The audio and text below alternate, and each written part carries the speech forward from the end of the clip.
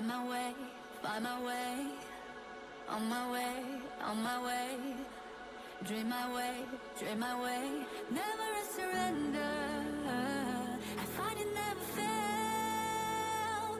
I'm a contender. And change I can feel. The smallest lights become the brightest enemies. Relentlessly. And even if you fall, you gave it everything to be a king.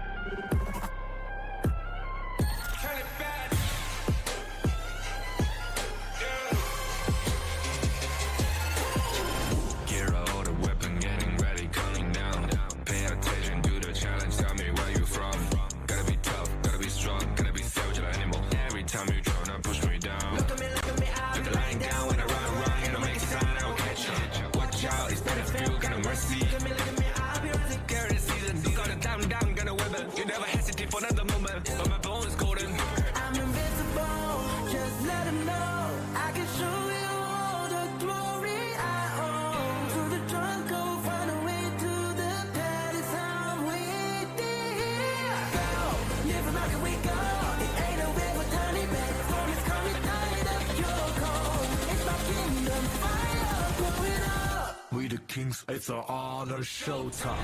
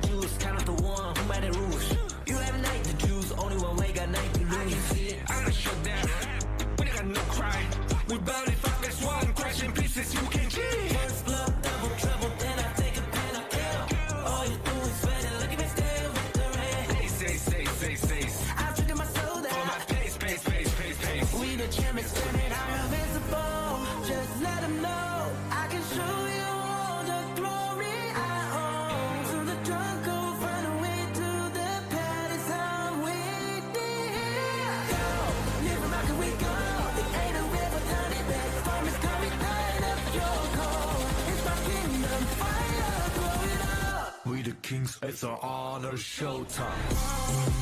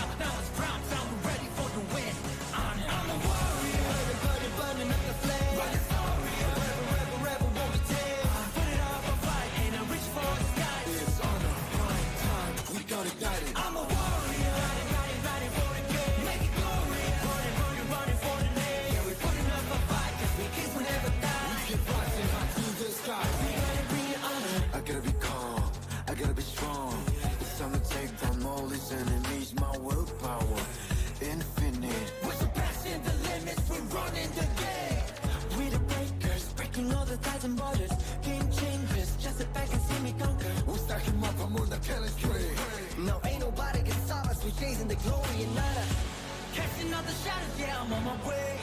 Stand against the fate, we won't be the same. Steep on, step again. We're gonna dream it up high to live in the sky. You can never stop me fighting on the edge. Every time we fall, we get back again. Chances we're taking won't let us fade out. Now it's prime time, we're ready for the win. Honor. I'm a warrior. Burning, burning, burning up the flame. Write a story. Forever, forever, forever won't be tamed. I'm burning up the fight and I'm reaching for the sky. It's honor, prime time, we gonna get it. I'm a warrior. Running, running, running for the game. Make it glorious. Running, running, running for the name. Yeah, we're putting up a fight 'cause we kings will never die. We keep rising high to the sky. We gonna bring it honor. Write our story, give us glory.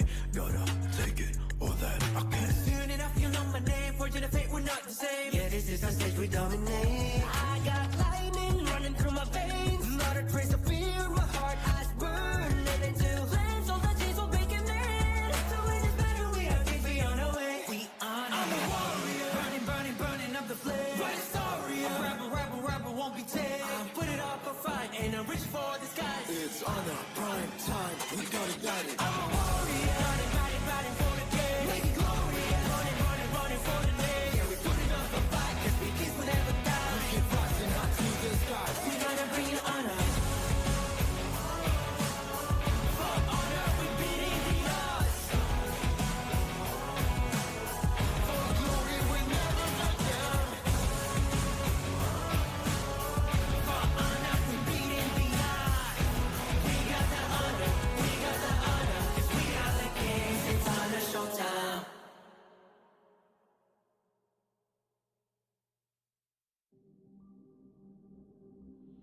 In this world,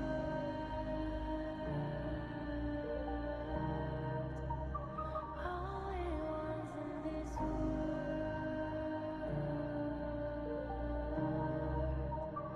only ones in this call out my name,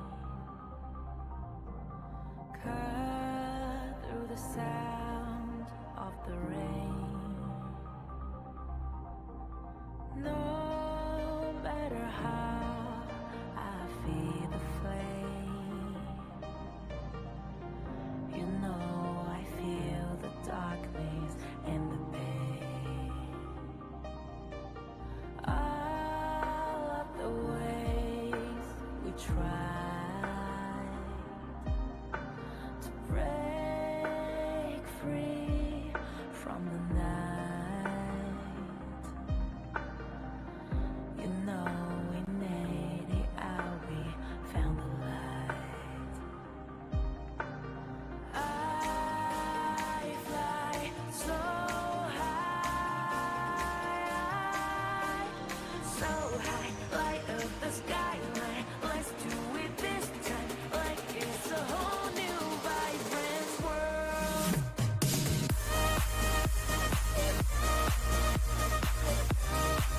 Like we're the only ones in this world. Like we're the only ones in this world.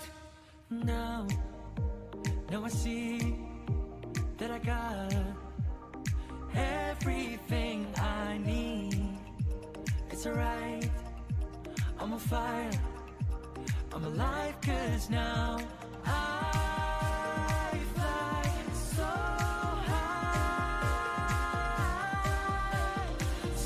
high, light up the skyline. Let's do it this time, like it's a whole new colorful world.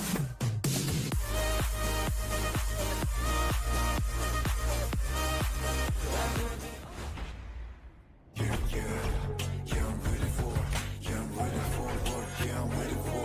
Putting in the top grind, all my squad is pop talent. The ones that need it for trust, we got the confidence. Better step it up, you're ready all the time.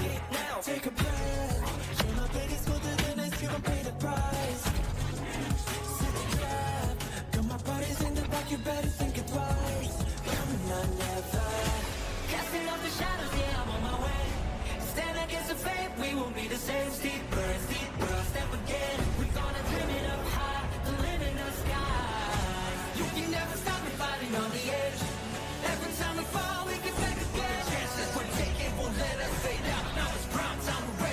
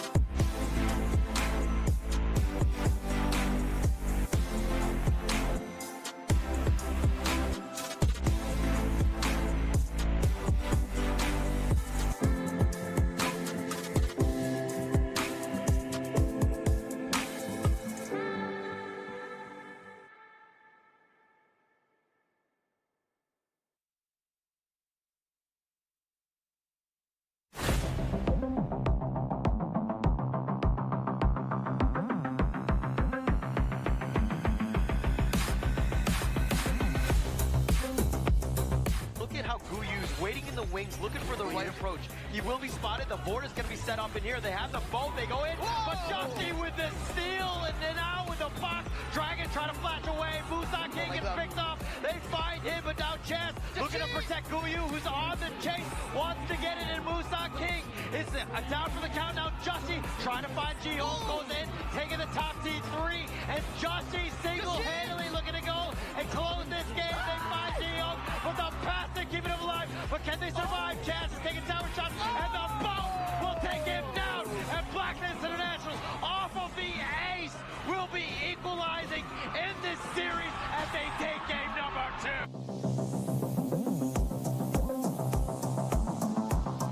I mean, he's going to really rely on his Dragon to be like a little bit aggressive, but he needs to be careful again. Wendy could just spell doom for him. White off point here for CY. They find him in the back line. The Stampede, the Wombo combo is real, and Yulong is going to be picked off as well, and CY is solo. He has the shield, and Siag is going to be killed as well. They've got 3 members, and Sun gets on his Dragon to get on back to safety. And Schwan with this.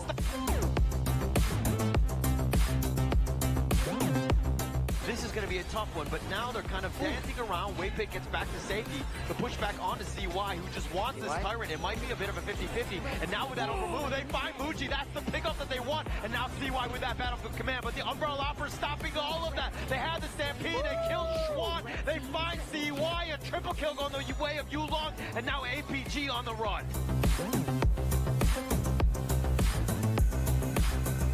Is under siege. They need to be a little bit careful. Guyu's there with that force field suppression. He's just trying to deal with the minion wave. It's going to be a little tough for this one to crack into here. Really but now they turn this on to play by Chad. The Umbrella Offers used at the last second. He gets on back. The Stampede, he's being chased around. But Musa King gets the pick on a Chad.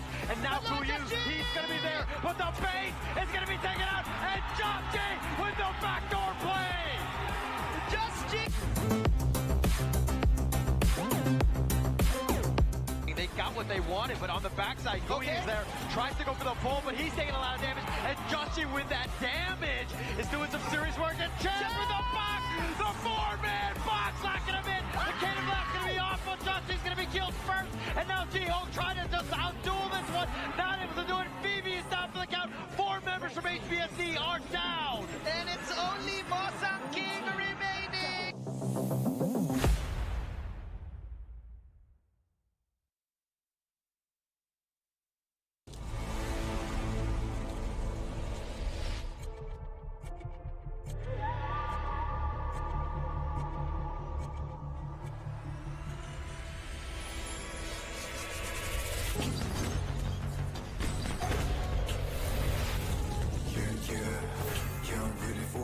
Tidak ada kata menyerah di kamus kami.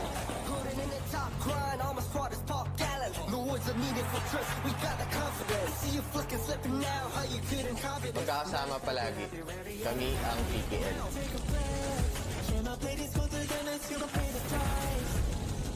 Já caminhamos uma longa jornada nos campos de batalha de Honor of Kings.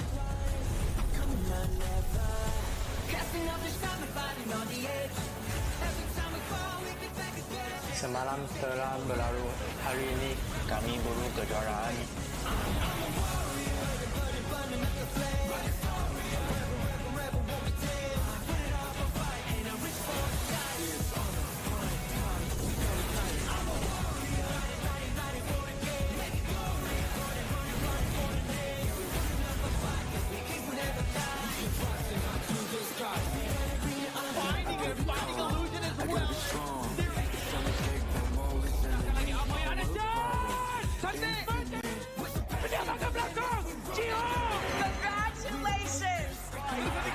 is holding from the back.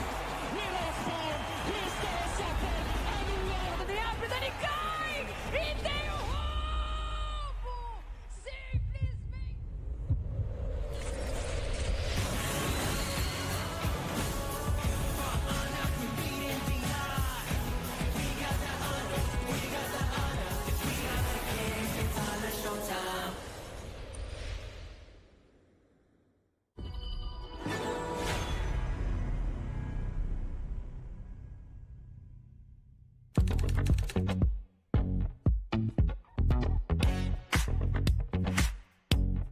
Hi guys, I'm just a jungler from Blacklist International and welcome to my vlog.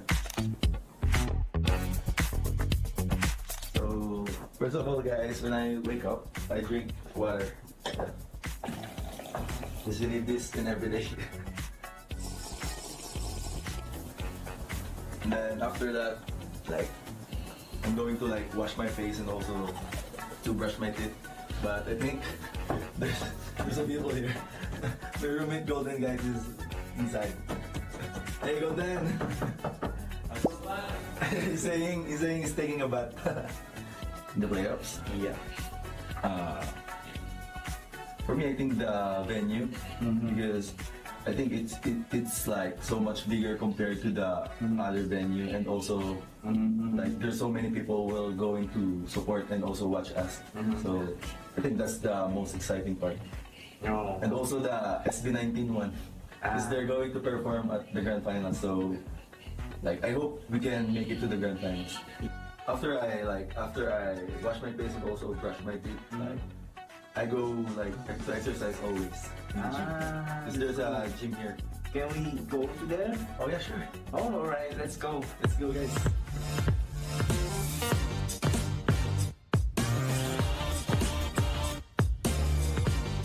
In this gym guys, you can connect to the speaker.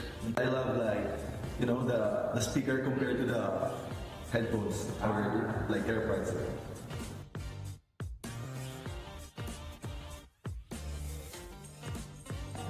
After I finish the workout guys, exercise, this is my finisher now. Walking into the shirt. It's more fun to play right now because the competitiveness of the tournament is getting closer and closer compared to last year. Because last year is Malaysia is here, that all the regions is here. But I think right now it's maybe like this or maybe equal. So guys, I'm done. So I think I need to prepare and go back to my room because we have a ninja day for each occasion. There's my teammate also, guys. Hello. Hey bro. I think this one is Golden Kite, guys. You think so?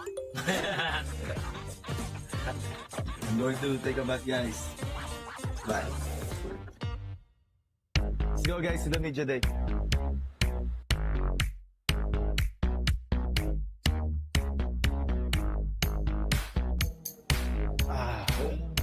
So now guys, we're here in Tremoros in Baluarte de San Diego.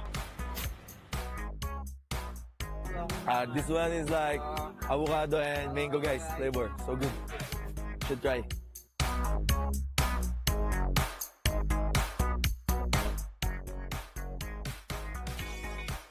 Congratulations, bro. Bro, Chami. Next time, Chami, be like that. After 2 years. After 2 years? Hey.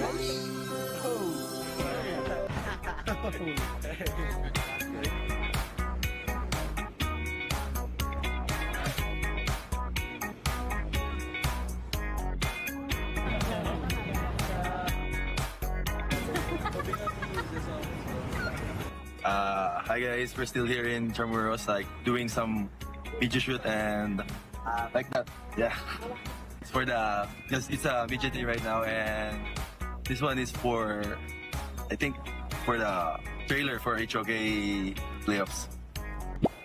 For me, I think Nova, because Nova's playstyle is really good. Their playstyle from early to late game is super good. I think we can win the championship. Our media day is done now, guys. Thank you guys for supporting us, and I hope that you will continue to support us, especially in this upcoming November 28 to 30 in Ayala Mall, Manila. See you guys.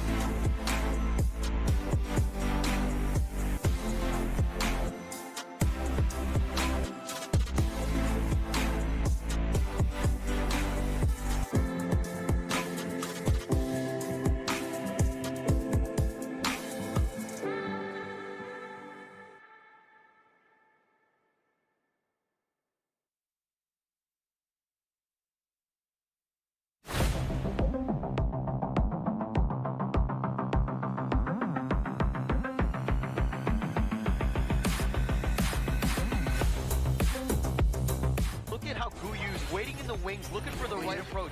He will be spotted. The board is going to be set up in here. They have the boat. They go in. But Justy with the steal, and then out with the box. Dragon trying to flash away. Busan King gets picked up. They find him, but now Chess looking to protect Guyu, who's on the chase. Wants to get it in. Busan King is down for the count now. Justy trying to find Ji-Hong, goes in, taking the top T3, and Justy single-handedly looking to go and close this game. They find Ji-Hong, but the pass to keep him alive. But can they survive? Chaz is taking tower shots, and the boat will take him down. And Blacklist International off of the ace will be equalizing in this series as they take game number 2.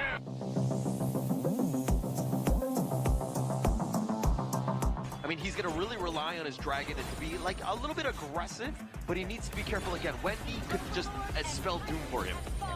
White off white here for CY. They find him in the backline. The Stampede, the Wombo combo is real, and Yulong is going to be picked off as well, and CY is solo. He has the shield, and Siang is going to be killed as well. They've got 3 members, and Sun gets on his Dragon to get us back to safety. And Schwan with the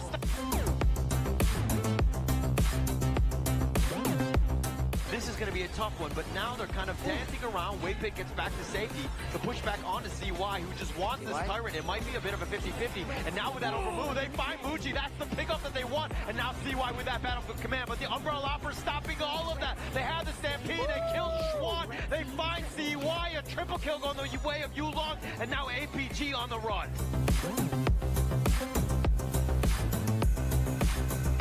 Is under siege. They need to be a little bit careful. Guyu's there with that force field suppression. He's just trying to deal with the minion wave. It's going to be a little tough for this one to crack into here. Really but now they turn this on to play by Chaz. The overall out for Hughes at the last second. He gets on back. The Stampede, he's being chased around. But Busan King gets the pick on a Chaz. And now Guyu, he's going to be there. But the bait is going to be taken out. And Just with the backdoor play. Just They got what they wanted, but on the backside, Guyu's there, tries to go for the pull, but he's taking a lot of damage, and Joshi with that damage is doing some serious work, and Chaz with the box, the four-man box locking him in, the Cannon Blast going to be off, but Joshi's going to be killed first, and now Ji-Ho trying to just outduel this one, not able to do it, Phoebe is down for the count, 4 members from HBSC are down, and it's only Busan King remaining.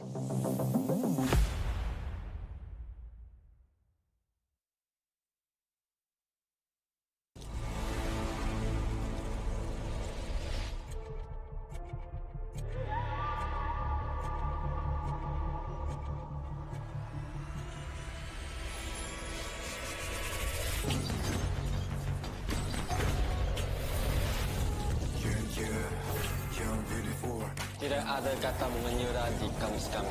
Putting in the top grind, all my squad is pop gallant. No words are needed for trust, we got the confidence. See you flicking, slipping now, how you couldn't copy this. Magkakasama palagi.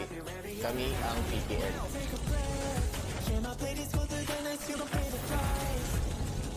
Já caminhamos uma longa jornada nos campos de batalha de Honor of Kings.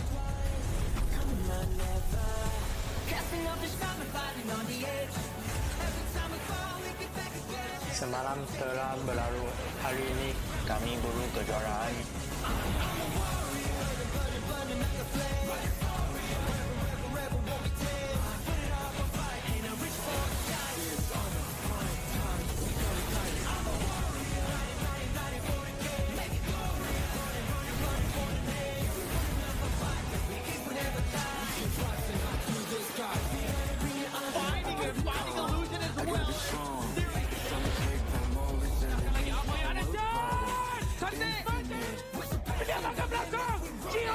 Congratulations! The cabinets is holding from their back. Esports, Crystal Sapper, and the after that he cai! E tem o roubo! Simplesmente!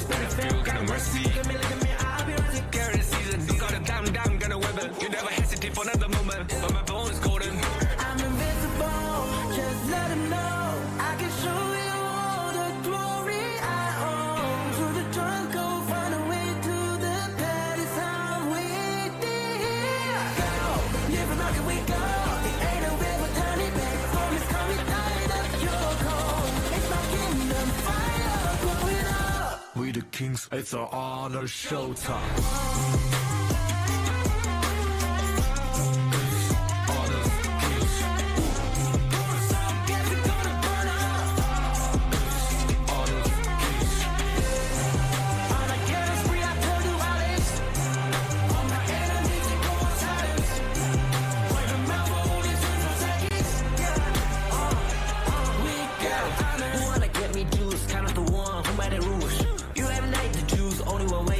I can see it.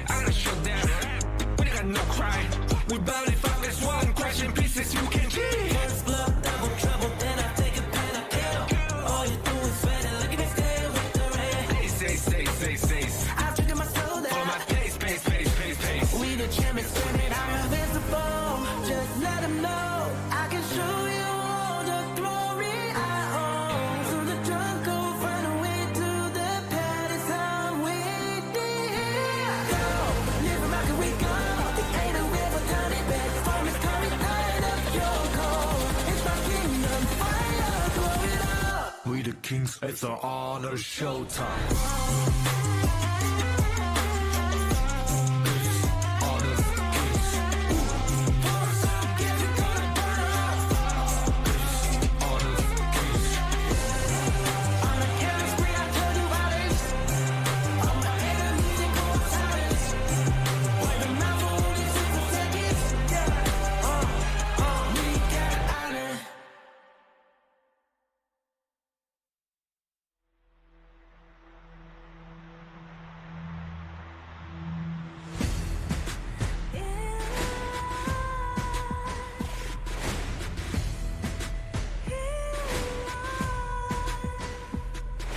What's a life without its worth? Compromising with what hurts inside. When you let fear decide your fate, you don't choose which path to take in life. I'm finally letting go of everything that still holds me. I'm against all odds, but I won't give up, 'cause it's my time to shine. Standing in the spotlight, can no one back me down. Destiny is calling high. I'm not afraid to fight for everything I love. Victory's on my side.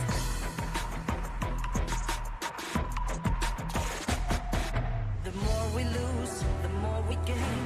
The more that nothing stays the same in time. Can't love ever, can't forget. What you see is what you get sometimes.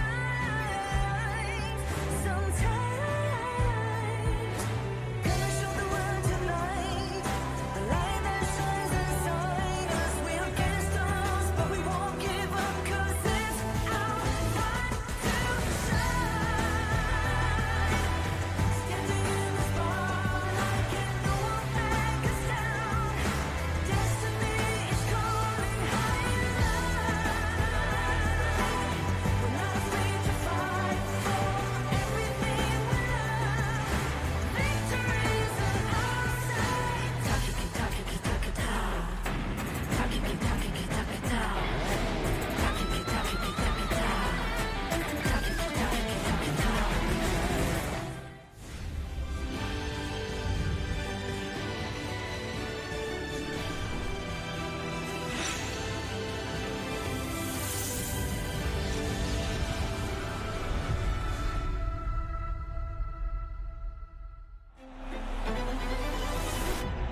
Their chance to be arms reached to become the next kings of the world. We won't surrender to any challenge. For our community, our family.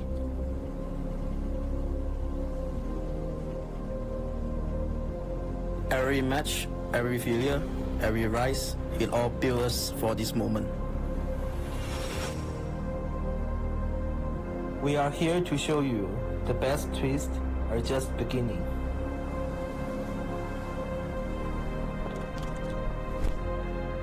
This is not only for us, but also for our nation.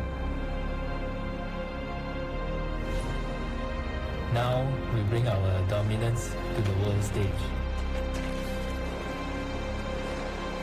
Every victory this year brought us one step closer to the ultimate honor.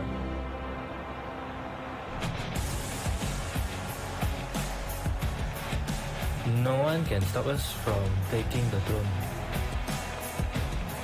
Everything is pointing our way. All of it leads to our final goal, the championship. Let the non-believers question us. We are much stronger from the shadows. Prove to the world that we are capable of becoming the new kings. With everyone's support, here and now, let us rise as we fight for our honor.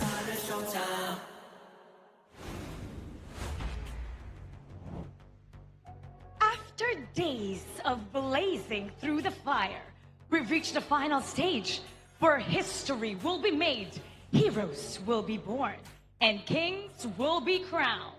6 teams have proved that they're the best out of 16. Now, they're here representing different flags. Malaysia's Alpha Gaming, Nova Esports, and Homeboy's Black Shrew Esports, Italy's Twisted Minds, and Philippines' Boom Esports, and Blacklist International. Rise for honor, rise for the crown. Welcome to the Honor of Kings International Championship 2025. Welcome to the stage where only the best can stand. Feel the weight of the competition, the growing pressure, and the rising flame. Prestige awaits those who can earn it. Casters, lead the gorge.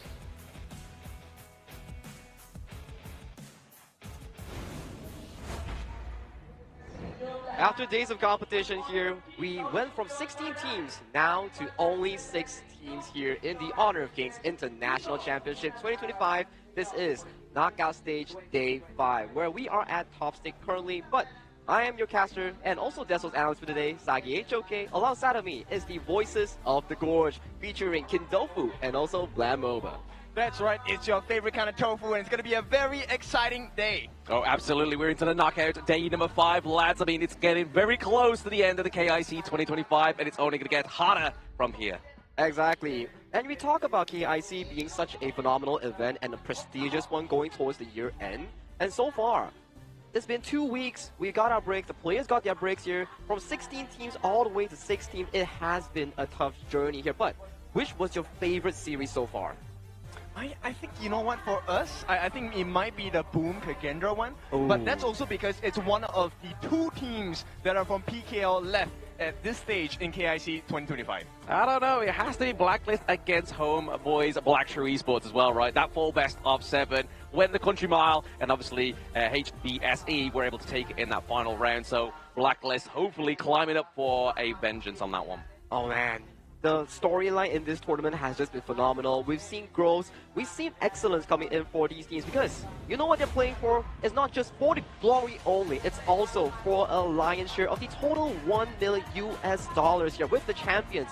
My goodness, 300,000 in towards their pockets here. Yes, that's a lot of money. Now, second place, not as much, but still a lot. It's 150,000. We're going to go with 110,000 for the third place. Fourth place is going to be 80,000 USD. And then obviously 5th to 6th place, we have 60K. 7th to 8th place, we have 40. Then 9th to 12th, we have 25K. And then the last place is 13th to 16. Still walk away with 15K, which is still quite a decent prize money. Of course, and talking about the current brackets of today, you see the 60,000. They're minimally guaranteed of that 60,000 here. One more win will defer them to almost 20,000 cash for that upper spot here. And this is the updated knockout bracket so far, with Nova and HBSC, both of the MKL top 1 and top 2 securing their slot minimally to the grand final.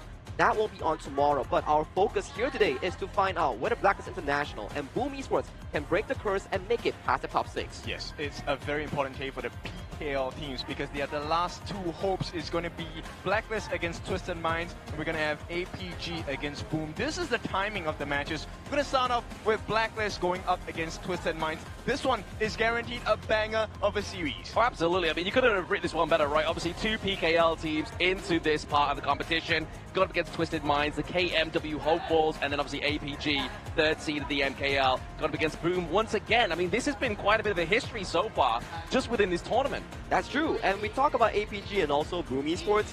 Their history comes from Group C, where APG slammed Boom Esports in that BO5 series and sent them to lower bracket to face Kagendra. So whether or not they can actually take on the challenge to really defeat them won't be the case of the story today. Yeah, but taking on chances, you want to vote for your favorite teams, players, and voice as well. Wait, hang on, Mara is now number 1. So if you are in PKL, you are in Manila, Philippines, vote for Mara as well. Zhangqiu now stands atop the players, and of course, Blacklist International, number 1 across all the 16 teams you can vote for. I mean, you couldn't make it any better as well, right? Obviously, Mara taking top space. I think it was literally in the early hours of today as well. So if you want to keep her in top space, make sure you do go vote over for Mara to be one of your favorite voices within Honor of Kings.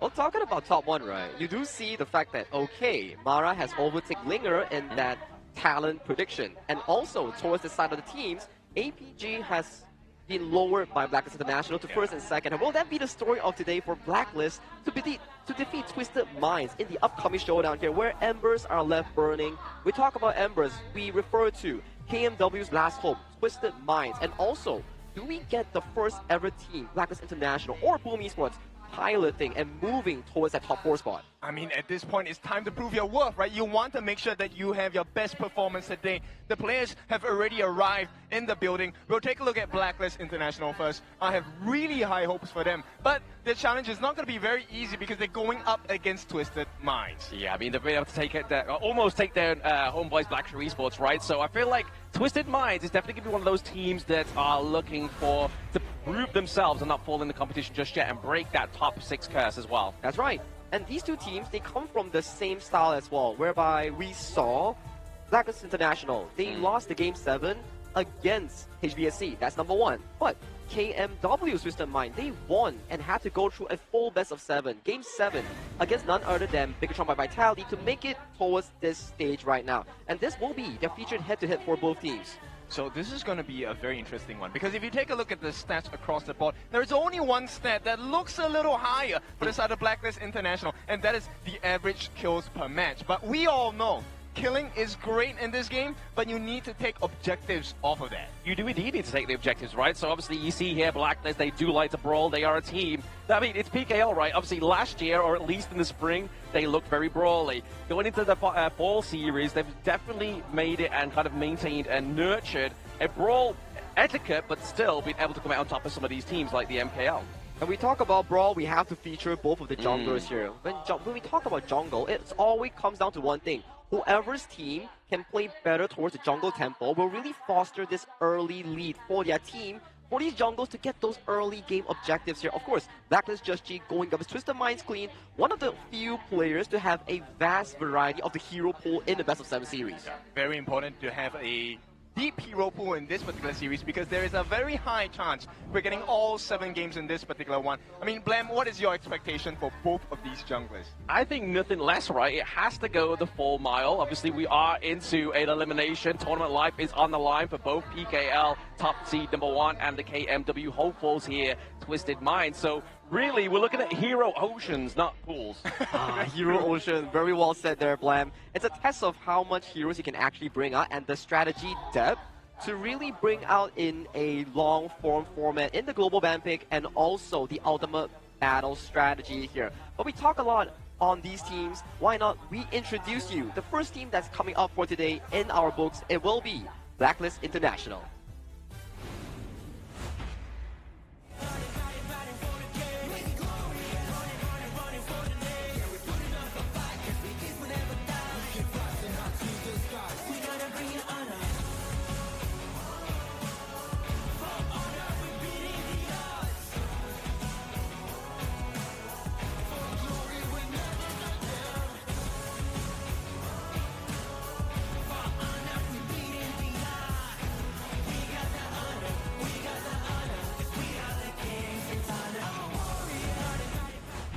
Introducing none other than the Clash Lane Chatty One.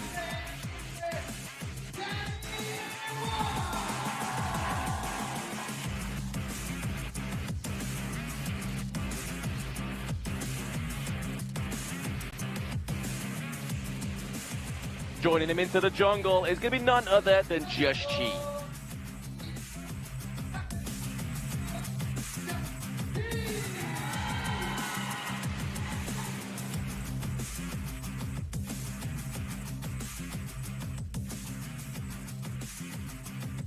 Then third, but obviously one of the twins, it's none other than Dragon in the mid lane.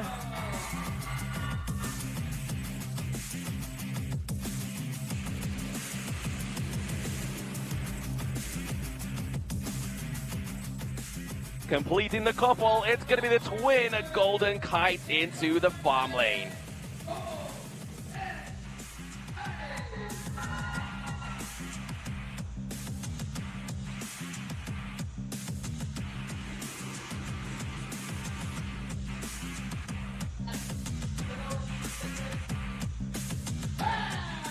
And last but not least, it's the man with the burst round. It's Chaz in the farmland. This is the full roll.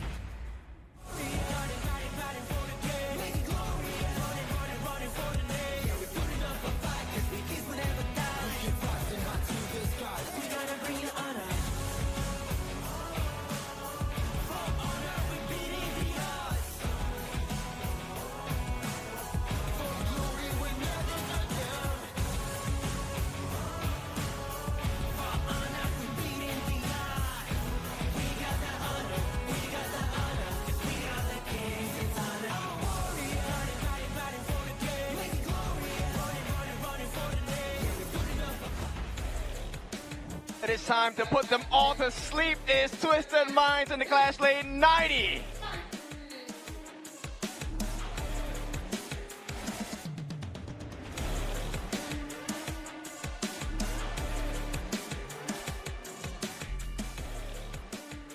Very few has been as clean as this guy. It is jungling Twisted Minds clean.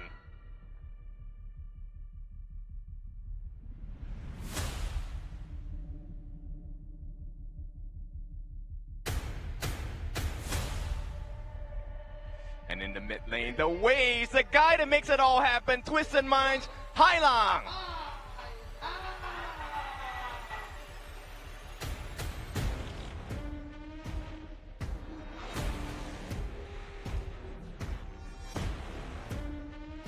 Be careful of your backs, this guy is gonna get you. It's Twisted Minds, Shanks for the farm lane.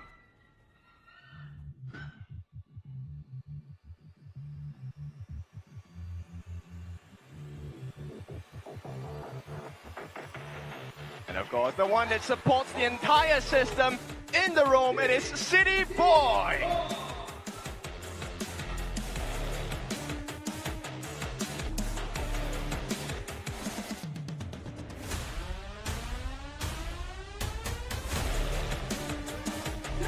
And there you have it, Twisted Minds looking for the win today. What is going to happen in this best of 7?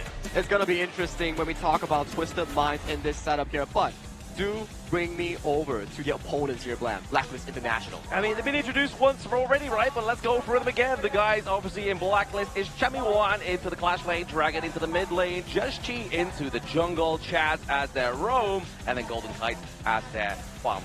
They have a lot to prove, especially in the whole crowd itself. I see a lot of fans when I just lift up my head. Everyone is here to cheer for the home crowd favorites. But we love a Cinderella story, but there are always challenges at the opposing end. Everyone has their own limits, and this team have broken theirs. Twisted Minds, represented by Shanks, City Boy 90, Hailang, and Clean as well. They have made the biggest breakthrough in this tournament so far, which is to win OG. They have broken that curse, and right now, playing in the home ground of Philippines, Manila, they have to do it against Blacklist International, who I would say right now is at the peak of their strength. Yeah, I mean, they've had like, what, 10 matches against OG Esports. They lost every single one, but then won it when it matters most, and that's the real kind of story here behind Twisted Minds, is they always get the dub when it means the most. The historical value that this team has proposed really showcased what Blam actually said. You can always win in the local tournament, but if you don't perform at the international tournament, at the most important best of 5, similar to OG Esports in their series against Twisted Minds, you really cannot generate the success that Twisted Mind has had throughout the past year. And there is no bigger competition than this one, right? At the end of the year, KIC2025, the most prestigious, the most big competition you can win. The prize pool is insane. And we'll take a look at the side selection here. Twisted Minds have opted for the blue, which means they get that prior pick. That is something they're looking for. They're looking for something, obviously, onto the blue side, but I mean, we have to obviously cover this point as well, right? Both of these two teams are fighting for that third invitational spot, aren't they? Into obviously the future tournaments coming up as well, so they want to be trying to further themselves not only in the KIC, but going further into the year and the Honor Kings ecosystem. Yep, the Honor Kings ecosystem is an interesting one where if you continue yourself to advance to these grand tournaments, you are rewarded with what? More fame, more tournament opportunities, and the prize pool is a delicious plate of meat for these players to look at to really long their, how would I say it, their commitment in that tournament itself. It's all about the future. Correct. Do well here, you secure yourself a big pot. That's great, but you have now funds, resources to make it better, make it stronger, and perhaps even be on top of the entire HOK global esports world. Yeah, I mean, we're not talking about the pot of greed here, but we are talking about the pot of opportunity for these players. Not only try to advance their pool of money, but also get some kind of wealth of knowledge as well as they go further. And one thing we really missed out, the winner of this KIC 2025, the FMVP player, will get a signature hero of his choice for that MVP skin here. So definitely, stakes are at hand. But to reach the top, you first have to come from the lower bracket all the way to that grand finals here, which is what we are featuring today on November 28th in this lower bracket first matchup between Blacklist International taking on Twisted Minds. It has been a long journey so far, but this journey is only going to get tougher because right now in this best of 7, both teams, they have experienced a full best of 7, but Blacklist did not come out of it well. Twisted Minds, they won their best of 7. Yeah, but you can argue, right? Twisted Minds played against Bigatron Esports, Blacklist International against HBSE. I'm not throwing any shade onto any players, but I know which team is definitely going to be one you really want to try and take to the full best of 7. That is true here. So talking about best of 7 and ultimate battles here, both teams are non-strangers towards the format itself. And with what we've seen so far in the best of 7, as Blam said, against Blacklist International with HBSC, it seems like the Athena roam has surged in popularity, especially in that first pick here. So what are we thinking here? Are we getting that in the first game? Or are we going to have it in the most critical point in this best of 7? I mean, you don't want to kind of give your hand over too often, right? But if you are going to do it in the first game, get that first game point onto the scoreboard for your team. And if you're Blacklist International, we know for a fact that TG is already looking like towards his past mistakes here. Yes, you opened the Athena roam game 1, and undeniably, game 7, you cannot really reject it here. So in the few days of rest that they had, I'm pretty sure they have found a decent way or a consistent way in countering the Athena roam. Oh, I mean, for a region that has played the Athena roam quite a bit, right? I think it's very important that they know how to, deal with that particular scenario itself. With that being said, Twisted Minds, have they experienced the Athena roam before? I don't think so, right? No, I don't think so either. I don't think they've actually encountered that big pick. I mean, something that Bigatron Esports didn't really actually go for, or maybe aren't confident to play. So this will be the first time if they do go up against it and see how they actually fare. That's true. And talking about Twisted Minds as a team itself, they are a team that likes to play towards the mid-jungle synergy here. Hai Lang and also Queen. If you give them those strong early game heroes like the Mai Chunui, like the Pei, you better be sure to be geared up for those early game setups here coming in from this duo. Yeah, I mean, this is spelling out the same hero for both sides, right? So we're looking at the Tigress here. That Tiger is gonna feast because put it into the hands of Jashi, put it into the hands of Clean. Either one of them, they're gonna destroy the game with it. I don't think there's any jungler within the KIC that really kind of like cannot shine on that pick, right? Like it's one of those heroes. I mean, like the Jing, that has a bit of a disparity. Some players can play it, others can't. Whereas the Tigress, it's kind of just like, hey, if you let that go, you may be losing the game point. Yeah, that's the difficult part, especially when we talk about hero difficulty here.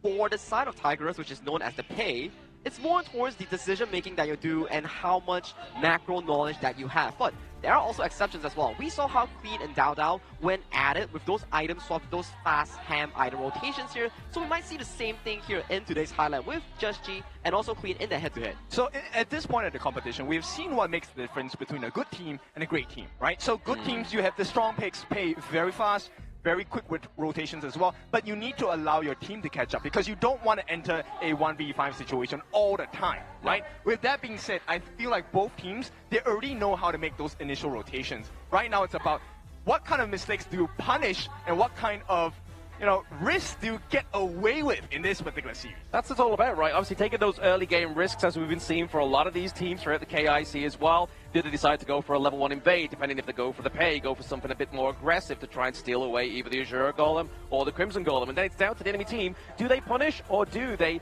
allow them to take it and then try and take their own?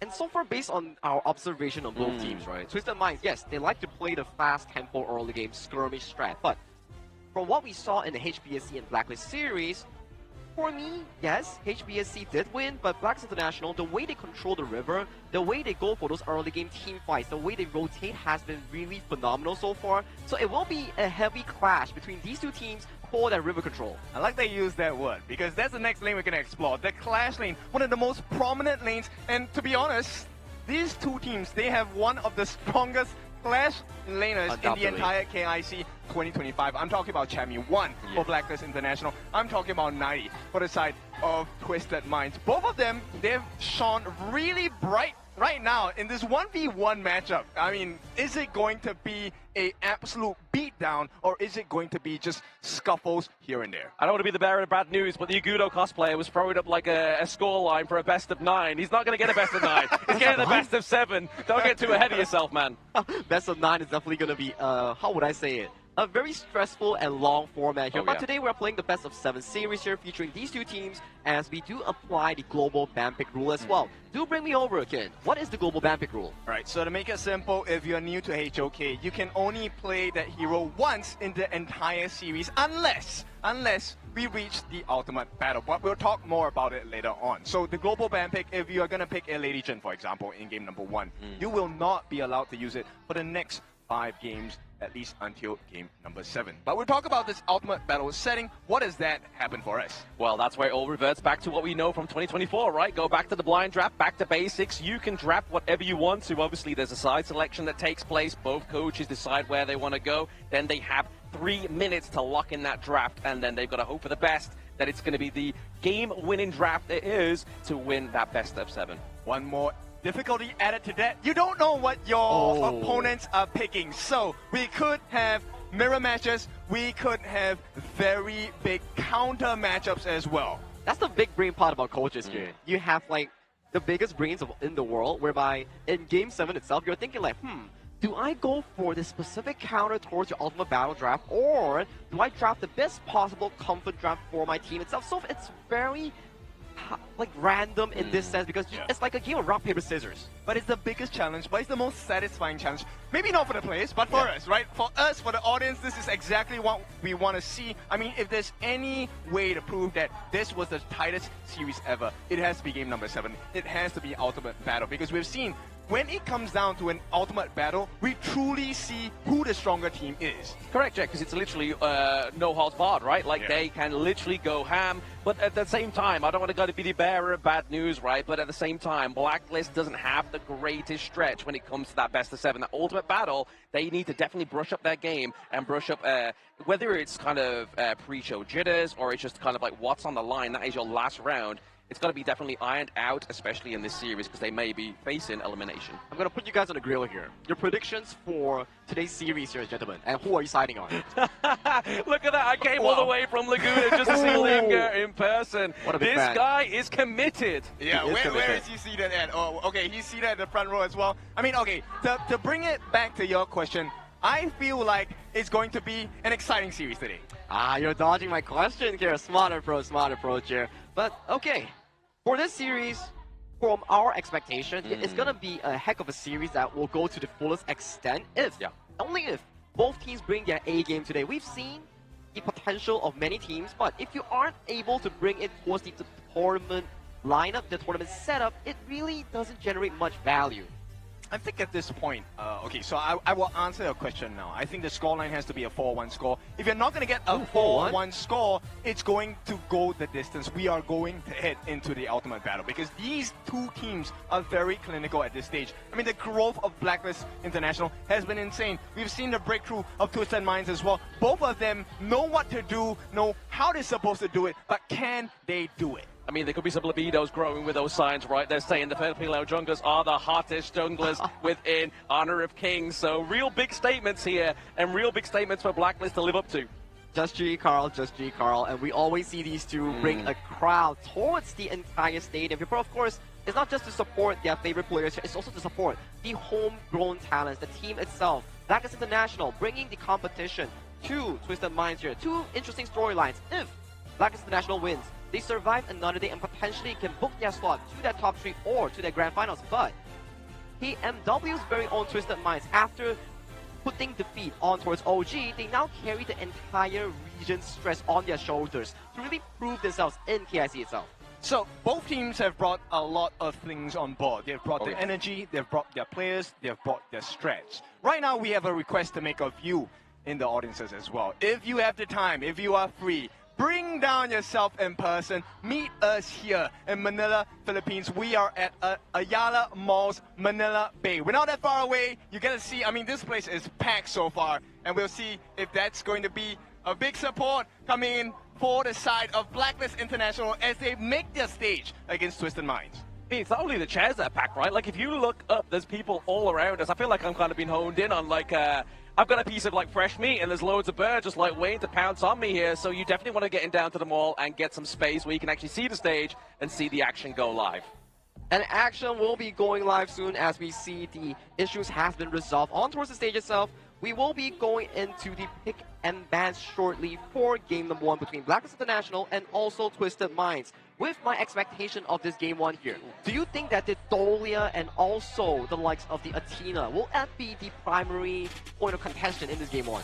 I sincerely don't think so, right? If you're in the shoes of Twisted Minds, I think one of the most important players you pay attention to at this point has to be Hailang, or you put it at Queen. So I think that Prio Pick Pay or Tigress is going to be really important. Speaking of that, which it's going to be the Athena ban being parried out here. The Sacred Warrior is not becoming going to be so sacred in this one, right? They are sacred within the ban phase here for the side of Twisted Minds. They know that Blacklist are looking to get that one dub onto the board with the Distraction Athena strat. My worry coming in for Twisted Mind, they have shown in the group stage and the earlier parts of the BO7 that they are not a team to really prioritize both the Athena Sacred Warrior and also the Sea Singer Dolia here. So that really limits their pull as a team to go into that long term of a stretch like a BO7 here. And with the bans coming in, with the Fire Ninja, Tigress, and also the Liang Tollmaster here, we finish up our ban phase here. Some of the junglers have to remove from the pool. Alright, we're going to see the Marshall Monk being teased at this point in time. Twisted Minds, I think we have already seen the performances of 90. He has been really consistent on this Dharma itself. Is it going to be enough? I think definitely. But at the same time, he needs backup, right? Who is this jungler that they want to prio on the side of Twisted Minds? I mean, either depending on what they go for their support, right? It could be another tank jungle. We could look at going for the Orgrin here as well, saying that great team by potential. But, nice. Chami 1 locking in Guan Yu in game number 1. I mean, definitely a bold strat here.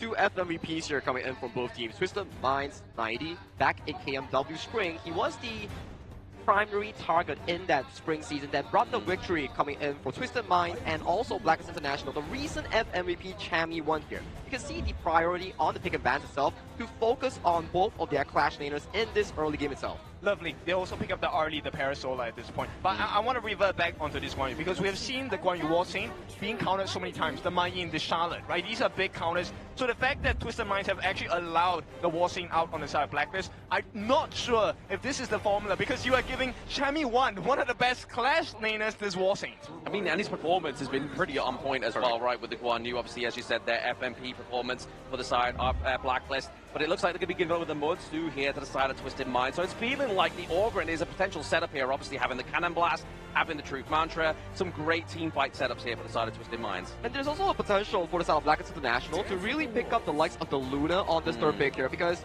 if we were to look over to the side of Twisted Minds draft, yes, you have a lot of crowd control. But if you use all of it towards the side of Golden Kite on that early, you don't really have much of a resource to funnel into the other targets here. Hence, Blacklist International going for a double marksman setup here. The Agudo jungle towards the side of Just-G, and also the Parasolar Arlie for the side of Golden Kite. Very scary because on the Wild Rider, it's actually quite a task to catch one marksman. Now you have 2, and you have a War Saint running around catching you in the net as well. So this is a great strategy from Blacklist International. But if we take a look at Twisted Minds, I mean the Peacekeeper, not too much peacekeeping at this point, right? He will be looking for those Cannon Blasts. And like you said, Lam, the mighty stun combinations play time over time. I mean, if you get one stun, essentially you're going to be stunned for days. Exactly. I mean, we saw the performance on Chaz as well, right? In the last best of 7 they played on the Dismotsu. So those flashes, those think inside the box combos that Kim was alluding to there a moment ago. So Blacklist really need to make sure that they are accustomed to this, especially playing against it. But it's going to be that Luna that we was talking about pretty much a moment ago, Moonblade being banned out here for Blacklist. Yeah, more junglers will be removed from the poll coming in for the side of Blacklist International here because they do want to give Just G an early game priority in that 1v1 matchup here. We really have to go back to what we discussed back pre-draft. Yep. When we talk about junglers, it's really about how you as a team play around the jungle, secure those early game objectives here. We're not talking about Tyrant only. Towers, objectives like the Space Sprite, objectives like the bottom side control, all these are much needed here. And another counter here, the Hano as well being removed from the pool coming in for the side of Blacklist International to remove that Agudo counter. I really love that ban itself because Hailang is one of those players where if you underestimate, you make a small mistake, he's going to come for your head. Hano is one of his premier picks back in 2024. He has shown us it is still viable in 2025. So I'm curious to see what is this pick that's going to come up for Hailang. In the meantime, Blacklist International, they go for the Yuhuan here. The Tunecaster being locked in for the side of Blacklist International here. So this role will synergize pretty well with Just G on that Agudo Wild Rider, where you have a double healing strategy for long-term fights here. That means if Twisted Mind is unavailable to find those big engages at the start of the fight, the long fights will come in favor for the side of Blacklist. But take a look at Twisted Mind. They say like, sure, you want to play healing? Let's cut that with the Sword Master Musashi. Yeah, and we're also going to have the Shi as well, right? This is a lot of control coming in, meaning if any single member gets caught by Hailang, I would think it's safe to assume that that person is gone because one of the things is, look, it's a Shi. Yep. Number two, it's Hailang piloting this Shi. He has not missed too many silk imprints to make sure that his team will get the kill. Yes, he's definitely made an imprint into the KIC with this pick. They're sure coming through into the mid lane for Twisted Minds. But like you were saying there, Sagi, if you want to kind of reduce the healing or at least kind of fade off for a little while, that imperiled state here by the side of Twisted Minds clean on the Musashi, the Sword Master is definitely going to be the thing you need for that. Now, Princess Frost is an interesting pickup here because why? When the Musashi Sword Master lands onto the ultimate, he's jumping onto you. And if the... Oh, it's a change up here coming in for the new one. So they are really putting on more late game pressure onto the side of Blacklist International. For the draft itself, it's, how would I say it, very greedy of a mid to late game draft. If they suffer any form of early game casualties, that may really impact their ability to scale towards those late game item power spikes here. I mean, I like that you pointed that out, right? The question now is, look, Blacklist, they have a decent draft, but can they last to the late game? Because it's all about Twisted Minds in this game one. It looks like they have a very strong lineup. They have a lot of chase down, a lot of control. And, I mean, they have a lot of turret pushing ability as well. They do indeed. They have loads of siege, loads of chase downs, obviously. But to the side of, obviously, Blacklist, the one thing that Blacklist have that Twisted Minds doesn't have is that sustain, right? So, really, are you going to be jumping onto the Agudo? Are you jumping onto the Yuhuan here with that Musashi, the Sword Master? Oh, I like how you bring that point up. The very super good Agudos, I believe Just G is one of them. Oh, yeah. If they time the ultimate Gorge mobilization well, you can sort of use the iframe to dodge away from due to the death. But the timing is very peculiar here. All right, you know what? That's a bit too high level for me. I mean, I know about how it's done. I've seen it done before because I was the one on the receiving end. But with that being said, this is going to be a tough challenge. And of all the games to watch, welcome to game number one. Yep, game number one here featuring Blacklist International coming in from the PKL first seed. Taking up against Twisted Minds, the sole hope coming in from KMW, taking on their regional pride to fight for survival in this lower bracket here, kid. It's a very important day. And of course, if you want to have an important day, you start it right. You do start it right here, and there's only one way to start that up, and that's elimination on the line here for a PKL team going up against the KMW Hopefuls of Twisted Minds. To rise for honor, they need to prove themselves not only out of the game, but to bring their skills right towards the gorge. This is Game 1 Blacklist International taking on Twisted Minds. Casters, you're live. And here we are, ladies and gentlemen, the kickoff of the KIC at the Manila Bay Mall is going down now. Blacklist and Twisted Minds are underway for a fall series here. Yep. Right now, it's all about pacing, right? We need to know how fast do you go because Twisted Minds, they have a natural early game advantage. The only question here is, does Blacklist trying to, reinforce the defenses in the jungle against the aggressive playstyle of Twisted Minds, or do they just try to make sure that they get the first blood instead. Exactly. I mean, it could go two one ways, right? I feel like there's going to be a hyper-focus into these side lanes that you're seeing right now. Top side of the map, obviously, Chami1 doing a lot of bullying here onto 90 rotations from, obviously, Dragon and Chaz coming up to just give him an aid. Because really what we want to be doing here, especially on 90's big pick Dharma, is just mitigating any kind of big impact that he can have. Yeah, and you can start straight away see, right? The rotation coming up from Blacklist International has been a lot faster. Yes, City Boy is kind of helping clean to try and get the Azure buff, but for now, it's natural that Blacklist Joshi will have an advantage in the farm as well as the lane rotation. Yeah, exactly. A much faster rotating hero, especially an early game aggressor onto the Agudo here. But I mean, looking at obviously a first itemization for Joshi here, going for the Giant Script, going for that more tankier build here, but now obviously maybe a dive, but just baiting them out with that more full tempo. Yeah, that was kind of close. I thought he actually committed the flash there, but thankfully it is not an important resource they have burned at this point. So we'll see what they do, right? Everything about this game is how do you respond? So Twisted Minds, they put 3 people on top, they've secured the space, right? They make that initial rotation down for the side of Clean.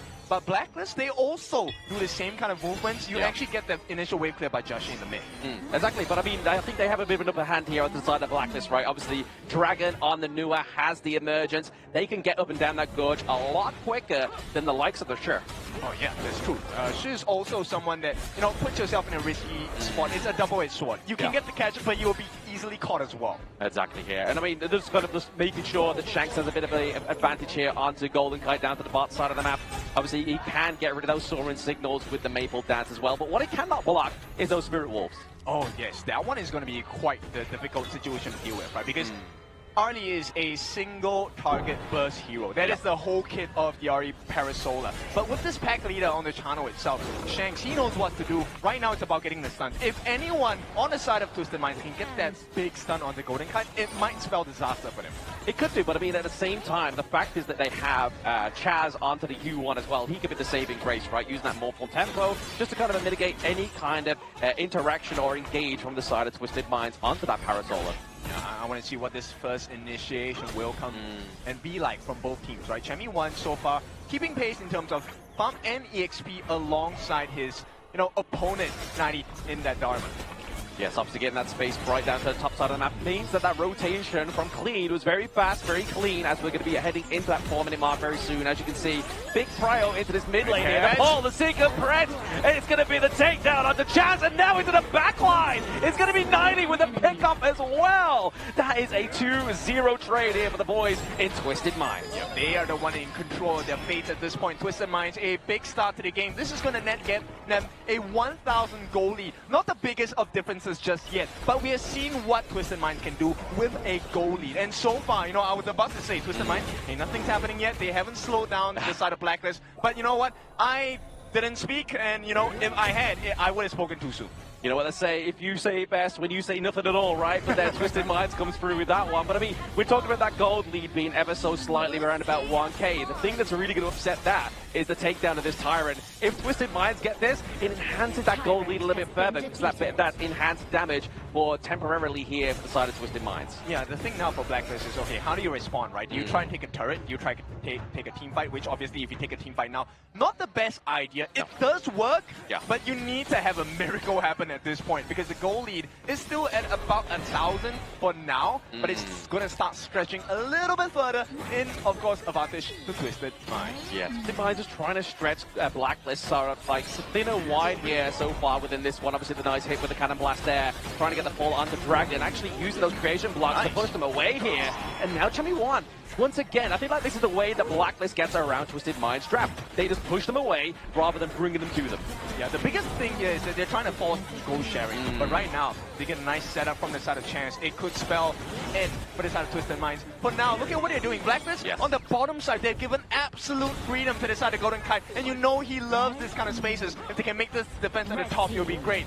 Oh, absolutely, yeah. 3v1 dive here, top side of the map. We use the emergency at 90. Is on the run, but that Chance gets a multiple tempo. The stun comes through, and down goes 90, and they get the T1 into the bot side of the map. Great recovery, and this is spelling good for the side of Blacklist. Now, goal lead is still close to about 1,000. Hang on! We are speaking of any duel to the death without the Masashi, the Swordmaster. The Golden Kite comes through, claims a kill, but it's still going to be that 2-2 trade overall here for these two teams. Yep, Twisted Mind, they always has an answer, but Twisted Mind for this one, I feel like they didn't take the biggest win because Blacklist, they got a T1 on the top. At the same time, if they get this Overlord without punishment, I think Blacklist will be able to recover quite a bit of that gold. In fact, take a look at it. That goal gap has absolutely been cut. Yeah, it's actually no longer that 1k goal lead here for the side of Twisted Mind. It's definitely looking more of a few hundred here. Able to actually maintain and take away a little bit of that privilege down to the bot side of the map now. It's going to be Twisted Minds with that takedown thanks to Shanks. Yeah, right now, you know what? I'm super curious about this sustenance that's coming out from Blacklist, right? Can they actually out-sustain the damage on the side of Twisted Minds? Because Twisted Minds, they have to commit quite a lot to get the catch. Yeah. And at this point, you know, City Boy, nice if he lands the Cannon Blast, but the most important formula is Hailang. He needs to land those Silky Imprints. Yeah, I mean, a lot of players don't think their shirt can have that damage output, but when you see at the end of the game, if Twisted Mind takes this one, you're going to see a lot of damage going over to Hailang here in the carry position, but now obviously a bit of a barrage onto that T1 into the mid lane here. A Blacklist, but a good defense by Twisted Mind. Yeah, this one is great because not only did they defend the T1, they also got the T1 at the top. Now, this is going to be a very important marker for the side of Twisted Minds because we've seen the weaknesses of Blacklist International, which is the macro game, right? Yeah. If they can kind of fix that problem, then it's going to be a hard fight for the side of Twisted Minds. We haven't seen a full-blown 5v5 yet. And once again, Twisted Minds, now that everything is reset, it is reinstating that 1,000 goal lead going to the side of TM.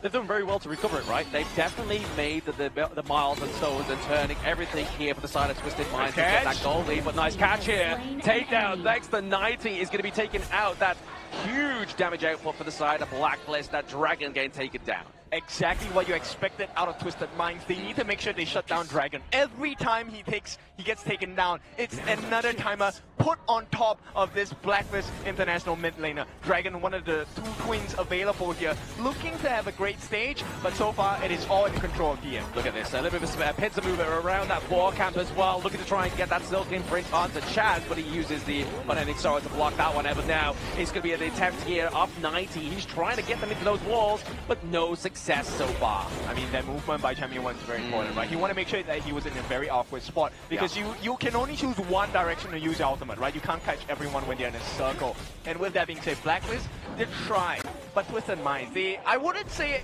have a vice grip, but this is a pretty strong hold. Oh, they definitely got him in a headlock, right? They are trying to get them to tap out into these long outrun team fights and these skirmishes here, as you can see, back into the mid lane. They're just looking for that stamina test onto the side of Blacklist.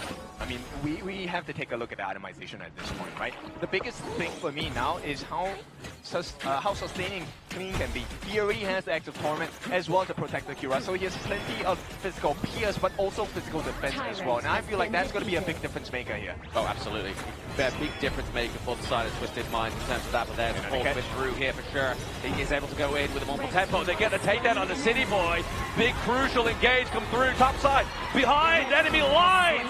90 gets taken down. Blacklist are looking for a brawl. Yeah, that's a great answer if you've seen one. Blacklist International finding ways to come back into the game. Yes, it is just City Boy to start, but 90, that's a very important clash laner on the side of TM, and once it's down, there is very little they can do to force a comeback fight. Oh, absolutely. I mean, if you've got rid of those two kind of a crucial team fight setups here, on the side of Twisted Minds, you've now really got to rely on here Hailang or even Clean maybe to commit that duel to the death. Yep, look at this rotation. Champion 1 is consistently holding Joshi. And I feel like having Joshi on board this duo is a great answer, because if there is a situation that Joshi feels in danger, Champion 1 is that support that kind of pushes them back, or maybe even pulls the members of TM deeper into the grave. Exactly. It depends on how popular or how confident they feel going into that team fight, right? Do they have the angle? Do they have the right take here? But speaking of getting taken down, to give that Crimson Golden to the top side of Blacklist here. Really trying to funnel over some extra damage onto Golden Kite. Yeah, it's very important, right? Because he's one of the biggest slippery eels on the side of Blacklist International. And look, Dragon already has the Tome of Wisdom at the 10-minute mark. This is one of the most important objectives in the game, the Shadow Tyrant. This is going to be massive value for whoever takes it. I mean, you can already see this massive value, right? You have two teams crowding around here. We have the Radiance being procced here, trying to get a bit of vision onto the side of Twisted Minds, but it's actually going to be used to a bit of a unusefulness here that now we are seeing Blacklist trying to start the Shadow Tyrant. It's all about buying time, right? Blacklist, they make that very smart decision to clear the wave in the mid, so you have to get the rotations in. Yeah. Right now, it's going to be an unfair fight, right? Because not the entire team is here, but here we go, one-on-one. There we go, there's 19 trying to get the knockdown onto Chaz, but Chaz is now into it. Chami1 gets to take that up the Highline. They get the Tyrant. 90 and Klee go down. Shax goes down as well. We have minion waves in the mid, bot side of the map, ace for Blacklist. This is the Blacklist we're looking for. What a time to hit it as well. Right at the 11-minute mark, T2s are being taken down. There are 15 seconds left on the side of Twisted Minds. Can they finish? I think not. No, I mean, they have the critters, right? When you have the critters, you don't need the minion waves, but now we have a 5-second timer on Highlang. Is it going to be enough here? But Blacklist with an 11-minute and 20 seconds win takes Twisted Minds. That is a big stop. Blacklist International. What a way to start this BO7. The early game was so in control and favor coming in from Twisted Minds. But when the clock hit that 10-minute mark, it's the explosive team fight coming in from Blacklist International, taking zero-man trade for 5 full members coming in from this Twisted Minds squad here, immediately allowing them to both secure the Shadow Tyrant and into that game-winning push. Yes, game-winning point there for the side of Blacklist. That's nice to get that first point onto the board, especially for the fans here in Ayala Mall, Manila Bay.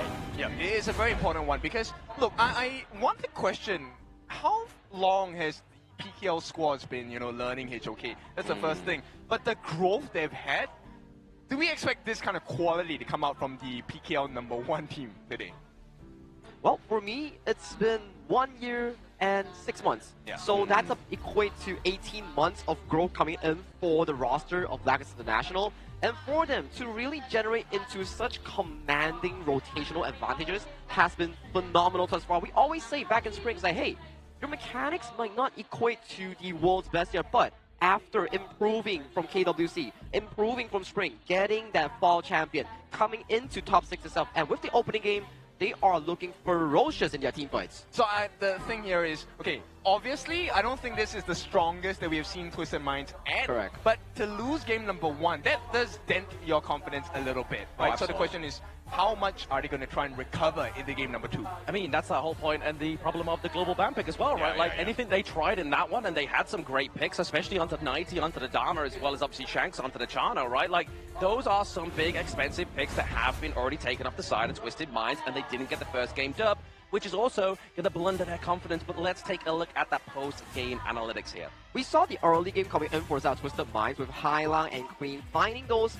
initiatives in that mid lane 3v3 here. So if we were to look this game from a top view perspective, it's both teams fighting for that mid lane rotation. Whoever clears first gets to access towards the side lane, but they sort of tunneled vision on that mid and allowed Golden Kite to freely get these turrets on the side lane. And which is kind of crazy because if you take a look at Dragon, 1, 2, and 7, he died twice. So technically, he's not supposed to be rich. But if you take a look at his gold, he's at 7,000. So that's one thing. You take a look at it corresponding, and Hailang, he's close to 5k. His job is to give his gold to the jungler, but his jungler is still losing in gold against Joshi.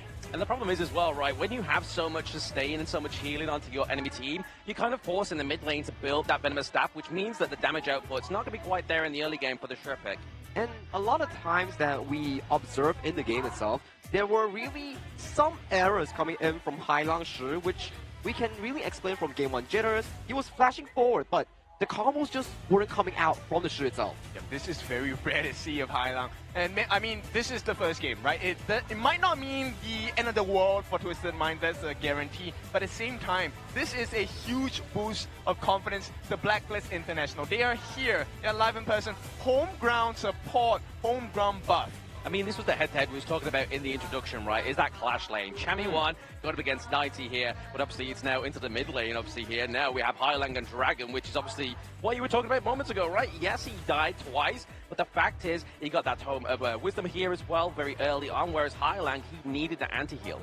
It goes back to a discussion back towards the drafting where Hailang and also the Twisted Minds needs to find those big moments to formulate that early to mid-game rotation here. But of course, like you guys mentioned here, Chami1 bringing his team back from that deficit, being the bodyguard for both the side of Just G and Golden Kite to safely farm and head towards that mid-game power spike. Yep. The hero he was using was the Guan Yu, also known as the War Saint. 1-0-7. The value that this guy provided was not just being a spear, but also being a shield. In the critical moments of the fight, he was actually able to separate the Twisted Mind members away from the important members on the side of Blacklist. One thing you will see later in the highlights, which I really like, Champion 1 actually gave vision on the side of 90, right? And this allowed Golden Kite to play with so much fearlessness because he knew, hey, he's too far, I will not get caught. And the only person that got caught was Chaz. And Chaz is ready to give his life because he has his unending sorrow to kind of turn the tides. It's like Saki always says, right? Intel is the Wintel, right? And obviously, if you do have the Intel onto 90, you kind of already taken away the prowl of this Tiger. And the highlights really show us how well the early game was for the side of Twisted Minds in finding those big leads here. But take a look at 90's position here. This was a crucial misplay that he didn't set Dragon towards the wall, and he got punished immediately coming in from the members here. And this was the final fight. Take a look at Hai Lang here. He flashed forward, but immediately got stunned coming in from Chaz for Temple, and leading to this to be none other than a 0-for-5 exchange in favor of Blacklist International. The biggest thing I want you guys to notice about Blacklist is the fact that Golden Kite as well as Dragon, the two twins, okay, telepathy maybe from the twinning, but they were never standing together. Correct. So even if 90 got that correct positioning, he would never have caught both of them. And either one of them, you let loose, you lose. Yeah, there's definitely don't be letting loose whilst you're playing the game as well, right? Obviously, that's a lot of pressure that you may be getting rid of here. But speaking of pressure being alleviated, Blacklist getting that game #1 point is definitely going to be a huge stamina boost here for these guys. Obviously, we've already seen them when they played against HBSE, right? They lost game #1, whereas they're perfecting this one against Twisted Minds and winning game #1 themselves. When you win game 1, you don't immediately win the series, but it sets you into a correct mood and tempo, like what Vlad mentioned, as you pace towards a long format like the best of 7 itself. Yeah, at this point, I think it's very important that Twisted Minds kind of equal this series and make it 1-1. Because if you don't, now you're staring at the halfway mark. They are halfway there if it's 2-0. But of course, we don't speak too much about it. We want to have absolute control. We want the control to be smart from both teams as well. Well, to really observe these two teams, I sort of figured out a systematic way that they play. The mid lane control is something that they always want to fight about. Even though, yes, the early game, it looks good coming in from the side of Twisted Minds. The Shu was finding a lot of those big picks. The problem is, they hardly is able to translate those mid lane objectives into side lane objectives. Oftentimes you see, okay, they got kills. What's next? Why are the side towers still not really down? But on the side of Blacklist International, they took it down very easily. But with that being said, if you're looking for absolute control, you want smart control all the way, it is Madia. Smart control anytime, anywhere with energy management as well as AI technology features. This is also known as the AI Eco Master. Now, this is going to provide a lot of value for us. I mean, it's pretty hot right now because that was a pretty hot Series 1, game #1 of Series #1 for the day. But I think it's important that we learn from the best of the best here as well. Correct, and the way you can do that is by following over on our social medias as well. That's where we start posting those highlight clips. We start putting those interviews with these players to give you those top tips coming through from the pros, and they play at the best of the best. The best of the best. Or if you're into a comedian or the back side of the behind the scenes, you can check out ZanQ, you can check out interesting topics like Just G, Carl, and also the side of the MKL teams. Everything is with HOK Esports social media here, so do give us a follow and claim those free prizes. Yep, a lot of prizes to be claimed, and the ultimate prize today for both of these teams is to be able to move on into the next set of competition. Because, okay, the stakes are high for this one. If you win, you progress. But if you lose, it is bye-bye, you go home. It is bye-bye night for either of these teams that do lose this line within the tournament, right? But as you can see on the screen, ladies and gentlemen, that is going to be the updated global ban picks. We're seeing some expensive picks, some great synergy picks here being used by both of these teams. But I feel like Blacklist are really happy with the fact they got the Guan Yu in game #1 and got the dub with it too. Yeah, exactly. And Chami has been on form so far in the playoffs itself. Yes, even though they lost to HBSE in the upper brackets, but the performance of Chami to really counteract against these Crash laners is pretty good thus far. So they have swapped sides at this point for game #2, right? So Twisted Minds now, they're going to be on the red side, counter pick side. They've chosen to be here because they lost game #1. Now, Blacklist being put into the blue side, what are we looking at? Who would you want to prio in this particular role? Well, I mean, what we saw from the last game was obviously the prio onto Chami, right? So maybe they look to try and get the pay through this time. Maybe go for the Byron pay combo that we know that obviously Chami is just like an absolute monster on here. But they have to be careful, right? Because obviously being on the red side, that's something that they could allow Twisted Minds to get here. I mean, I can't imagine they'll give Shanks over the Arlie pick, right? Obviously, Blacklist got it in game number 1. I don't think they're going to allow it in game number 2. That's why the blue side priority is so high in this game itself. Ooh, we see Mara. Hello, Mara. She's been treating us a lot of food lately. We love Mara. But talking back to the draft itself, blue side in the early phase of a BO7, you are open up to like the pay buyer they talk about. Pay is still yet to be picked by either teams. The side of the Dharma, yes, 90 has used it, so that could be one of the key picks coming in for Blacklist International. And finally, there is still the availability of the lone pick coming in for them. So the priority on the blue side, still a lot of options to even explore, even though you still have the likes of the Fire Ninja, Mai Shenui. That's true. I mean, we have not seen Hailang shine today just yet, but it's game number 1, right? And now there's a lot of big picks that are still available for him. The Hano Fate Turner still available, right? Fire Ninja, the Mai Shenui is still available as well. These are all big picks that Hailang has used to not only just save Twisted Minds, but empower Twisted Minds to come back into series. Exactly that, but we're going to get into the BP of game number 2 here between Blacklist and Twisted Minds. And it's going to be the Arlie and Dharma bands coming through here. They don't want to give the Dharma over to Chami, but also, likewise, they don't want to give over the Arlie to the likes of Shanks. And really, we've been seeing a big focus on the Liang kid. Kind of shifted focus from the Dolia over to the Liang. It really forces the side of Twisted Minds to be like, hey, do we ban the Athena or do we look at the side of the Luna Moonblade here? And as we know from the HBSC series thus far, Athena has been the primary ban here. With that being said, Blacklist International putting yet another temple jungle onto the side of Just G in that jungling role here. Pay, the Tigress has been locked in. So do you take the Mr. Mace to try and break this combination, right? Do you take the Byron on the side of Twisted Minds? But no, they pick up the Fire Ninja. This is definitely something Twisted Mind is alluded to. When they see a squishy, their neurons are locked in. They're like, okay, lock me in that Mai Shenui Fire Ninja. I'm gonna be the man itself to bring in the tempo that you need to counter against Just G on that pay. I mean, we saw that obviously Hailang didn't get that carry pick last time in game number 1, right? Yes, obviously it is a big setup for the team, but again, we're seeing some more CC immunity come through here, maybe to kind of trying to upset that big kind of engage that Byron can give over to the side of Blacklist. And for a moment, I was kind of worried for the side of Twisted Mind here because they were immediately looking for that Zhuangzi lock-in, but it does give you the side of Blacklist International that option as well. You see Reaper Datu, Lapu Lapu, and you see Mai Shenui here, so can you soft guarantee yourself to lock in that Zhuangzi if you Wanderer already for that Blacklist? I don't think you need to be honest, right? Because they have quite a lot of big bursts available on the side of Blacklist. And we've seen in game number 1, right, this very important positioning that both of them have played. This is going to be interesting. Now, the Zhang Fei right now being teased on the side of Blacklist International. Great answer. When you're dealing with high burst heroes, either you get instant high burst, why?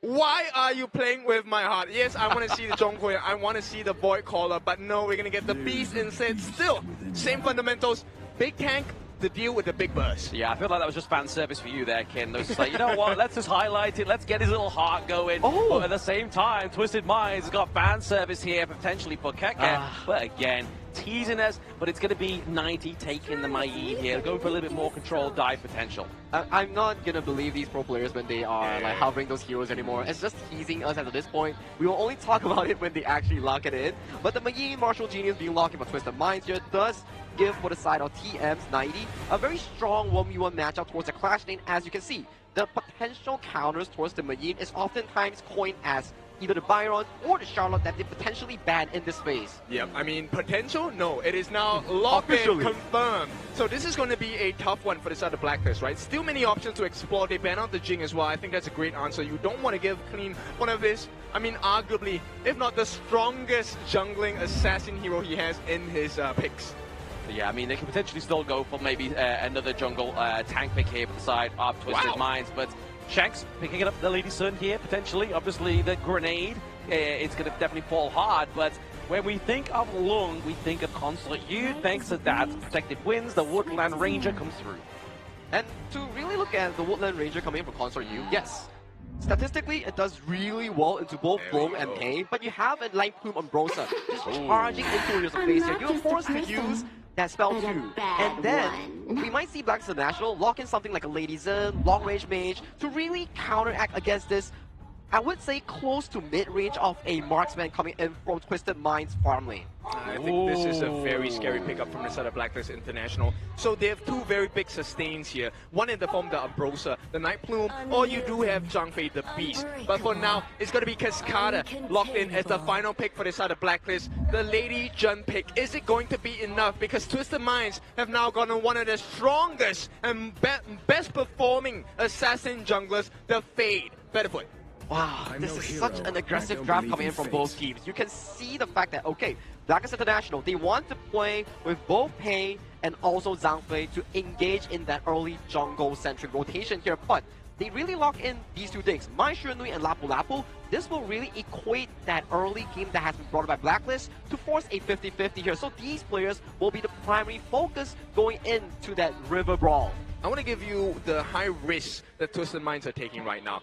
Fade, amazing jungler, will be able to get you those resources, objectives as well with your Hardened Jade mark. But if you lose the early game, if you lose first blood to Blacklist International, this could go very sour and very south very quickly. Yeah, you don't want to go south, especially if you are Twisted Minds. But I mean, to your point there, maybe they've picked the Fade up because they just lost that neutral objective towards the end, right? Obviously, losing that Shadow Tyrant cost them that game number 1. So using that Hardened Jade Steel here, maybe the lifeline that they were looking for to make sure they maintain their neutral objectives. To see that neutral objective come towards lives at 5v5 scenario at that Shadow objective here, we need to see how Blacklist International and Twisted Minds play that early game tempo here. Is it going to be in favor of the Tigress Pei in the hands of Just Chi, or is Hailang with his signature Fire Ninja Mai Shunui, are they able to duke it out and to determine who wins that early game here, kid?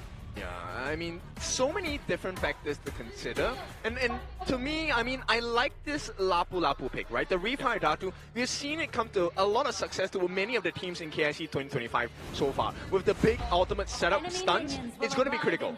It's going to be critical, but what's even more critical is this next game point here between Blacklist and Twisted Minds. And like you were saying, kid, they have two great team fight setups. They have the Beast onto the side of Blacklist, and then they have Lapu Lapu, the Reef Datu, on the side of Twisted Minds. Yep, now which means the laning phase is extremely important. You need to squeeze value out of every single lane, every single minute, every single camp. Oh, yeah, absolutely. You need to get into the meats and potatoes of this and get all those resources that is possible here for either of these two teams, right? Because like you were saying, if the first blood goes over the Blacklist, it could definitely go south really quickly here for the side of Twisted Minds. Yeah, it really is about, hey, how many camps can you steal? Chance has already stolen one away from TM. Yeah. Right now, what's the response from TM, right? Do they get this steal? This will be amazing if he got that steal. Unfortunately, that's not going to be off of cooldown. The sword throw will not happen. So TM, for now, no answers just yet. No answers just yet, but I mean, you see here, Twisted Minds are definitely taking a leap out of Blacklist book from game number 1, right? They're committing a lot of resources top side of the map here in forms of City Boy as well as Hailang. Yeah, right now, different kind of strategy going into the mid lane. You can see the lane sharing, gold sharing, EXP sharing for the side of Dragon along with Joshi. You can see that on the side of Hailang though, he is trying to do the same, and finally they do make that rotation count. So for now, clean, I think matching pace. In fact, he might be leading against Joshi a little bit in terms of EXP. Just ever so slightly, they're leading in the XP here. But I mean, gold-wise, it is going up to Blacklist just ever so slightly as well. So they're just trading those two concessions. Yeah, we'll see. Because I don't think both teams want to take a huge risk at this point. The huge risk! Oi! He was hoping for level 4, but he weren't able to get it. So he weren't able to go for the Undying here at night. He's able to clean up and take that healing pool for himself. And 90, what a great play. Joshi's here to slow him for a little bit, but 90, what a great start. Once again, Twisted Minds, maybe this is the game they come in with force. Yeah, looking to neutralize this game point that we see here already for the side of Blacklist. But I mean, we're already getting a little bit too ahead of ourselves, right? I mean, it's definitely early game. First look over to Twisted Minds. Definitely what we were looking for within that draft. Yeah, we'll see. I mean, the other focus is in the farm lane. So far, no farm laners has actually tried the lane freeze just yet, right? They want to rush their levels, rush their goal ASAP. For now, clean. Hitting close to level 6 soon. We'll see if this is going to be the difference maker. If you can force out a flash from either side, especially in the mid and farm, that's going to be big value in the 4-minute fight. Yeah, exactly. I mean, if you are forcing flashes around about this time, they aren't going to have it for the Tyrant, right? So definitely maybe a point of concession here for the side of Twisted Minds, but they're looking to go for the space right and looking to clean up that gold lead a little bit further from the side of Blacklist, but just making sure that they don't lose their own jungle, I feel like is the primary goal here of Blacklist, forcing out the flash here and the protective wins from Shanks.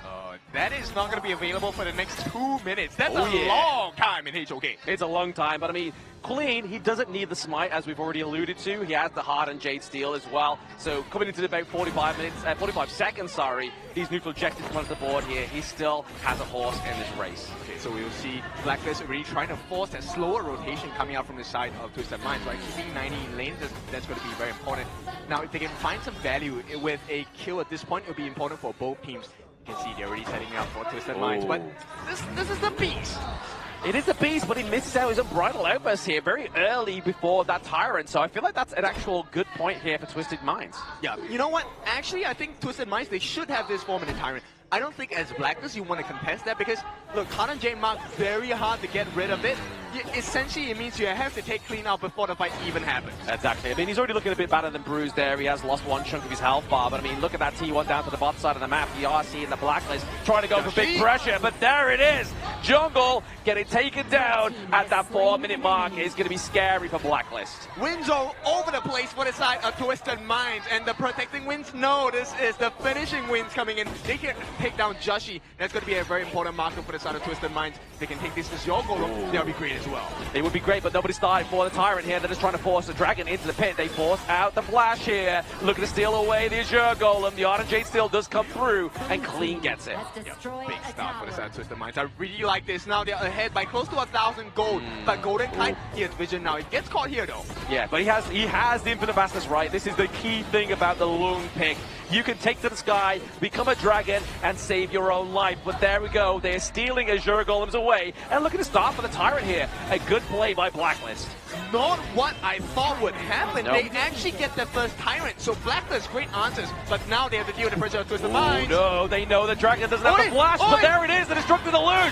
Gonna keep Clean in place. Takedown for Blacklist. It was looking good though. Everything was going the way of Twisted Minds. And somehow Blacklist, they squeeze out an angle. They take out Clean. He has no buffs to work with right now. Those buffs are not coming back on their side of the jungle anytime soon. It was the placement of that Destructive Deluge, right? Like just sticking it into that brush. I mean, it meant that the help of Twisted Minds could not come through just yet. But you're seeing here another push for the top side of the map again. Looking at that same MO from Blacklist of game number one, where they got the bot side, looking to take top here. They're just using Golden Kite to just absolutely macro this game. Yeah, super smart play as well. I mean, that's one of the big burst damage potentials, right? Golden Kite on this Lung, also known as the Alwyn. He is responsible for one of the quickest takedowns in turret history across the game in HOK as well. Now, the only other thing that I want to really look at on the side of Blacklist for now is Chammy 1.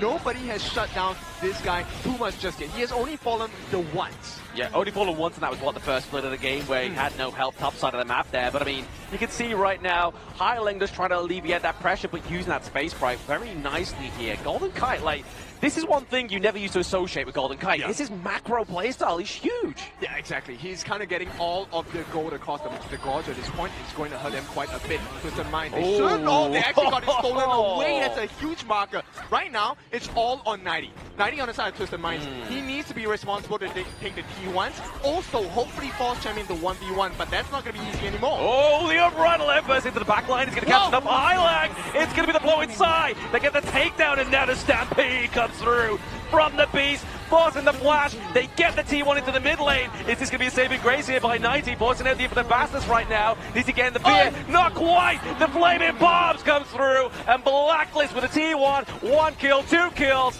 in this game number 2. Yeah, Blacklist on another level, and what a time to hit the strides at this point as well. They are now 2,000 gold ahead. Now the kill score is only 3-2, one of the lowest kill score games we've ever had, 7 minutes into the game. But this is also something that I find really weird.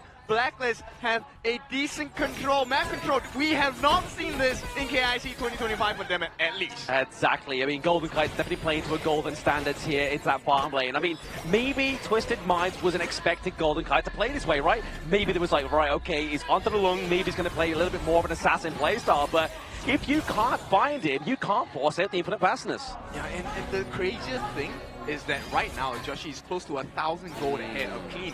Not something I would have expected from Clean today. I mean, Clean has always been one of the strongest junglers in KIC 2025. Now with a representation as the last potential team of KMW, this is a lot of pressure. A lot of pressure indeed for the PKL to actually rise to the standards of Twisted Minds and potentially take them down here using the Radiance to try and slow them down. Able to get that next Azure Golem as well. They are starving Clean. Yeah, I mean, he's hungry right now. And Joshi, this is why when you're hungry, you feast. The tiger is fed at this point.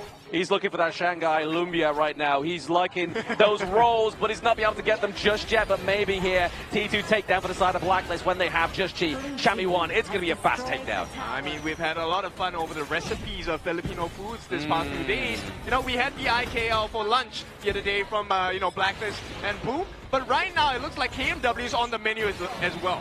That's it, some big King Major West meat coming through here for the side of Blacklist, but into the back line. It's going to be Highland. He's looking to try to keep away Just Chi. They get the Hardened Jade Steel takedown here for Twisted Minds. It's a great start for KMW, but they need more, right? They need to make sure that the objectives are protected as well. This is where Clean is able to get more farm across the map. Now, with that takedown onto Joshi, he's recovered that Azure Golem, which is great. He needs it.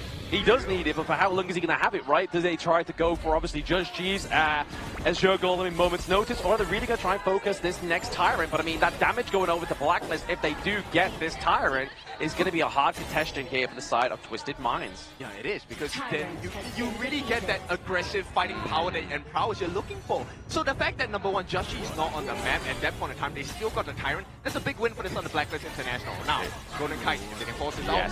Clean, having to kind of be faced away from this mid-T1 aggression here.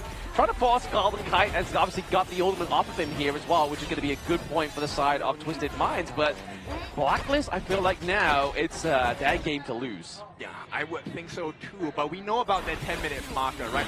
When the timing comes, when you hear the bell ring, maybe that's the turnaround the Twisted Minds are looking for. Right now, this is a very important objective. I mean, all stats point to them winning at this point for Twisted Minds. They should get the steal. They should get the steal here with the Hardened Jade Steel as well, but now it's going to be at the behest of Blacklist International. Can they break the code, or can they break the Emerald here onto the side of Twisted Minds? Only time will tell. Resetting that Tyrant is going to be a good cause here for Notion of Twisted Minds. City Boy in the brush looking for a recall. Oh no, he got stopped. He got stopped there. That's a little bit unsavory, but it's going to be the Radiance. It's going to try and slow down Chami 1, but he gets out of the bounds just for now. Double knock up into the back line for 90. It's not going to be enough. The Flaming Bombs comes through. Yeah, they can't do it. The waves are crashing down right now. Blacklist has all the advantage in the world. It looks like they're going immediately for the trade. Clean here. He knows what's at risk. But hang on, maybe they can get a kill here. Uh-oh, Highlang is in a little bit of trouble there, but they do obviously have that resurrection of the Chami. Just forces them away from that Tyrant. They try and go for a Hail Mary play from top side of the map to get that Overlord to try and vanquish that bot side wave, but it's a little bit too late.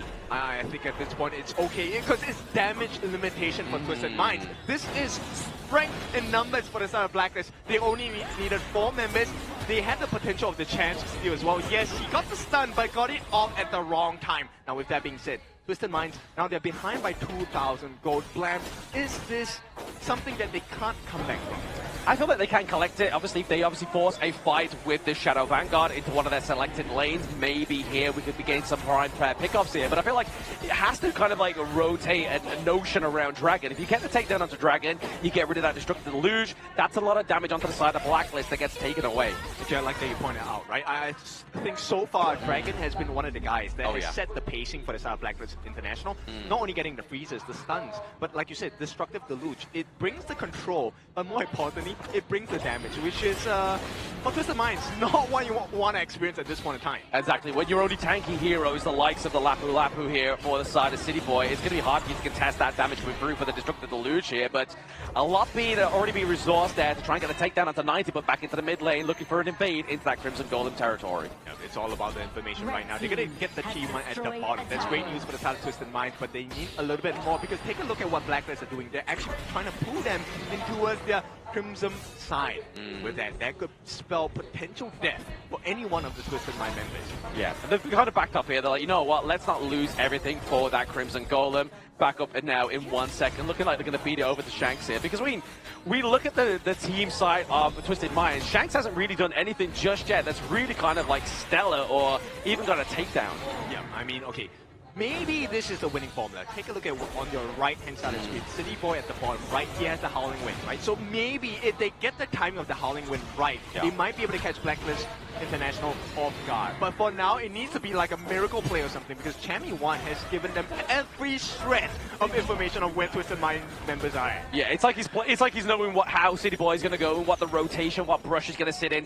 Like you were saying there, Chammy has been fantastic at gathering that intel. It'd be really good to see his vision score as well come through at the end of the game. Yeah, I mean, take a look at it, right? It's not just a physical ability or making sure you're limber. Trying to get the Hardened Jade Steel onto Chammy1, but those flaming palms! Ooh, brother! You don't want to take too many of those. That was a gut punch if I've ever seen one. A probable knockout at this point. And Chammy1, he can keep doing this all day. Oh, absolutely. He has his ultimate, right? He has that inbuilt Sage's Sanctuary for that Night Bloom, the Umbrosa pick. Yeah, this is going to be very valuable. Like I said, right now you have to deal with so many things. Oh, hang on, does she? Oh, careful. Oh, no. 3 men be committed. He's not going to lose the Lapu ulti there, but they are going to get the takedown. But it's going to be up minion wave, bot side of the map, and even into that mid lane here. But it looks like maybe Blacklist are taking a fight. I was kind of saying, oh no, because Blacklist are on their way. They are on their way. The Unbridled Air Burst is only going to get onto one, but it's going to have physical immunity onto Shanks, keeping him alive in this early team fight. But the Flaming Bombs comes through. Cascader goes down onto the side of Blacklist, but now Golden Kite is online. He has the infinite fastness. He's like, you can't lock me down. But still, he lands. He gets hit by the Lapu ultimate. And Twisted Minds come back. What a fight for them at this point, taking 4 lives away from Blacklist. This is the formula they needed, but they need a lot more. They're going to start working on this Shadow Overlord. And Blam, at this point, if Twisted Minds cannot find any more openings, this has to be the one. That had to be the one. This is the knife to open the can right now at their side of Blacklist. And we were talking about that gold lead moments ago, saying how can Twisted Minds come back? And that's exactly how. You force a team fight, you're now putting pressure into the enemy jungle, you're taking away those resources. And once you give them a taste of what victory looks like, Twisted Minds, they come bearing their fangs. So at this point, I think we take a little bit of a slowdown for the side because Twisted Minds, they can try and drag this game as long as possible once they get the goal lead. And I feel like that's only going to come with the Tempest Dragon. Yes, it's going to regulate emotions, regulate those kills, and just make some motives here for the side of Twisted Minds. But once again, Chammy just trying for looking for that intel, trying to get the pick up, doing a lot of damage on the high line, forcing out of that team fight. Very scary position for the side of Blacklist International. Now, with that being said, Twisted Minds, I think they can play this calmly, slowly as well, because they have the Shadow Overlord at the top side. But wait for that to crash towards the T3s, and then you start contesting with Blacklist International. Or maybe even now. Yeah, even now, especially with Golden Kite away from this team fight. But I mean, he's been pretty much absent from the team fights for the entire of the game. Radiance being used there by Chaz, just to try and see if there's anybody in that nearby brush. I mean, that advantage is slowly getting cut out. If Blacklist, they're able to deal with that Shadow Overlord on the top, there is a potential for them to win big in this team fight. Now, Clean, like you mentioned before, not the tankiest. Uh-oh, once again, double invade here, but he does have the Sage's Sanctuary. Is that going to be the saving grace?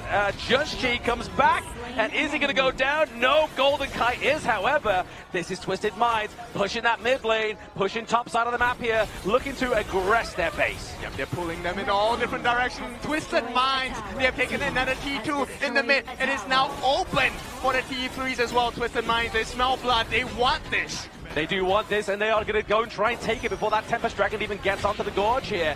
Tyrant looking to be taken down there for Clean. He gets that kill. That extra damage coming through for this siege is going to be huge. Right, this is now a test of time. Can they last against the damage of TM? They got to be careful. There's the Unbridled Air Burst. It catches onto nobody just there, unfortunately, for the side of Blacklist. Stampede comes through, tries to lock down Clean.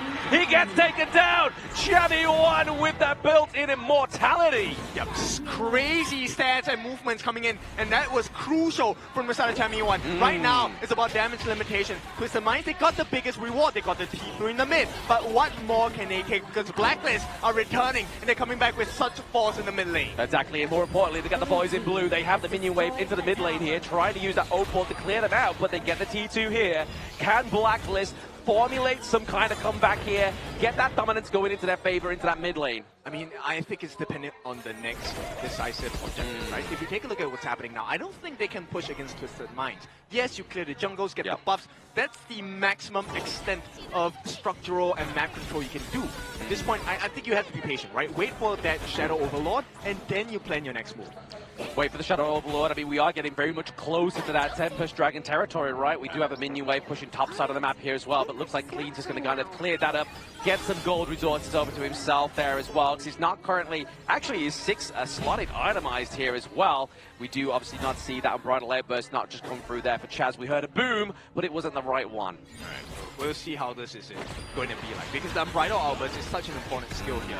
And Joshi, he might be baiting. I mean, he's already used 1 life of that Sage's Sanctuary, right? So it's on cooldown now. Let's see if he's going to use it again and potentially try and win the game from here. But you also have to pay attention. 90 is on the back lines. He's approaching. Golden Kite, he does not know he's there. He doesn't know he's there, but that minion wave flat side of the map, he's going to put pressure onto the side of Twisted Minds, but there it is, 90 on the prowl. Only gets the knock-up onto Dragon, and the Unbridled Airburst catches onto non-clean. Has the Sadie Sanctuary, gets taken down here, but it's going to be the proc of that. Can Golden Kite be the saving grace here? Because 2 members of Blacklist have gone down. Shami1 with the speed, with the flash, he gets out alive, and it's just Chaz alive here, facing the full brunt of Twisted Minds. Can't last. Chaz will be taken down, and Twisted Minds, this could be that opening they're looking for. Is Shami1 against the wall for 20 seconds? I'm not sure if he can do it. Howling win. How would he do it? He's got the Sage Sanctuary though, that gets proc first, but now he has that immortality as well. The Ardent Jade steal, but Shanks gets the kill. Twisted Minds with a minion wave, top side of the map, gets game number 2. A response from the side of Twisted Minds, a great one with that being said, and it is now 1-1 in this best of 7. You can never count them out in the best of 7 series here. When times matter, they do show up in these moments here, and with that comeback of victory, Twisted Minds, they equalize the series and make it a 1-1 for all. Yeah, so at this point you kind of ask yourself, do you really want to give the Mai over to the side of Highland, because he had an insane game? And the Reef-Heart Datu, also known as Lapu Lapu, the value that City Boy gave was so immense. I mean, every single time there's a setup from Dragon or a setup from Chaz, you are instantly answered with that big ultimate from the Lapu Lapu pick. So I think very smart decisions from the side of Twisted Minds. It was very scary. I mean, the initiation, I mean, especially the shutdown onto Golden Kite, right? That was the first time we saw that Lapu Lapu ultimate really shine. He caught that Infinite Vastness on the down low. Oh yeah. The team fights really, at the start of the game, it was the same story coming in from game 1, where Twisted Minds found their early game lead, and mid-game it was the pacing that was more consistent coming in for the Blacklist International. But the difference in this game 2 itself is the fact that Twisted Minds fought back even harder, while the fact that Just G on that pay was a lot of times getting caught in the side lane, and that converted into more kills where Mayin, Mai Shiranui, the combo coming from Twisted Minds, was also punishing Golden Kite for being alone in the side lane. So all these double marksmen, it worked out in game 1, but it didn't really work out in game 2. I mean, this is what you expect out of TM, right? Especially with the Mayin pick. We were questioning, okay, in game number 1, where was 90? And he was actually telling us, chill, I have the second game on board. We will have it for you. And we'll take a look at the itemization here. The one that I'm super curious about is actually on City Boy, because City Boy was actually tanking so much. You can see why now. He had the Glacial Buckler, he had the Frigid Charge as well. So multi-man catches with his ultimate, but also with the item passives and active skills as well. Yeah, I mean, that Succubus Cloak definitely towards the end of that itemization really kind of mitigated any of that damage that was coming from Dragon, which we obviously coined in the early game. Was brutal placement of that Destructive Deluge, really turned those team fights. And talking about teamfight, you have to put your focus on towards Highland here. The Fire Ninja that's being piloted by this player, just absolutely phenomenal. Even though early game is where we usually say like, oh, Mai Shiranui, she's an early to mid-game hero, but the late game potential that he has been showcasing with the ultimate dive coming in from both Clean, City Boy, and 90, he was on the aggressive end, finding those big plays for his team. And the biggest thing you'll notice on the side of Twisted Minds is that, you know, early parts of the game, there were a couple of times where Clean was in a very vulnerable position. That never existed in the later part of the game, right? It was always Clean making sure he had a setup, and everyone enforcing that will of clean, especially that hardened Jade mark onto the side of Joshi as well. Exactly, but we're going to take a little look at the head-to-head here after that gold grab that really just painted the picture there. But it's going to be the Clash Lane head-to-head that we were promised in game number 1 and going into game number 2 here.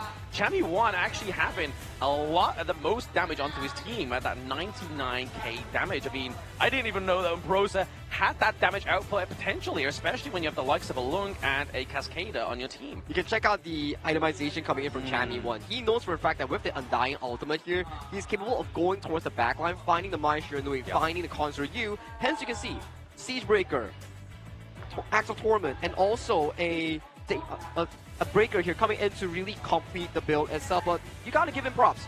This man himself has been setting up plays for his team with the side of the Mai Shiranui here, just making every single play look easy coming in towards this game 2. Yeah, but City Boy here, he is one of the core reasons why they found the victory in the first, also known as Reefheart Datu. The amount of insane setups with the ultimate, that was what changed the game for Twisted Minds. Because if you take a look at the highlights later on, Blacklist, they actually had a pretty good hold on this game.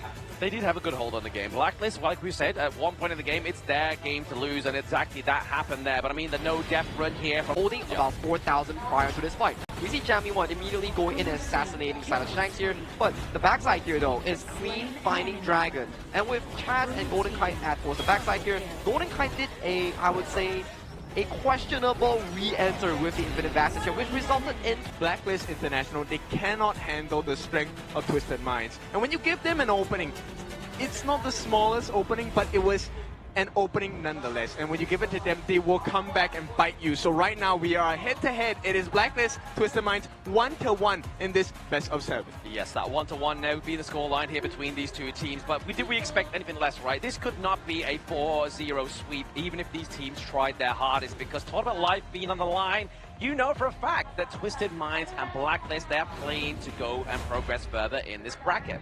They have different pressures on towards their shoulder. As we always repeat, Blacklist International taking half of the pressure coming in as the only 2 PKL representatives in towards the playoffs to make sure that they can push it towards the lower bracket gauntlet. And for KMW, it's also the same. They're taking on the full pressure, being the only team as the region's representative in making sure that their region rides on in towards this entire KIC itself. So they sort of have the similar storyline, but sadly, only one can make it through in this gauntlet itself. Yeah, I mean, this is so scary. It feels like we're in the gym, right? You talk about weight, the pressure on the shoulders, and right now they have to lift all of this burden because 2 PKL teams left. Okay, even if Blacklist International does not make it here today, we still have Boom that can carry the hopes and dreams of PKL.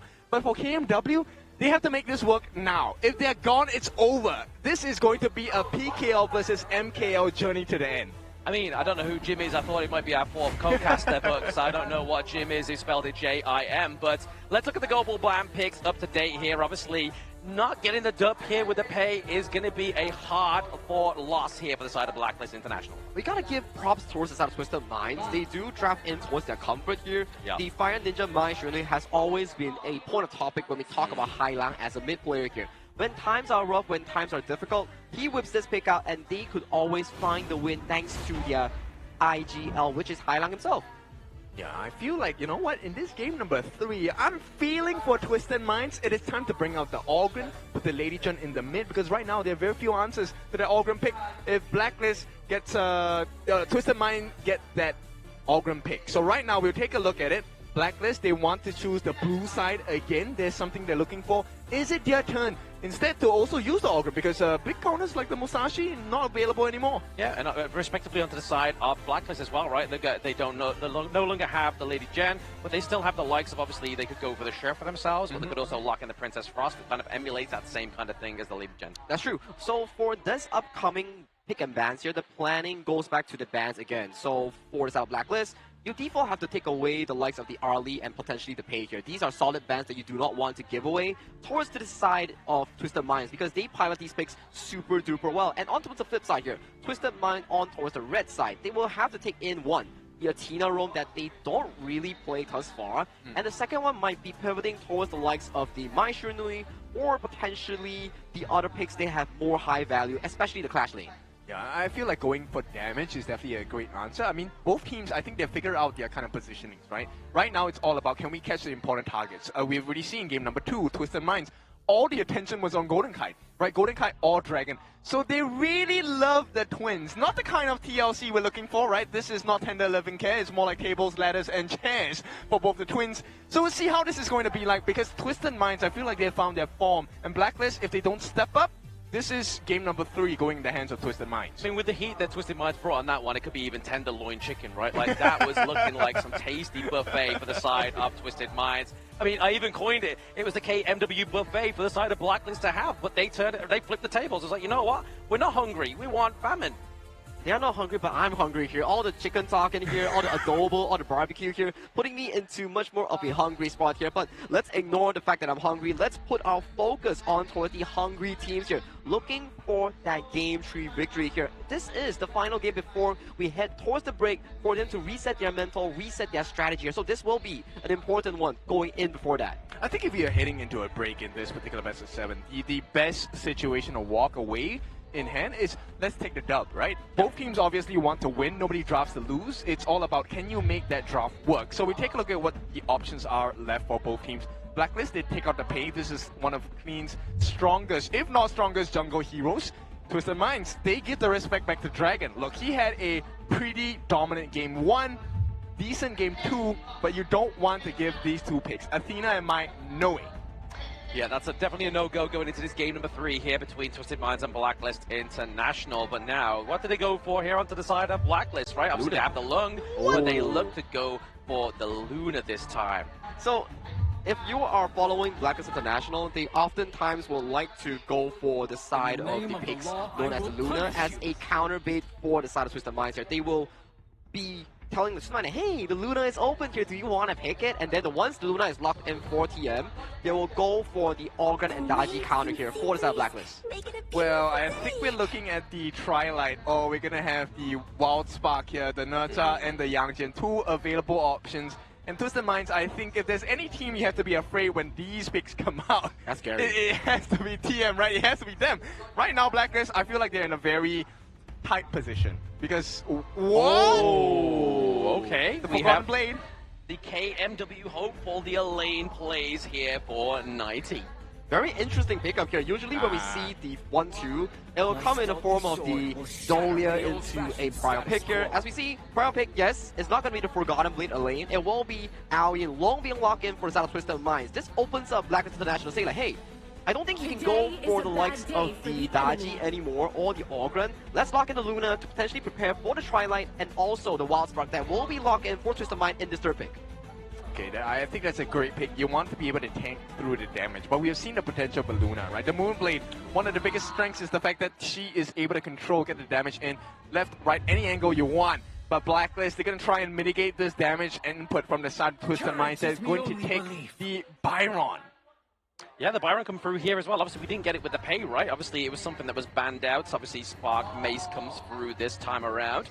And now Twisted Minds, they're looking for that 3rd final pick. What are they going for? Did they look to go for their jungle before we start to see some of those big bans come through here? What? This could spell a little bit. Oh, wait, there we go. Ooh. There we go. Oh, spicy. They lock it in. I mean, this was one of Blacklist's huge pick. And they're like, you know what? Hold my beer. Let's go. And you show it towards me as a counter here. I can play this hero. It's pretty easy. And Hailang is definitely a person to be utilizing this. He plays a Shi. He plays a Mai Shuni. All these are setups here. And what makes it easier against a rotational heavy, dash heavy hero like the Luna?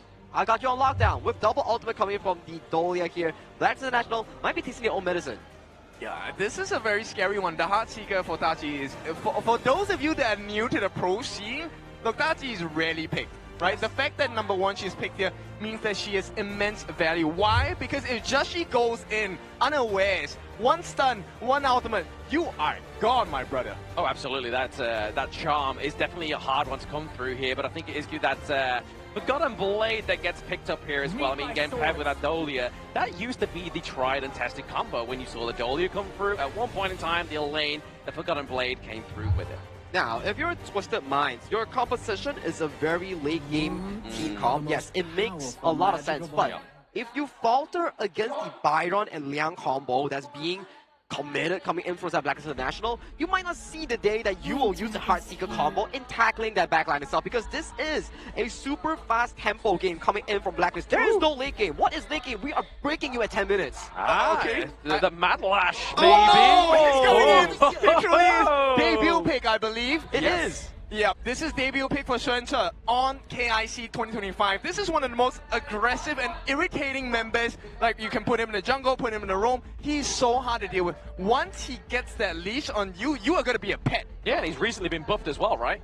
That's correct. So Mad Lash, for those who don't know, he's more of a marksman assassin. When he gets the takedown, he gets increased attack speed and movement speed, and he just resets and go for more and more here. So what does Twisted Mind mean here? The moment someone gets altered by the side of Blacklist International's Tollmaster, they are immediately pouncing onto you with the Elaine, with the Xuanche, to look for those backline access. This is a holy dive, hashtag dive, right? We are not in the gorge anymore, we are at the swimming pool. All 5 members on the side of Twisted Minds will dive the heck out of the Blacklist International lineup. So this game, First Blood, is not a want from the side of Blacklist. Yeah. It's a need. This is now a prerequisite to even the game against TM. Yeah, it's definitely a commodity here. It's going to be that First Blood, but I mean, some big juicy picks coming through, but we need it within this best of 7, right? This is a marathon, not a sprint. The global ban pick is just so interesting as a format here in KIC 2025. We might not even see Mad Lash without this exact format here, and Clean himself, one of the junglers with the most diverse pool in the tournament, has pulled out this Mad Lash in-game tree here. A decisive one to decide who gets that dub, who gets that lead in this game tree here. Casters, do take it away.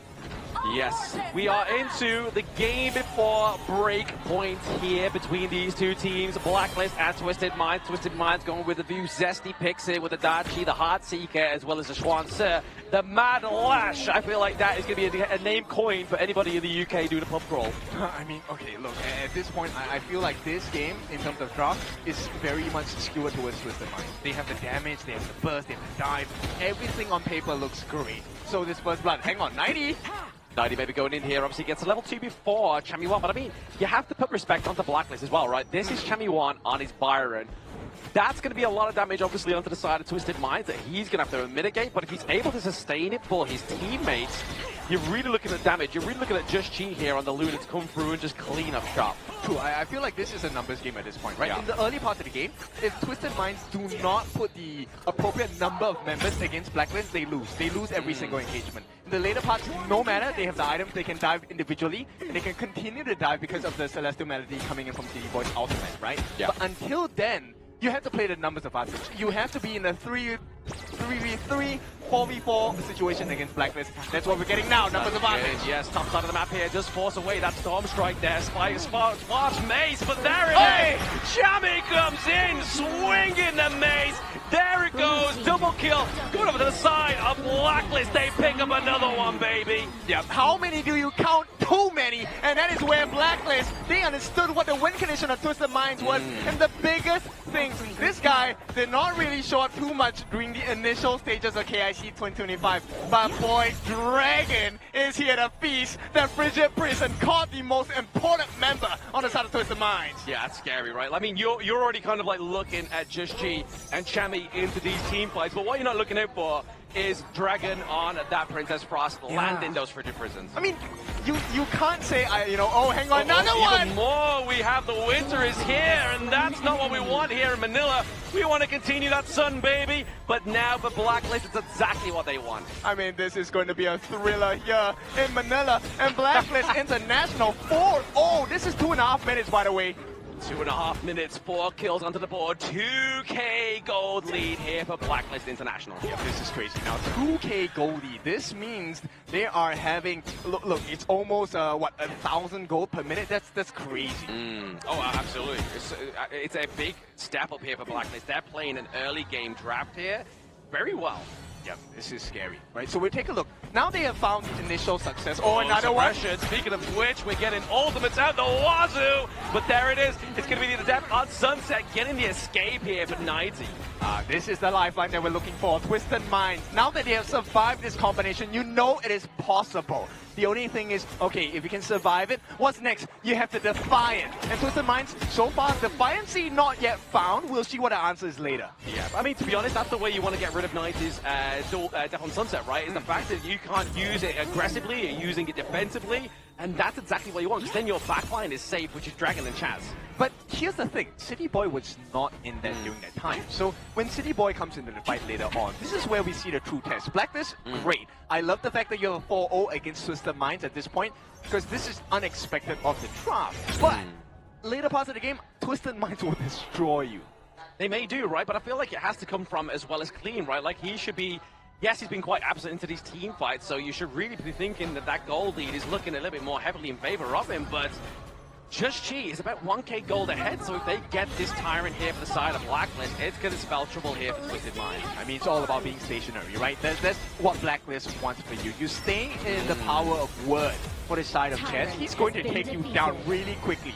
Very quick indeed. Speaking against quick takedowns, it's going to be that Tyrant going over to the side of Blacklist International. Do they look for some cryo clear down to the bot side of the map here as well? Really putting pressure onto Shanks on this loon. I like that you can see from the perspective of Twisted Minds. They don't see anyone. It is just Chemi1. And now, okay, the Cavalry has started to show a little bit of where they are at. Dragon is going to be here, which means Chemi1 needs to play a little bit safer. Yeah, absolutely play safe here. They have to make sure that they're just not committing too much for that T1 takedown. They want to keep as many lives as possible here, but there's that intel from Chemi. He gets the Storm Maze, the knock up here on the 90, really slowing that tempo into this one. I think the biggest thing here is also to pay attention to Hailang, right? Yeah. I think Hailang hasn't been able to find a sole target, which is kind of scary, because the more members there are, the lesser your damage is going to be for your ultimate on this Sigurd. Exactly, and there we see the Magistrate there, Golden Kite getting that T1 takedown to the bot side of the map as well. Really the blessing of that hero is every third token, it gets extended range, so you have to even have minions nearby. Yeah, so they can actually get free damage on the turret, exactly what Golden Kite is already doing now. And the moment they have the TP, defense is going to be put up here, but 90, this is a 2v3, do you really want to dive in?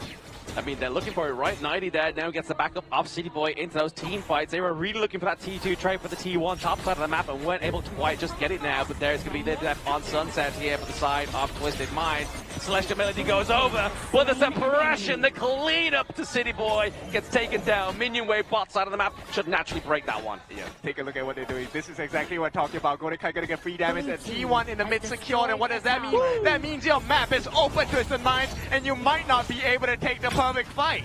You might not be able to take the perfect fight, but Twisted Minds have always come back from these little scenarios, right? I mean, they were able to literally save that T2 top side of the map, but now Just Chi maybe getting taken down here. He has to go and flick away. He has the flicker, but now he has to run because the damage from Highland comes through. But now Chami into the back line. He's looking for the Storm Maze. He gets swinging. He gets the kill. Chami1, this is why he's so dangerous. This is why you don't keep your eyes off of this Clash laner. And right now, Blacklist International, they're looking for one more target here. Oh, there it is, the wave breaker, just kind of sensing and feeling out, getting that feel of the ocean here onto the side of Twisted Minds. Really going to save them in this engage here, but that Radiance has come through to get a suppression onto Golden. It's going to be the takedown onto 90 as well. The winter is here. Ultimate City, baby. Yep, consolation prize is the Crimson Golden. Oh, Dragon! Flash. It's going to be the...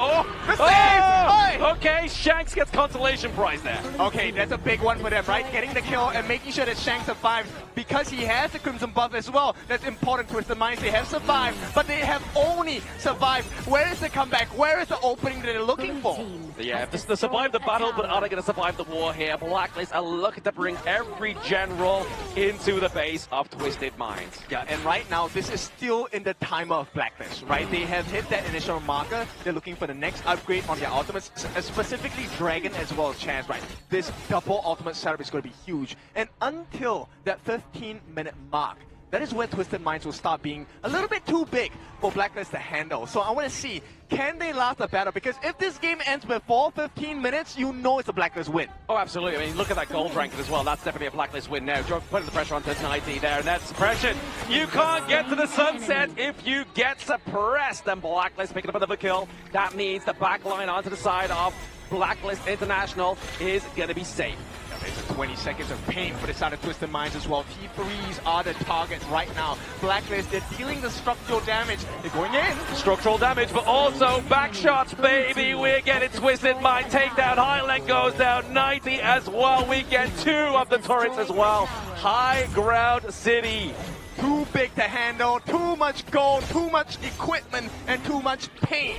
And Blacklist International, they have decoded Twisted Minds for the time being. The question is, can they finish them off? That's exactly it. Do they break the code of the masterminds here? They're looking for another one. Shanks didn't know what hit him. It was too fast, too furious. And there's going to be the Death on Sunset right now, trying to save 90, trying to put pressure on the side of Blacklist. But they're looking to the Spro. Highlang's abilities get that damage, but the sustainability is not going to be enough here for Chami. Has Twisted Minds found their wind? Oh no, they're doing it! It's not enough for the side of Blacklist. It's too much. And Chami 1 and Joshi, they will take a fall. Twisted Minds though, this is a decent defense, but they have lost quite a lot. T3s in the middle and the bottom have been taken down, which means once the dust settles, Blacklist, they're still on top. Yeah, the dust here has settled here for the side of Blacklist. Obviously, they have had their wins knocked out of their sails just temporarily, but they're still 5k gold ahead for now. Twisted Minds weren't able to really get any kind of objective or maybe just a little bit of room here to breathe, but that instant replay is going to look solid. So take a look at this. I think the biggest difference is that, look, Blacklist, I like that they're being aggressive and they're looking for those openings. But at this point, when your lives are so low, do you really still want to fight? I mean, they're looking for it, right? They just want to brawl. They're like, you know what? We have the lead. It's our game to lose. And they've really just displayed it there. Twisted Minds actually coming back with that boom, boom, pow. I mean, if you take a look at it, whether that risk was justified or not, I think I can see the reasoning behind it, right? Joshi on the Luna, every time you get your skills set off, you will get a shield. So you can potentially get that outplayed. But with your other members being so low, I don't think that was the best idea, right? And will they get punished for it for now? No, look at how greedy they are. Blacklist International, they have a 4k goal lead. They're going for the double objective take. This could be the end of Twisted Minds. The nail in the coffin for Twisted Minds going into game number 3. And before that breakpoint is so important here for both of these two teams.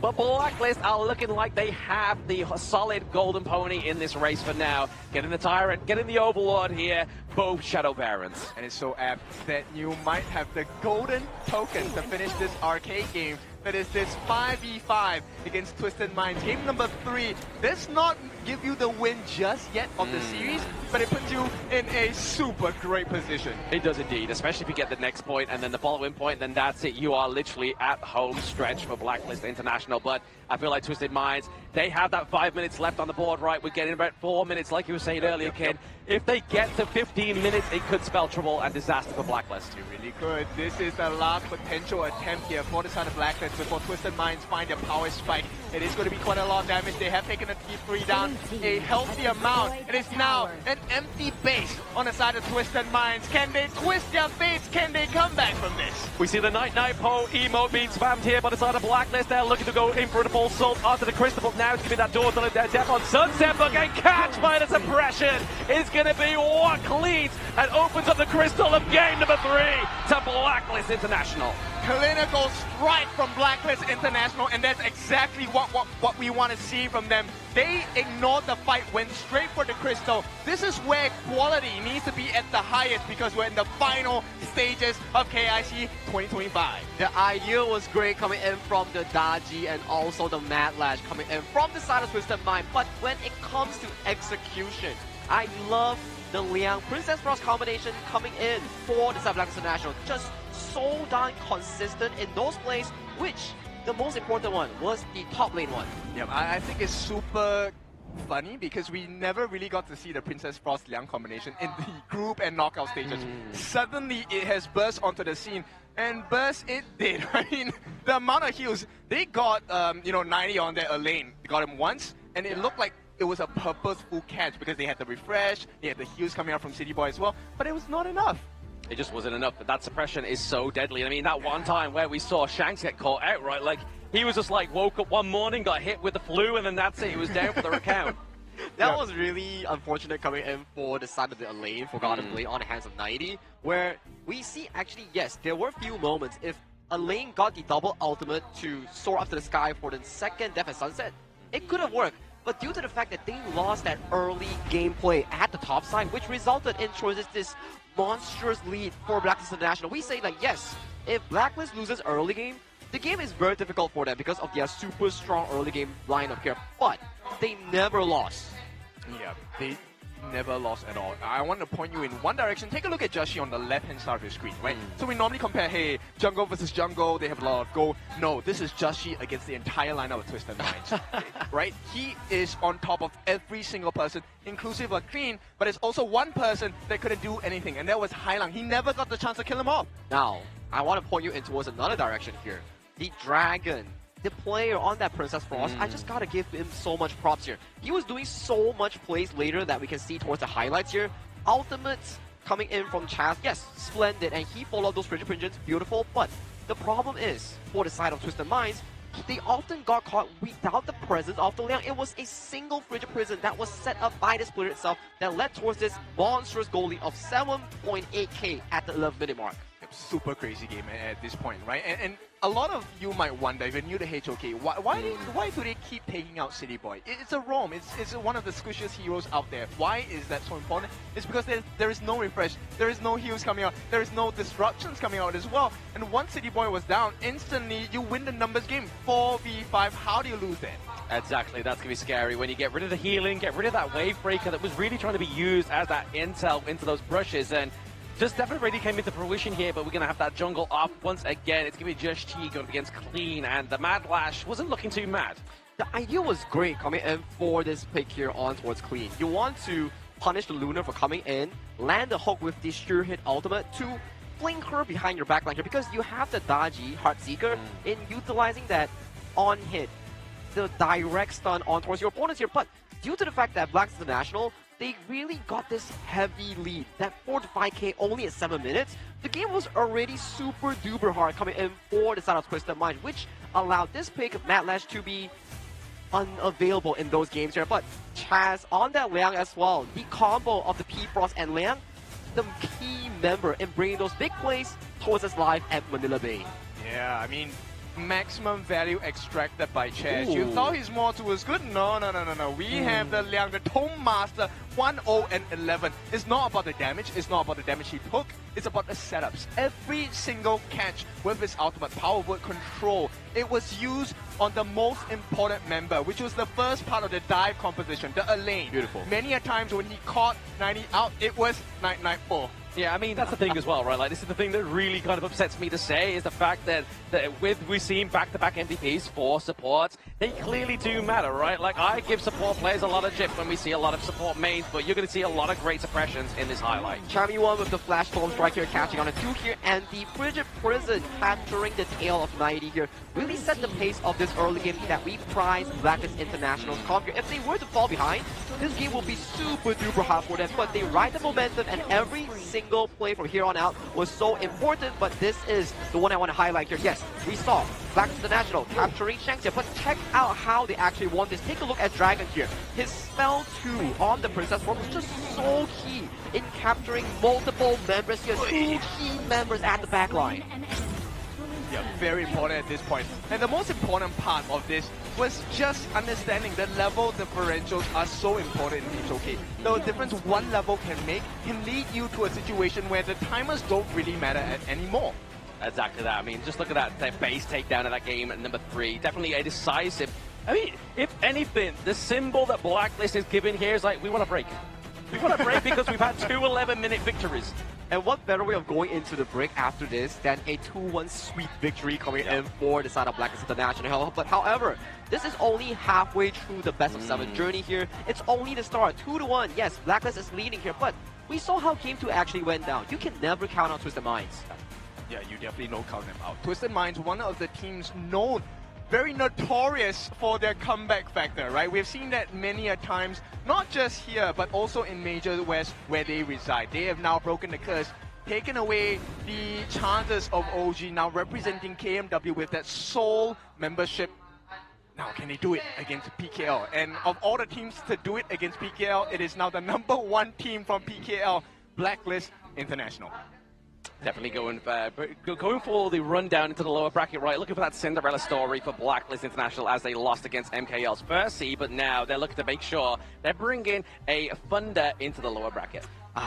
These are the moments that you really prize yourself as a professional player and team. Where if you're on Twisted Minds, the pressure is stacked on towards you. The local crowd is in favor of the side of Blacklist, and you need to figure out, can you really withstand that pressure here? But with that pressure set alone, we will have to give them a short break to really reevaluate both teams to reset themselves going into this game number 4. Let's take it over to the break.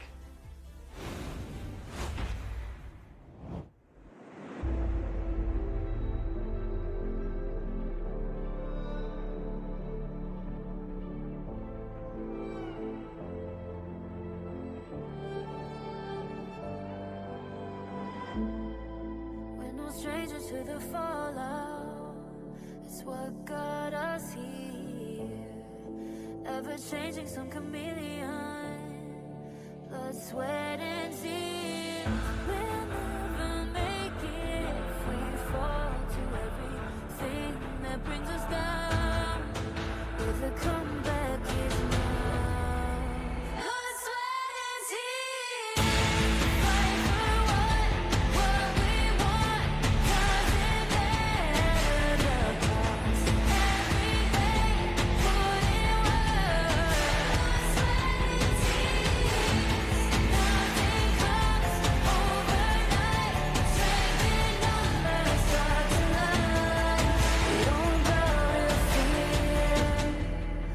Sweat and tears.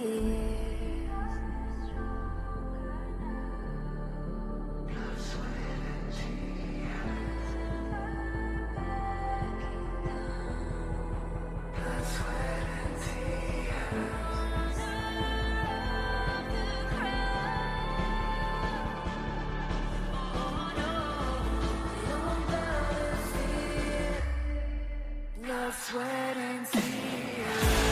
Fight for what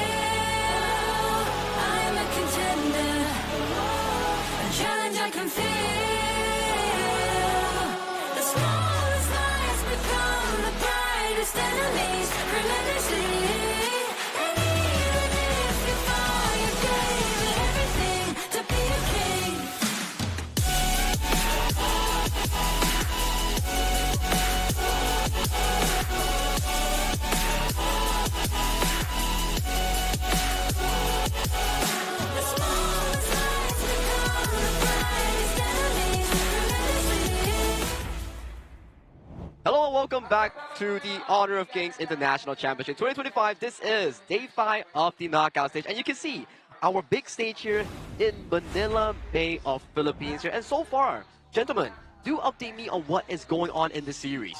Looks like it's going to be a very interesting time because Twisted Minds now are trailing to Blacklist International 2-1. And I mean, the picks in game number 3 have been really out of meta, I would say, kind of different from our usual picks. I mean, this is the thing as well, right? The last time we saw the Swansea come through with Mad Lash was when, obviously, Coach Chi Shuai was on Genji. And now he's the coach of Twisted Minds. It comes through as well. So is this just a coach pick that he loves to see, but unfortunately just didn't bear the fruit that Twisted Mind hoped? I think we keep on talking about all these game plans. On paper, yes, it works out really well. A reference that we can really take was the Zhuangzi into Nova Esports. And people say like, oh, you have Dharma and Mai Shinui. That's not really good against the Zhuangzi, but it always comes down to one thing, execution. This matters a lot, especially, yes, you draft a super good lineup into the Luna, but without the proper execution and with the early deficit, it's really hard to pull off with the Mad Lash. Yeah, very difficult, right? And at this point of time, this is not the position you want to be at. 2-1, it may not seem like the most dangerous thing, but this also means that right now, Blacklist International are on the cusp of a series point position. They are on the cusp of a series point position, right? I mean, if they get to 3-1, then it's literally just one further step. But then the worst case scenario could be Blacklist goes to 3-1, Twisted Mind takes it all the way to 3-3, and then Blacklist has got to try and win the ultimate battle here. Oh, that will be an interesting storyline here. But if we were to talk about numbers and facts, so far, Blacklist International hasn't won their ultimate battle yet. And if you look towards to the side of Twisted Minds, they have won their one ultimate battle against BTR by Vitality. So that's just numbers. So, I mean, the game plan is very simple, right? For the side of Twisted Minds, bring this to an ultimate battle, and then they can win from there. I mean, that is the most extreme possibility. The other possibility is we'll just win it 4-2. They could potentially win it 4-2 here as well, right? But I mean, Blacklist, after that game at number 3, looked very dominant. Like, they have the shortest time within their 2 wins. And to be honest, like, Twisted Minds had to go all the way to the 19 minutes, almost at a Tempest Dragon, to get that first dub against the side of Blacklist. So will we see some more quick Blacklist dubs, or will we finally get to see a Tempest Dragon match? The way to find out is really to see how they play the early game. So far, yes, Twisted Minds, they have been really proactive in the early game, but when it comes to transitioning those early game leads into these side lane towers, into these objectives, it hasn't been crystal clean as compared to the side of Blacklist International here. So for this game itself is to fix their early game and then make sure they can stampede that early game, bring it to a bigger lead in that 10-minute mark. Early game, right? It's all about early game. Twisted Minds, they're going to get one of either. So either the Pei or the Arlie, or Blacklist might ban them both, and we'll see maybe the Jin come out for the side of Twisted Minds, or even the Luna, right? So let's see what kind of bans they come up with. Twisted Minds, they go with the stock standard. It's going to be the Mai Shinui, Fire Ninja, along with the Sacred Warrior, the Athena. That's not going to be allowed in the Blacklist playbook for now, but the Arlie and Pei do not come through, so do we get the Luna? Potentially get the Luna here for the side of Twisted Minds, or even the Orgrin, right? Like, they've obviously expanded the Dolia. They're going to lock in potential mid lane here for Highlang. They want to give him another carry. Not quite the assassin type of carry, but definitely a late scaling mage here. A lot of turret control. Is going to be the Yixing, the Ford Master. It's a smart disengage as well in towards the draft. You do not want to give both the Yixing and Dharma towards the hands of Chami 1 and also Dragon here. And a smart pickup coming in for the channel. You open up the loan that they have already expanded in Game 2. So Twisted Minds, they're going to be forced into a situation where, hey, that's a channel lane counter. Do I still pick the Alien loan in towards the pack leader? Yeah, that's true. And I mean, maybe they can consider DMJ if that has not been picked up yet, because it is going to be the Dharma, the Martial Monk, picked up for the sort of Blacklist East International. This is a very tight situation. DMJ, like you mentioned before, able to cleanse himself out of the Dharma Truth mantra. But the thing is here as well, do we get the Zhang Fei here for Twisted Minds? Obviously, City Boy hasn't had this pick yet. We see this pairing quite a lot with Yixing, and it would definitely give a good, strong front line for something like the DRNG for Shanks here to shine. Apparently, they are hovering over to the Yuhuan here on towards Highland, so this will be a Yuhuan roam to funnel in those healing resources for those long and extended fights here. As we always talk about the Dharma situation, if you find a perfect Truth Mantra, cool, very nice. But if you miss it, and the enemy heals back from a low health to a semi or full health, you're going to be in a lot of trouble. That's what happened in game number 1. And now it looks like that's not going to be a situation that's present anymore. Oh, okay, wait, we're back again. They've reverted it back. So what happened in game number 1 was 90 caught out Chaz on the Yuhuan when they were switching on opposite sides. Correct. But now, does Chami 1 get more than what Twisted Minds is looking to bargain for? Let's see what happens here. Obviously, the Q1 coming through here is definitely going to answer the call of lack of sustainability, which we've seen time and time again within Twisted Minds draft here. So they're looking for their jungle, they're looking for their clash lane. They haven't played Byron for themselves just yet. Obviously, they aren't able to get the pay for themselves this time around. So will we get to see the lock-in of a tank jungle this time for Twisted Minds, or will they still look to try and get a bit of a carry here? Whoa. But, hello, Ormson. Eat your heart out if this... Oh, there we go. Never mind. Yeah, they're really trolling us. They keep doing that to us, but yeah, here we go. It's going to be the peace bringer, the Morts coming in, looking for the absolute control. And we already see this is the #1 hero for Chaz in the roam position for Blacklist International. I still remember the 4-man box that he did in the upper bracket against HBSC. That was just a marvelous attempt coming in from the Blacklist roam itself. As we pace on towards the second stage of the pick and bans here, we start to see more of the junglers in clash lanes being simultaneously removed from both of the pools.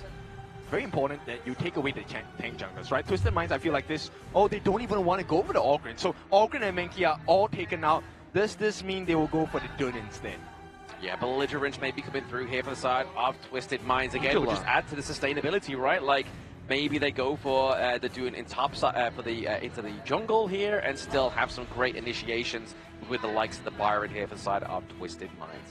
And an interesting pickup as well. So we usually see Blacklist International, when they pick up the Mozi, they will like to go on with a 1-2 setup here. So you get the Cannon Blast, and then you use the burst spell coming into whichever mid lane that has high burst here. And this direction that they're putting on right now is potentially going to be the Angela that will be locked in on this work pick coming in for the side of Blacklist International. It could even be the Smith and Blade, the God and Mo, you know, that's a nice combination.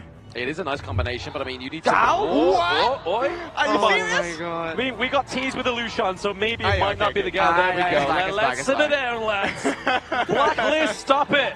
Stop it. They are like playing with my heart right now. It's always at the 0-second mark that the players are just swapping around the heroes and just playing with our decision making here. But makes a lot more sense here. Blacklist International picking up the Angela and Mozi here. So whichever big front line that will be picked up by Twisted Minds will be mitigated here. But they have a lot of CC. And who's not afraid of CC? Mulan, the Iron Bloom. Her heavy sword form gives her CC immunity towards these pesky CC champs like the side of Mozi and Angela. Yeah, I like this, right? The mobility offered by the side of Twisted Minds actually is quite scary. They also have the potential catch with the Board Master, but right now, we have Mr. Death from below being teased. I'm not going to be excited. Okay, now I am going to be excited. This is the Jashi Lam. Yes, Lam coming through here. Direct counter, obviously, to the Agudo. Obviously, being able to kind of climb on top of those critters kind of make a lot of sense here for the side of Blacklist. Stealthin, as we like to call it here, the hero title for Lam. Yeah, it will be a very interesting pick because this is a no-tank lineup coming in for the South Blacklist International. If their formation gets disrupted coming in by 90 on that Mulan, this could go really difficult for them. But hey, that's Blacklist International. They already showcased to us back in Game 3 that they are able to carry out these difficult team compositions with precise execution in this case here. So I'm very excited to see the showcase of both 90's Mulan and also Juschi on that Lam. I know, right? This is not what I expected in this series. I expected this series to be close, but right now it's not looking too close in comparison to what I had in my vision at the start of the day. Exactly. I mean, definitely a game to lose here for Twisted Minds. They have obviously the early game aggression thanks to the Agudo, the fast rotations here that we've already seen being displayed by Blacklist International. So you can imagine that Colleen is going to be able to kind of emulate that same kind of performance. And talking about the two lineup in this game for itself, it's very complete with early towards late game here, but the focus will be put towards the mid and roam for the first few parts of the game, and the late game setup will be on eyes, both on 90's Iron Bloom and also Champion on that Dharma Monk here. So these two players will be pivotal in this game 4 as we head on towards the Gorge to find out who will be victorious in this game number 4. Game number 4 is going to be a match Wait, almost here for Blacklist, or is it going to be the climb of Twisted Minds? Let's see the action unfold once again, ladies and gentlemen, at the Ayala Mall, Manila Bay. Let's go crazy. Yeah, we're now at game number 4. This one really sets the tone, right? I mean, at this point, if they get the early wave here, they're able to make the rotations. But I like you to see that sneaky rotation coming in from the side of Clean. Yeah, forcing the flash out there. Boardmaster Highlang has to be using that pretty early there. That's going to put a lot of pressure onto the side of Twisted Minds, and City Boy maybe getting caught out. The cannon blast into the troop. Beautiful play here by the side of Blacklist, but can they get a bit of a turnaround now? We see Clean with the help of the Iron Bloom. 90 takes a 2-1 trade. Beautiful start this time. They come back swinging, and Twisted Minds, this is exactly what they need to do. But Joshi, he knows what's going on. He is going to get surrounded though. He's going to get surrounded, but I mean, at the same time, he's just looking to steal away some of those resources from the side of Twisted Minds. If they're not going to get the kill advantage, you may as well get the gold.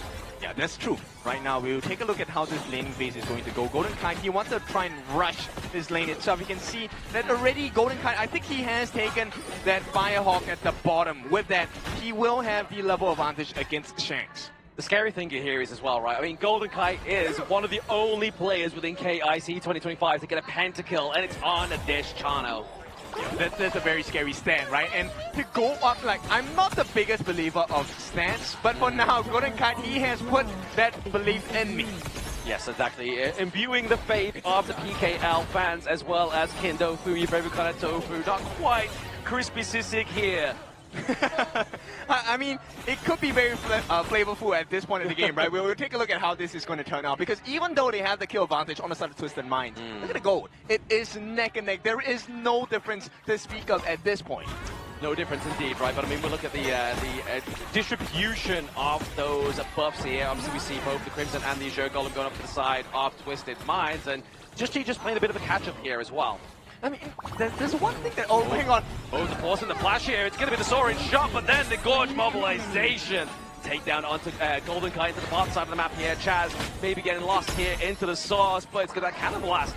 Drives away Highlang. But success is found. This is exactly what Twisted Minds needs. City Boy, he got away with a sliver of health. Now with a 3-1 score. Nice catch! What a beautiful take in Liberties. They get the board, but can they take the kills here? The Blazing Brilliance chops down Clean, but Iron Boom into the back line. 90 with the pickup here.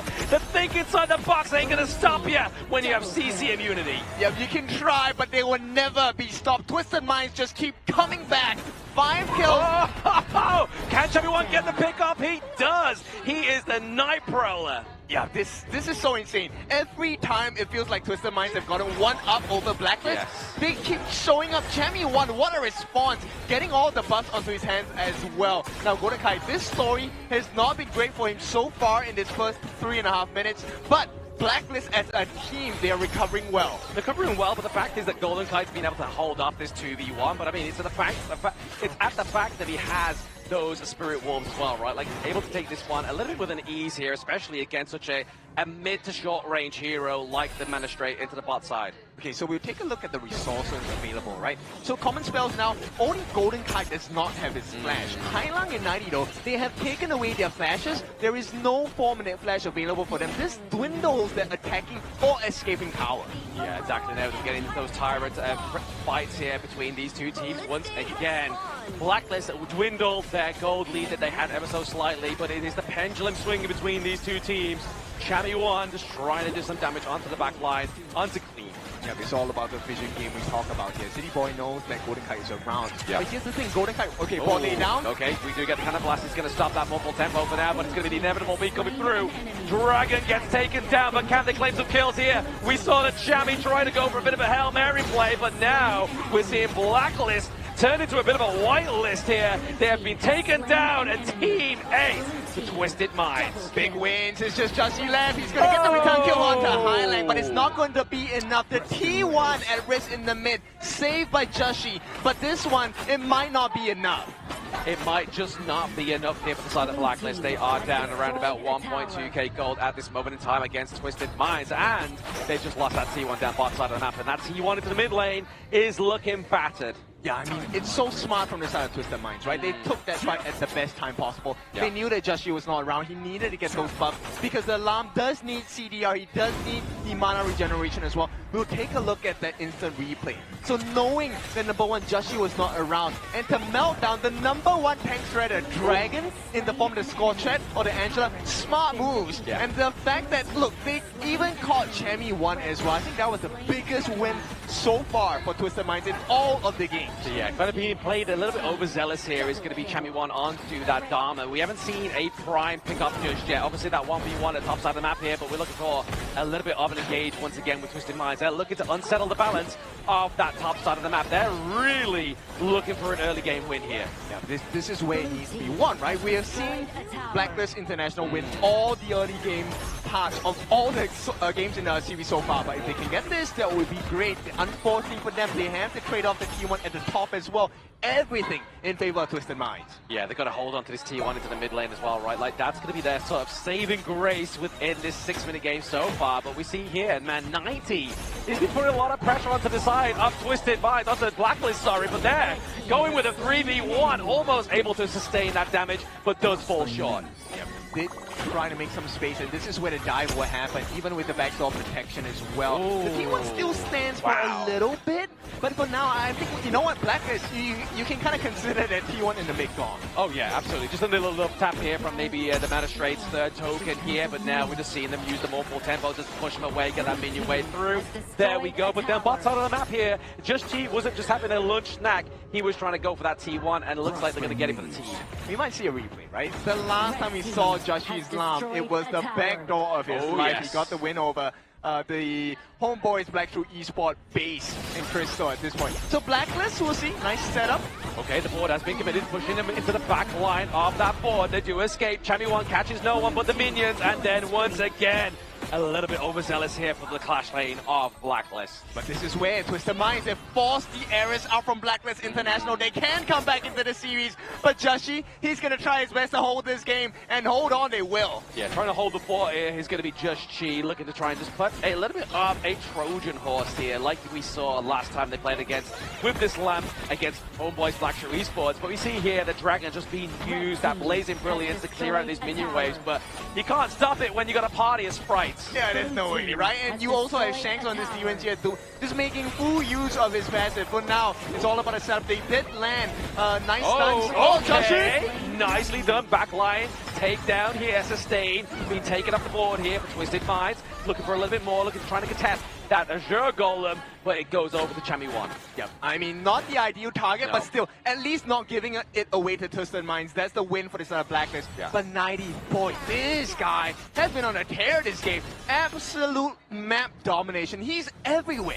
He's been watching KIC's games, man, I swear. Like, he has definitely been on the masterclass there, but the boards have been nothing short but masterful here for Highlang. I mean, these are the two players we wanted to see shine today, right? Highlang as well as 90. They need to get those skills down, and so far, like you said, Highlang, every board has been successful. Was it the perfect one? Not really, but they did get a lot of value from it. Absolutely a lot of value. Just kind of like sorting out the enemy team there, but speaking of his own death, he's the backline off the side of Blacklist by the Iron Bloom. 90 here, he is on the prowl. Yep, he did expend the flash, so that was a heavy cost. Rewards, not too worth it at this point. Didn't manage to get a kill, but they have secured some map pressure, which means they have some space for the Shadow Overlord. No, just Overlord at this point.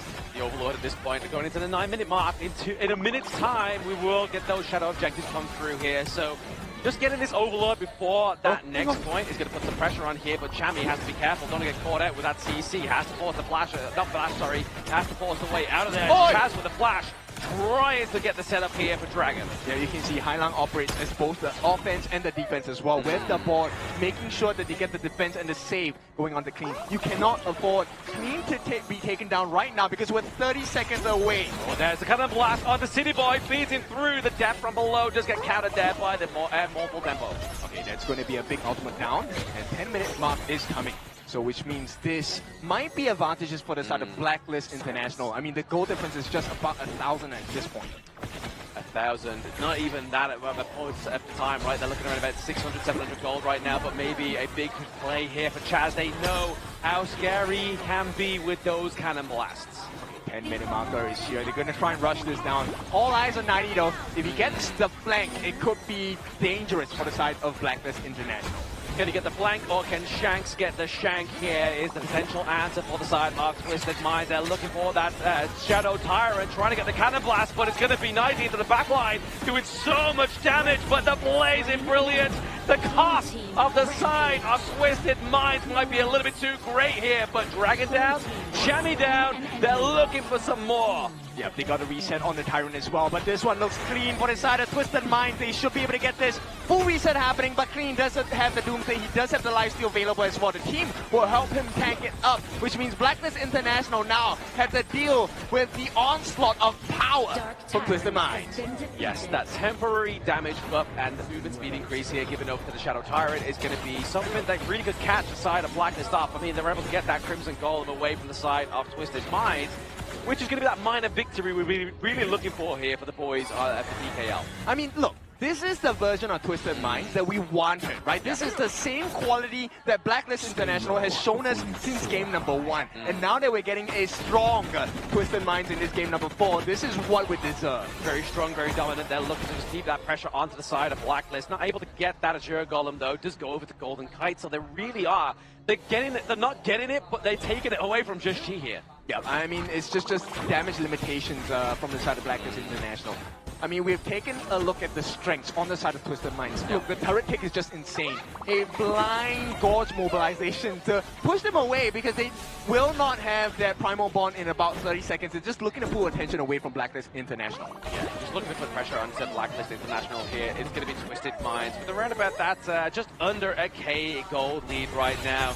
But I feel like if Blacklist lose this team fight and Twisted Minds get this Shadow Overlord, it could spell a little bit of a disaster here for the boys in Blacklist. Even if they don't destroy the crystal, if they take this Shadow Overlord, it's a guaranteed T3 for Twisted Minds. Oh, absolutely. I mean, with that minion wave down bot side of the map here as well, just being pushed through and ushered through here for...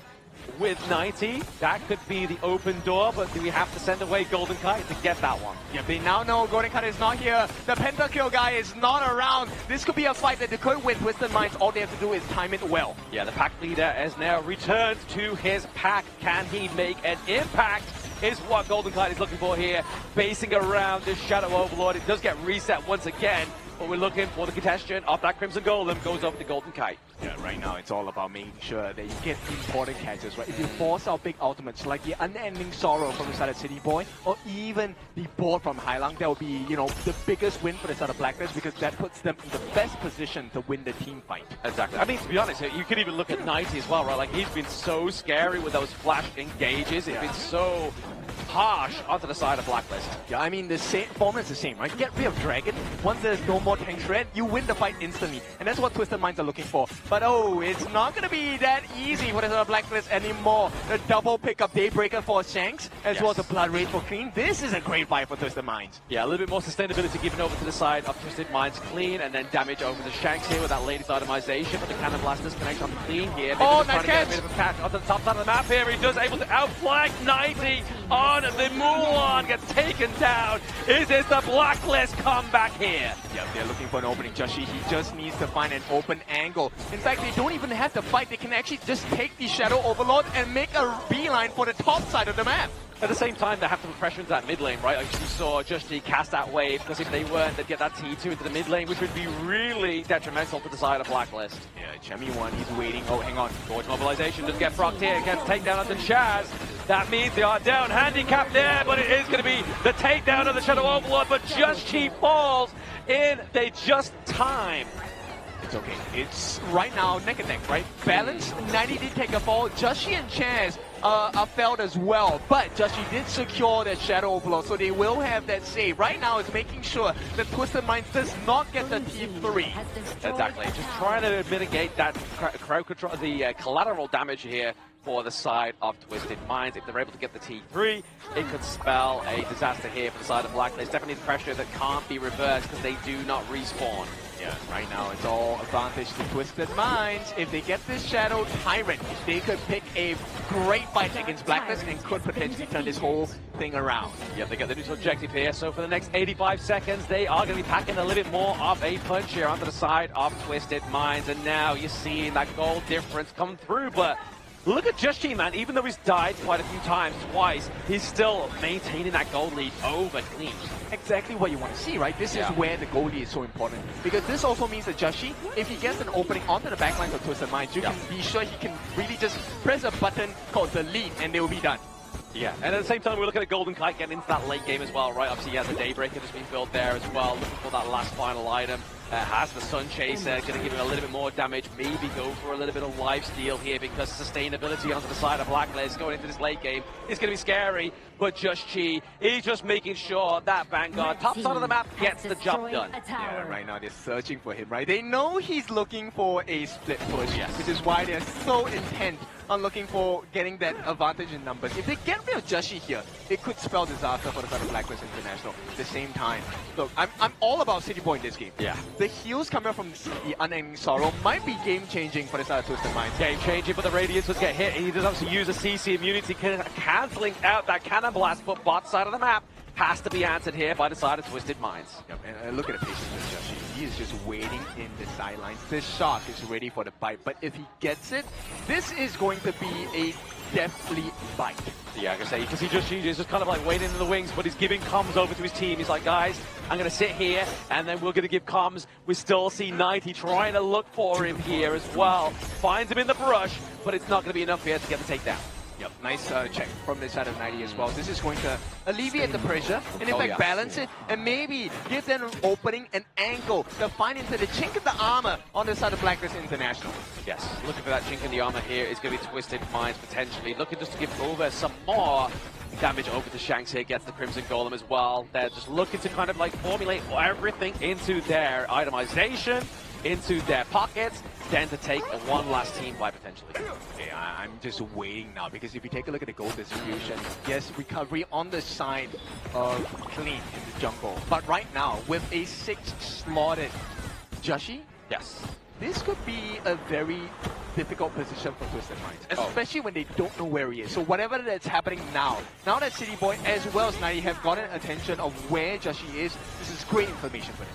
Great information. He's just built the Sage's Sanctuary as well, right? So we could be seeing a little bit of an aggressive dive into the back line, but Champion 1 has taken too much damage from my liking before a next team fight. The full tempo does actually get the catch out of Dragon into the back line here, but it's going to be that Overlord that's going to be taking place here as well. Just Chi has to be careful. He's taking too many liberties at the same time. Trying to get the dive on the back line. The death from below, but can they pick up a kill here? 3v1. Chan is not able to get that lifeline and flash into the back line here.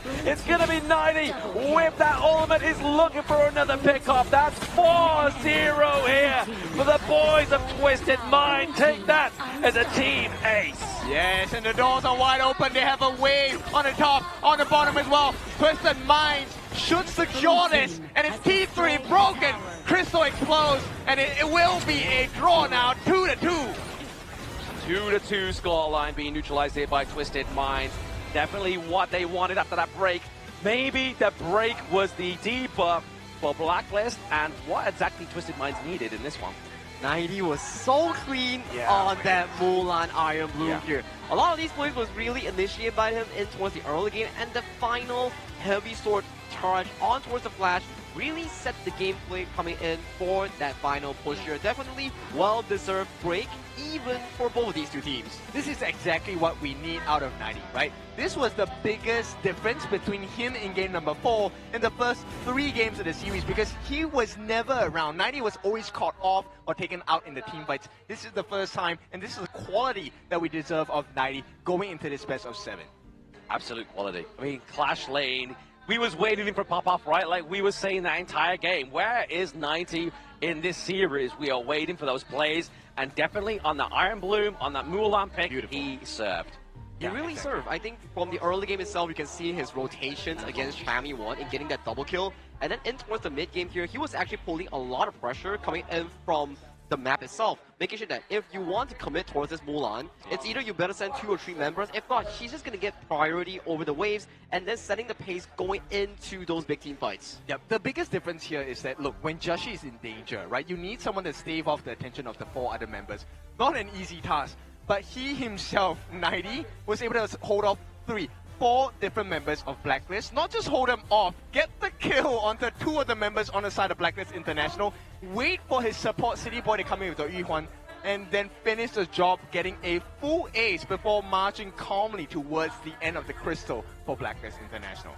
Yes, that was a scary plays here from Twisted Minds. Definitely neutralizing this game. It looks like we are going to go for a full best of 7 at this point, right, lads? I mean, we are 2-2 drawn right now, but let's look at that game number 4 post-game analytics. I want to really highlight on the dynamic that Blacklist International was trying to do, due to the fact that the early game was already really difficult for Just Chi to flourish on this jungle assassin. Chami was forced into a position that he has to let go of the farm, funnel everything into Just Chi's pocket for him to go head-to-head against Clean, who had a snowball of a start in that early to mid game.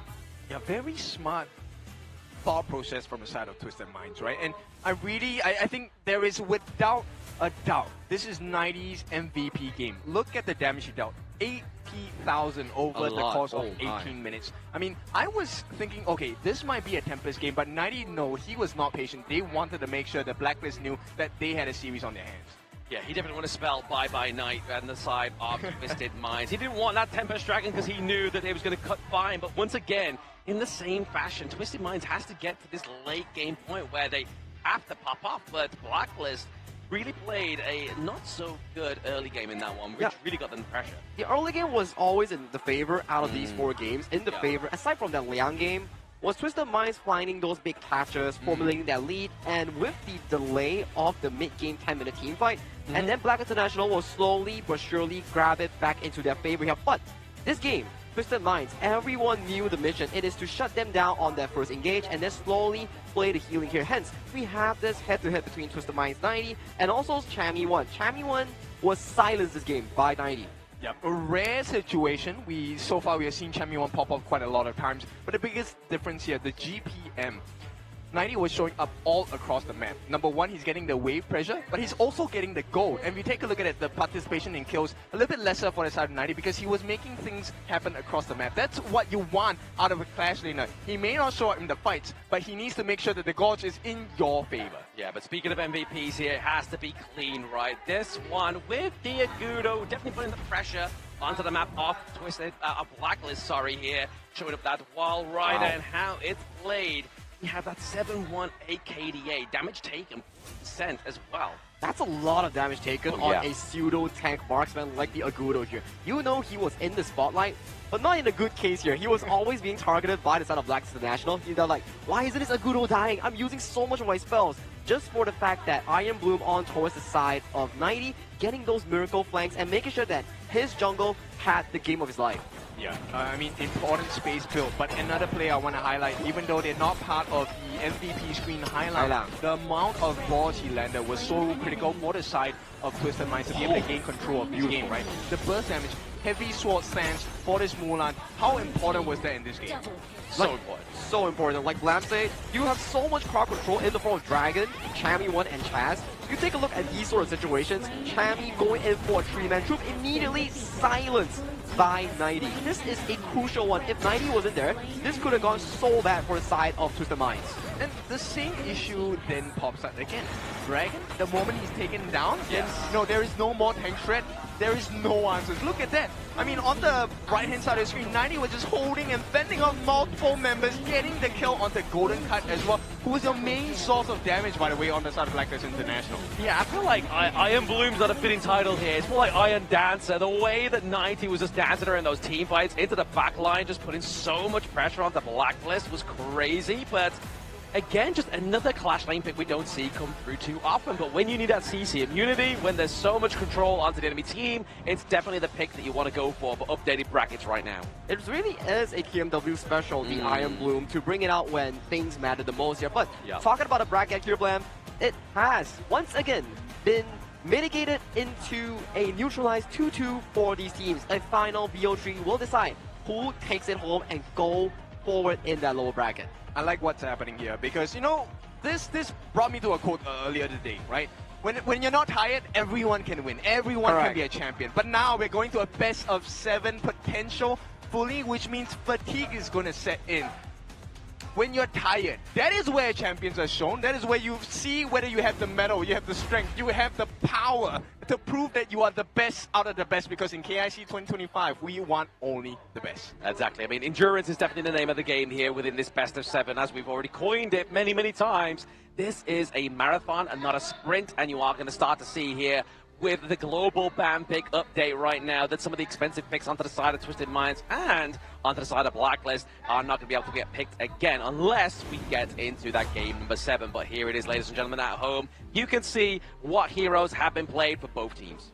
Then talking about global ban pick, right? These are 20 default bans applied towards both teams here. As we pace ourselves into Game 5 and Game 6, the drafting pressure will be insurmountable, and the coaches will play a pivotal role in making sure that these picks are going to be making the highlight coming into Game 5 and Game 6 draft, because when you have 20 bans and also 4 bans later on in the pick and bans, you're going to be wondering like, hey, how do I make a reasonable draft for my players to be comfortable in these high-stakes situations? Yes, very important, right? Right now, if you take a look at it, both of them have not used the oranges yet.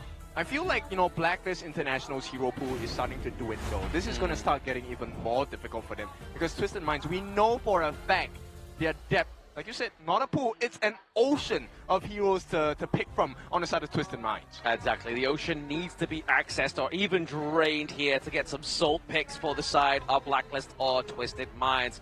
Obviously, around about 1 minute and 50 seconds until we get into the BP of the next game. But once again, we're at the potential break point as well. Is Blacklist going to want to try and clean this enough quickly so to get another break, get some more bananas? Or is Twisted Minds really going to put the stop here to this break buff of Blacklist International? I think it's difficult because so far, Game 1, Blacklist, Game 2, Twisted Minds, and then there has been a repeat of 1 game for each side here. To pick the equilibrium here, they need to be putting on a masterclass of a draft to showcase themselves like, hey, those few games in the early game, we messed up, yes, but these few drafts that we're about to bring up, we are not making any single mistakes moving on towards the final few games here. But take a look at the side selection here. With the loss that Blacklist have suffered in Game 4, in Game 5 itself, they do select the red side, the reactive side. We talk about it. When you are burning down heroes in Game 1 to Game 4, Game 5 and Game 6 is the prime time to head over to the red side where there has no more priority picks from the blue side. Yeah, we'll take a look at how that's going to be like, because if you take a look at the hero pool on the side of Blacklist, yes, they are on the red side. They get to pick 2 picks at the start. But then this prior pick going to the side of Twisted Minds, look, the jungle, the pay is still available, the organ is still available, and look, a majority of the clean signatures are still open for him to pick. What is your answer if you're on Blacklist International side? Do they go for the Chaz selection, the Chaz celebration, the Liam Poe, right? Obviously, he hasn't quite had that one just yet. The burst ram, obviously, we've seen many, many times some epic performances here on Chaz, but so far within this series, it's not seeming to shine, right? Like, we normally get great Motsu plays here by Chaz. That one didn't quite fit the pale there just because of Twisted Minds' draft being so good at CC immunity, so maybe they are going to go for a bit more tank here for Chaz. Chaz, like you mentioned, the Lapu is still available, the Liam Poe is still available, or the counter pick in terms of a Zhuangzi Dream Wanderer. Those are the available hits here coming in from Blacklist International here. But Twisted Minds, my question is, do they still go for the Athena ban, or are they prepared to bring it out in this Game 5? I feel like if you're on Twisted Minds, you only give the Athena when you feel like, hey, there is no more strong heroes on the side of Blacklist International. So I think this game might not be the game that you pick off the ban hammer of Athena. I still think Athena will be banned. The question now is, okay, we now have the option of exploring very, very clinical combos like Liu Bang, Lian Po, right? That delivery system. We might see the Jing Liu Bang as well. These are all very big difference makers in the game. So I want to see Twisted Minds. What is this first pick? And it is looking like it is the beast, Zhang Fei, coming in. City Boy. Oh, wait, no, they're going to look to potentially go for the Flowborn Marksman here as well. So obviously this is a big pick for Shanks, right? We've seen it many, many times within KIC 2025 where he is able to get access into that backline, do so much shred before the team fight even happens. And there's a smart pickup here. Due to the fact that Blacklist International, they have burned through a lot of these priority marksmen here, the potential heroes that are available for Golden Kai might be in the form of Consort Yu, Aaron, or even the likes of a Fang here. So it's dwindling down to a very low pool on towards the marksman. But talk about an engager, you can't disregard the new Weefar Dadu, the Lapu Lapu, Hubbard for the side of Blacklist International here. My question is, do they pick up the all-run here for the side of Just G? Yeah, that'll be quite interesting, right? Because right now Lapu Lapu is able to tank quite a lot. Now, if you're new to the game, Lapu Lapu is also known as the Reef Datu. And we'll see, okay, we're going to get the Cannon Bell. This is going to be Lady Sun, one of the biggest burst damage heroes available in the farm lane. Is it going to be the difference maker here? I mean, it's going to be the late game assurance as well, right? Obviously, using that grenade to get that armor pen onto the damage onto the side of Twisted Minds, maybe what they need to shred down such a tank like the Zhangfei. It's true. So right now, the jungle pool will be a prime contention here. Twisted Minds, they can freely go for a tank jungle to really allow for the side of the Flowborn Marksman to find those big moments in towards the late game here. But they're hovering towards the Sun Ce and also the Charlotte here. They're deciding on which playstyle they want to. But due to the fact that 90 has had a phenomenal game for performance, they bank on this Charlotte once again on towards 90. This is a very big pick. We've seen how devastating teams can be with the Charlotte pick, right? Especially when you get the flash power gradation dive on the backlines. That really deals the worst amount of damage. But they're going to try and even that out with the burst potential of Fatih. So with that being said, Blacklist, we will take a look at what's happening for the rest of the second half of the bans. Because the mid laners are still open. And I feel like this is where the damage will be done. Yes, potentially here, damage done for these two. I mean, the clash lanes as well, right? This is two heavy backline access heroes. You have, obviously, the Mighty Conqueror and then, obviously, Charlotte here as well. Interesting bans here for the side of Twisted Minds here. Removing the Musashi and also the Fade. Yep. I think they really want to force the side of Blacklist to pick the Organ here right now so that they remove the pull in Game 6 to have no Organ and Daji for the Luna counter. Actually, yeah, the Heart Seeker Dashi, I think it makes a lot of fun, but yeah, I don't think that's going to be the prior pick here. There is also another consideration. You can go for the Ziya, but I think Ziya is too big of a risk at this point. You want to see what the other two picks are on the side of Twisted Minds as they wrap up the combination. Because imagine a level 25 Lady Sun. Holy, the damage. So much damage here, and I mean, we got the Soul Guide coming through, and there it is. We have the Suya pick coming through also, but the damage reduction going onto the likes of the Org. I like the setup here coming in for such as the Minds. Too. You want to be bursting down the Organ, and what better way of doing it is to lock in a Ziya, that spell one to splash on towards you, removing your resistance, and also the side of Nakoruru that does super well into these big beefy boys such as the Organ himself here. So this early game will be quite pivotal for the side of Blacklist International, especially Just G on this Organ, to break through the line coming in for the jungle known as Queen on the Nakoruru. Okay, I like this answer by the side of Blacklist International as well, right? The Yixing Ball Master here. If he's able to get the board, this limits the movement abilities on the side of Twisted Minds. If you take a look at their composition, they're very mobile. The Zhangfei, once he gets his Unbridled Orbus, he will be able to jump left and right. I mean, just leave anywhere on the map, right? And this creates space for Shanks on this Flowborn Marksman, also known as Steady Will.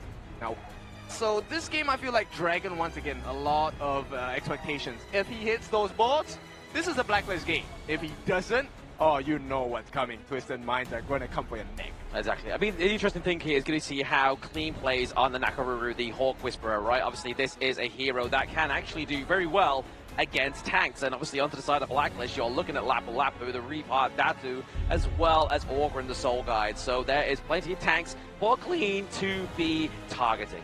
I like how you bring up the fact that all these carry junglers are in the game, but I think we need to focus on one specific role as well. The roamers are both setup roamers. Whoever plays the setup correctly in those big team fights might reward their team this game 5 victory itself here, with players locking in their draft in this game number 5.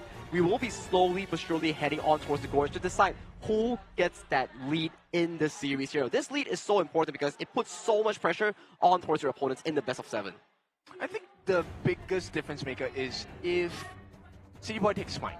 Because I think that will be the main difference, right? If City Boy takes Smite, then he has the potential of working against Blacklist International in this big scuffles in the neutral objectives. But for Lapu Lapu, do you really want to take a Smite on Lapu Lapu?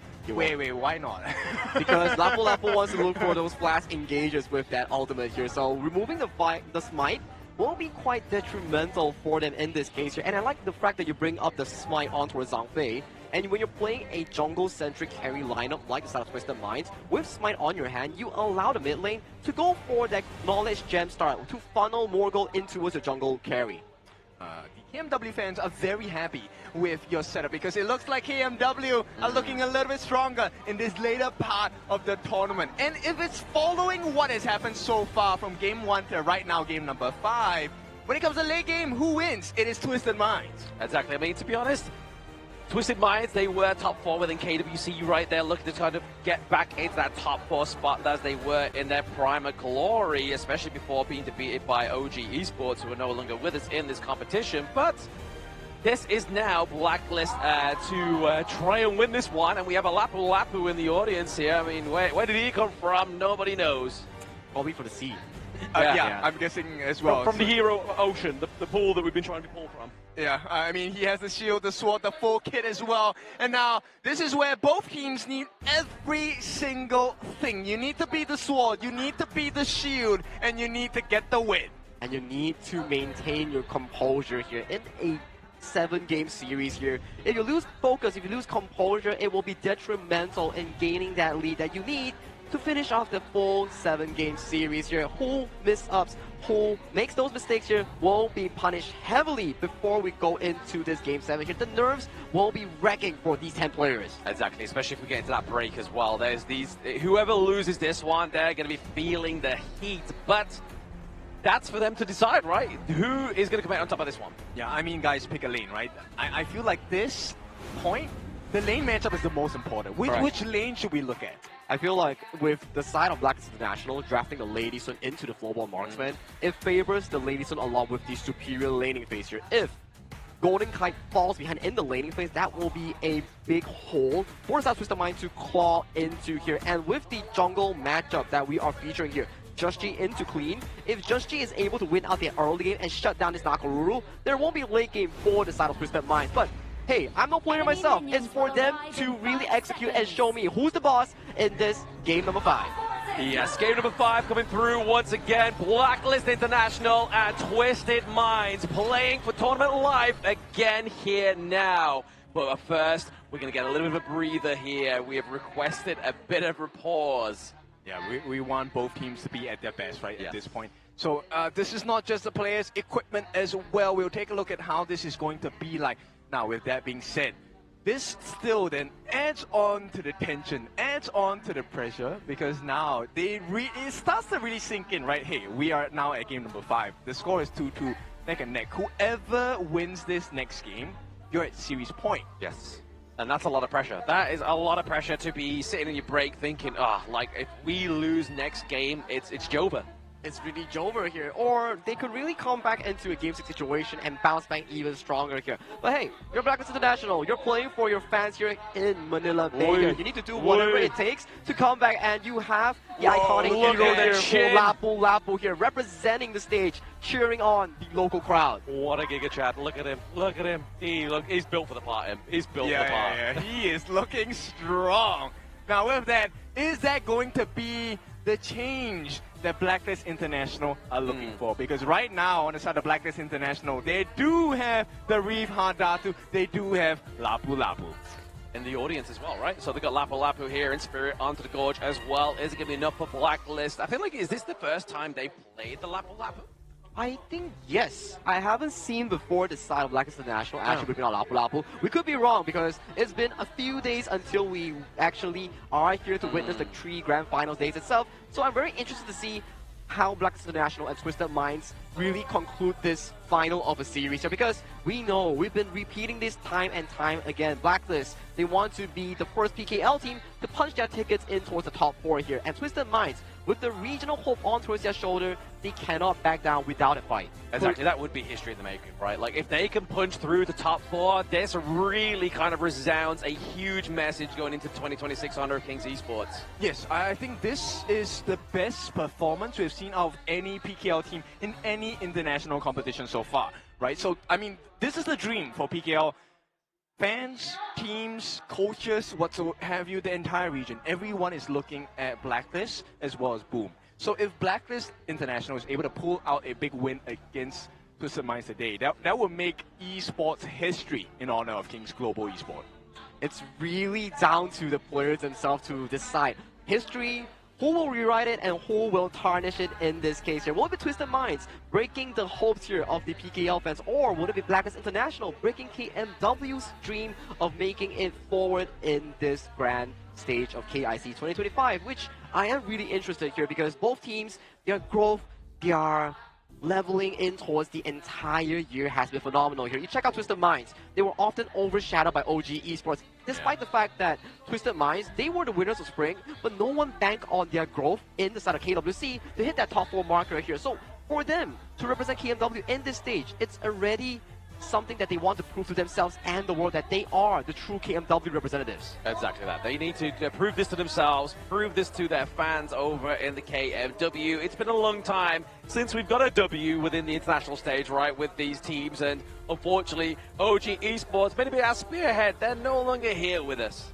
Yeah, and here's the kind of difficulty you're being placed in at this point. Yeah. If you lose the series, you are going home. That's the end of your dreams in KIC 2025. So, I mean, if there's any reason to do it, if not for success, it is not to go home today. It's a fragile road ahead. That's why with every step you take, with every execution you take, you need to be going in with a lot of caution here. But let's move our focus back in towards both teams' draft here. I do believe that we look at the side of Twisted Minds, their draft is much more solid and composed to challenge the side of Blacklist International. They are on a timer itself, where the Lady Sun needs to win the lane and the Augur needs to gain control of the Queen Nakaruru's jungle per se. Yeah, there needs to be some kind of like contention into the enemy jungle here. You can't just kind of allow the Nakaruru just to kind of just clean up shop, then come for the Augur. And I feel like we've seen this matchup happen before, and it was just because the fact is that the Ogryn were able to contest the enemy team's Nakaruru, the Hawk Whisperer, just meant that when she started getting that combos off, using that passive, the damage was just too much. And the scary thing about it is Nakaruru is one of the most mobile and agile jungles as well. One of the many, right? So, yes, Ogryn does have quite a bit of mobility, but doesn't match up with the Nakaruru, which is the very scary option. Now, with that being said, if Clean gets the gold advantage, level advantage, I feel like this game is over, at least in the early parts. Maybe Blacklist does hold on, but it's going to be tough. And you also had a Divine Enforcer Ziya on the side of Twisted Minds here, so they really covered their base here, but the only thing that they didn't cover is the fact that both side lanes, Charlotte and also the side of the Floorboard Marksman,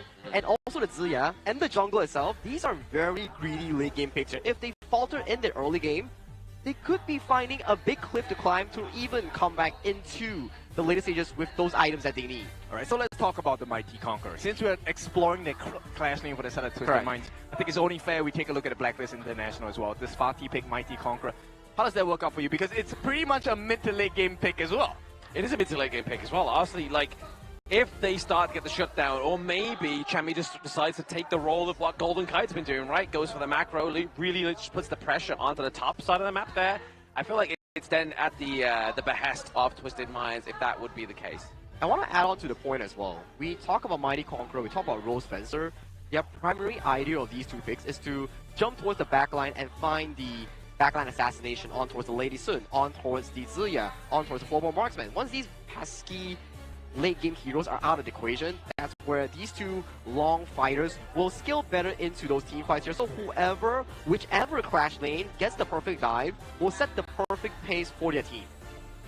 I want to see what kind of pacing they do, because if you take a look at every extent, early to mid game, you want Ziya to have success, right? You want him to get that level 15. Once he gets that level 15 sanctification, instantly into the hands of that Floorboard Marksman, the Steady Will, right? Who's piloted by Shanks. And we all know this is his #1 pick.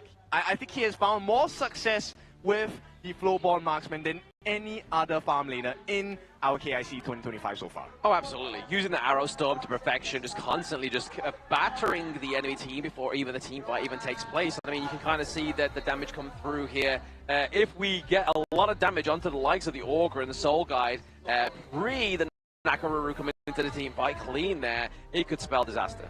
It could. Or the flip side that we need to highlight is also Lady Sun. If she gets rolling, her rolling rate and also the grenade combo could take about like what 70% of her health if she gets ahead of the game. So all these are what ifs that we need to be looking for in the game itself. but so far out of the 2 drafts, the early game definitely favoring towards our Blacklist International, but the mid to late game more favored towards the side of Twisted Minds if and only if they don't suffer a 2,000 to 3,000 goal lead prior to the 10-minute mark. I think the frag grenade is going to be a very interesting thing, right? I want to see if Golden Kite is going to be able to land it. Once the frag grenade goes in, lands onto the different members on the side of Twisted Minds, you know, the more targets he lands on, the more dangerous it becomes for Twisted Minds. But at the same time, the concept of burst, I mean, you can't deny Twisted Minds burst is super scary as well. Nako Ruru with gold advantage, level advantage, if he gets his jump on the Golden Kite, bye-bye. It's kited out.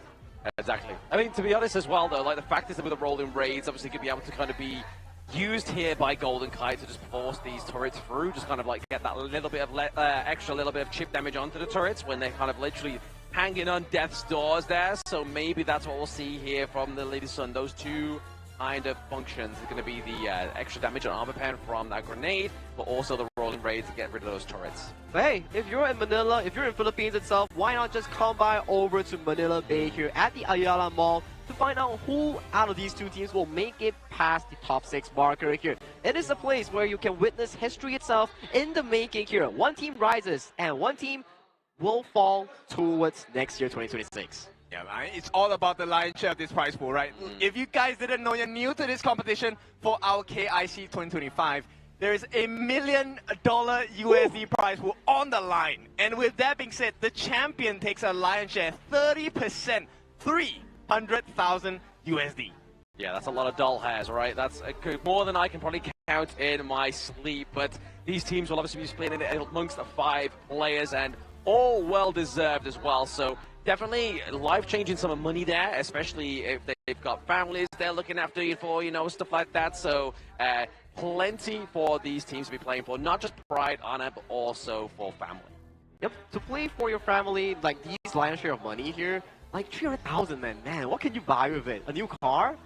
Down payment to a house? Or even your favorite hobby, or a nice trip for your entire 10-man family here. So they are definitely fighting for every single thing for their family here. But for now, this technical pause will definitely be resolved soon, as we need to be looking into the specifics of the thing and to really allow our teams to both play into an equal standing ground. We will catch you right after this short break to sort out this technical difficulty.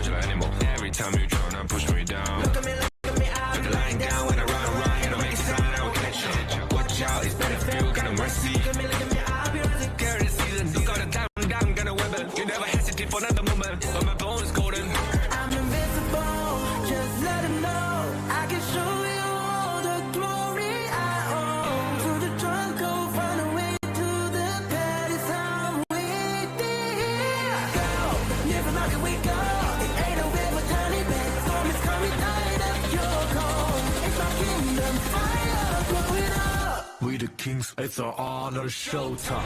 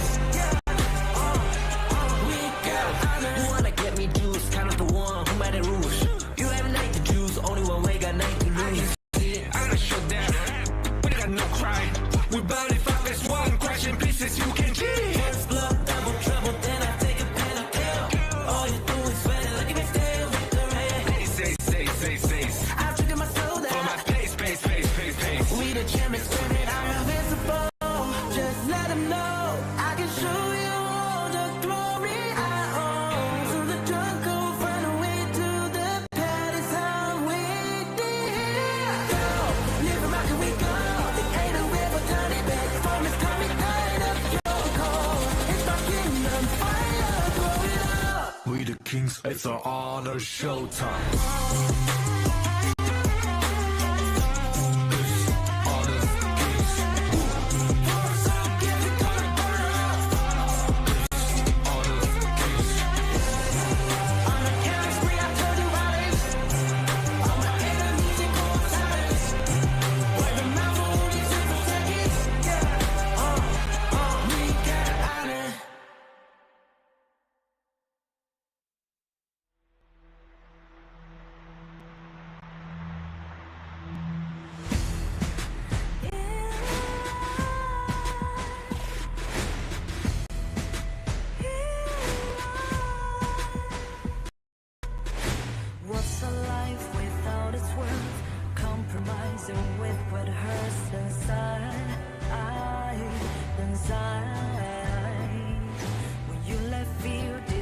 your fate. You don't choose which path to take alive. In life, I'm finally letting go of everything that still holds me. I'm against the odds, but I won't give up, 'cause it's my time to shine. Standing in the spotlight, can no one back me down. Destiny is calling high. I'm not afraid to fight for everything I love. Victory's on my side.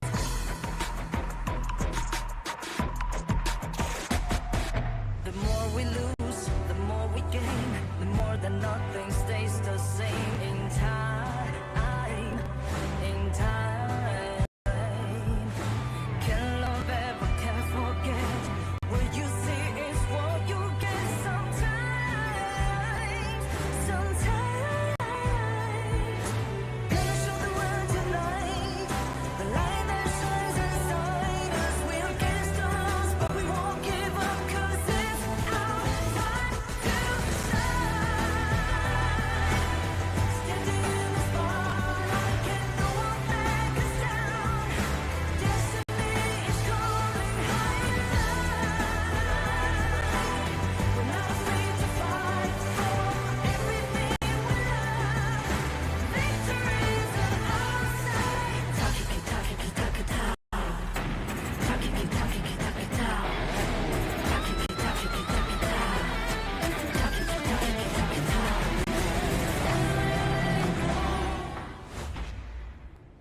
And welcome back to the Honor of Kings International Championship 2025. I'm your Desolate analyst for today's Sagi HOK. With me are your casters, the Voices of the Gorge, Lam Mobile, and also Ken Dofu here. We are back after a short break. Yep, welcome back. It is time to get right into things here. It's going to get a little serious because we are at game number 5. Winner is going to take a huge step forward into series point, meaning they just need to win one more game after this to be able to take the entire series. Yes, one more match for the team who wins this game. Obviously, we just had a little bit of a pause, a technical pause here to make sure that the players are played to their best of their advantage with their advices as well. So let's hope that's all been fixed now and we can get into this game number 5. The facial expressions you're coming in from both of these squads are a bit relaxed, I would say, even though it's like game fight itself, very pivotal of a game here to decide who holds the series point going into that best of 7. But you know, they have a lot of experience, they have a lot of these trainings. Composure is the main thing that they need to maintain before going into such a big series. It's important to keep calm and to really understand what the next step is, right? Not just for yourself. I think the most important part is to understand what is next for your opponents. Once you understand what they're trying to do, it's easy to find and squeeze those gaps, find those chances and opportunities, right? If you can't find those openings, you make them. And that's what makes good teams great teams, when they're able to outplay their opponents, not just physically in the game, but also mentally as well. Yes, mental preparation is definitely one of the key things you need to be a Honor of Kings esports player. But I mean, we speak about Honor of Kings esports players. We've had some players grace us all the way from the Open Series, right? So this, yes, they're not in the tournament anymore, but the fact is you can make it all the way to the KIC from the Open Series, which is something that if you are an aspiring Honor of Kings esports player next year, you want to be looking at the Open Series 5 and maybe potential 6 come through later on in the years as well, so you can find your way and pave your way to glory. Yeah, it's very important. That is a beautiful storyline for every aspiring pro out there, to know that as long as you grind, as long as you pace yourself in towards these trainings here, eventually your hard work will be paid off if you are good enough for the competitive challenge. Also, if you are just a fan, you want to watch and enjoy the games, come down, join us. You can see the arena, the venue is packed here. We are at Ayala Mall's Manila Bay. With that being said, I mean, okay, I believe there's still some spaces, maybe a couple of seats left, but across the different levels of the mall, there are so many people here.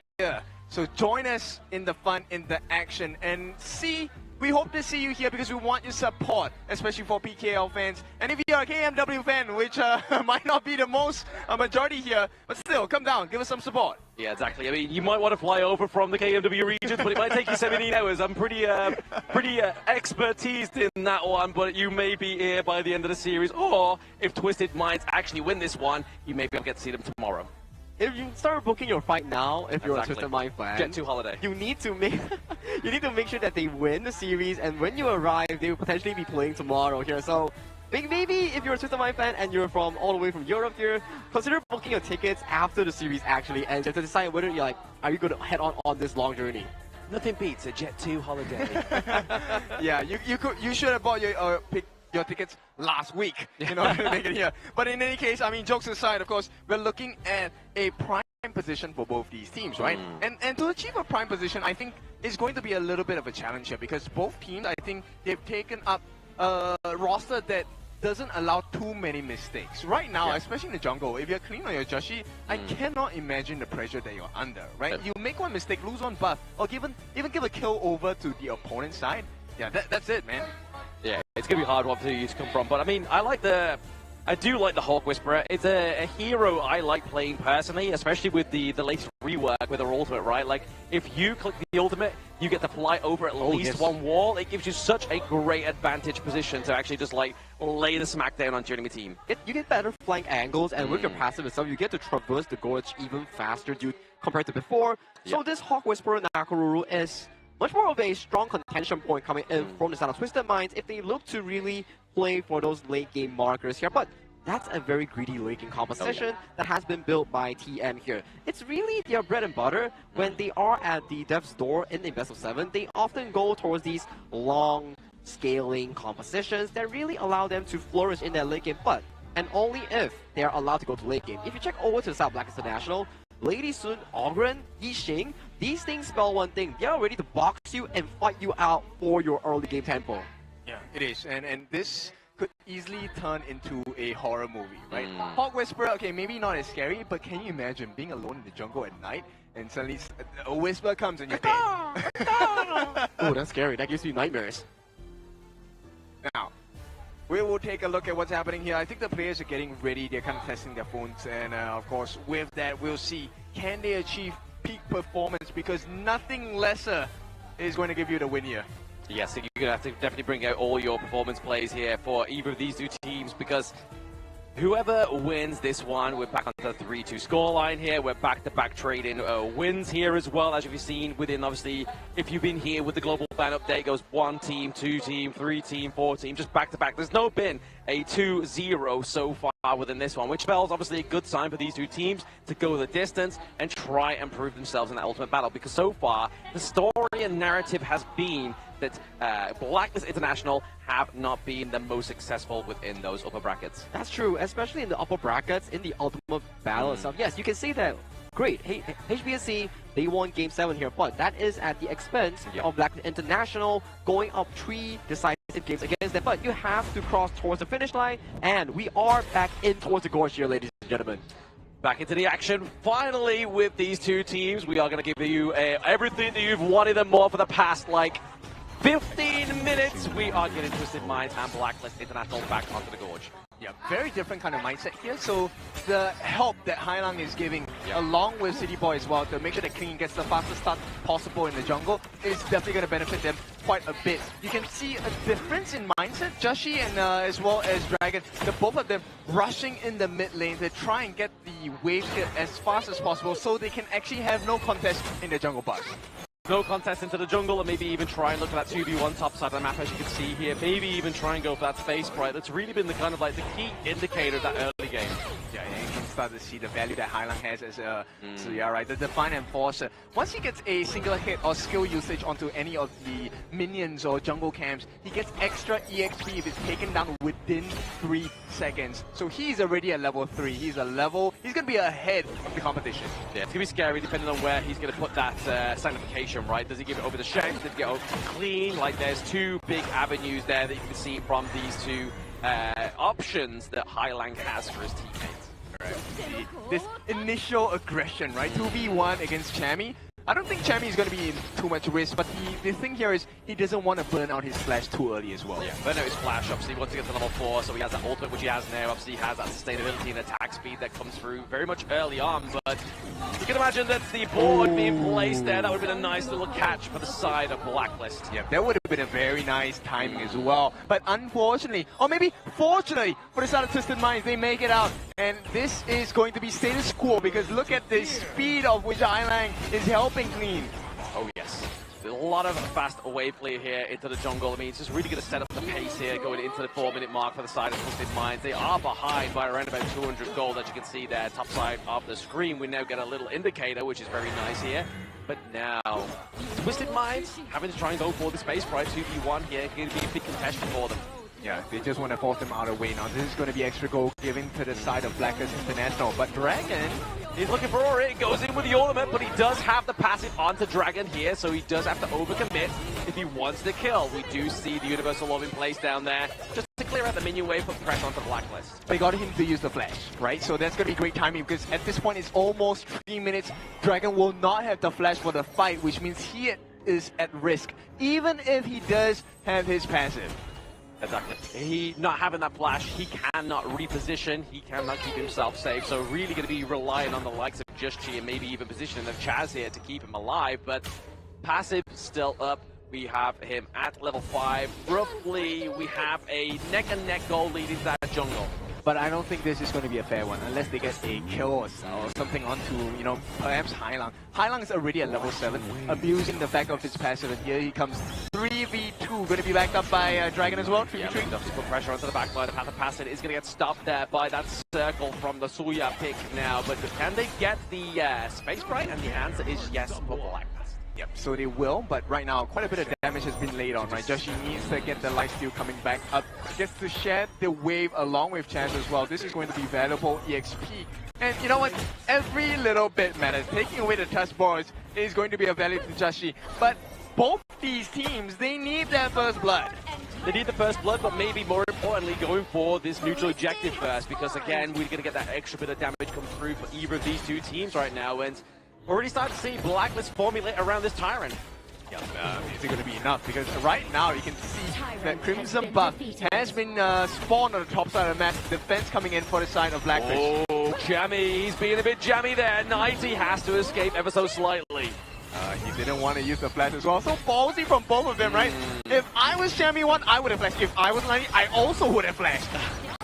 But then again, if you flash and they flash, then they basically got what you wanted, right? Like, he could still get out of that 90. I feel like if Chammy got that flash, he would be like, you know what? I'm just going to dash over the wall and I'll be safe. Yeah, exactly. And this is why they are professionals. This is why this is the peak of HOK. They are the top 6 teams right now in KIC2025. As we see here, onto the steady will pick on Shanks here. He does have the Doomsday first item, which is going to be a blessing against picks like the Soul Guide as well as a Retard Tattoo. Yeah, the first blood is very important here. If they can get it onto the marksman, that's going to be a huge one. You can see Chance looking for an opening onto Shanks as well, but that's not going to happen. 90? Oh, 90's in trouble. Damage, he forces the flash. Chammy doesn't have his flash either, so now it's up to Hailang with this rotation of Just Chi. Can they get the first blood here? We see the Hawk Whisperer. Klee comes through, but Hailang gets taken down. But what an incredible unbridled outburst! But it's not going to stop Blacklist. They break the code. They break the unbridled outburst. They get a triple kill. And of all people to get a triple, it's Joshi that gets a triple. At the same time, Golden Kite gets that T1 at the bottom as well. Blacklist win everything. They have a 3K goal lead right now. All chips on Black, and they are giving you what you wanted. The gamble of a century. 3 kills. T1 in the mid lane. T1 down bot side. If 90 takes down Chubby 1 here, who cares? You have so much resources and a T2 takedown. At the 6-minute mark, by the way, this is one of the fastest takes we've had in KIC 2025. Now with this Blacklist, they will have a, 4,000 plus goalie going on at the 6-minute mark. Important marker for them, but it's not the end of the world yet for Twisted Minds. There is a potential to come back. It all depends on the setup from Hailang. Exactly, so looking for Hailang here, it could be a great setup with the certification, with the Universal Law. Puts a long-range poke onto the side of Blacklist, but at the same time, you don't want Golden Kite to be all in here. I mean, Golden Kite, I think right now, he's playing off of paranoia, right? Just whatever the situation, unless once you see Clean on another portion of the map, always assume he's in the brushes. Yeah. Just complete paranoia here. Looking over your shoulder is exactly what the strat is for Golden Kite on the side of Blacklist. But I mean, he has the advantage in his lane. Really here, the intel can be given over by so many people onto the side of Blacklist. Yeah. Right now, next item is it should be the Master Sword, right? If he gets the Master Sword, the extra burst is going to be handy because they now have the gold advantage. And once he has more kills under his belt as well, he will have the level advantage. It's just a one level advantage for Golden Kite. And by the way, he just got the Master Sword. So this one, a little bit difficult. Yeah, big itemization literally before the 10-minute mark here for the side of Golden Kite. Really going to serve up the side of Blacklist with this dominant performance in game number 5. Twisted Minds look a little bit worse for wear. Yeah. Right now, currently bent out of shape. And that's crazy to say because 3 kills only for the side of Blacklist. But take a look at the value they've extracted. Every single T1 gone. T2 only with the... No, just left with the one at the bottom lane. Literally, there's spot T1 alive right now, but it looks like they're trying to kind of shape up and put that into manifestation here as well. We have the minion wave coming down to the bottom side of the map here. We see there, Check Clean tries to go in that brush, but Chaz is just like, hold on, buddy. I've got my Airbnb in this brush. Yep, and they don't care. Right now, it's not about the kills. Blacklist, they just want to make sure they have the map advantage. Now, 90, he does make a trade in terms of taking away the Crimson Golem from this side of Blacklist International. Good value, but is it enough? Only time will tell, right? But I mean, if you look at their value ahead for the side of Blacklist, they are around about 6k gold. I mean, that's definitely the value you want to be on. You want to be the owner of that wealth rather than being at the behest of that riches, like you can see here for Twisted Minds. Yeah, right now, almost 6,000 gold ahead for the side of Blacklist International. We're not even near that 10-minute mark. We're still about 90 seconds away. That being said, Blacklist International, they feed themselves the Azure Golem. This one goes into the hands of Golden... No, it goes into the hand of Jashi for now. Yeah, just giving everything over to the side of Blacklist. Don't leave any scraps here for the side of Twisted Minds unless you want to lose this game number 5. They still have the high ground turrets, but they're looking for a little bit of assault here at the top side of the map as well, into the mid here. It looks like that T3 may fall anytime soon, but Twisted Minds hold it up. Yep, they hold. A couple more rolling raids would have been great, but you don't take that risk against Twisted Minds because you know they will come back. Exactly, they could punish you easily. I mean, definitely get the slow here from Highlang, maybe even get the catch for 90. If you're a bit overzealous here, that's going to be a hit of your damage taken out. Okay, 30 seconds before we take a look at what's happening next. They also have the timer on the Crimson Golem on the bottom side, which is why Blacklist were okay with giving the one at the top. But because of their positional advantage, look at what's happening now. Joshi's going to get his Crimson buff, but look who else is also going to get it. It's Golden Kite. Exactly, especially having the Acid Torment as well now being built. He's going to be hitting like a sack of potatoes, traveling at around about 90 miles per hour to your face. Yeah, made of steel. Made of steel, yeah. And at this point, he does have the Eternity Blade as well. This is going to ramp up the damage. And there's no better time than now because we are at the shadow variants of the neutral objectives. Yeah, I mean, the fact that Twisted Minds lasted this long as 10 minutes is pretty impressive, right? Like, they were at a standstill around about 6 minutes when they lost the 2-2 into the mid lane, lost 3 kills, but they've been able to splinter that kind of aggression for the side of Blacklist for now. Yep, 6,500. No, make that 7,500. 8,000 as we count Blacklist. They're just raking in the gold. And right now, it feels like they understand time is not on our side. They make a rush for the bottom. They do make a rush at the bottom. Chammy1 just looking to be like, hey guys, if you decide to go in on me, I'm going to flash in and take on your backline. But 90 is taken down. Top side of the map there. 1v1 between Just G and his counterpart. But there it is. The engage that could really open the base of Twisted Minds and Blacklist take game 5. What a blitz this one. They were caught unawares. Twisted Minds out of shape here. Out of shape, indeed. Series points, ladies and gentlemen, secured by the PKL hopefuls here. And right now, with 3-2 in terms of the scoreline in favor of Blacklist International, and also that dominating fashion of a win, they are looking hungry for Game 6. Yeah, I mean, I blinked, and the game was over. What an impressive and what a blitz coming in from Blacklist International. I mean, the amount of growth they've shown so far, insane. Not just the players, the coaching staff as well. And so we'll take a look at Twisted Minds later in the stats of this game as well, right? I want to understand, what was this pain point that was too much for Twisted Minds to handle? I mean, it was definitely that 3v, triple kill top side of the map, right? I mean, that was the only kills of the game until we got to that push of the Crystal, which was very phenomenal here by the side of the Blacklist International boys. They were definitely looking to take the point of the series at least into their favor before the break. I think draft is definitely something to be discussed as well. We were talking about the Nakoruru going in as a tank counter in towards the Ogre here, but we missed out one point. When Just goes on the Ogre, it's never tank, it's always full damage here, and that really counter-punished the side of the greedy draft coming in for the side of Twisted Minds in the every single 4 late game scenario here. So once the triple kill went into the bags of Just the game was entirely a landslide of a lead going in favor of Blacklist here. Yeah, very scary potential, because one of the things you take a look at during the draft is, okay, this Nakoruru, do we find success in this Nakoruru or not? The Hawk Whisperer became a whisper in the wind. So that's your first issue we have to deal with. The second thing was the fact that Changfei, the beast, was not tanking, right? Once you have no tanks, you have no damage, what is the possibility you have to drag the game? Yeah, instead of a Hawk Whisperer, we got a little bit of Careless Whispers this time around for the side of Twisted Minds. A little bit of sweet nothings in our ears when we saw that pick come through with a 0-2 KDA. Obviously, a very low kill game for the side of Blacklist, but this is just showing the growth of this PKL team. It doesn't matter about the kills, it's what you translate it into. And it was a perfect game coming in from Blacklist International, suffering 0 casualties from minute 0 all the way to that game-winning push at about 10 minutes 55 seconds. Here you can see damage galore all around for the side of Blacklist International. They were just doing a lot of these damages on towards the structures, making sure that they are choking bits by bits away from Twisted Minds late game draft here. There's no late game if the game ends at 11 minutes. Exactly. I mean, it's too little, too late at this point. And if you take a look at the comparison, people will be talking, hey, Golden Kai is the farm laner, why is he not dealing enough damage? Because we are 11 minutes in the game, but take a look with 11 minutes, the amount of gold they got for themselves, 11.4 thousand. As a team, Blacklist were doing 1,000 GPM. That's 1,000 gold a minute. That's crazy. That's crazy when you put it in that perspective, right? This fact they got 1k gold per minute.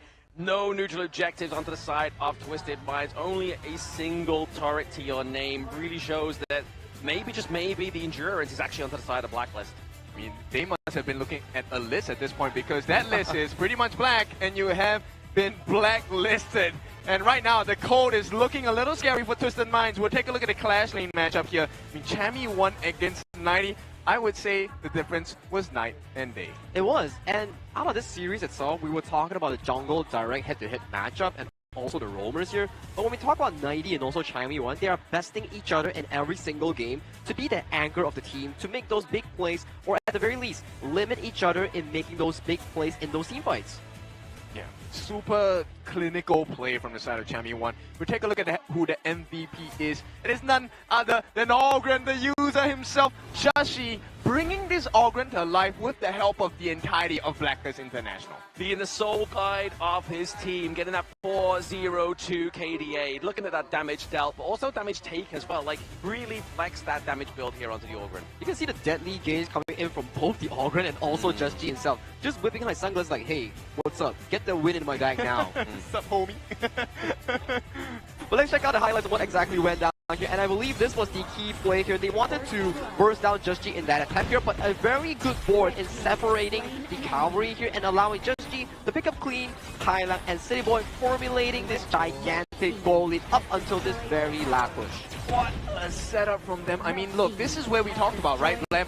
We talk about the exchange between Chaz and City Boy. Yes, you have the Umbrella Outburst. Whoever uses your ultimate first loses, because I get to have the counterplay. And the Lapu Lapu ultimate coming from Chaz. Clutch! And I mean, this one was a super quick game, guys. Yeah. I mean, you know you're in the driver's seat when the enemy team has a Zhongfei and they're running like a cat with their tail between their legs, right? It's a Lapu Lapu buff. The audience just now, he was shredded and ripped in towards the cosplay here. And also we saw how Chaz was able to play around those fancy engages here, which in this match 9 in the lower bracket allowing Blacklist International to be once again in the driver's seat. But we have been here before. Blacklist International has been here before as well. The last time this happened, Blacklist International got tied, went to Ultimate Battle, and lost it, got kicked down to lower brackets. Does history repeat itself again today, or does Blacklist truly break the code? I mean, that's the only thing you can really hope for here, right? Is Blacklist breaking the code for this next time around, because you can't really be doing the same thing over and over again, because then it becomes the definition of insanity. Doing the same thing over and over again, differently, but getting the same result. They have to break through this so-called curse on towards them, and if they really make it through without a Game 7 or with a Game 6 victory, everything will be very happy going for them going into that lower bracket semifinals, or potentially punching through entirely that lower bracket for that grand slam of a home run. Okay, so I'm super curious because, look, while the pressure is on the Blacklist International as well, this story of glory could also be in the hands of Twisted Minds. Have they impressed so far? I don't think this is the best version of Twisted Minds we've seen, but this is also where you are truly tested because, look, everything is looking against you. Oh, absolutely, especially when you are a point down, your enemy is on series point, and now you're seeing a Twisted Minds kind of look like a quivered flower at this point in this series, right? They've definitely got a bloom within this break. Every single thing right now is pointing towards a Blacklist 4-2 finish here, but we know for a fact that Twisted Minds, they don't really back down without a fight, and they have been in this situation before, similar to how Blacklist was against HBSC 3-2, and they were also the benefactor of that 2-3 scoreline against Bigatron by Vitality here. But this is the updated global ban fix here, ladies and gentlemen. 25 heroes on your screen, all removed away from both teams here. And we have seen this before. We have seen that Twisted Minds did not have their pay allowed through in a lot of the games. Once again, I feel like this next ban pick, Blacklist will not allow the pay, but this opens up the Ogren for the side of Twisted Minds. I think if you look at towards the Twisted Mind jungle pool here, it's not to say very expensive thus far. You still have the likes of the Ogren, and pay has been removed a lot from the pool. I don't think we will ever see pay here. If you see back the history coming in from Twisted Mind against the side of Bigatron by Vitality, you know for a fact that Game 6, you do not give away the pay. Yeah, for sure. You don't give away the pay, you don't give away the early. I mean, these are the two very important ones that, Blacklist will definitely not allow to the hands of Twisted Minds. But Twisted Minds, do you now then open up the Athena so that there is more? I feel like you don't. If you open up the Tina at this crucial game, unless you're blue side and you pick it yourself, if not, it wouldn't really make sense because you have to understand the team play coming in from the side of Twisted Mind always revolve around how Clean is able to get those jungle resources here. But if you allow a Tina roam to bash your jungle to the ground and steal everything from the little boy, it's not going to be good news for the side of Twisted Minds. Alright, level with me here. Is this a game where you allow the pay pick, but you pick up the Daji? No. I feel like it's just a different dimension here that we're looking at. Because we saw the fact that you had a Luna, yes, the Daji is a good counter, but if you miss up the execution in the crucial game itself, you're setting yourself really for danger in Game 6. I mean, high risk, high reward. Okay, that's why maybe I'm not on the stage. But with that being said, these are the things that Blacklist International kind of put me into because they have a surprise. They have a trump card up their sleeves. Maybe we have something new coming here. That's why he's not on the stage, but he's also not at the casino.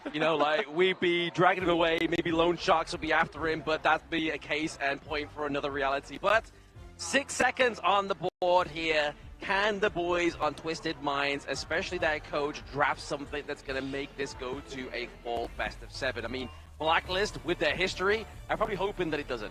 Exactly right. They haven't been the best in that Game 7 run itself in this tournament. Although you can say, yeah, for both Blacklist and Twisted Minds, they only have one Game 7 experience here. But revisiting back that loss in Game 7 is not really what you want to be seeing in this format itself. If you're Blacklist, it's best to take it now. Yep. I agree. I fully agree. Look at Twisted Minds. They are so locked in. You know they're coming back with a huge swing. So if Blacklist cannot do it here, I feel like they might not. Because Twisted Minds, once they have the advantage, they will squeeze you. Yeah, squeeze indeed. I mean, you definitely don't want to be the watermelon between those thighs right now if you are Blacklist. You want to get the win right now. But it's depending here. Obviously, we look up to the Clash lane. What does Chami1 have left to play? He has a Charlotte. The Mayin. Do you go for the Mayin, yeah? Or do we go, obviously, for that delivery service that we've been seeing all this series? Does the Luban come through? I think it really comes down to the draft itself, right? Because so far, like what Vlad mentioned, there is still the potential of the Dahlia Yuhuan, no, sorry, not Yuhuan, Dahlia Neza coming in for the side of the Blacklist roster, which allows them to go for the Liu Bang that you mentioned. Now you guys are missing out. We are looking at the potential unrivaled warrior. The Lubu may come through, guys. Lubu Dahlia, right? That could be very cool here. But starting off the draft here, Blacklist International in Game 6 takes on the blue side with Twisted Mind, selecting the red side here. So a lot will be on the line here. Blacklist, considering the pan, it will have to remove Hay from the poll here. This has been a staple for Queen in the entire tournament. Speaking of which as well, the Mai Shiranui has been banned out here for Dragon. I mean, Dragon hasn't always had like the cleanest plays on this pick, but they ban out the Ali here. Do they ban out the Athena once again, the Sacred Warrior? They have to, right? Twisted Minds. Yeah, they have to, and yeah, of course they have to go. There's no way we give Blacklist on series point the Athena. Right now the question is, okay, what does what? Oh wow, okay, I'm not gonna react to this because I feel like they're gonna change the hero. No, oh, they actually do?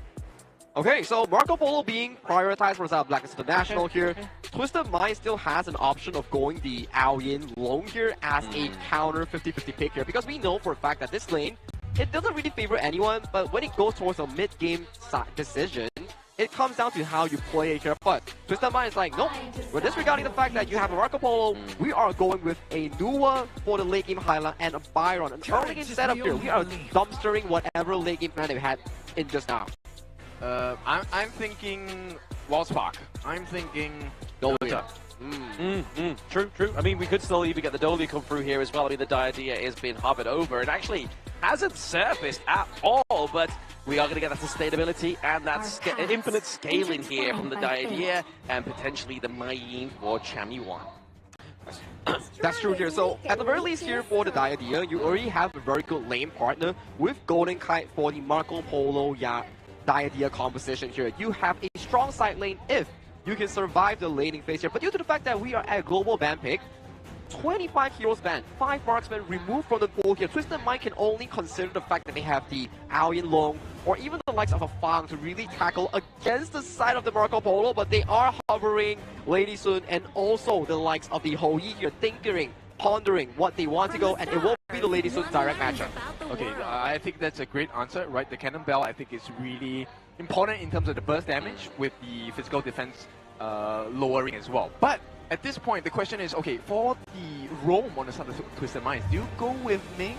Do you go with, something else? I think there's a potential here, because if you look at the first 3 picks here coming in for Blacklist International, they don't really have super solid backline access aside from Chamiyuan. So you can really save the final pick on the side of Twisted Minds onto a City Boy on that final counter pick on the red side. Or do they go for Lianpo and Jing here if they don't ban it out with this last pick? I know, right? That's such a scary potential for the side of Twisted Minds.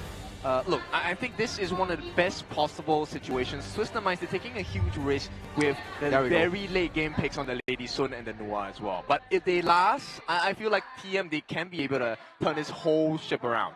I feel like this is a bait. I don't think the Ming was ever going to come through here, because I mean, it hasn't actually delivered much success within the KIC 2025, right? So I feel like the Ming being paired up here, they definitely needed something. Oh, Sun Bean. We haven't seen this come through yet, I believe.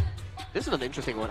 I think it only has came through once in the group stage with Nongshin Red Force playing it, but they did lose with it, so it has been shifted away in towards a Liang, a much more steady early game prowess, and also someone to be on that level for front here. So for Blacklist International here, you need a solid front line to really limit down Twisted Minds Liang here, because this is already looking like a very difficult team composition for Twisted Minds to break through. Yeah, I would have been actually looking for the Dun on the side of Twisted Minds as well. But this is a very strong combination that Blacklist have gotten for themselves. Reason being, the Diadea with the second skill, Bit of Farewell, lockdown, it may be a very short time, but it's a lock nonetheless, which means if Dragon as well as Chance work their timings out, it spells instant death for Shanks, for City Boy, as well as Highland. They can't go for this. They can't go for this. They have mobile marksman. They have mobile marksman already in game number 5, so I don't think this is an option coming in from Twisted Mind in this game itself. So they are pivoting away towards a much safer Neza, which has the Wild Spark advantage. You can reduce healing when you jump on towards the target that you're aiming for. Which is a great answer towards Joshi on this Dun, right? I think that's great, but at the same time, does the team come up with the, support because there's a lot of damage from Blacklist. Like, there's Marco, there is the Mayin, and there's the Gun and Mo. Yeah. Three of the most dangerous people that catch you out together as a team. Just a lot of true damage alone with Marco Polo as well, right? Like, so if he gets caught out here, then Nurtza for clean, it's going to be bye-bye Nita. That's true, and on the flip side as well, it's really a cat and mouse game. If Marco Polo Golden Kite gets stole item power spikes like 3 to 4 items, hitting that Daybreaker, hitting that 3 attack speed item cap, you will start to see this Marco Polo shred the Nurtza and Byron like they're paper here. So these are situations that you need to be looking at as well. But at the very least, the early game setup coming in for the Sound of Twisted Minds lane in the form of the Lady Sword and Byron is very strong on those double side lanes. We'll see. I mean, end of the day, I think, Blacklist don't even need to fight. They can just split push. They could literally just split push here with the Marco Polo. It could be a point of contention here for the side of Blacklist, but scary thing is here for Twisted Minds. If they lose this next game, they are out.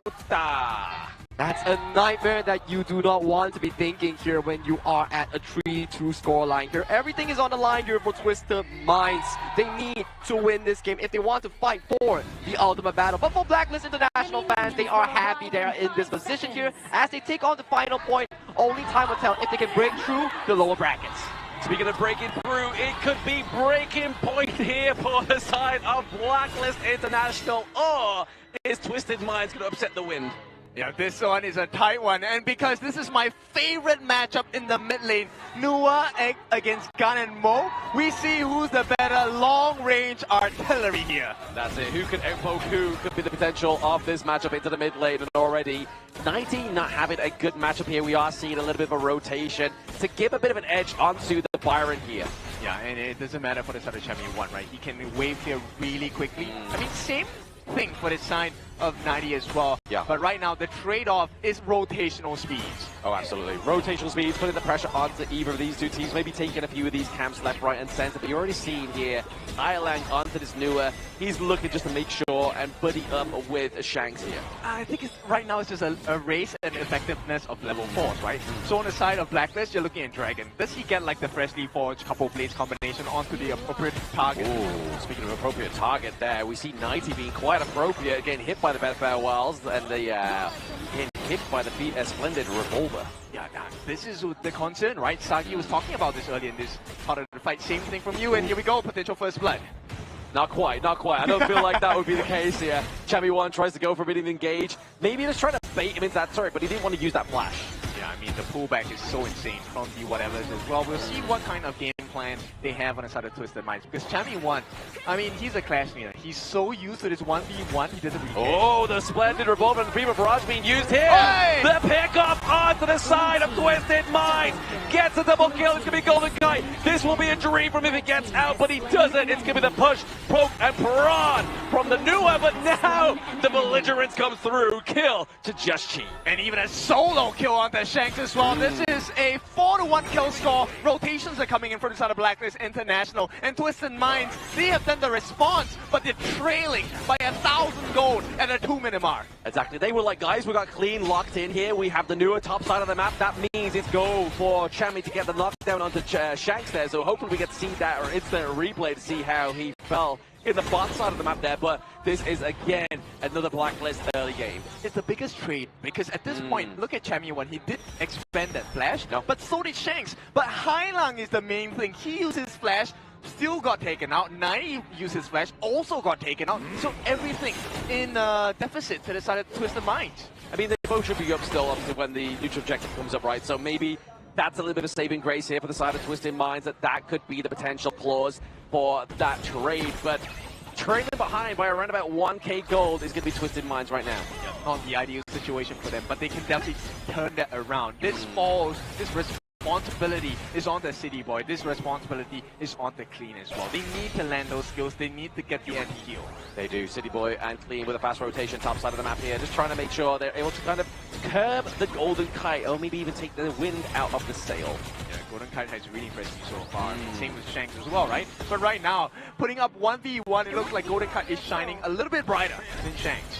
So far, shining bright here like a diamond is going to be Blacklist Golden Kite for now. But now we are just seeing that Twisted Minds are like, okay, guys, We know we're behind in gold. We need to make sure we get resources, not kills. Yeah, and this is a very important part, right? Getting the wave clear is very important because it allows you to rotate the map a little faster. And also right now, 4-minute mark, I feel like the teams will actually be looking not for the Tyrant, but for pickoffs right before that scenario. Potentially here, but obviously we are seeing that rotation down bot side of the map here for Golden Kite. He's going for a little bit of that pressure into that farm lane, but there it is, using those creation blocks, keeping Highlang alive for now. Can they get the steal? There's so much here. He tries to get the annihilation, but it fails. Just a little shy at this point. Timing, I mean, by about a second. And Twisted Minds, this has been the story so far. They're missing out by literally a second. Exactly, second moment. Evidence should be the suppression, but it's going to be the lockdown onto Golden Kite, which is a good decision here for the side of Twisted Minds. Great shutdown. This is what we want of Twisted Minds as well. To be able to buy time for them, slow down Golden Kite, this is exactly what they need. But with that being said, you know, I am a little greedier. I want more from Twisted Minds. Oh, they need to keep putting the ante up, right? They need to keep putting this pressure onto the side of Blacklist. If not, they will falter, unfortunately, for the side of Twisted Minds. But you can already see two big mini waves crashing into these side lanes. Maybe the saving grace here for Twisted Minds. I mean, we talked about the early portion, right? This is where 90... Oh, okay. Speaking of early portions, there might be an early portion onto the plates of Blacklist here. 90 looking pretty low, using that Destiny counter just to force away 90. But look at what's the cost! Oh, the couple blades! Missed ever so slightly, just off the mark. There is no bullseye for Blacklist. Yeah, a little bit shy, but it doesn't matter because Blacklist, they have achieved wins elsewhere. Look at what Golden Kite has been doing. He's placing the T1 at the top for free. Right now, they're putting pressure in the mid lane as well. Twisted Minds, they need to do a lot more here. A lot more, but that emergency is definitely going to drive them away, as well as that Skyfall for the side of Twisted Minds. Clean, but like you were saying there, can they trade T1 top side of the map here? But they're able to save T1 down bot side just by the lickety split. He's not even going to fight. Golden Kite is just going to split push this entire game, and only when the chance is golden does he go in. Oh, speaking of golden, we're not going to Golden Kite. He's going to be the barrage. A stun misses, but they are able to drive him away from that T1. But still, for the side of Twisted Minds, they keep him alive. They get rid of that flash from 90. And this is why Twisted Minds is so scary. You can put them in a very difficult situation, but they'll worm their way out. 90, what an escape from that T1 attempt. Yeah, now twist and turn, that is going to be Twisted Minds MO in this one, as they are playing on the back foot right now by around about a 1.5k gold deficit for their team. They have some kills onto the board, but they don't have any objectives just yet. But still, even with that, Clean does have 1,000 gold lead against Joshi. So that right now is the win condition for Twisted Minds. If Clean can out-tank and, you know, have the follow-up, they could potentially turn this whole thing around. Potentially here, outgank the Shank here, but it's going to be that emergence come through with that Storm Strike as well, using the Heart Link to get out alive. Dodge that annihilation. That could have been scary, but even scarier is the true damage potentially coming through here onto Clean. But they open up the bot side of the map here, so they came what they got is Twisted Minds. Yep. Great job so far. They do recover a little bit of map control here with the T1 being taken down at the bottom. Right now, it's 1-to-1 in terms of turret takes, but in terms of EXP, it is going in the hands of Blacklist International. Yeah, still at this moment in time, the gold is literally neck and neck. Obviously, right about a 1k gold lead being kept here by the side of Blacklist, but could be upset at any moment of time here for the side of Twisted Minds. Actually, you know what? The EXP is in the hands of Twisted Minds. Clean is level 11. Oh yeah. He is way ahead. Now with that being said, he does have 2 kills to his name, already has the Blazing Cape, so he's going to have anti-heal upon anti-heal with the first skill as well. Exactly. I mean, we might need to see some anti-heal come through here for the side of Blacklist International as well, right? Obviously, just kind of chip away, get that burning cape for themselves, Blazing Cape for the belligerents pick for just. I mean, Joshi at this point, I think he's just meant to be the sponge, right? Like you said, I think the Blazing Cape is a great item for him. But at this point, I think the more important item has to come from Golden Kite. Yeah. When is he going to get that rigid charge? A stock standard item for Marco Polo, and it also aids in his ulti. Potentially here, but I mean, right now, Clean just looking to put pressure onto the side of Blacklist's jungle, and he's able to get that. Actually, I believe it went to Golden Kite there, but now at the same time, we get Just G caught into the back line here. But maybe, just maybe, it's going to be the opening here for 90, but 90 gets caught into the traps. The sustainability comes through, but he gets taken down by Golden Kite. Yeah, that's a big start for the fight. It's going to be a 4v5. They're pretty low on the side of Blacklist International, but the fight is not too much over yet. A little bit more map control. They deal with the mid T1 wave. Twisted Minds, they've done well, but they need to do a little bit more because Blacklist, if you don't stop them now, they will decode you. Exactly, especially with that Tyrant take if they decide to go for it here, right? We can see that Just Chi is looking for that prime unruly blade into the back line there, just to try and upset the flow of Twisted Minds, but at the same time, Chami go for the T1 takedown.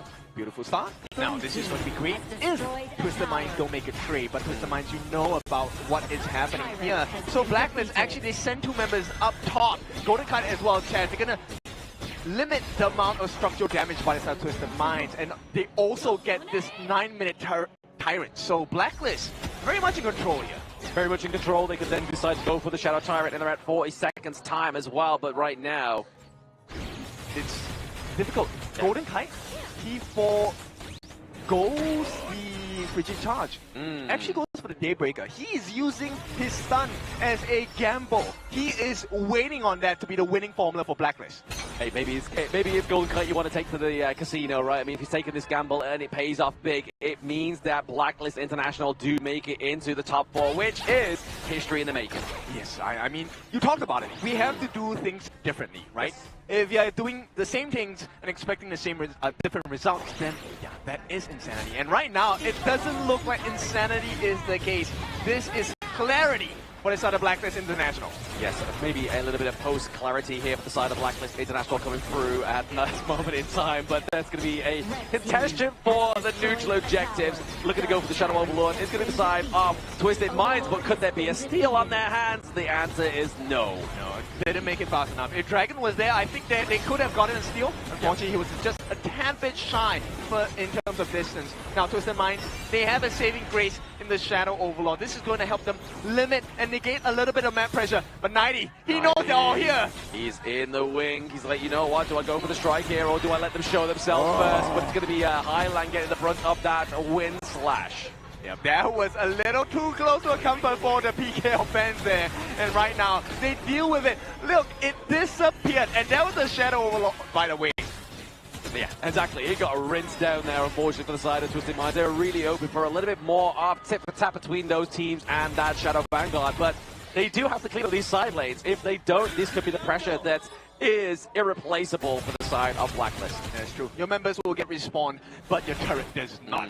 Now, with that being said, you can take a look at Dragon and Golden Kite, right? They are the 2 main win conditions at this point. Golden Kite, we're looking for it. He already has the Daybreaker, finally going for the Frigid Charge. But they're going up against Shanks, who has not been caught out too many times in this game. He hasn't. He's actually been flying under the radar, but I mean, if you look at the access into the backline, you're really just hoping Just Chi gets a pick up there, but that's going to be the damage onto Shanks. He has to be careful. Yeah, but right now, I mean, every time I look at Shanks, immediately I dart to Dragon. Where is Dragon? Does he get the couple plates down? He's going to try his best, right? Obviously, seen there, just chucking him at 90, just trying to whittle down his health before going into this team fight. That T1 is looking like it's going to fall here, thanks to that Spritelin, and thanks to Golden Kite under the Marco Polo. Just get a little bit of damage. They keep it alive, however, it's literally on its knife's edge. Yeah. I think it doesn't really matter at this point, right? It's all about Twisted Minds. Can they get the response in terms of damage against this T1 in the mid for Blacklist International? If they can't, it's going to be a world's hurt coming in for the side of Twisted Minds. The world's hurt. It's going to be a bit of hurt going on to Clean here as well, using the Unruly Blade into the backline, just trying to force away both Shanks' positioning there and actually forcing out the flash. Yes, that's going to be a very big win for the side of Blacklist International. But for now, they have kept that goal deficit at bay. It is still 2,000+ at this point, 2,500 in advantage to the side of Blacklist. One more hit will do it, and it is done. Blacklist have gotten a T1 in the mid. Twisted Minds, what else can they do here? Twisted Minds, they just need to make sure, I think putting the pressure into these side lanes is probably going to be their MO if they're trying to sort of make sure that they're driving away the attention of Blacklist International, because right now there's no attention being separated here. Yeah, and you know what? There is a little bit of a silver lining. Shanks, he is actually keeping pace with Golden Kite here. Yeah. He is about, what, 300 gold lesser than the side of Golden Kite, which is kind of surprising. Oh yeah, definitely very surprising here for the side of these two teams. I mean, definitely Shanks keeping up the pace here, going for the Blood Sweeper as well, giving him a little bit of sustain going into this latter part of this game, but that frigid charge has been built. We're going to get that double stun come from Golden Kite, looking to build that Succubus Cloak. Yeah, I mean, at this point in time, look, I think Blacklist, if they don't finish this here, Twisted Minds can take this. They could potentially here, but they're all focusing 90. 90 is going to be the dream catch here for this team, right? Obviously, their front line really consists of 90 and Clean. Once that disappears, their back line is fully open. Yeah, but they're so hard to take down. Clean, one of the toughest people to take down in this game as a player, and he's on Nerta, one of the hardest heroes to take down as well. And paired it up with a Byron, 90, who has been spectacular so far. Yeah. We'll see if that's going to be the difference maker here. Potentially, but we do have the second bout of the Shadow objectives come through now for both of these two teams. We're in the 14-minute mark. Blacklist are on game point if they just compose this last part of the fight. Yeah, they can take this series.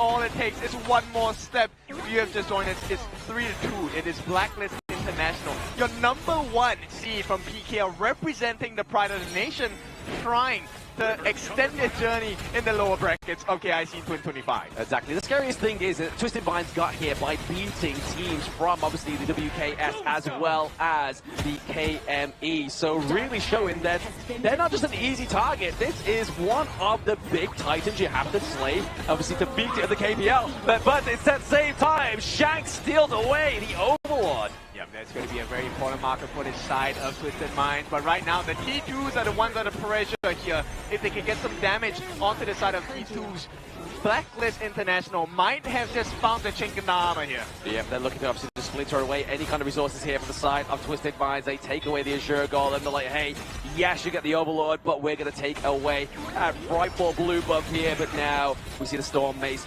trying to lead the charge here to swing in the Mace.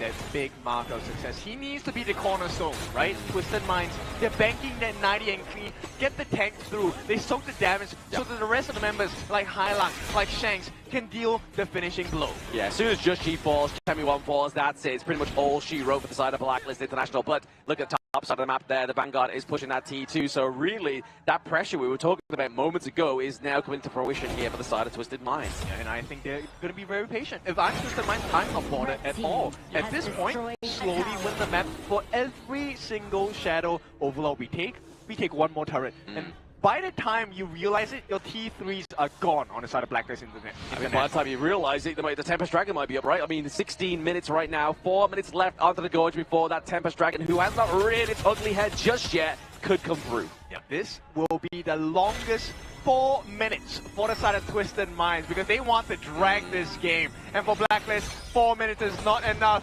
but we may get the setup of a lifetime over here. Obviously, the voids that being built here for Dragon onto this Ganamos, really going to put some pain onto that Unclean and 90. He's now going to start shredding with an armor pen. Yeah, this is really scary. Now, City Boy, he has had this Howling Wind. Okay, they're looking, searching. Oh, there it is. The Howling Wind does get used here. Maybe trying to go for a big speed, a big boost, engage, but taking the wind out of the sails is going to be Blacklist International just there, just kind of being the removable force within this battle. They're going to be set up now. It's going to be 1-to-1. I mean, it's square one for this side. He gets some free damage on the Joshi. The poking game actually is looking pretty decent from both ends. Oh, absolutely. They're just looking to throw any kind of objective, any kind of skill at you and try and damage your front line, which, if they are able to successfully do that and get a solid team fight here on the side of Twisted Minds, this could all turn 7 for Blacklist. I mean, I would argue the same point. They're going in. They're going to try. 90 is a bit tanky on this point. Now, the true target was the T2.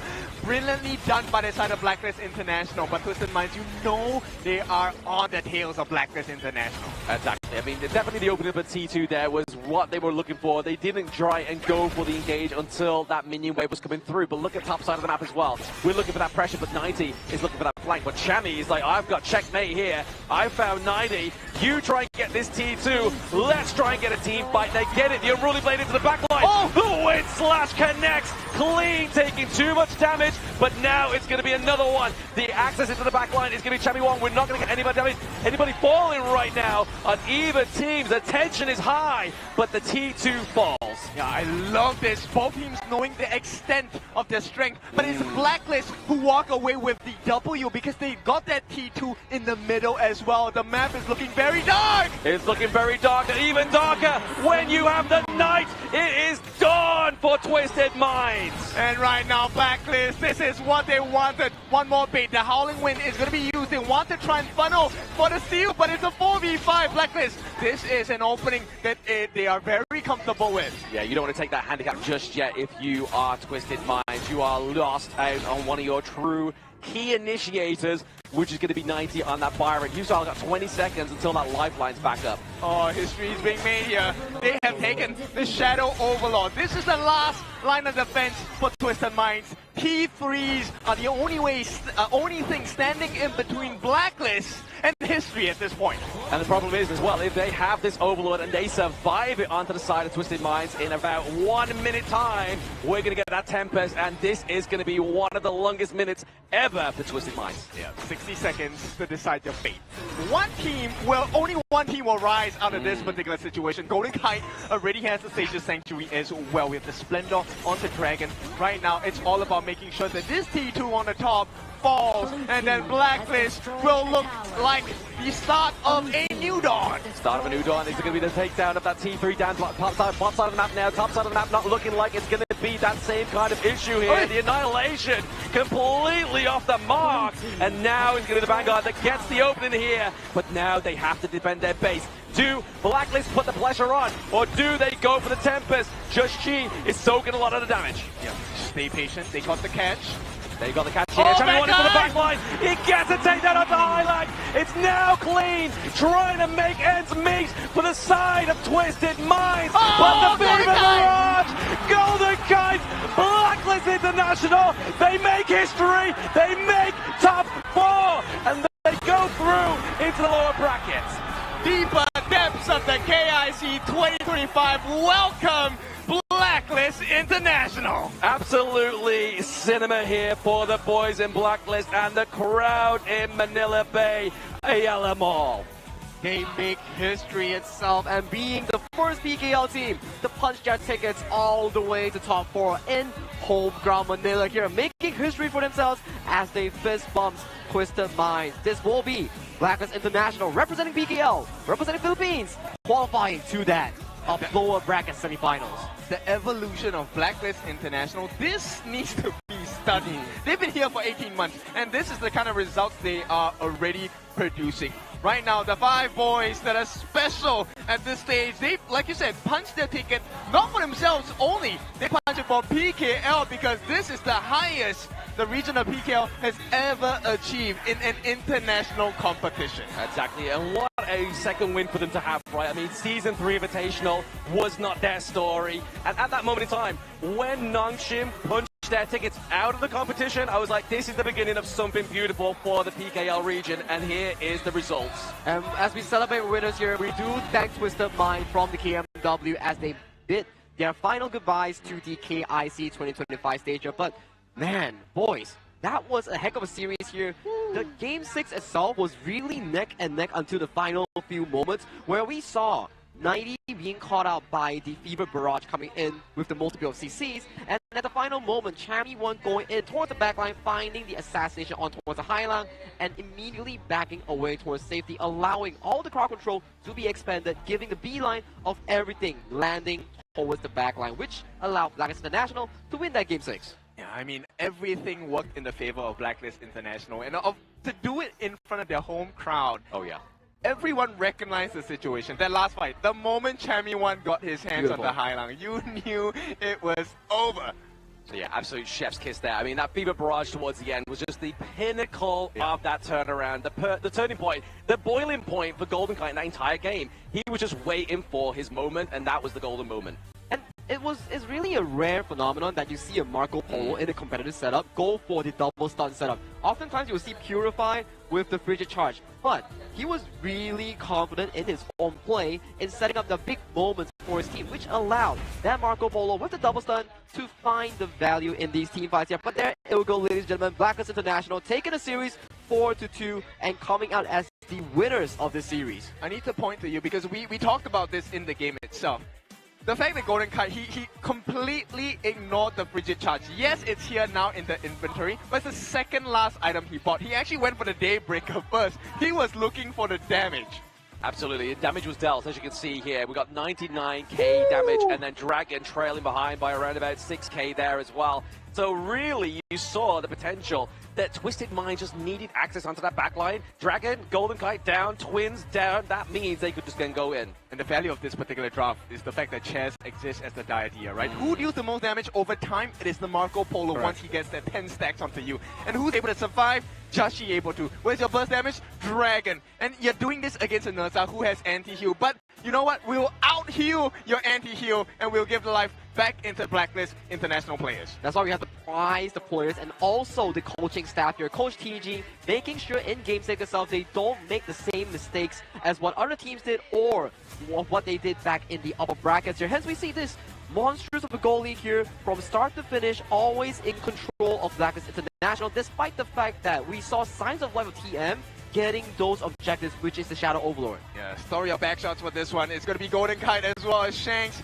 It was just the angle in which they came in. This one was a difficult one. Shanks completely disappeared in this game. Golden Kite shone the brightest. Yeah, plot twists and plot line gaps here for both of these teams. Obviously, Blacklist really breaking the code of Twisted Minds, really unraveling the mastermind code that Twisted Minds has been known for in 2025. But MVP has to be Chami1 here with those catches. That catch into that last part of the game really gave Golden Kite the green light go. As I will quote Manjin from the Filipino broadcast here, this is Code 1 himself, Chami1 on the Martial Genius Marine here. 2-0-5 here. Utilizing the lane swap initiated for the side of Golden Kite and also Chaz to punish 90 on that Byron. But for Chami1, he wasn't punished. He was solo killing the side of Shanks in a 1v1 scenario. Yeah, it's crazy because you know Clash Leaders are constantly put in this position where 1v1s are the norm for them. So for him to win 1v1 against Shanks in the lane, not unexpected, but what a time to do it as well during this whole skirmish where it was looking so scary for the side of Blacklist International at the top.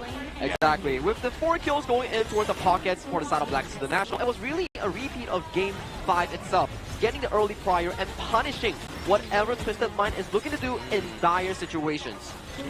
Yeah, this one, Golden Kite, this is where the value is extracted, right? Every single time, you give him more time, more space, no stunts, he gets the kills for you. And this beautiful catch, they committed everything, but Chami1 with that beautiful backline access, nobody could handle him. Yeah, Chami1 basically just proved that everything that 19 Clean tried to do in that whole game, he just proved in one fell swoop, being that Code 1 like Sagi and Manjin has said, but this is now punching Blacklist into finally a top 4 place within an international competition. And they will be waiting for their opponents here that will be coming out between the victors of APG and also Boom in the next upcoming series of the daycare. But PKL fans, Filipino fans, rejoice because Blacklist International, they did it. They defeated Twisted Minds in the lower bracket.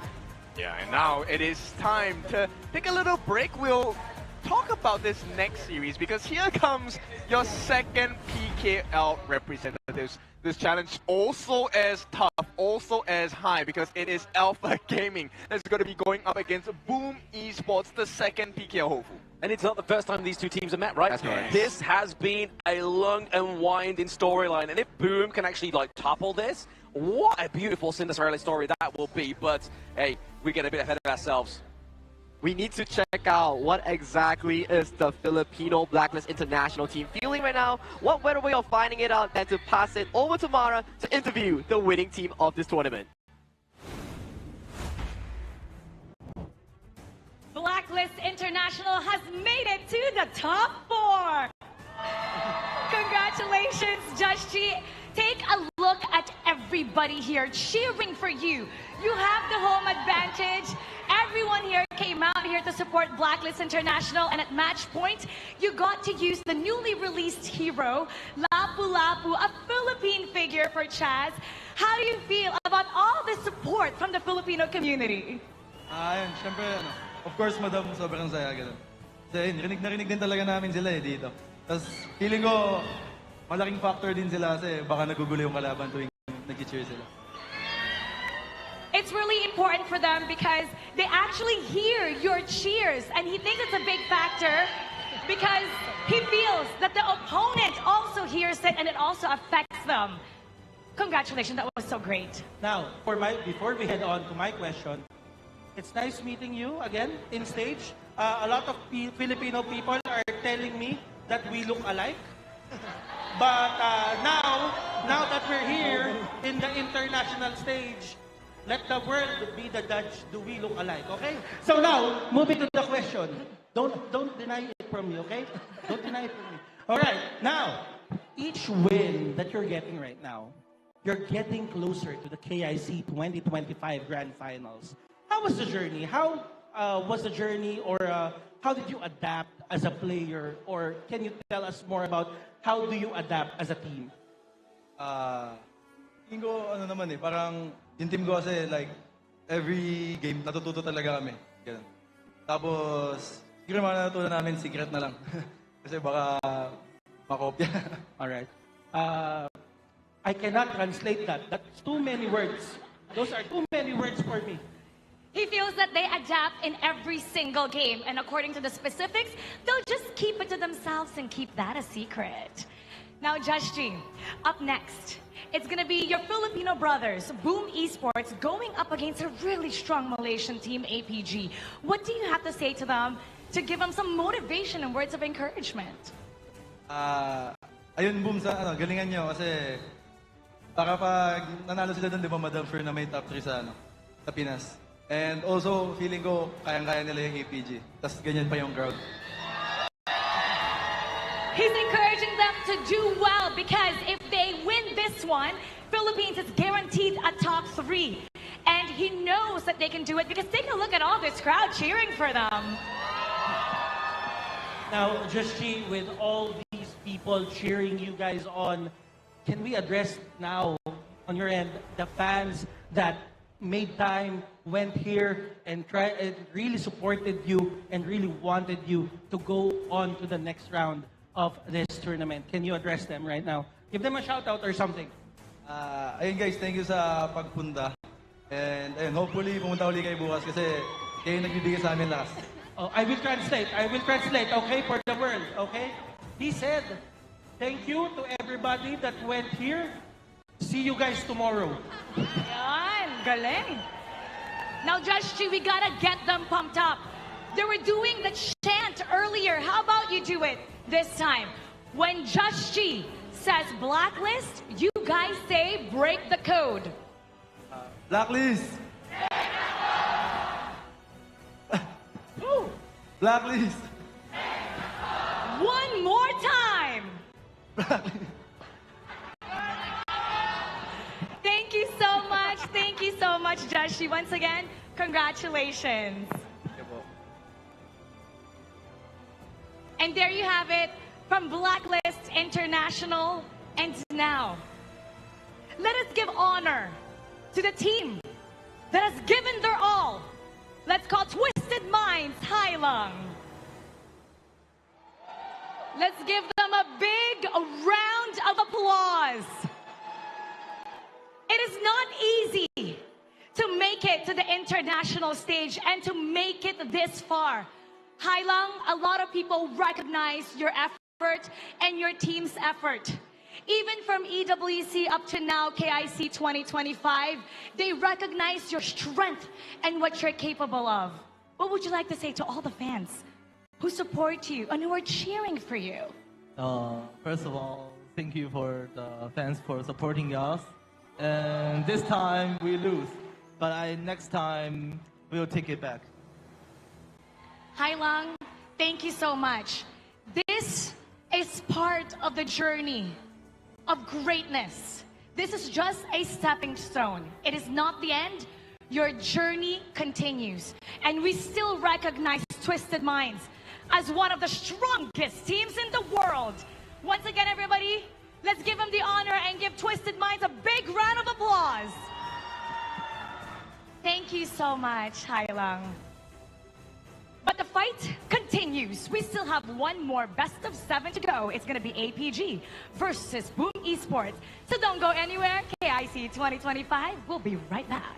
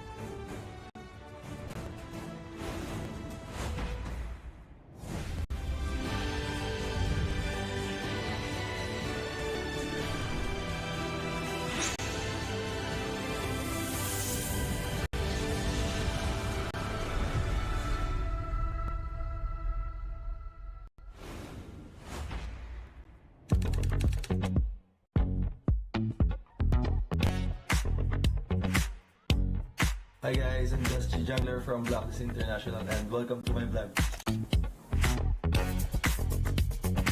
So, first of all guys, when I wake up, I drink water. Yeah. Just need this in every day. And then after that, I'm going to wash my face and also to brush my teeth. But I think there's some people here. My roommate Golden guys is inside. Hey Golden! he's saying he's taking a bath. In the playoffs? Yeah. For me, I think the venue, because I think it's like so much bigger compared to the other venue, and also there's so many people will going to support and also watch us. So I think that's the most exciting part. No. And also the SB19 one, because they're going to perform at the Grand Finals. So I hope we can make it to the Grand Finals. After I wash my face and also brush my teeth, I go to exercise always in the gym. Because there's a gym here. Can we go together? Oh yeah, sure. Oh, alright, let's go. Let's go guys.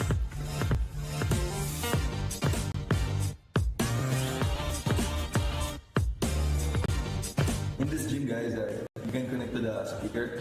I love the speaker compared to the headphones or AirPods.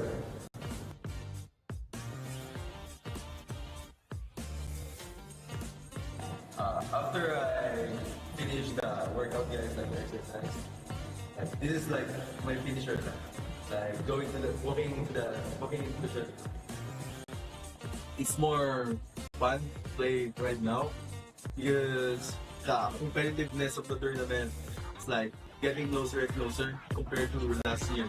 Because last year is Malaysia is here, that all the regions is here. But I think right now it's maybe like this or maybe equal. So guys, I'm done. So I think I need to prepare and go back to my room because we have a media day for each occasion. There's my teammate also, guys. Hello. Hello. Hey, bro. I think this one is Golden Kite, guys. You think so? I'm going to take a bath, guys. Bye. Let's go, guys, to the media day.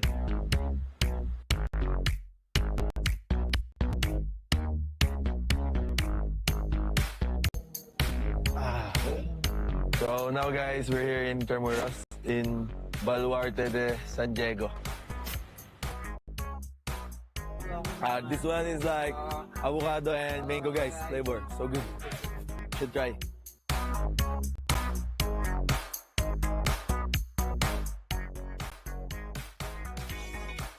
Congratulations, bro. Bro. Chami. Next time, Chami be like that. After 2 years. After 2 years? Like this. Hey.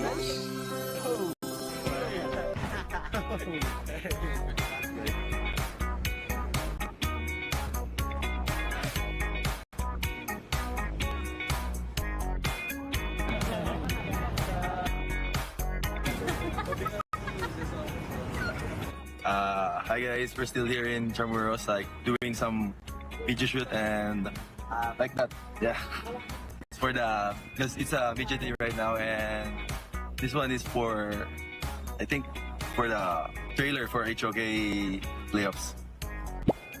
For me, I think Nova because Nova's playstyle is really good. Like their playstyle from early to late game is super good. I think we can win the championship. Our media day is done now, guys. Thank you guys for supporting us, and I hope that you will continue to support us, especially in this upcoming November 28 to 30 in Ayala Mall, Manila. See you guys.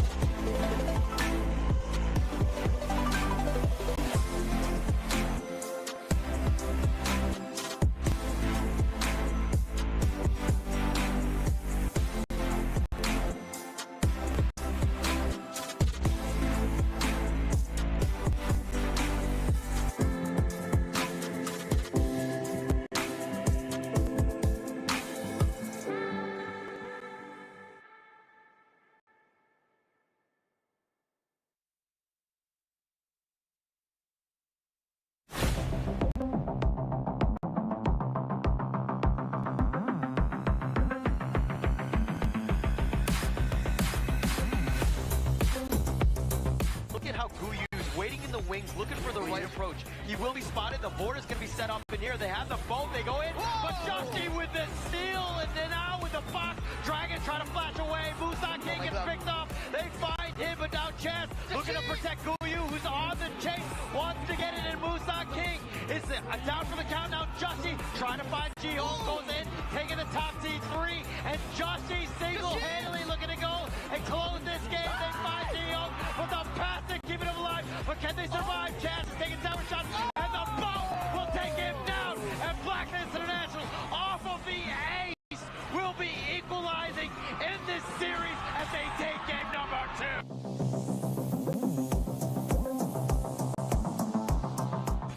really rely on his Dragon and to be like a little bit aggressive, but he needs to be careful again. Wendy could just spell doom for him. White off white here for Umbrella CY. first, they find him in the backline. The Stampede, the Wombo combo is real, and Yulong is going to be picked off as well, and CY is solo. He has the shield, and Siang is going to be killed as well. They've got 3 members, and Sun gets on his Dragon to get out back to safety. And Schwan with this.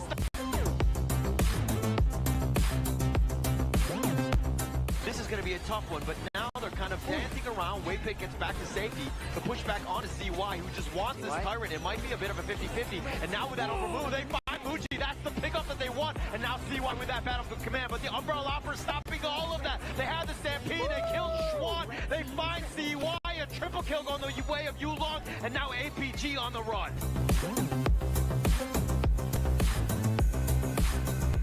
Is under siege. They need to be a little bit careful. Guyu's there with that force field suppression. He's just trying to deal with the minion wave.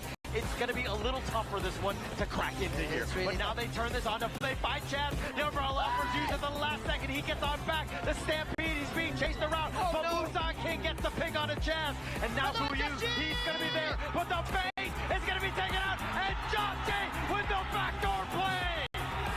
Justy.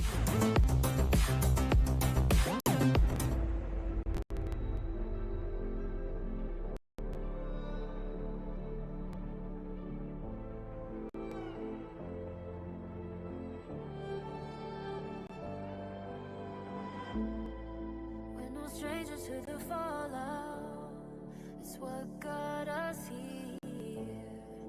Ever changing, some chameleon, blood, sweat, and tears. We'll never make it if we fall to everything that brings us down. With a comeback is now. Blood, sweat, and tears. Fight for what we want.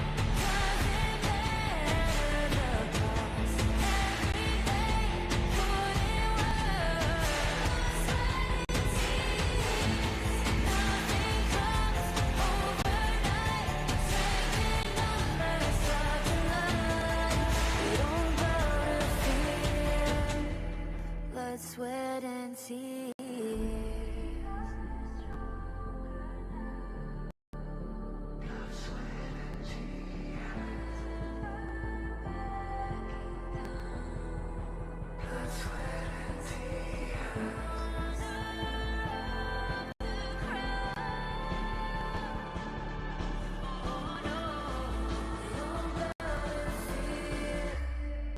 Blood, sweat, and tears.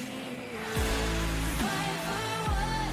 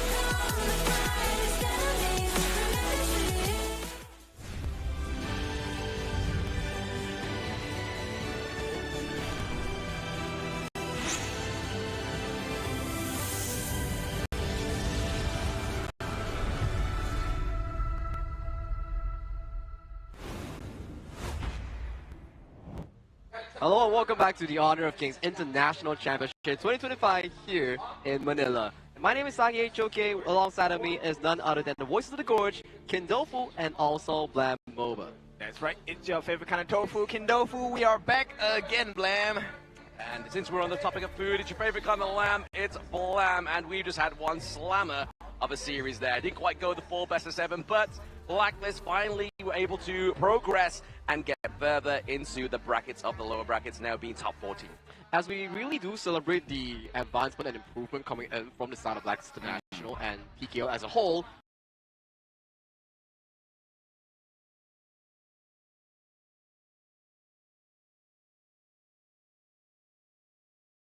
we do have to bid goodbye to the side of KMW's only representative in the top 16, which is Twisted Minds. They will be suffering the loss, taking home top 6 and top 5 as a scoreline, and we will see them next year here. But featuring the last series of day 5 itself, it will be Alpha Gaming taking on Boom Esports in the final fated encounter here. They have met before once back in the group stage of Group C. Yeah, look, their fates are definitely intertwined for this one. The last time they met, Alpha Gaming beat them down, and that is an understatement. So today, I think Boom is looking to one-up their competition. Exactly, they're looking to maybe just to try and survive a few series here, or at least a few games, but I feel like the maximum scoreline here has to be like Boom. If they really want to take a miracle run here and put another PKL team into it, it's going to take a lot, because APG looks strong, man. If you dare to dream, that is the only way you rise for honor here. So for Boom, there is never a guaranteed scoreline here. Yes, on paper, everything does check towards to the side of Alpha Gaming. The third seed coming for MKL to really take on the series here, but those are just statistics here in the final few runs of the final few days of the KIC itself. Nothing really makes sense until you make it make sense. That's right, we'll take a look at the entrance of both these teams as they look to put their fates on the line. Same stakes. Loser goes home, winner progresses. The fated final encounter is between these two teams, as we've already alluded to, right? The fact is that these two teams have met before within the KIC group stage, and now they're looking for their final encounter because at least one of them will fall out of the competition at the end of this best of 7. And to really compare these two teams, right, if we were to do some maths, for the side of Blacklist International, they can push HBSC to 7 games. And Boom Esports is one of those teams in PKO itself to beat Blacklist in their home turf. So if we do maths like that, potentially we might see a Boom Esports in the full form taking down Alpha Gaming itself. All these are potential storylines to venture into. Yeah, we'll take a look at this, and actually the stats point us in a slightly different direction. This is a little closer than I had anticipated. Oh, absolutely. I mean, 70 to 69%, that's literally the difference of that 1% there. But even with the average kills, gold, deaths, it's all pretty much neck and neck. I agree with you, and so far with these two teams, we really need to feature the upcoming jungle head-to-head matchup here. Alpha Gaming's Yulong taken up against Boom's star player here, Carl here. These two players have very distinct playstyles with one similar pick between them that will be up for contention, that will be the Jing. Oh, that is going to be very important, right? But then this objective secure percentage obviously is looking a lot better for Yulong here. Oh, yeah. Over 75%. Carl, it's looking more like a 50-50 here, 51%, going on to 52. So it is up for Carl. Can he prove those stats wrong today? The silver lining will be the fact that it's over 50%, right? Like, if he's got over 50%, that's a silver lining. He can only improve from this point going forwards. But definitely a stark difference between Yulong and Carl. But Carl, having the homegrown buff at the Ayala Mall in Manila Bay could be what he needs to turn this around. When you talk about all these like local buffs here, especially the fans coming in to cheer majority for side of Boom Esports, it definitely puts a bit of a mental debuff on towards the side of the opposing team, knowing as Alpha Gaming here. So for Boom Esports, they need to step up, utilizing their home crowd advantage against their opponent's favor here. Yeah, so we'll take a look at the players as they walk into the stage right here. Because look, I'm adjusting myself. The players have to adjust their postures as well. This is the time to get into the zone. You want to look for the flow state. You want to take the series. You want to take it quick. Because if Boom does not take this series quick against APG, you know what's going to happen. Alpha Gaming are going to show you who is the alpha. At least you're just in your upper half, and that's who we'll be introducing first with APGs. Obviously, their first is going to be the clash laid up into their jungle, and then vice versa following suit. But We'll wait for a little moment whilst we get those onto the stage, because as Kim was saying, they're adjusting themselves. This is a do or die for APG and Boom. It's the battle of the alphas, like we really revisit to back towards the group stage itself, but the group dominator as we look towards history in KIC2025 was the fact that Alpha Gaming took a very clean game against Boom Esports, but that was about 2 weeks ago. Coming in towards this week itself, in the grand final few days, you need to see the potential growth, especially when you're looking at Boom Esports. With the home crowd advantage, the buff that they're given, maybe, just maybe, they can topple the numbers, topple the disadvantage that are proven in paper itself. Yeah, maybe crowd buff plus 25% stats. You know, that could be the difference maker for the side of Boom Esports. Playing in front of a home crowd is definitely always something that gives you that emotional support, also forces you to lock in, because you don't want to disappoint your fans. On the other end, APG, I want to see how far they can shine today. Well, if you want to see how to shine, let's introduce towards the stage for Alpha Gaming. The MKL third seed will take the stage of KIC 2025. Let the tape roll.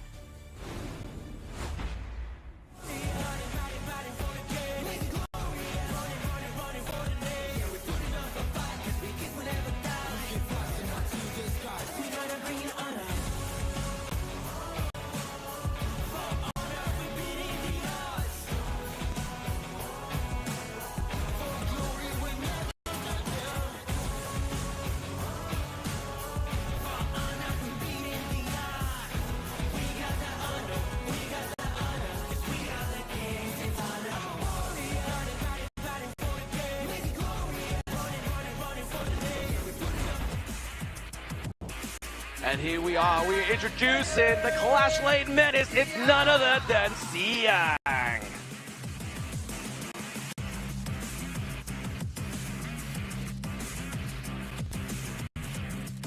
And he is no stranger to playing the long game. It is APG Yulong in the jungle.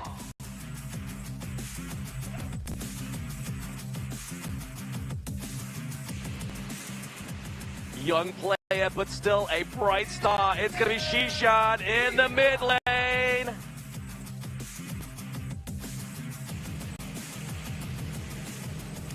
Looking for the farmer on the team, but we have none, but we have APG Sun in the farm lane. And whilst he may not be a sword, he is Saber in the robe.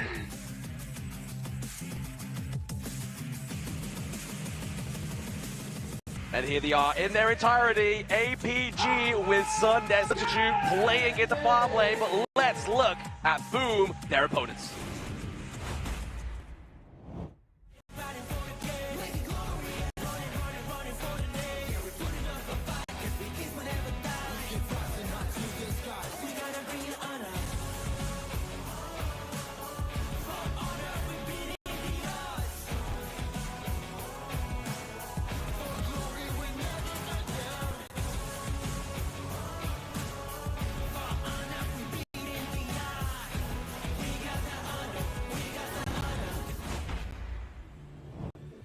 If there's anyone to do it, it has to be Boom Miggy in the Clash Lane.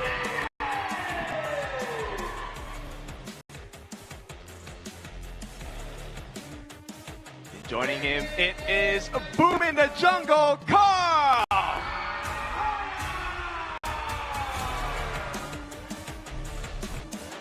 Next up in the mid lane, the prodigy himself, it is Tatsuri!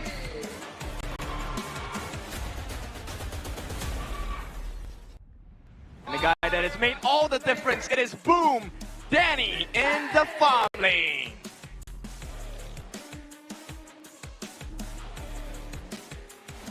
And the one responsible for setting it up, he's gonna draw shapes, it is Boom, draw!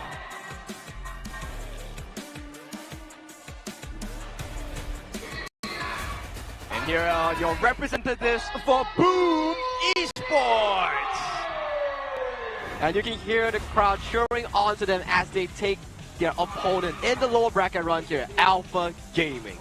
Alpha Gaming definitely not want to shy away from a challenge, right? And they've already proven time and time again that they can take Boom Esports. So it's now time for APG to Boom to shine here. But we have Yulong into the jungle, Sun into the farm lane, Saber as their roam, Shishan into the mid lane, and then Xiang up into the clash lane.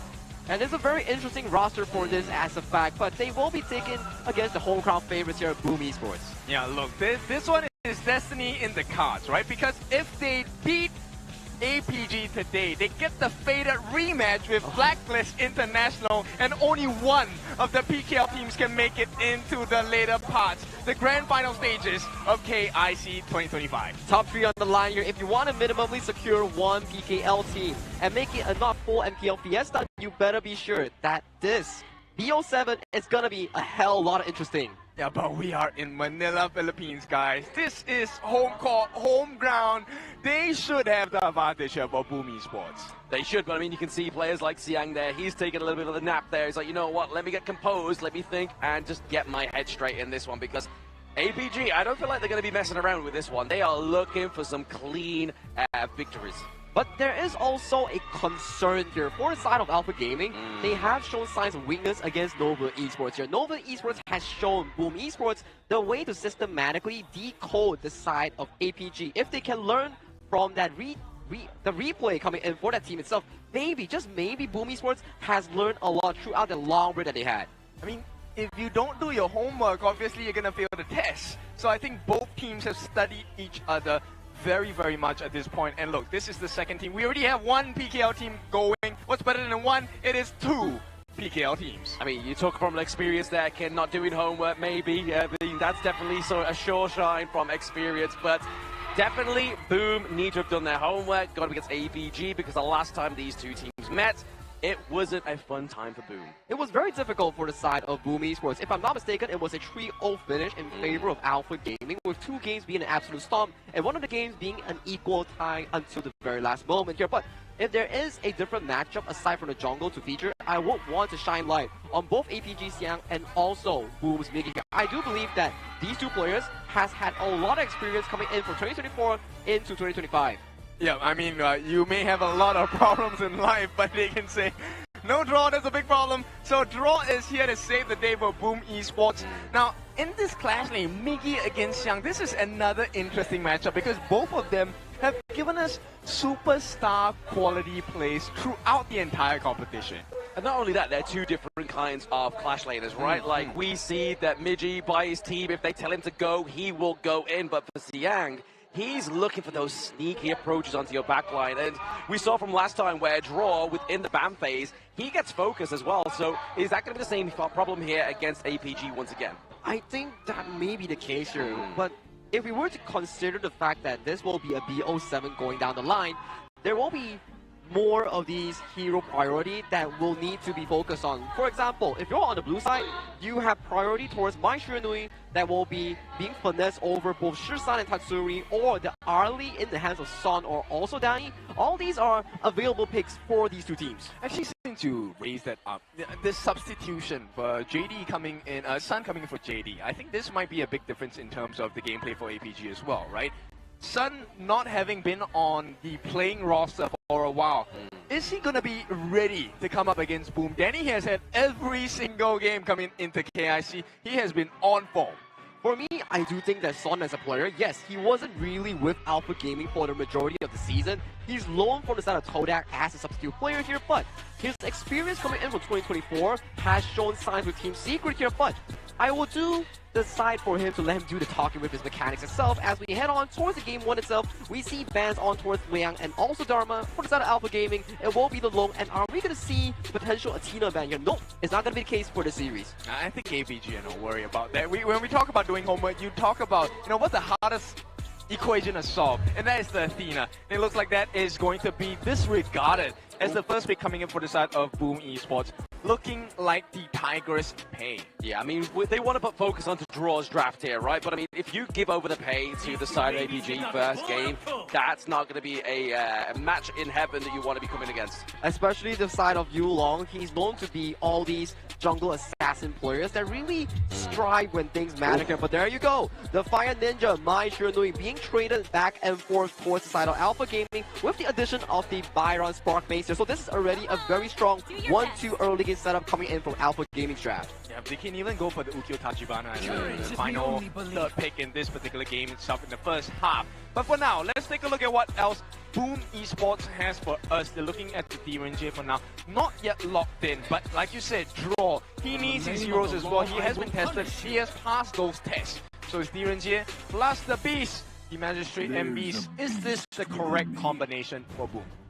For me, this is a very solid lane lineup coming in for the side of both the DRNG and also Zhang Fei, whereby the solid bot and jungle priority has already been locked in here. And to mitigate that pressure coming in from Boom's side, you will be hovering towards the Ukyo Tachibana or potentially the Musashi to really counteract against this Tigress here. And it will be the Ukyo Tachibana Swift Strike being locked in. 50-50 matchup. I like this a lot. Now we head into the second phase of the bans as well. We'll take a look. First ban coming in from the side of APG, it is going to be the Kongming, something that Tatsuri has shined on before. Yep, this is a very similar playstyle for both teams, right? Where you see the fact that the Kongming, the Yuhuan, the Mai Shiranui, all these are known Tatsuri and Shisan picks here coming into the game itself here, but with priority on towards the side of Boom Esports, already picking up their roamer. They already banned out 3 additional roamers against the side of Alpha Gaming, forcing them to pick up Tunecaster. They want to force this healing comp up, my view, right? End of the day, you don't want to deal with the multitudes of stuns and even the hard lockdown on that bit of farewell for the idea. The healing potential on the side of the idea is going to be too much for Boom to handle. Oh, but look at the setup here coming in from Boom Esports. They know for a fact that yes, you want to play early game? Sure, you match us with the Ukyo Tachibana.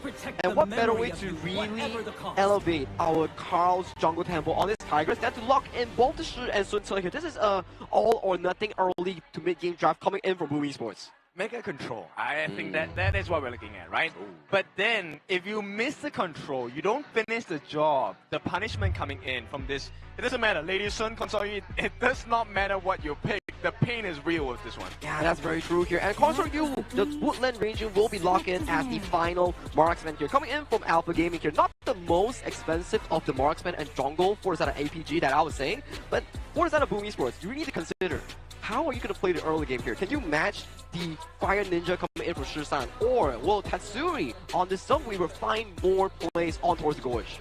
Tatsuri, I love this guy to bits. I think he's a fantastic player, but this game is super hard. Correct. APG, this is a poke competition. You have the Kachosins coming in from the Mai Shiranui. You have the Oak shots coming in from the side of the console. You also have the Monfu Temple and Tragic Beauty coming in from the Yuan. So many long-range pokes, and you have... Okay, look, I love the Magistrate as a hero, but his range is super short. Yeah, you make a very good point here. Magistrate, the DRNG, not having the best of the Ranger despite the strong laning phase. Not the best suit, especially coming into the draft for itself here, but it's a super strong early game draft. If they can get the ball rolling for Carl with the Tigress, potentially Boom Esports might be seeing a better 10th minute mark here to really snowball the game into quick succession.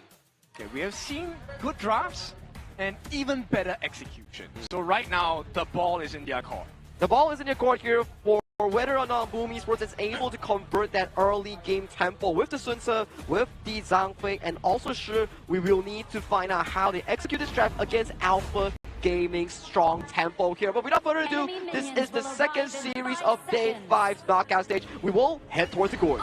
Yes, the last series of the day. It's going to be between APG, MKL's third seed, and Boom Esports, the PKL second seed. And this has been a matchup we have seen time and time again within KIC2025, but it's going to be the last time between these two teams. Yeah, I mean, coming from the same group to meet down here in the lower brackets as well. Look, this is Destiny intertwined, and this is essentially a preview of what potentially could happen in the later parts of this tournament as well. MKL versus PKL. Absolutely, depending on who goes forward, could be a rematch of the PKL all season, or we could be seeing another MKL PKL matchup here, but it's going to be Shishan obviously using the flash to just go around, back into the backline of the Azure Golem here, looking to get that quick pickup onto draw, but it's going to be Carl having to get away with their life.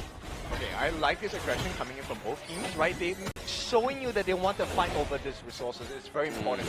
But unfortunately for Boom, they did not manage to get the steal onto the Zhou, and they've already lost CPS. In fact, so this is going to be a huge issue for Carl. Yes, lost momentum, also losing Sun here. Could be the potential. First blood going over to the boys on Boom. And Danny, we talked about his consistency. This guy has been consistent. He has showed up. He has put in the work. And right now, boom, they get the first blood. Hey, I mean, we said, where's the father on the gorge? But it's not Danny, it's Daddy. I like that coin. And we'll take a look at how far this is going to go. Because Carl, he is looking to step up as well. He needs that level 4. He needs it because Yulong is already at level 4. Definitely has more EXP. Definitely has more farm. He's just hit 5 on this. Exactly. Yeah, he's going crazy. But at the same time, obviously, we saw Carl be expended down to the bot side of the map. So we're expected to see a little bit of a gap here because he spent a little bit too much time out of the jungle. Yeah, that's true. Right now, it's about pushing advantage. Already paid for that first blood. It's going to be the takedown onto Draw. And you don't want to be losing that beast so early in these team fights. Yep, exactly. Draw is not level 4. That's why he could not save himself. But here comes the potential steal. Oh, they wrestle their way in. There's no way Boom gets this. And Boom, look, they're trying to keep up. But you may have the control, but you don't have the life to survive the burst potential of APG. I mean, just because APG are kind of playing a sprint here, I mean, Boom could play the long game and just look to be like, you know what, guys, we'll catch them up as we get into the mid to late game. That's true, but can they pass the 10-minute mark? I think once we hit the 10-minute mark, that's the true challenge for Boom, right? Because APG definitely has a pretty decent hold, closer to 1,000 gold ahead of Boom Esports at this point. Not giving away too many kills, that's great for them at this point for Boom.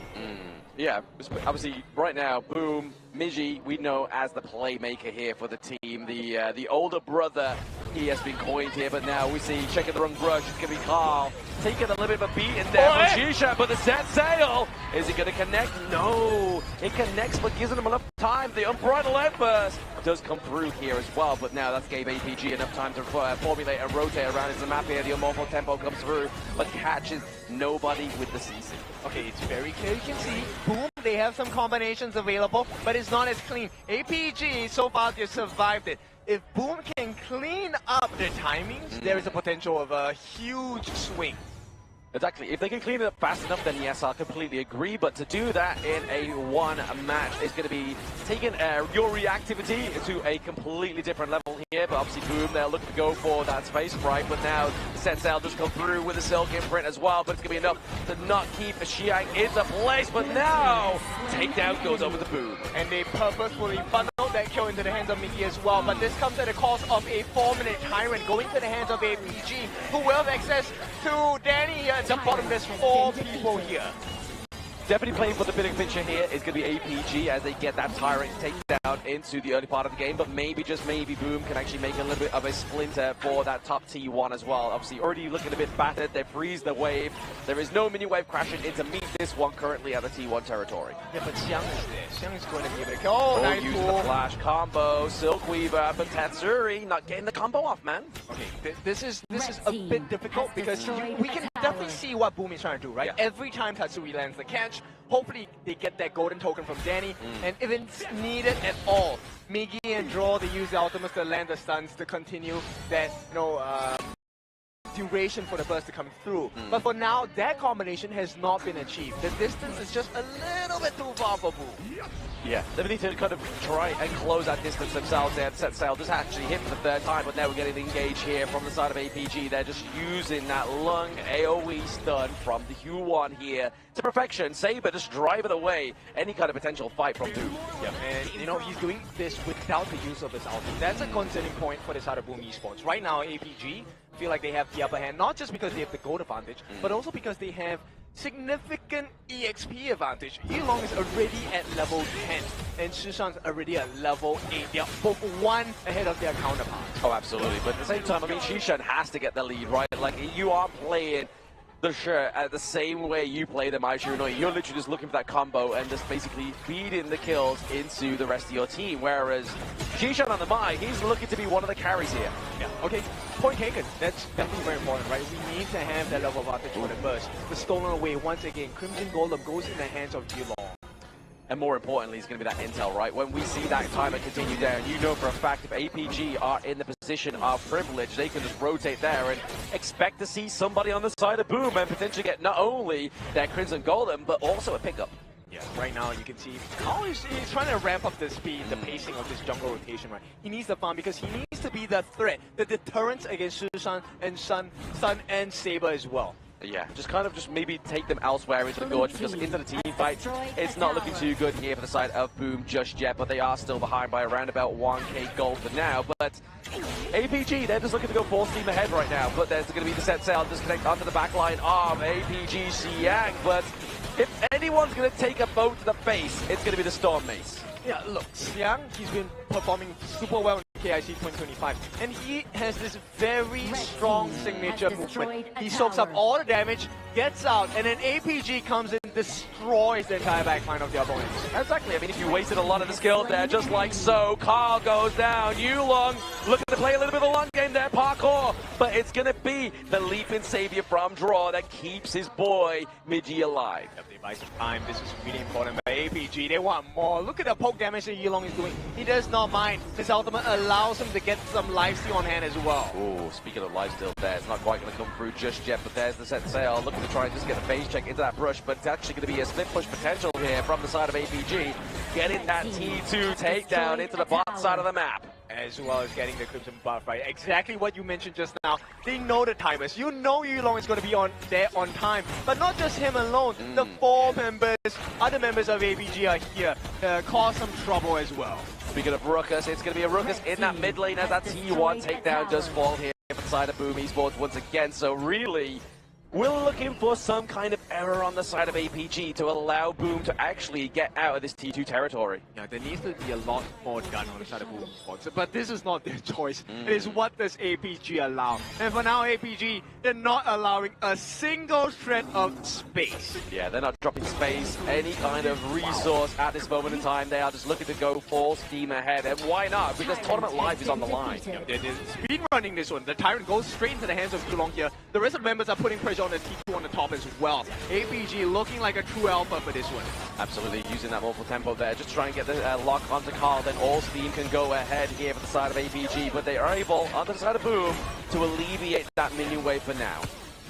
A little bit difficult. Right now, everything, Boom has to respond. That's the biggest thing. If Boom doesn't respond, APG just take whatever they want for free, but at the same time, they have superior wave management on the side of APG, which makes Boom's life is so much more difficult because no matter what you do, you lose somewhere else. Oh, absolutely. You've just got waves crashing in all 3 lanes, unfortunately, for the side of Boom Esports, and they always have to have somebody away from these team fights, but they're choosing to lose that T2 top side of the map to hopefully get some big gains here. Yeah, it's a force error at this point. APG looking so strong. Take a look at the gold advantage coming in from the lanes. The biggest difference here is that there is a very big 1,000 gold lead between Yulong and Kao. Of course, going in the form and going to the advantage of Yulong on this Ukyo Tachibana. I mean, it's scary already that Yukio is already the direct counter to the Lung anyway, the Swift Blade, but having a 1k gold ahead of yourself and that being the counter, I think that's even scarier. Exactly. And look, he's at level 14. This blue-haired guy is going to be the bane of existence for the blue side. Speaking of bane of existence, that set sail is not going to be it for the side of APG. Trying to put that silk imprint to try and get the combo here is going to be Tatsuri just driving away APG for now out of their jungle. But with the mid-wave, minion wave top side of the map here crashing through, you can imagine that it's going to be creating pressure down the bot side too. This brings us to the exact point we're talking about, at the 10-minute mark. What is Boom Sports' decision? Do they try and contest this? Looks like the answer is no. And APG, with this fighting power prowess, what damage can they do? A lot of damage. They have the Shadow Tyrant now coming through for the next 8 seconds, so increased damage and movement speed is definitely going to put the ante onto Boom Esports.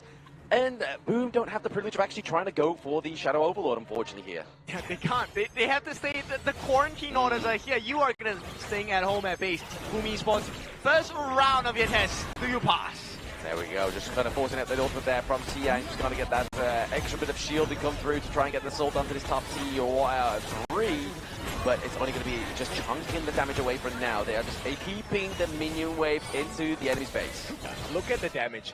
Throughout an equal exchange, they actually get quite a bit of damage onto the T3 at the top side. APG working around the defenses of Boom Esports, secures the Crimson buff for themselves into the hands of Sun as well. Looks like this sub for Sun was the best decision. Oh, absolutely. Sun being subbed in here is definitely making a dividend here for the side of APG, but there we get the stun onto Saber now, but can they get a follow through here for the side of Boom Esports? And currently, they're looking at a negative trade for themselves.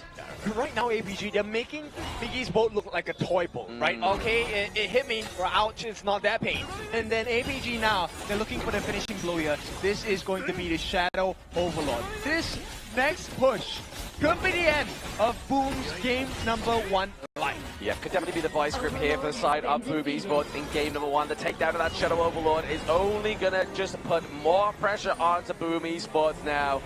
Currently hindering a 6.1k gold lead as well. That's definitely a position you don't want to be in.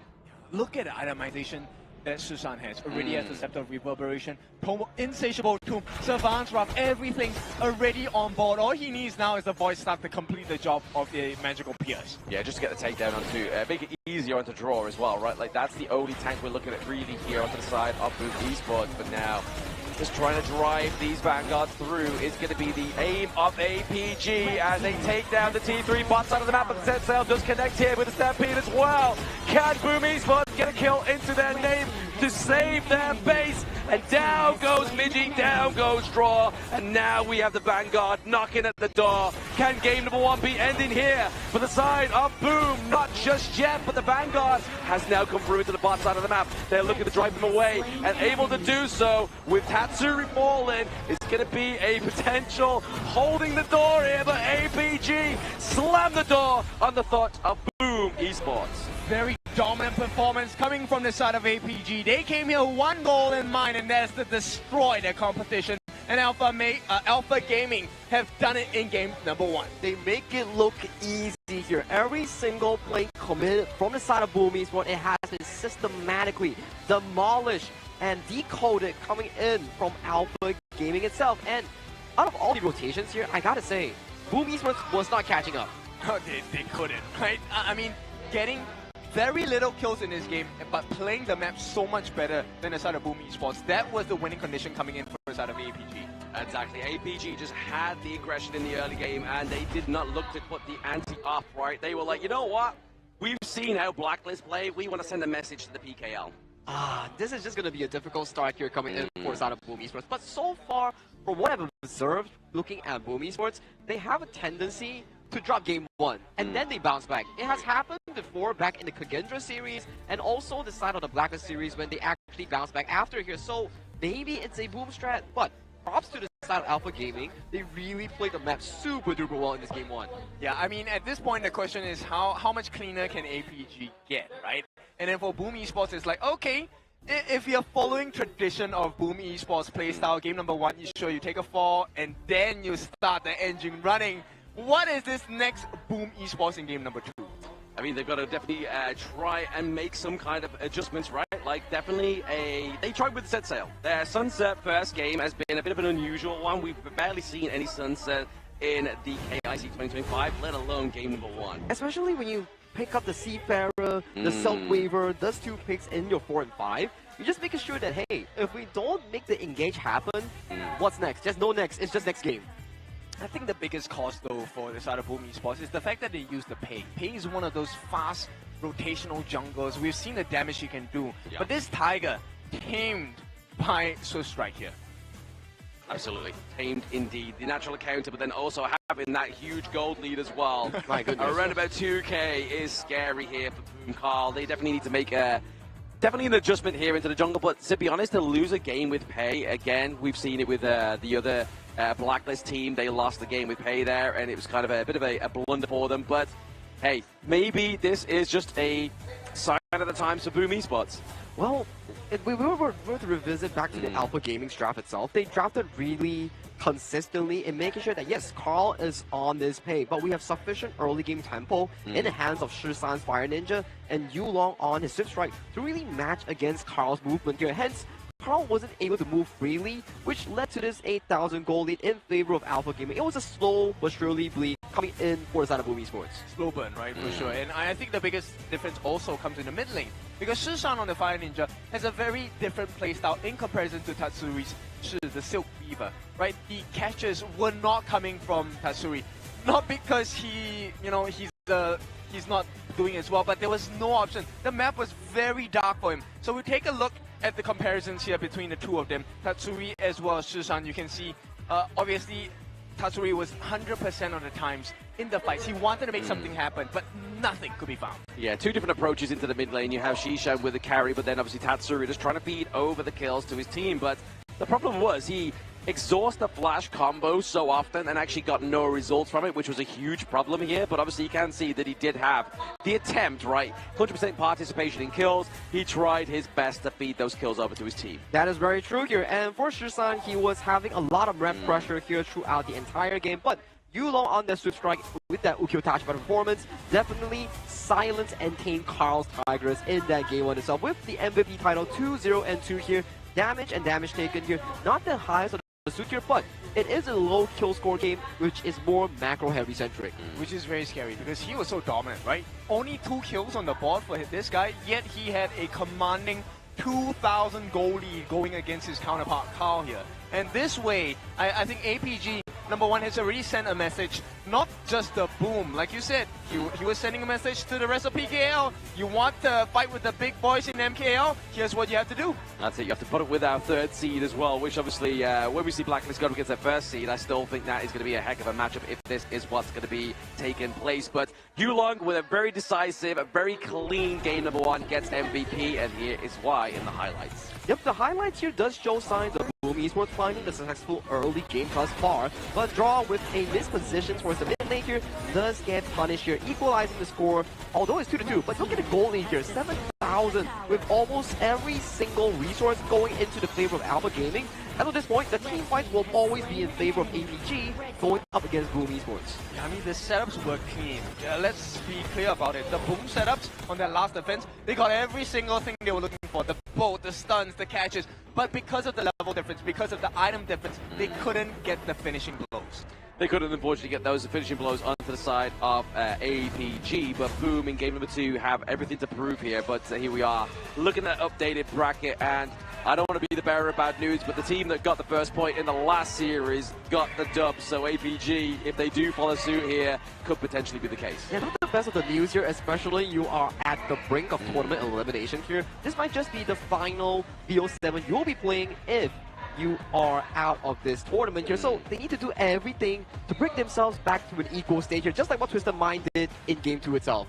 Right, we'll take a look at how that story is going to be like, because, okay, to be in this position, once again, it's a repeat of the group stages for APG and Boom. They have faced each other off the group stages. The scoreline was pretty clean there as well as a 3-0 win. Right now, APG looking to replicate and to add on even more, looking for the clean 4-0. But knowing Boom, I don't think we expect a clean sweep here. Boom will do something. They need to do something. They need to do something for the fans here at Ayala Mall, Manila Bay. They want to be seeing these teams coming through and actually try and get a dub here and get another PKL represented through into this bracket. But also do drop us a follow here at HOK Esports on all our social media platforms here. Stand a chance to win limited tokens, anything boxes, and also the side of these epic selection skin boxes here. Or you can also follow us for news update on esports social media here. Maybe you can follow Carl, Just G, Sanq for interesting behaviors behind the scenes here. Yeah, I mean, we get to take a look at the day in the life of Just G, the media day and whatsoever. These are little BTSs that you, behind the scenes, they get to see of what it's really like to be a professional player in Honor of Kings. I mean, there's a reason why you watch. Some of you may watch because you want to find inspiration. Some of you watch because that could be you. Next tournament, next year, that could be you on the cam. Exactly, and an Honor of Kings esports ecosystem allows that, right? We have everything from grassroots tournaments all the way to international tournaments like KIC2025, and we've had obviously 2 success stories so far, not able to actually win the tournament, but to get as far as they have, which is obviously ACT back-to-back in 2 international tournaments, but then also Pasaka Esports getting into the knockout stage here as well, Open Series T for the IKL. It just proves that it can be done. Yep, it can be done, and it can be anyone with an actual heart in esports itself. So that is the fascinating part coming in of the side of HOK Esports ecosystem here. So do drop us a follow on our social media here. But boys, how does Boom Esports realistically come back from this? Because so far in game number 1, it was systematically destroyed, I would say, by the side of Alpha Gaming. I think we look at the same kind of learning journey that Boom Esports has, right? Number 1, macro. Fix the map, man. Correct. Fix the map, and then you will be able to win the team fights. Because it's because of the macro losses that lead to the goal lead, right? I mean, this was a very low kill game. So you know that the difference maker was the number of turrets that APG took, and then it's a stealing of resources because there's no one to defend you against the aggression of APG. Exactly right. Like, if you've got no kind of like turrets in the game, you've got no safety net, you've got no way to push back out of your crystal, and that's exactly what happened there with Boom in game number 1. It was very difficult, especially the fact that you drafted such a heavy engage composition, but every single one of your engages has been mitigated by Xiang on that Byron here. That's why experience is such an important factor here in Honor of Kings itself. With Xiang, we need to give it a bit of a spotlight as well. He was in the championship roster of VSE in 2024 with multiple titles to his name here. So bringing that experience with the likes of Son and Shisan towards this roster, it will be an interesting ship up here for Alpha Gaming's journey in this lower bracket run. But for Boom Esports, they do have Day 1 Kuya himself, Miggy, in the roster. So in these low times in the game 1 itself, I do believe that Miggy has what it takes to elevate the spirits of the team. I mean, we've seen the Sunta pick a few times. I don't think has found any success in KIC2025. Oh, one game only? One out of the many that he was picked. So we'll see what kind of solutions they'll look for, because at this point, Boom has already expended very big picks. The Zhang Fei, the Beast. You have also expended the Pain, the Tigress pick. These are very good picks, just supposed on paper to win with them. You are supposed to win with them, but I mean at the same time now, because of the global ban pick, they will not be able to pick them in the next few coming games unless they take APG up until like game 7 where we get that blind draft. But we see that Bloom is going for the blue side here to get that prio pick. So blue side prio pick here, what is available on the board? You do have the Athena room, you have the likes of the Arlie, you have the likes of the Lone still up and available for these players here. So that could be a point of discussion here coming in for the side of Boom Esports here to really formulate this draft for game 2 to potentially find that equalizing score. That's not going to be an easy task, because if we take a look at the hero pool that is on the side of APG, they have an ocean as well, so many heroes to pick from, and not only can they pick them, they're really strong at them as well. Yeah, very efficient, very proficient with every one of their picks, but we have been seeing some support for the Boom boys in the crowd here in Manila Bay. And that's what exactly they need going into game 2. They need to hear their fans' voice. They need that support. They need to convert this fan crowd energy in towards their own mindset here. Do it for PKL, do it for yourself, and do it for the Philippines region. There is a physical product for that is called coffee. No, I'm joking. But with that being said, I mean, we take a look at the ban pick phase, right? Which is going to happen in about a minute or so. Now, I think now, at this point, this is also where HOK teaches you about life. Like, okay, now game 1, this is a very difficult situation. You had one of the best picks in the game. Didn't work out. What do you do now? What do you do? What do you do when you're dealt with failure? Go and cry in the corner of the room. No, that's just me. Anyway, that's me and my therapist need talking there. But no, these teams need to actually get some kind of mental boom out of the room, because they need to think of what they need to draft now, right? Obviously, there is still options available. Obviously, the Athena, we didn't actually get banned in this game, so maybe Boom bring out this strat. Maybe APG try it out for themselves. Oh, APG is also one of the teams to actually play the Athena strat, so it will be interesting to see what kind of priority does these two teams have over the Athena roam here, because so far, out of the last 2 series that we saw, yes, today and also before the break, Athena almost had a 100% ban rate thus far. I think that would be an ideal situation to have. But at the same time, if the Athena is not banned during these first few games, why not just pick it? Why not just take the risk anyway? Yeah, that's it. Take the risk of the Athena here. The Sacred Warrior could come from either of these two teams, right? I mean, if you're Boom, what have you got to lose? You are already down 1 point, whereas if you're APG, what have you got to lose as well? You're up 1 point. So if the Athena strat works, you get it off the table for the team, and you get the dub for yourself, and then ban it off for the rest of the series for Boom Esports. But Boom on the blue side are going to look in their first picks. I can imagine that the pay may be a ban here for the side of Boom. definitely something to look into because you do not want to give Yulong, who's a masterclass in all these utility and also carry junglers here. So indeed, they will remove the side of the pay from the hands of Yulong here. So this wouldn't be a point of contention here for the side of APG. So for my question here, based on historical value, does Boom Esports immediately go for the Luna? I know, right? That was the first thing I was Yeah, thinking exactly, of. right? Yeah. But if I'm APG, now there's a reason why you don't mind having the Liang taken out, right? We will give you the Luna. So if you see a Luna here, what goes into my mind right now is APG will just whip out the Athena roam and just bash your jungle repeatedly. So you won't have an Azir Golem. I'm just going to be entering a jungle with the Ogren and potentially Athena, and you will be like, bye-bye jungle, no more jungle for you, Carl. But I mean, the Arlie's still up here, and I mean, Sun in the last game was looking very dominant onto the console use, so give him a tier 0 pick like the Arlie, the Parasola. That's going to give some real good results here, and definitely a slippy hero to actually catch if you are on a car with the Luna and the Moonblade. Interesting enough that they do pick up the Luna on towards the first pick here, so Moonbeam being secured, and it does allow for Boom Esports, after seeing the Parasola on towards the hands of Son, to pick up the strong combination here to counteract the Arlie here. Both the Diadia and also the pack leader lock in for Boom. Super smart. You don't give the Diadia, especially when you've given them the Ogren and the Arlie, right? This is one of the most dangerous compositions available in HOK. Smart by Boom. I like this from Coach CN. Let's see what else is going to be installed. APG, they pick their own counter pick. The Lady No, they don't. No! It has to be. They go for the Sacred Warrior. They do lock it in. Do you feel it in your gut? I feel it in my gut, and this Sacred Warrior will be piloted by Saber in the roam here. So this is a strategic feeding strat here coming in from Alpha Gaming. So it will not be the funnest of the times here coming in from Boom Esports Luna here. So this will be an absolute jungle invasion, both by the Athena and also the Ogren here that's locked in by APG. This puts you in a position where you need to pick something that can melt down your opponents. So what is left? I mean, you already have your farm lane. You don't have your mid lane and clash lane yet, but nobody in these two lanes destroys one person super quickly. Maybe even the Ganem Mo is here. I mean, Ganem Mo, Angela, I feel like if you get the combo up right, especially onto the likes of maybe the Ogren, maybe get that anti-tank shred come through, but the Lady Jen here is really going to kind of upset the pace of Carl on this Luna. Oh, interesting food to pick up as well. The Fuzi and Ziya hyper late game strat that's being funneled for the side of Boom Esports. So I'm not sure if I'm a fan of this, because where does your early game come from to guard for Carl's jungle? I feel like, you know what, they're just gonna go all in. We don't care about the Athena invade, we just try to make life difficult for the Ogre. But that comes at a price, that comes at a risk, because then you're leaving the Athena to farm on her own, and Athena with farm still does a lot of damage.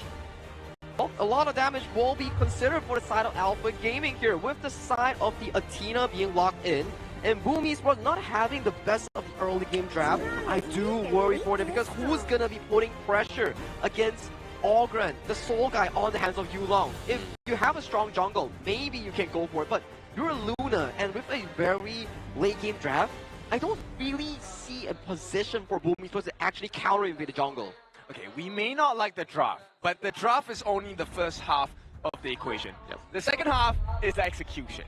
Maybe there is something inside this formula that we have not seen before, we have not heard before, we have not, you know what, just this too. Exactly, yeah, we've seen, hear, taste, maybe even smell, but we can't smell the players from stage, and that's probably a good thing here, because that would be very sweaty. But we do have the Futsu here, which obviously we know Miji can play. He can access into the backline, maybe try and get the potential shutdown onto Parasola onto the side of APG, but maybe if he's not going to be doing that, maybe it's a split push potential here. There is a split push potential here only if they survive the early game here. So the early game will be quite pivotal for the side of Boom Esports. Few things that need to check on their to-do list here. Make sure Carl doesn't get invaded overly hard. Provide sufficient farm towards the side of Carl, and make sure he gets level 4 safely here. And the side laners need to do a decent of a job to force their opponents away from this Athena here. So those are the prerequisites of the side of Boom Esports in taking on Alpha Gaming in this game number 2. Game number 2 between APG and Boom is already underway after that decisive game number 1. Boom has something to prove here for the fans at Manila Bay. Oh yeah, they definitely have to. And of all the games, they have to do it against an Athena strat. You can see what's happening here. Straight away, attention is placed down onto Saber here. He will give his life, and in fact, they don't even care about it. They will not have access. Oh, that's because something else is happening. There's a rumble in the jungle, and it's going to be APG Yulong taking away your red buff here as well. So maybe, just maybe, we'll start to see them actually try and make access into APG's jungle, but that's at a cost. I know, it can't be, right? Because he's still to deal with Saber. Saber's gonna steal all of this farm away, and even if you take him down over and over again, Saber is happy to do so. Bought time for his jungler Yulong already on his own Crimson Golem. And the scary thing is, even though obviously all these kills are going up to a certain somebody onto the side of Boom Esports, if they get shut down, that's a big pony in terms of gold bonus you get. Yeah, and okay, small wins, you know, they can accumulate and make it big. Sun has already taken one camp away from the side of Danny. So things are not looking up for the side of Boom, but you know, they can have an explosive growth. Let's see if that's going to happen. Exactly, that's what they're really banking on here. At the same time, we do see Miji not quite level 4. He doesn't have the Sage's Might just yet to lock down anybody on the side of APG. Yeah, difficult strategy to deal with, right? You can't ignore Saber. At the same time, here comes a setup from the side of APG. Look at it over here. Obviously, Saber just going tip for toe in this one as well. It's kind of hard to take this 2v1 already, but Saber is definitely doing his country mile here, putting in the legwork. Yeah, look, he's feeding kills into the sides of Carl. He's also putting it into the hands of Miggy. Like you said, if they're shut down on either one of them, there's going to be a massive goal swing going into the side of APG. Right now, the fact that Boom are leading, that's going to be something for the moment. Exactly, but Saber, he's just going to be always preoccupying the enemy jungle. He knows that Parasol down to the bot side of the map is not going to have too much of a hard time here. Very slippery hero to try and catch, but at the same time, what's given a hard time over the side of Boom Esports is giving Yulong constantly taking away that Crimson Golem here. You can already see top side of the map draws like, hey guys, it's over in about 10 seconds, maybe we try and contest this one. But now we see here Siang and Saber coming in with CC immunity as well. Nothing going to stop him there. The takedown onto draw. The sustainability, but can they get the lockdown at the call? And the answer is yes. Yulong gets the dunk. He gets another one, and there's no stopping Yulong. Yep. 3 minutes into the game, and APG have achieved that come around factor. It is now 9,000 in their bank. Not the biggest of goal differences, but the level disparity is huge. Yulong now at level 7 against Carl. And look, Saber gives his life for the cause, does not give any goal to the side of APG. Exactly. No gold given over here as well, because obviously died to either the minion or the turret there as well, so definitely just going to mitigate that one. But maybe now Boom Carl will be able to have access to his own Crimson Golem, but I don't think APG is going to let up anytime soon, right? I mean, especially if they get priority down to the bot side of the map. Yeah, look at the gold differential here.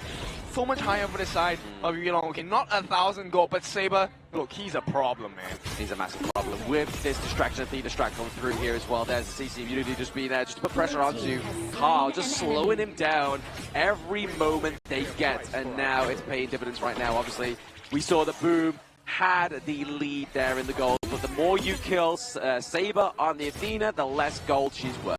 Okay, so one small interaction.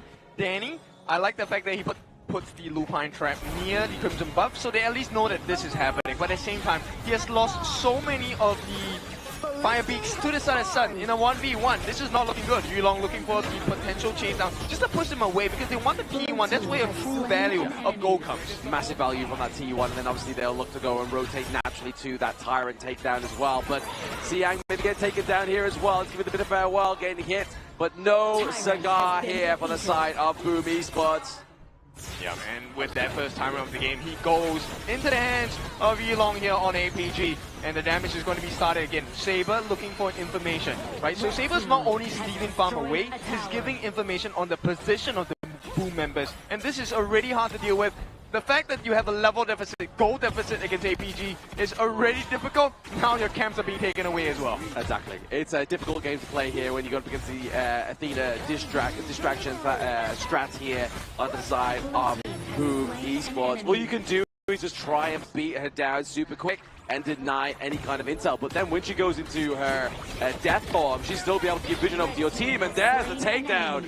Danny, top side of that does fall. Yep, this was a quick kill on the side of APG. Sun is doing so well. This substitution has proven its value. Right now, the T1 at the bottom being traded out by Carl, but the true damage is here. Yeah, the Path of Passive does go through, catch by Siang into the back line. It's going to be 2 members on the side of Boom Esports. Draw goes down, and they're looking to take the T1 top side of the map, and they have done so. Can you be everywhere? No, you cannot. And that is what APG is banking on in this game number 2, looking even more dominant down here. Yeah, very dominant, just keeping Boom at the back of that T1 territory into the mid lane here. They weren't quite able to usher through those minions just yet, but APG, they're now ahead by a 1.3k gold lead, and it's only going to keep going and going and going as they take away this Crimson Golem. Okay, but maybe in 10 minutes they can do it. If APG can't end this game by the 15-minute mark. Destructive Deluge being placed out here as well. Going to keep Shishan as a win with the safe boundaries. But speaking of not safe, it's going to be Tatsuri getting taken down here. The Suya, the Universal Law, as well as the Destiny counter being taken off now. And we're getting another kill. Maybe a suspected third victim here. Danny is not looking too hot. He has to force the flash, but he's got Saber on his tail there. Looking to slow it down, looking to get the damage, looking to get that CC immunity. And he just about missed out that damage. Yeah, but the thing is buying time. Danny now has to go back and heal. This is time wasted. They have bought some time for Kyle. He's level 11. But right now, the T1, not the same story. It's going to be taken down by Sun. And APG, 2,000 gold ahead. They're looking so strong. Yeah, this is scary for the side of Boom Esports. They need to try and get some kind of momentum going for themselves, right? They are definitely looking at a little bit of a slow-burning game. I mean, yes, they're obviously at the behest of the Athena strat coming through here as well, but Sage's Might into the backline off the side of APG. He's going to get the takedown onto Siang. Is that going to be the saving grace here for the boys in Boom? But no, Yulon comes through. He has the double kill. He's looking for more, but it's going to be trying here. Carl, the Prodigy, is the last one alive, and that is going to be a triple kill and an ace for APG. Big wins for the side of MKL as APG now the map is completely open. The only thing left to do now is to take the T2 or maybe even take the Zhou Golem because Sun is looking a little low on that mana. But for now, it's just structural damage all across the map for the side of Boom Esports. Exactly. Why not just put all pressure on at this point in the game against Boom Esports? APG looking very dominant here with a 4.5k gold lead. After that, Team Ace definitely getting the shutdowns on the call. Really helped here against this one. Yeah, to be now, he is holding 1v4. What is happening? Destructive Deluge to help them out. He got the kill instead. Yilong, it's all about him right now. Yes, the Rage Boss comes through with another triple kill for the side of APG. Perfect team fight tank is the name of the Soul Guide. Yeah, so I mean, guiding is one thing, but guiding your team to victory in such a fashion, look, APG are just looking unstoppable right now. Oh, absolutely. I mean, this Athena strat's completely thrown off any kind of, like, identity that Boom has going into this game number 2. It's just like, what, guys, how do we play against this? We play this ourselves. What are we able to do? And unfortunately here for the side of Boom, the answer seems to be like, hey, we've just got to take this one on the chin. Yeah, and look, there's still many more picks for the side of APG. Sun is the one that has impressed me the most out of the APG lineup so far. Coming in, you know, you were looking at him, does he have the freshest fingers? Does he have the ability to withstand the pressure that is the international competition, KIC2025? Looks like the answer is a resounding yes, because APG, look at the lead, 7,000 gold at the 9-minute mark.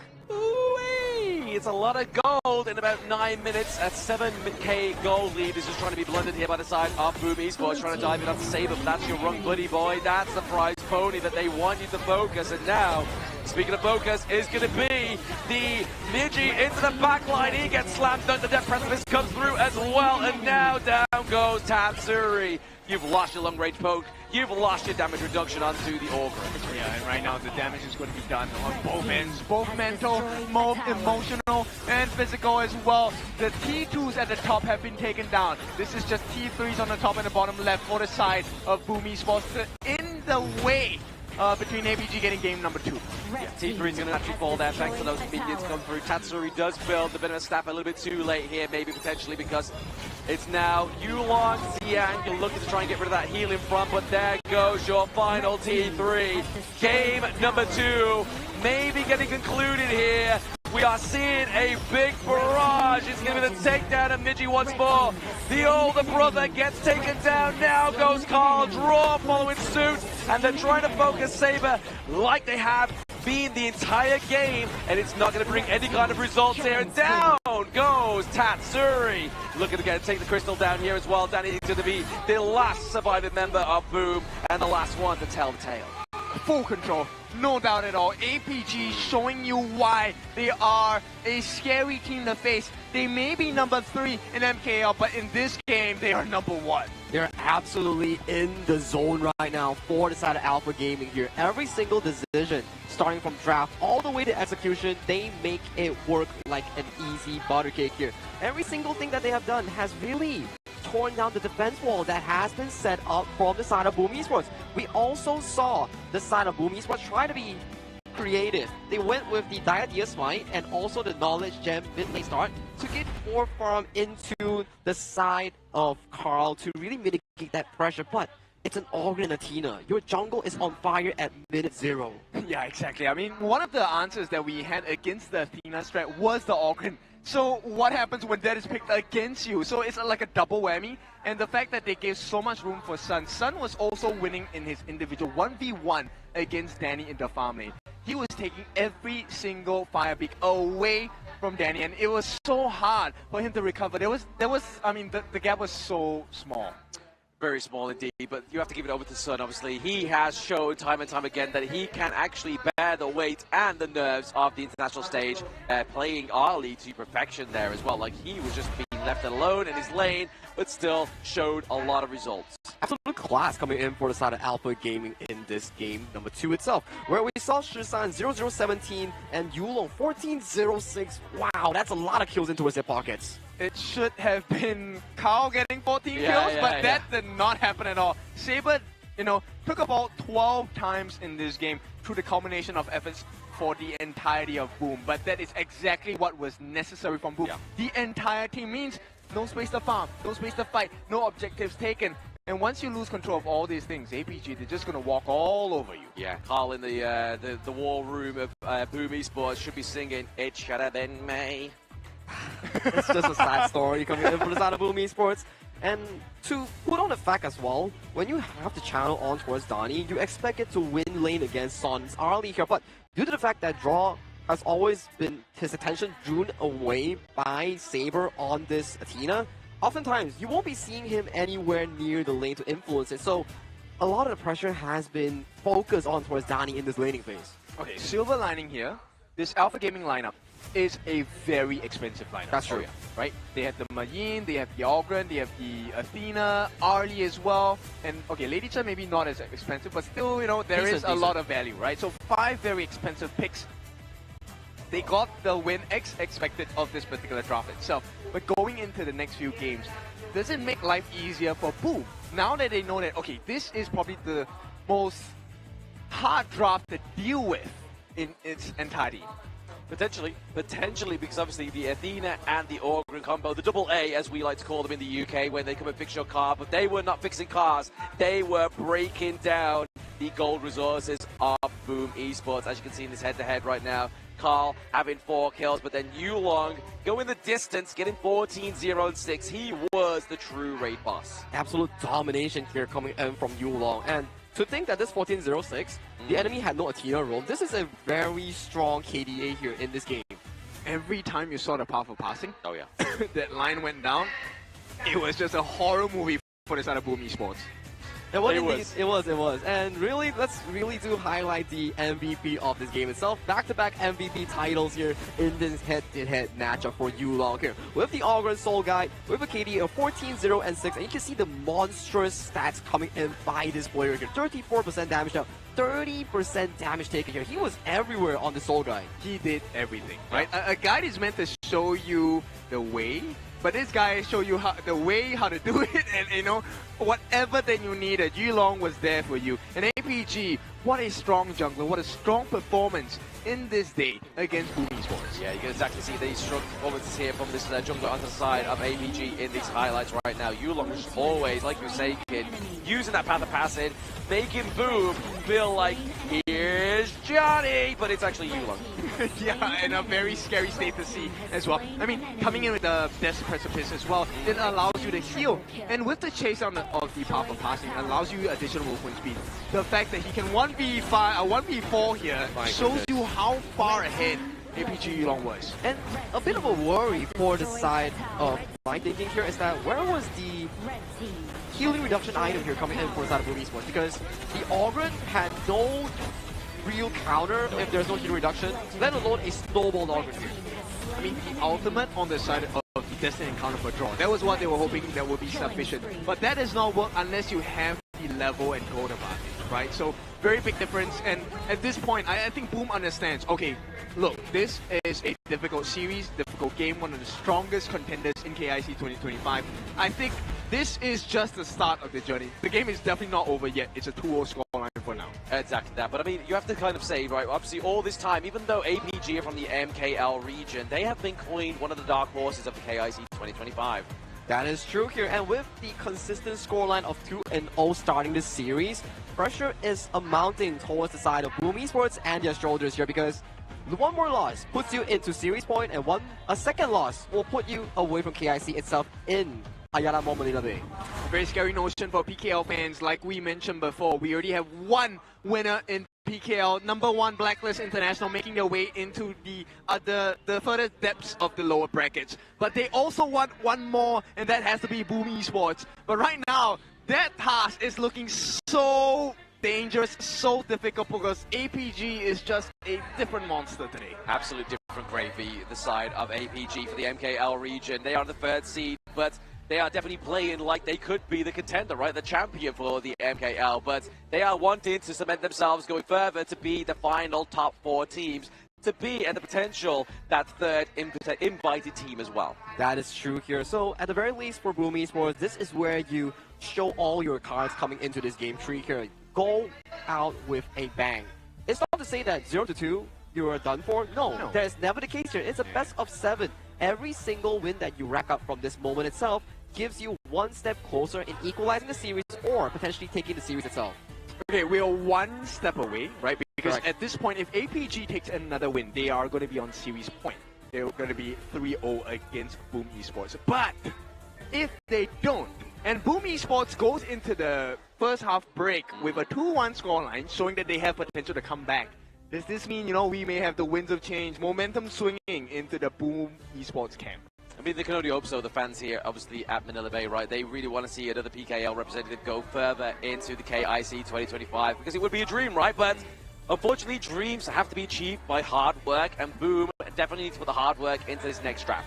For me, draft is definitely one thing, and the execution, they have to definitely look into how they have to tackle the strong macro rotation coming in from the side of Alpha Gaming here, because thus far, Alpha Gaming's rotation has been crystal clean across the gorge. Even if the kill score is neck and neck in Game 1, their ability to scavenge all these jungle monsters, steal it away from you, get those minion waves faster than you, has been really consistent compared to Boom Esports. Right, so you're on the same page as us. Let us put the problems now that Boom Esports faces. Take a look at the bans and picks, or rather the picks so far in Game 1 and 2. APG on your left, Boom on your right. What's next? What is next? I mean, that's potential, right? Obviously, there's a braid there. But at the same time, we're seeing here, we have no Lung pick come through yet. We have the potential of, obviously, still the Jing, obviously Luna for the side of APG as well. So there's still plenty here for the star jungle player, Yulong. For APG to really kill the game, I do think that this Lone pick can be let go, but if they want to cement themselves a solid finish, they would take the Athena ban. I think that's the only thing that will really change the winds of war before the break. Take the Athena ban. That's the way? I don't know. At this point, if you take a look at what's happening here, Boom Esports, they have the access into the Augurin pick. This is something that I think can work very well into the lineup of Boom Esports. I think Carl has performed well on tank junglers as well. Yes, we know his specialty is assassin junglers. That's true. But when the team needs it, we need that Miggy Charlotte. We need that Augurin Carl. We do. But at the same time, I feel like even maybe APG might go for the power play and say, hey, you know what? Take the Athena and we'll show you how to actually counter the Athena. That could be a case here in game number 3, and definitely would be a brutal sign of the times before we go into the break. You say you don't want to be the harbinger of like bad news, but that was like the worst news. I'm British, man. I'm cynical, you know? I have to live up to that. I feel like it's not really bad news per se. It's more of a reality check here. If it really happens that you bring out your best draft in the form of the Athena roam against your opponents and you still do not find success, that could really put you in a very negative emotion going into the break itself here. So whatever that Boom Esports looks to perform in this game, it will really shift up their entire momentum going into Game 4. That's true. I think mental fortitude is very important, especially in a game of high stakes where, look, the loser of this particular series will get to, okay, they don't get to, but they will be sent home. This is the last chance, last leg of their journey. Whoever takes the L goes back home.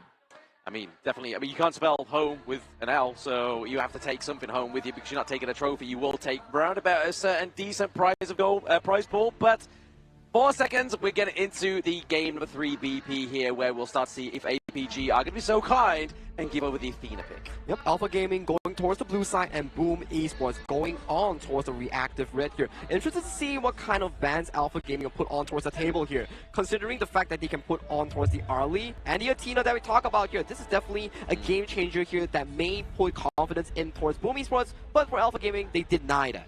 Yeah, APG, I think they're very important. They're very important that they don't want to give this away. Yep. To really look into the draft into a full scale here, to allow Carl to go on towards the side of the Ogren, Jing, or potentially the Musashi, banning away more of these temple junglers, let the game go into an equal state, may be a better case here for the side of Boom Esports. Oh, yo, they're shutting everything down, and it looks like, you know, it's a little bit too milky at this point. So it's so difficult for the side of Boom Esports. Look, APG, they're bringing up the Dolia pick.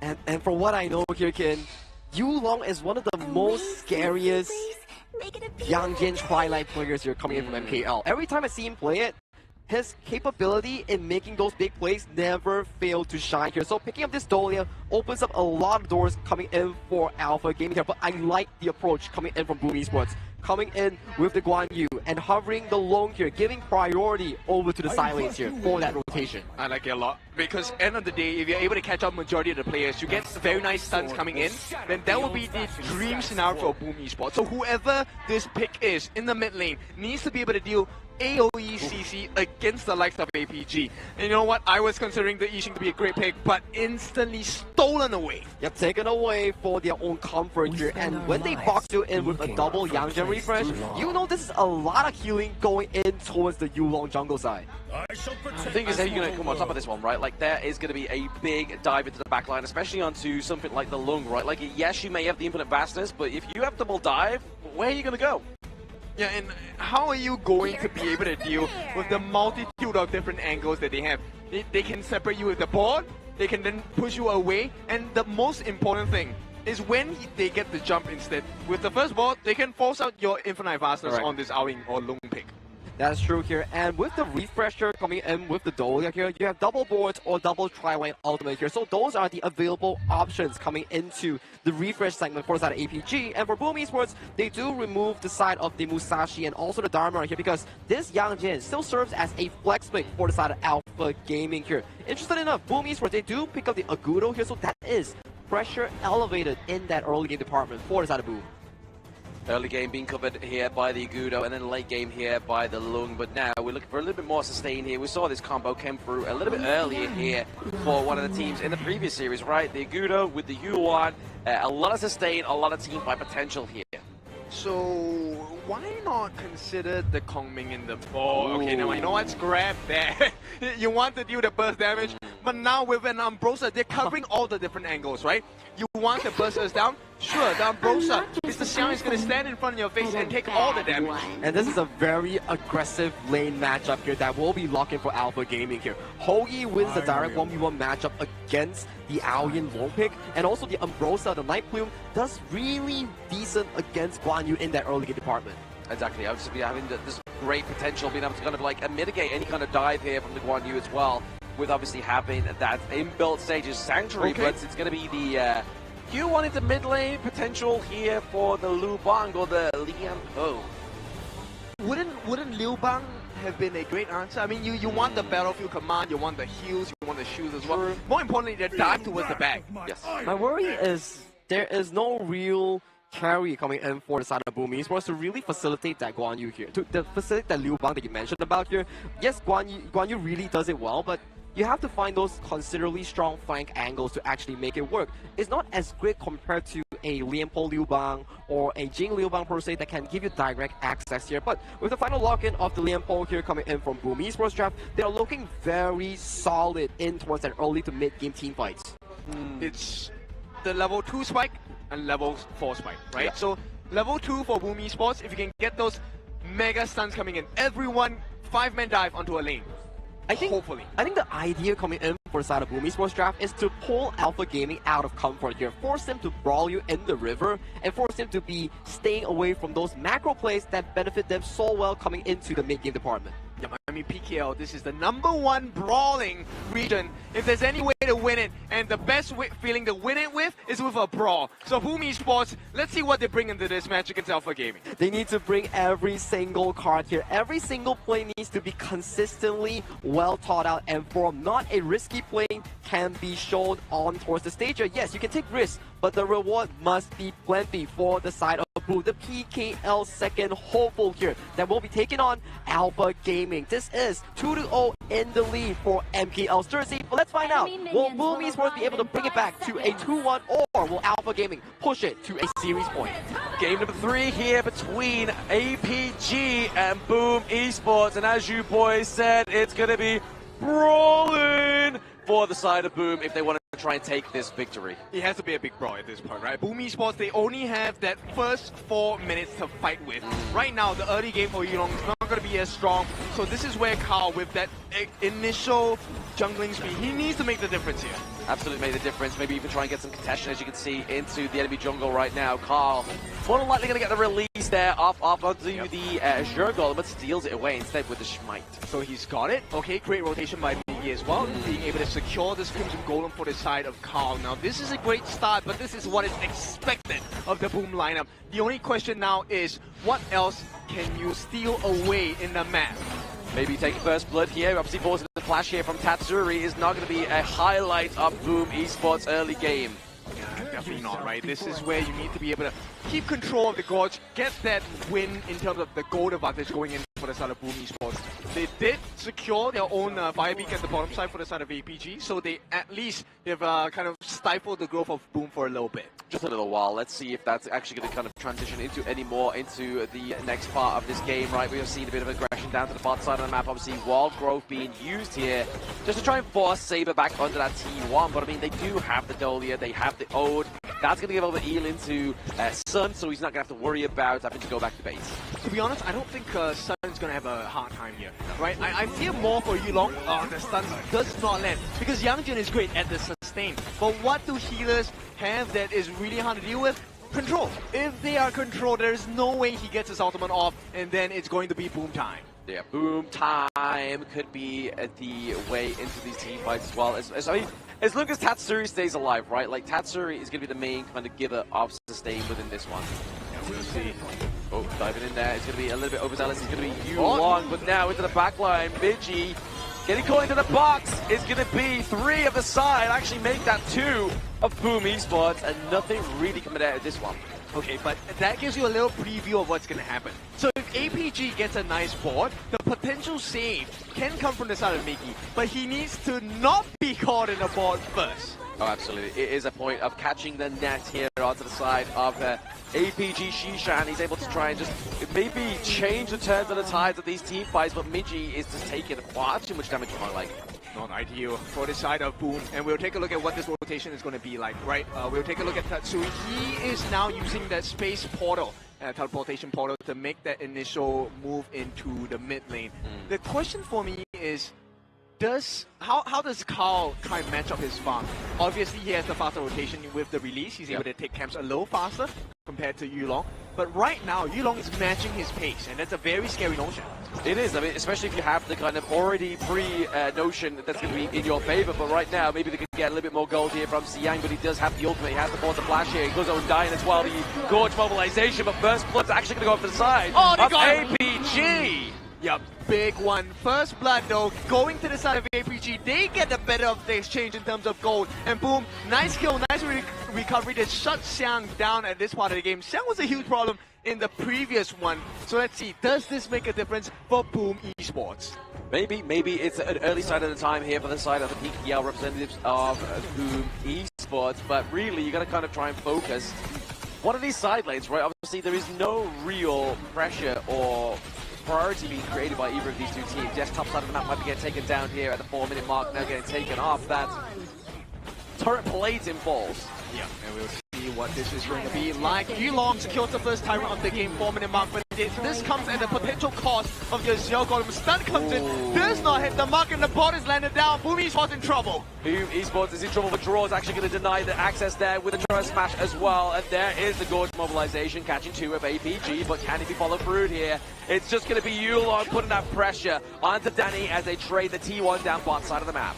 They refresh the Yulong ultimate as well. This is pressure on the mid T1. This is the most important tower in the game. Maybe they can turn this around. Yulong's taking a lot of damage from turrets as well. No more stuns to talk on the side of Boom. A little bit of flaming palms, but for now they've taken the T1 at the bottom on the side of APG as well. So Boom Esports, they need to win this now. Oh no, the stun! Oh, the stuns come through and maybe potentially there. Oh, they didn't follow through because obviously Yulong doesn't quite have his ultimate and still doesn't quite have his beast mode coming to fruition here, but maybe Shishan getting pushed out of that T1. It's going to be the passive that comes through, and now Tatsuri claims the kill. There is some hope left. They've taken down Shishan. They just need a little bit more. Force out the ultimate from the mid laner, Tatsuri. At the same time, Boom Esports, take a look at what they are doing. Kao is trying to just squeeze out and extract every single value across the gods on the side of APG's map. They're definitely doing a lot better in this game than the 3, right? I mean, yes, it's maybe a little bit late to come back into this one, but there's going to be the Burning Sun arrow. Can they force away the flash? They do as well. It's still taking a lot of damage is Danny. Yep, Sun, he knows his target, and so far he has not missed his mark. It's going to be 2-2, but with this 2-2, it's APG, balancing that gold balancing act against Boom Esports, and this is not good news for Boom. Exactly, that's one thing they really want to have going for them is those resource leads here for the side of Boom Esports, but unfortunately it has slipped away for now, but can still definitely the pendulum swing back onto the side of Boom here. We do have obviously the Magma Slam with the burst ramp come through, trying to bite out a lot of the skills onto the side of Boom's draw, but now the board has been committed. The minion waves here, overcommitted, maybe the Tremor Smash, not connecting that to anybody, but there it is. Sun gets taken down as well as Saber and Yulong. The Boom boys are looking to brawl. Yep, it's all on Miggy. That was one of the biggest plays we have seen so far from the Boom Esports lineup. And Miggy at the cornerstone of it all. All they need to do now is to balance this T1 in the mid, and they should be able to wrestle resources away from APG. Yes, rustling the jimmies of APG has been Boom in that mid lane and gave themselves a nice hefty lead here. But let's look at that instant replay. Yep, this was not looking good because they actually managed to force out the ultimate coming in from Tatsuri in the mid. But look at Miggy, he was undaunted. He was looking for the opening, and to catch Sun out in the first part of that fight, that was the one winning condition they needed to achieve on Boom Esports, and Miggy gets it. It's the only problem when you play something like the Hou Yi, right? Like, it's so sort of immobile. Like, you don't have flash, you're basically a sitting duck there, especially if you kind of like have your front line of your team fly into the back line of the enemy team, and then you have something like the Liempo or the Agudo used to Gorge mobilization there. It just really kind of opens up a very vulnerable state for your teammate. So you can kind of see the win condition, right? Even though Shishan has been getting these beautiful balls, it could also cause a downfall of APG. Now, bear in mind, this was done without... Oh, hang on. Okay, get the takedown onto Siak there. That's probably going to be a handicap for the side of APG. The double Tremor Smash disconnect onto Shishan as well as Saber.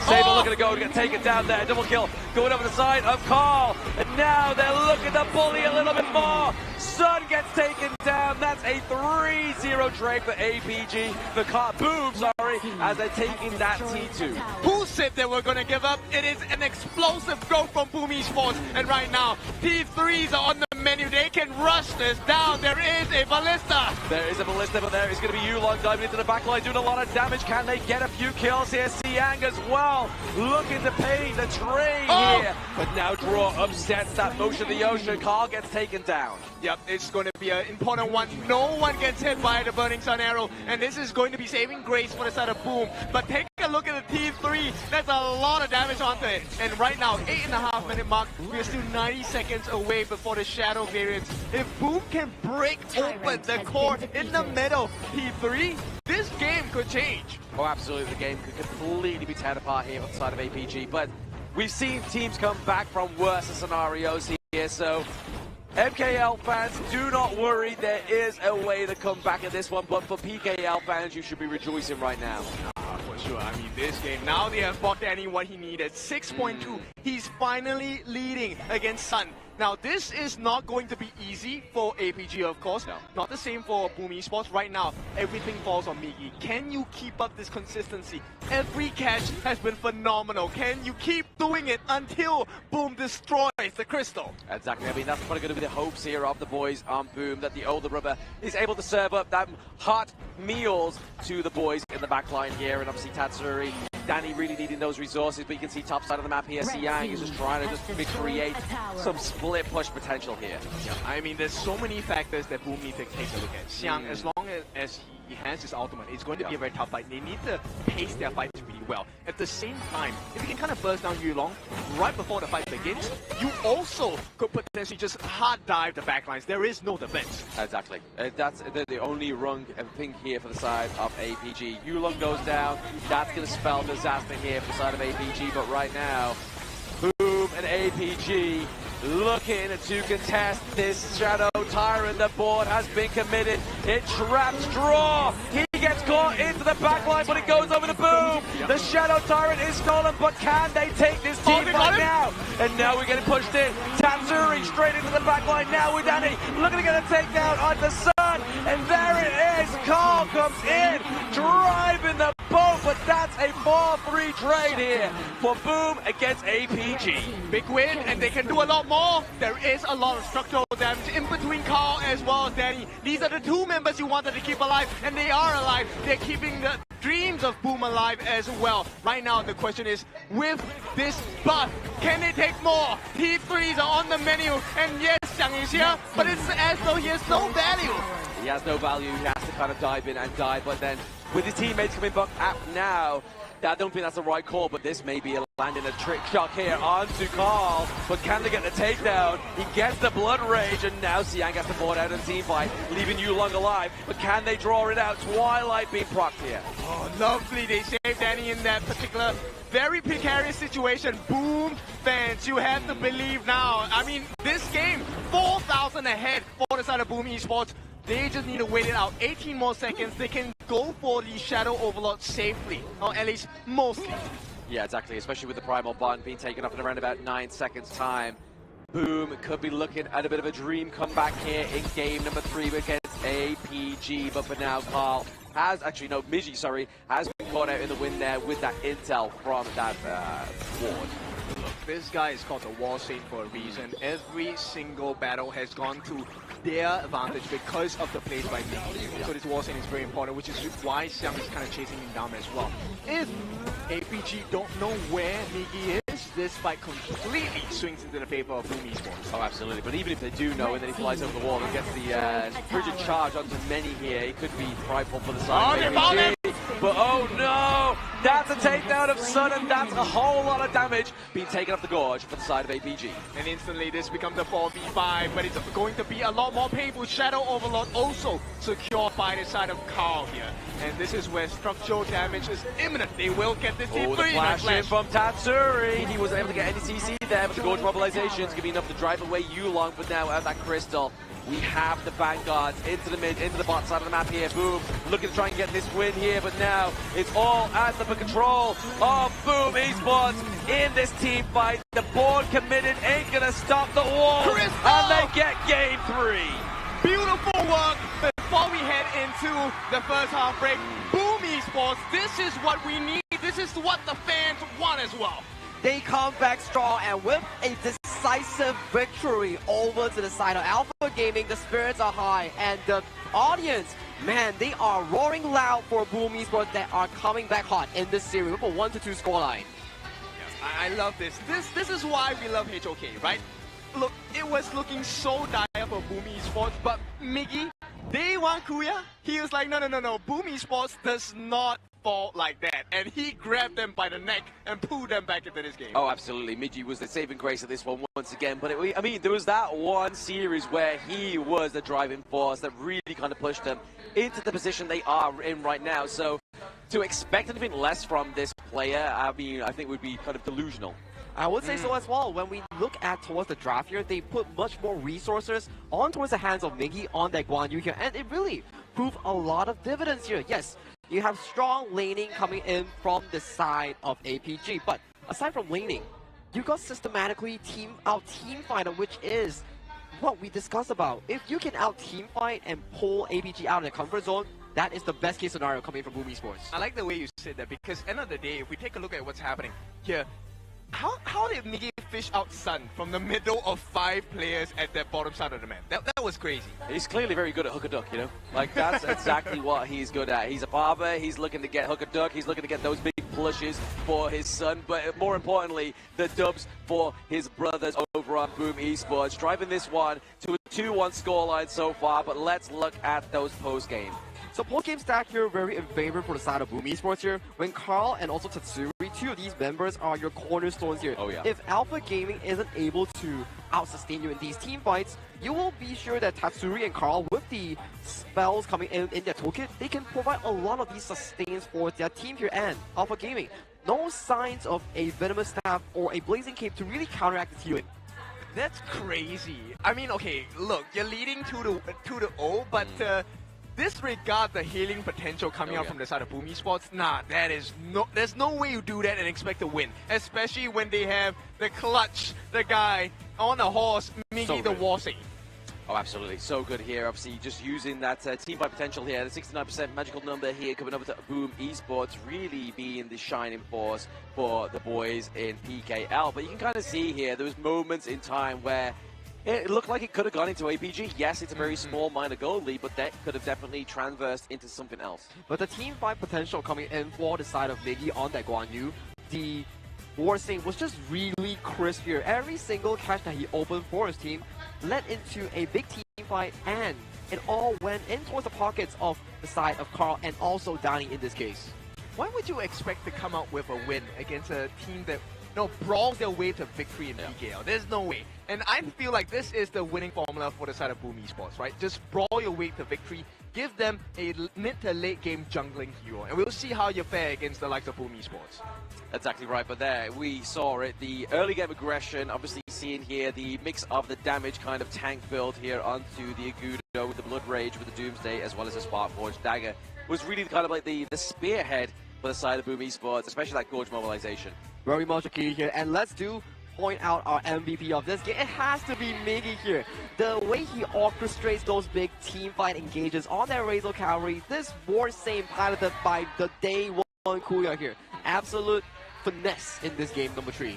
Yeah, I think finesse is definitely the perfect word to give you the picture of what happened in this game. As a person who plays this Guan Yu to an absolute different level in this particular game itself, 4-1 and 5, look, the damage taken super low. Damage also super low, but what's more important is the control timings. How many missed positions did he put the players of APG in? And this is against a Yixing, by the way, who is, by the way, the board master. Supposed to lock you up in a box? No.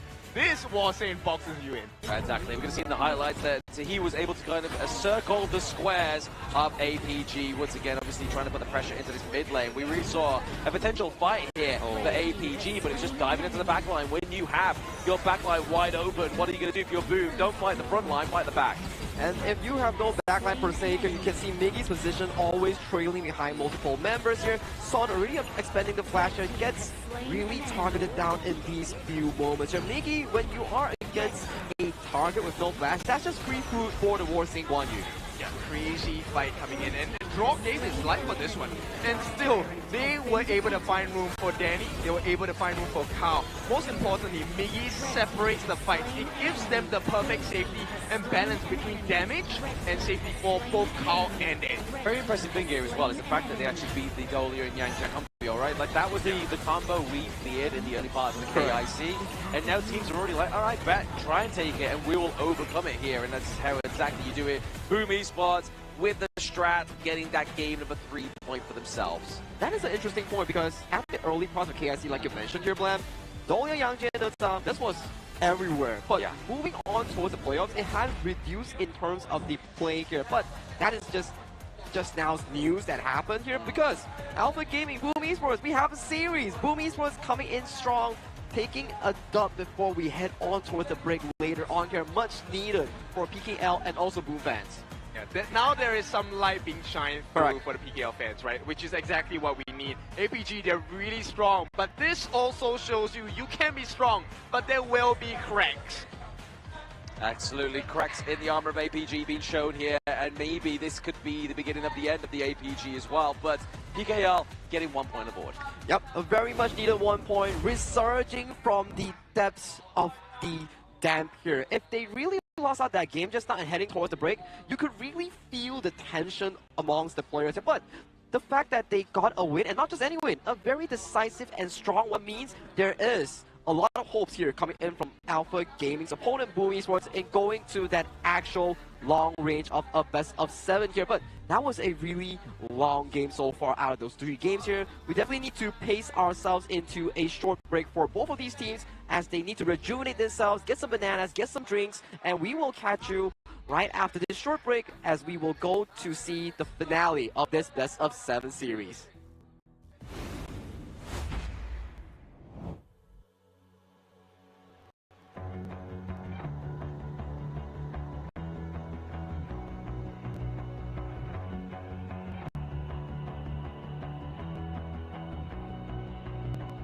You've walked through the darkest nights. You've heard the crowd, felt the blinding lights. You were standing there when your heart comes alive. It's a dream of a hat, and it never dies. Right here, right now, give it all to get it out. Never surrender, I fight and never fail. I am a contender, a challenge I can feel. The smallest lies become the brightest enemies, relentlessly. And even if you fall, you gave it everything to be a king.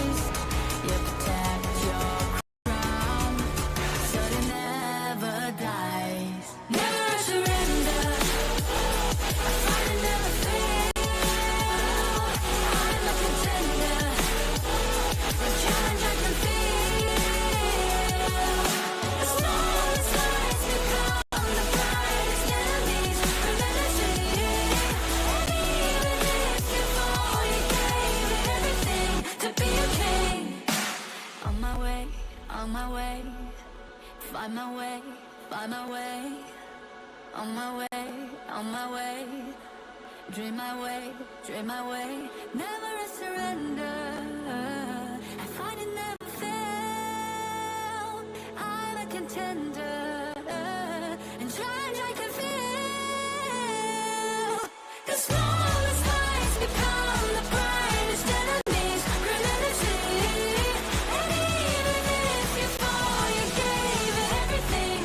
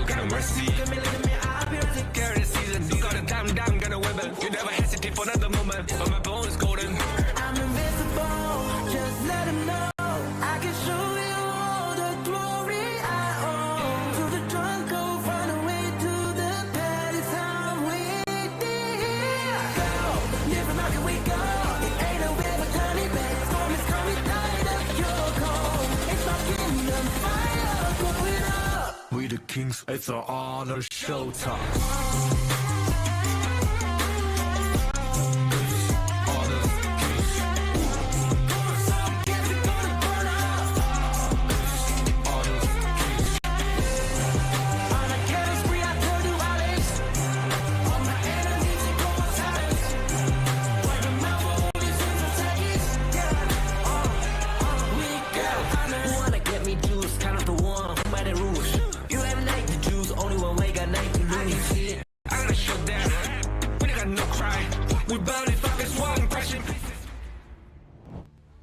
Hello, welcome back to the Honor of Kings International Championship 2025, Day 5 of the knockout stage. We are halfway through our final series of the day here, featuring Boom Esports taking up against Alpha Gaming here, and this is the updated global ban picks. Alright, so ban and picks. We will take a look at the picks here. Now, with the success of Miggy in game number 3, does this mean we give him the shot?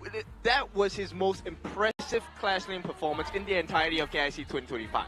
Oh, absolutely. He was phenomenal on the Guan Yu, right? Like, definitely serving up all the kills here for these guys on the side of Boom Esports, especially giving it over to Danny. That is true. With the side of Boom Esports finding their momentum, we start to see the way how Boom Esports has the chance in this series itself is to pull Alpha Gaming out of their comfort and brawl them in the river. Make sure that Alpha Gaming doesn't find those macro rotational victories here. Hence, if we were to see another big team fighter in the side of the poll, potentially consider the Majin here or the Charlotte coming in for the side of Miggy. I think that will have a lot of value, but at the same time, if you take a look at brawling, we haven't seen APG pick up the pay yet, and I think that's going to be a very big difference. Now, Boom, they pick up the blue side. That's going to be prior pick. So what would you prioritize? I think for the blue side especially, if you're Boom, there is still the likes of the Tina if it's not banned away, and there is still the potential of the likes of the Arlie, Mai Shiranui, or even the Dharma here. One of the big team fight playmakers here, Dharma might be the case here coming in for the side of Miggy. Dharma, I like the idea of Dharma, but I like the idea of an Athena even more. So I'm kind of like, okay, do we go for like the Athena for Boom here? Because this is as close as it can get. If APG pulls ahead now, I feel like that might be the deal breaker for Boom Esports, because one series away, I think that's too much. You will not get the Athena. Exactly. I mean, if you are APG and you take a point here, you've then got to be Boom to take another back-to-back 2 wins in a row. And I mean, getting that win onto the board here for Boom is huge in terms of mental, but if the Athena's been taken off of the gorge here, do you think the Lapu will come through for either of these teams? That may be the case here, and considering that both of these teams have played the Lapu in the playoffs itself, that could potentially be a strong engage to, and especially last game itself, we saw how Draw, with those strong engaged roamers, he was able to force out a lot of these big team fights that were in favor for the side of Boom. And that's what has impressed me about Draw so far. There was one game, everything was banned against Draw, every ban was on a roam, but Draw still drew it out, essentially, in that particular series itself. So I'm curious to see what else can he offer to the side of Boom, because Boom needs it now, or APG is just going to dominate. Exactly. They definitely need that tank support here for the side of Boom Esports, as we saw there. That phenomenal performance from the Ampo, from Draw. I mean, we still potentially have... did he lock in the Zhangfei game number 1, or was that already taken away? That was locked in, if I'm not mistaken here. Yes, they did pick Zhangfei game number 1, which was not really that efficient, I would say, because of the remainder of the draft itself. So moving into game 4 and game 5, the pool will start getting diminished for both of these teams. I mean, as I like to say back home, that it's the idea, right? Correct. If the plan doesn't work, at least we recognize idea, right? We got the idea. Yes, maybe correct. execution wasn't as clean. But now that you say, okay, the Zhangfei, the base has already been used, I think, yeah, this series or this particular game, Lapu or Athena, for Boom, it has to be. Oh, absolutely. I mean, definitely one of those is going to really upset the scales here for the side of APG. But if Boom takes another game point here, it feels like it's going to be the full distance between these two teams, right? But APG, they want to bounce back from that loss. Yep, K being the starting bank here means that fast-paced jungle will be removed from the hands of Yulong here, which comes into the consideration. Alpha Gaming, you expended the Mai Shiranui, you expended the Arlie here. Do you take the Athena ban here? What is the case here for the side of Alpha Gaming? I think you take the risk here if you're APG. Ooh, there we go. Leave the Athena, right? And only ban it out because it feels like that is the trump card for Boom Esports. So taking out the RD, I like that answer. But this opens up the Main. Miggy, fantastic game number 3. Can he replicate the performance, or maybe even do better than game number 3? Maybe so. Maybe so. I mean, the catch-offs there, and it's the same kind of point and switch, right, as you dive onto the back line of your enemy team, trying to get the lockdown onto those crucial members. But the only problem is you don't push and shove. You have to use the flip to get out of there. But now it's going to be Yulong on this loot. Okay, no, they're going to take away Zhongfei, maybe. Giving over Saber his big pick.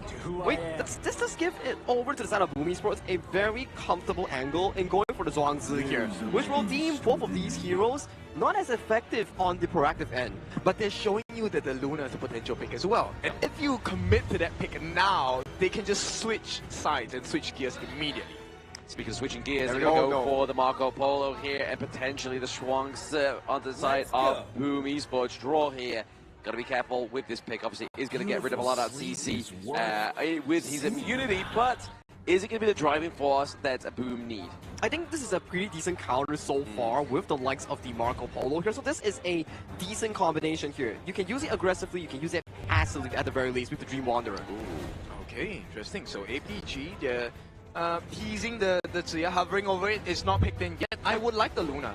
Okay, let me explain why I think the Luna is great here. Right, the Luna is great because with the dive on the Luna, you get the reset on your ultimate, right? But then you potentially force out the butterfly effect for just one dash. And then now you're out of options. Death's Door, welcome to the end of the game.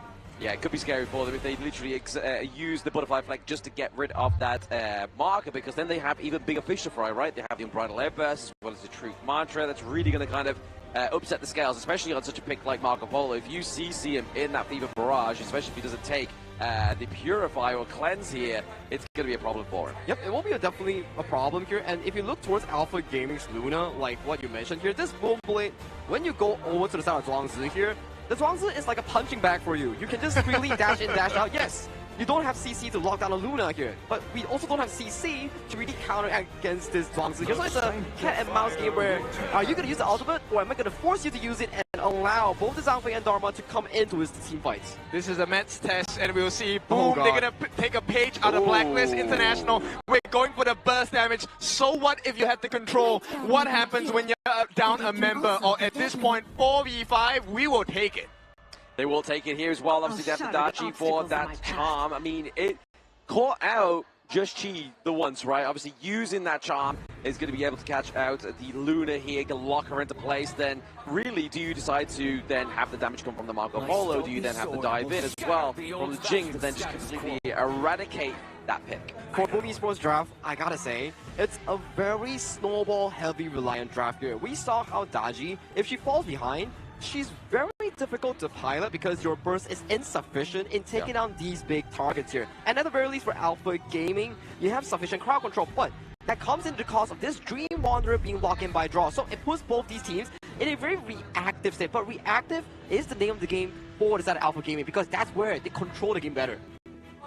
I think the control and positioning is where the difference maker will be for both sides. Because if you take a look at what the win conditions are, you want to have them grouped close together, right? That's what both teams require. But their requirement is higher for the side of Boom Esports because you want the Mayin, you want Miggy to get that 5-man, get serious with the whatevers, but that's not going to happen because the lineup of APG, they're very independent. You have a Lung, you have a Dharma, they're going to be hiding away from each other. They are going to be hiding away from each other, exactly. I mean, the positioning here of these two marksmen could be the falter of the team fight, right? Like, if you pick up the Marco Polo too early, or even the Lung too early, yes, Sun has the infinite fastness to get out of jail card, but Marco Polo, on the other hand, Danny has to commit.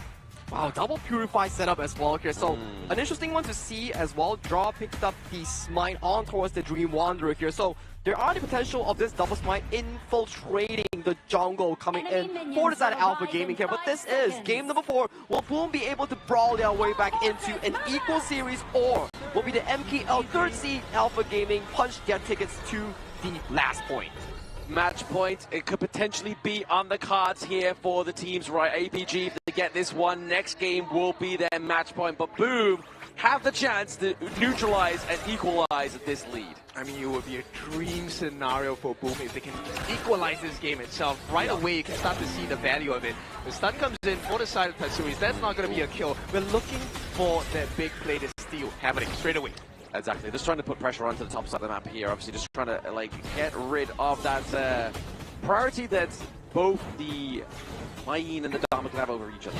I think right now, it's for Boom, it's more of like, okay, can Draw make the maximum value of his passive? Because when he has that passive state active, he actually gets 15% damage reduction, which helps in the brawling department on the side of Boom.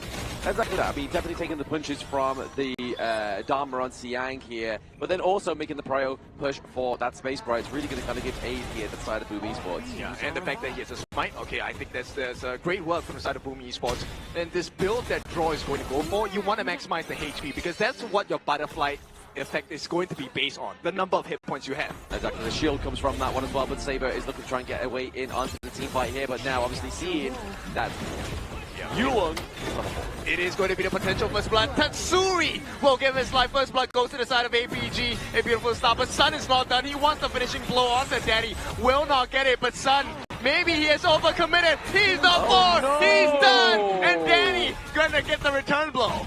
Yes, he uses the flash to get the kill there, but then obviously he has no means to get out. He didn't have the level 4, unfortunately for the side of APG, but Yulong just trying to get away some of these extra little bit of these camps here, but actually just helps Boom run it down a little bit quicker. Yeah, I know, right? And at this point, it's a very slight EXP advantage going to the side of Sun, going to the side of Danny. But you know, this is what you want. You want that little bit of confidence, because the later this game goes, it's not going to be as easy anymore, because Susan's going to give that sanctification to Sun for sure. Oh, absolutely. Certification just gets the Lung online a little bit quicker, and obviously once he gets to late game, he even gets even worse in terms of the damage output. Yeah, it's going to be a tough task, because the damage output style is going to be very different, right? Danny is more of a damage over time. The more stacks he lands on you, the more painful it becomes. Yeah. But for Sun, it really is 3 flaming punches, you're done. That's it. Literally, if you've seen those lock in onto you, you got to basically say, you know what? It's been a good run. Maybe I've got enough defense to actually run this off, maybe not, but then we'll have to wait and see and just play it by the cards close to your chest. I mean, at this point, I'm looking for Danny, because they do have the butterfly effect on their side. So do we get the float like a butterfly, sting like a bee, or is it going to be just guarding coming in from the side of APG? You can only hope for the thrillers in Manila, right? They could float like a butterfly and sting like a bee here. But Boom, it's literally theirs to play, right? Like, if they're using that CC immunity here very well to kind of mitigate any kind of like huge unbridled outburst that APG Saber is looking to set up here, that can completely just knock the wind out of the sails of APG. Yeah, I think that would definitely aid in that 1v1 between Kao and Yulong, right? But for Kao, it's more of like, can you get enough damage so that you get the finishing blow with the chase down if Yulong wants to run away? And for Yulong, it's more of like, can we get away from Kao's vision so that we can access the backlines and force out very uncomfortable situations on the side of Boom Esports?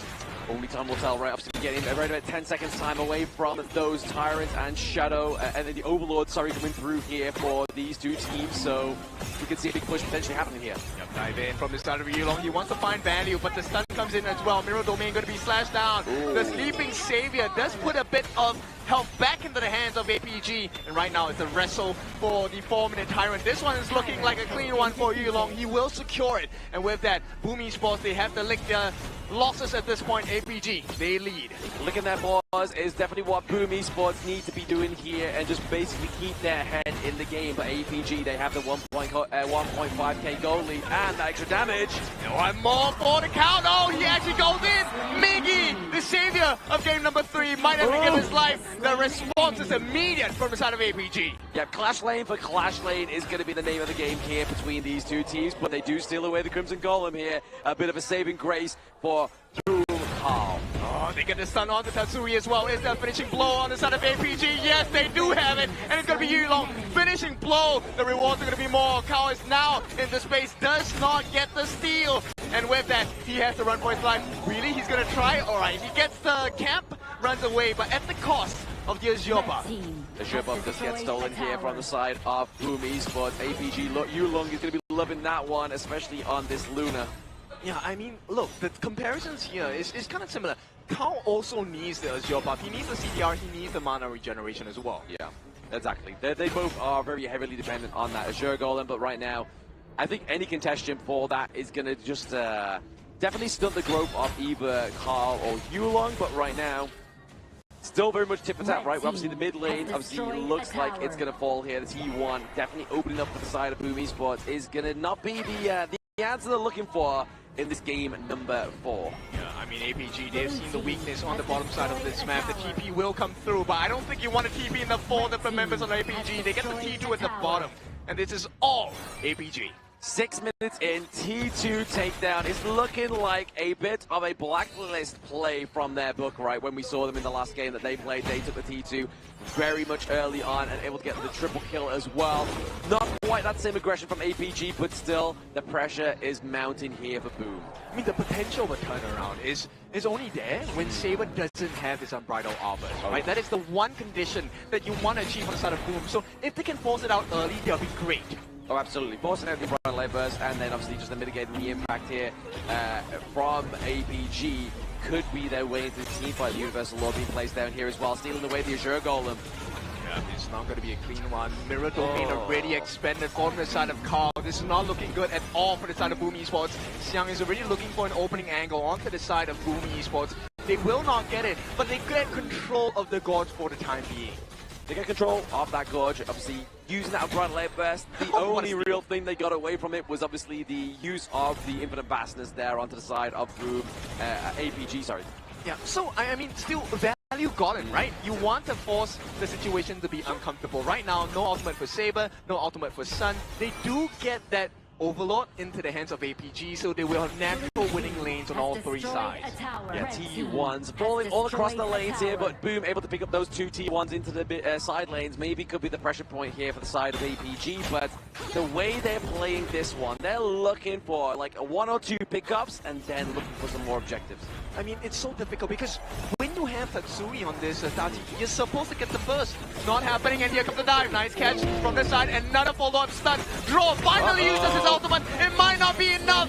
Susan gets the first kill off this exchange. They do have an exchange. Hang on, Yulong is down. Do they have the chance to finish the job? No, they don't. It's 3 members going down for the side of Boom, and APG all in control. Boom Esports taking a very well-timed defeat there. Obviously 3-1 trade for Yulong, but the Vanguards are slowly approaching. They are encroaching on those T2s into the mid lane, but we have Danny here as well as Vigi. I mean, okay, Sun, they want to force out that Infinite Vastness, right? There has to be a turnaround condition. Xiang as well, he does have the Truth Mantra, but does not have the Flash, so very uncomfortable setups for the side of APG. They can definitely turn this around on Boom. Oh, absolutely. Let's look at that instant replay here as well. Obviously, as we saw the fight around the Crimson Golem goes in, gets a steal there, goes over to Saber. The Unbright Lepers catches onto 1 as well. Really setting up those like 3-man pulls from Yulong as well. Beautifully played, but obviously they were losing Yulong at the end of it, but just a big setup, a big breathing room for the side of APG.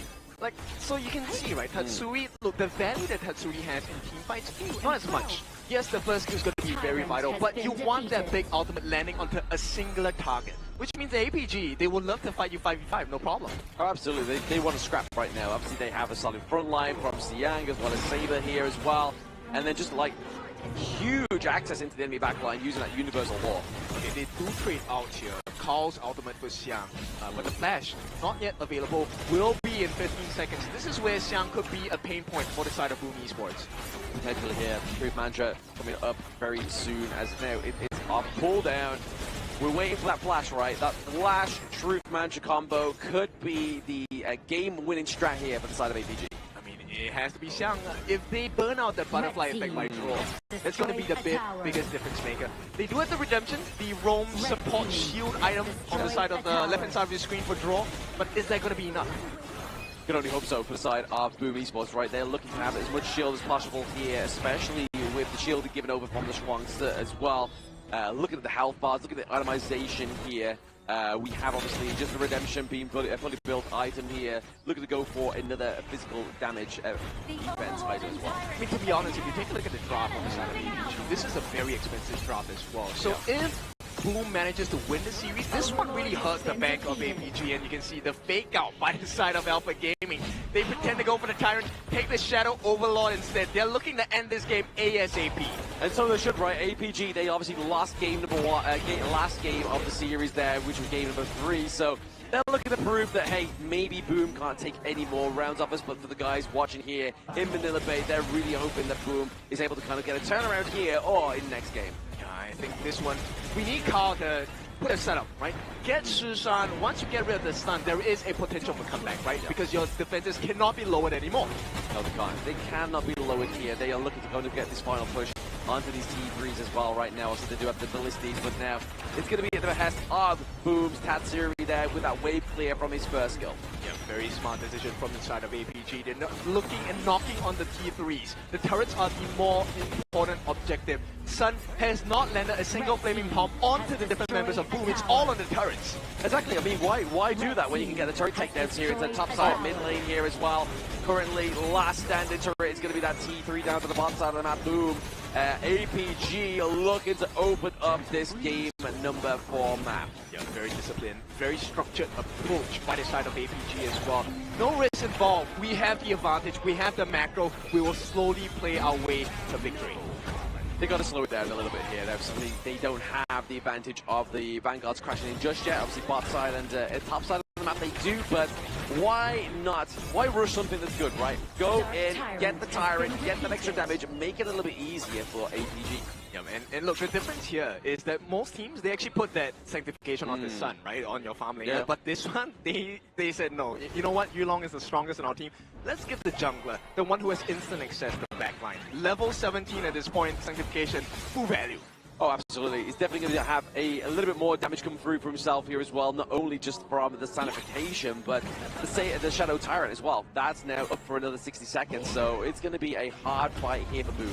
Look at the damage that Danny is dealing onto Yulong. Even as he's taking all these shots, he needs like 7 of those Fever Mirages to really take it down. Yeah, it's scary. Like, 7 of those is definitely going to be slow. It's not enough damage. They have Yulong low, but Danny has been taken down. They're out of damage, out of options. Out of life as well. Draw the next one to fall. Tatsuri 1v5. There's no way. An ace for the side of APG.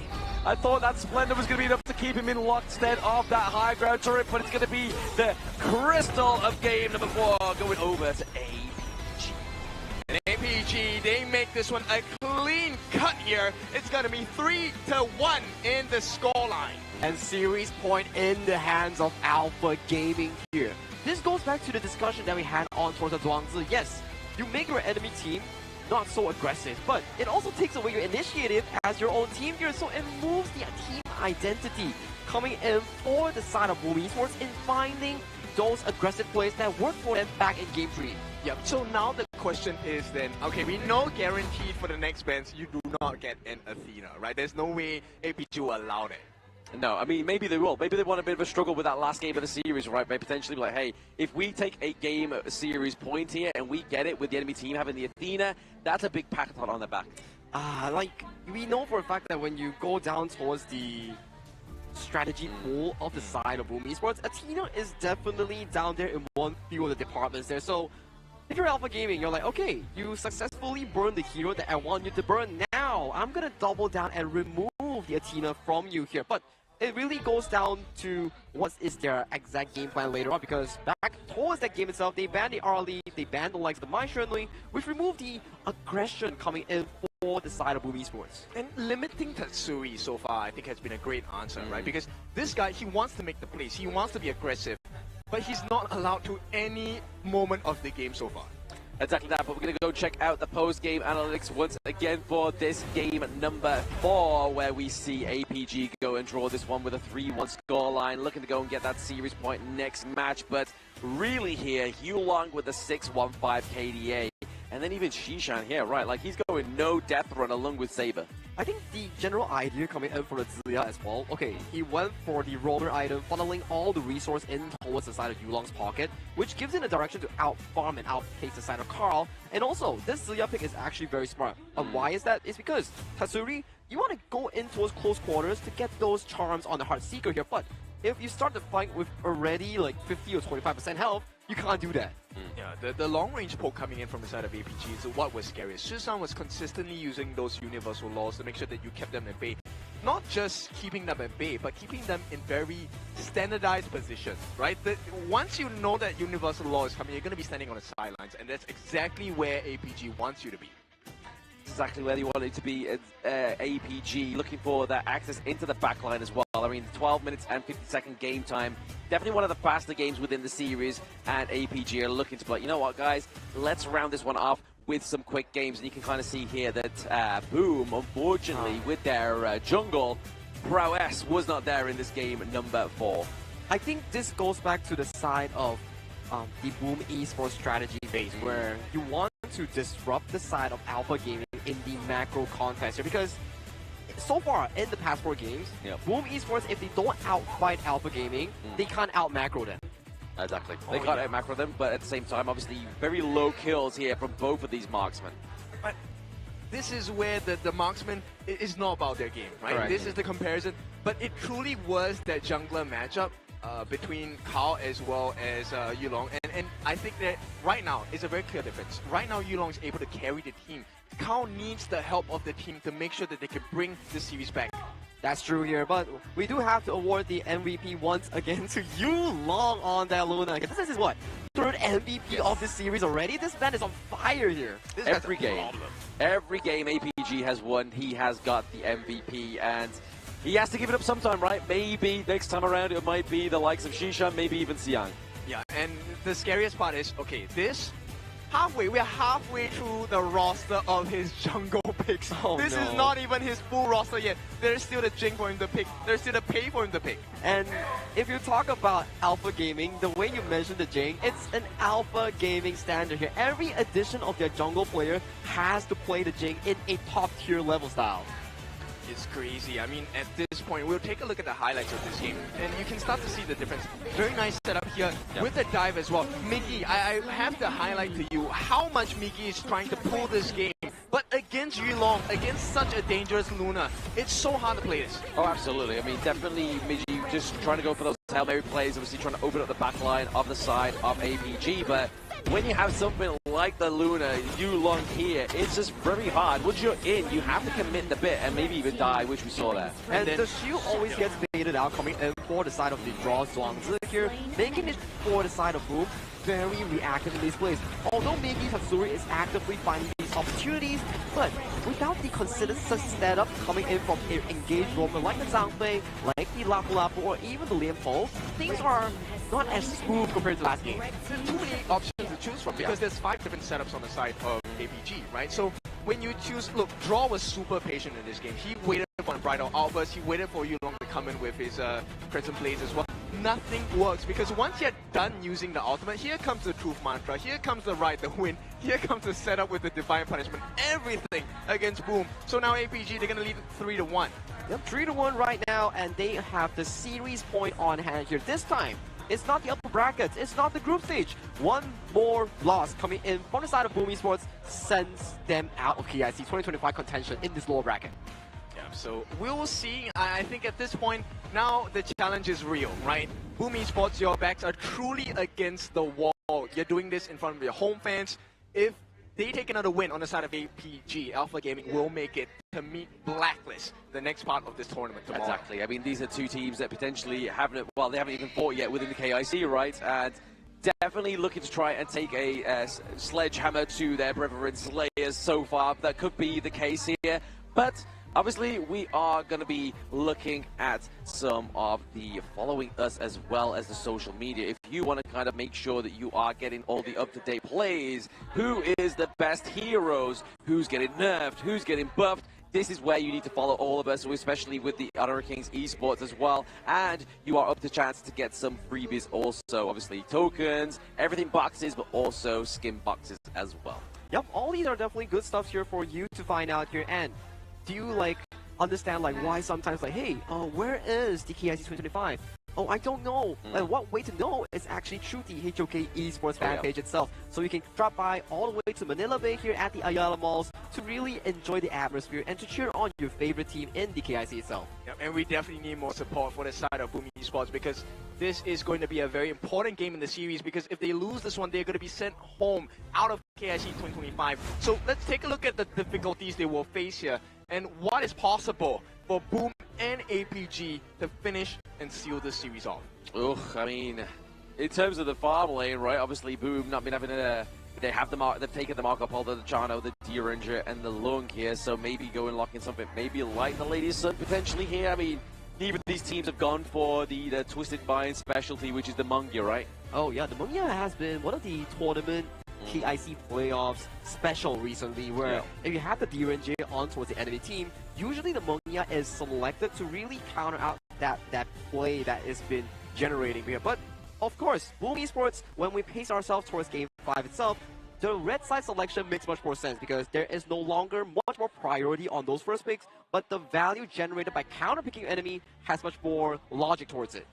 Okay, well, I agree with that. I feel like APG are in a very unique position where, if you take a look at it right now, there is a potential of a very scary draft coming out. We have seen this in the Nova lineup. Nerza, with the Liu Bang.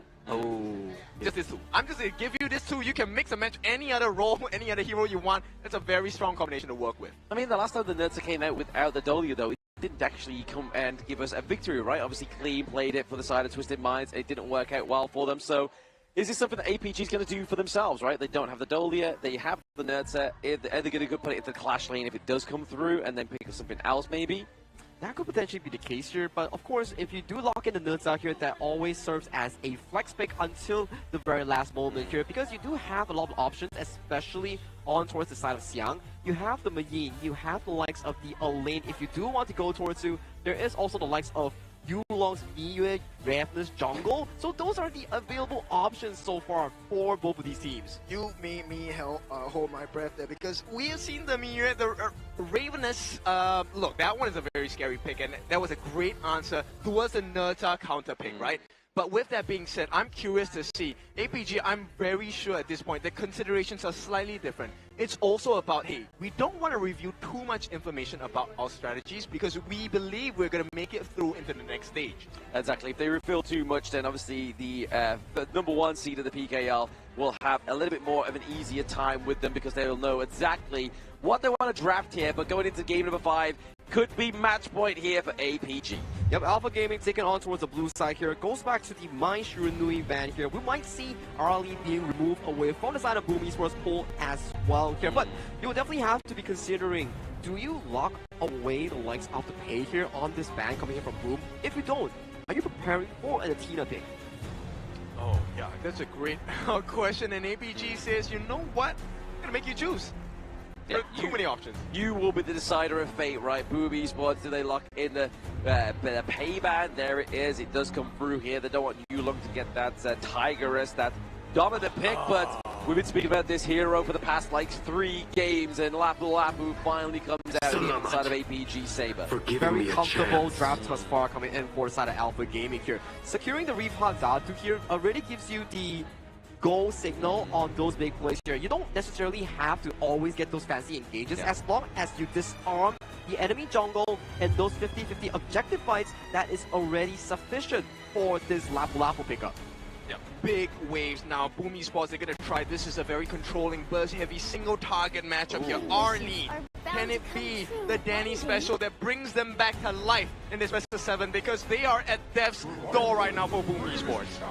Could be potentially the case here. Obviously, the Parasolar as well as the Peace Bringer is going to be coming through here for Boom. So draw getting taken away on the tankier picks, going for something that may be a potential play set up with that kind of blast, but we're seeing it, that double tank potential here from the side of APG. Oh, okay, maybe going for the Breeze Heart here, the Xiao Xiao.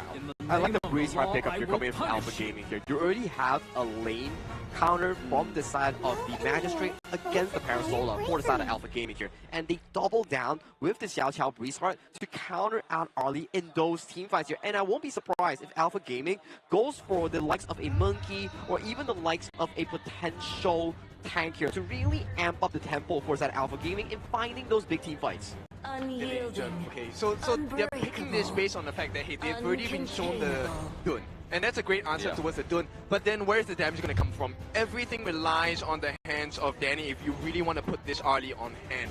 I would have liked the Ganemo pick a little bit better since you have the Peace Bringer. Yeah, you have the Peace Bringer, you have also the long range as well. Obviously, the nice little combination between the Motsu as well as the Smith and Blade. But now we get to that final ban here. Obviously, a lot of bans onto the jungle. So Masashi, Jing, Ogren, and then Clash Lane ban here for the side of Boom. So really, You would like to lock in something maybe potentially like the Charlotte here for Miji. That could potentially be the case here, coming in for the side of Boom Esports, but they do hover over to the side of the Nerdsa pick here. Oh, so this does open windows for the side of Alpha Gaming's jungle to consider the Raptors if it does go over to the side of the jungle department here. But no, Alpha Gaming, they're hovering the Fate better push here. I'm not going to say that they locked it in yet because I know for a fact that he might change it up later on with a tank, something like a Agudo. That could still be a potential here coming in from Alpha Gaming. I don't know, man. I mean, I like the Lapu Lapu knock-up and then obviously the Hardened Jade Seal. Like, that's really going to be a hard combo. And now we get the delivery service, which is going to be the Lubang with the Fade.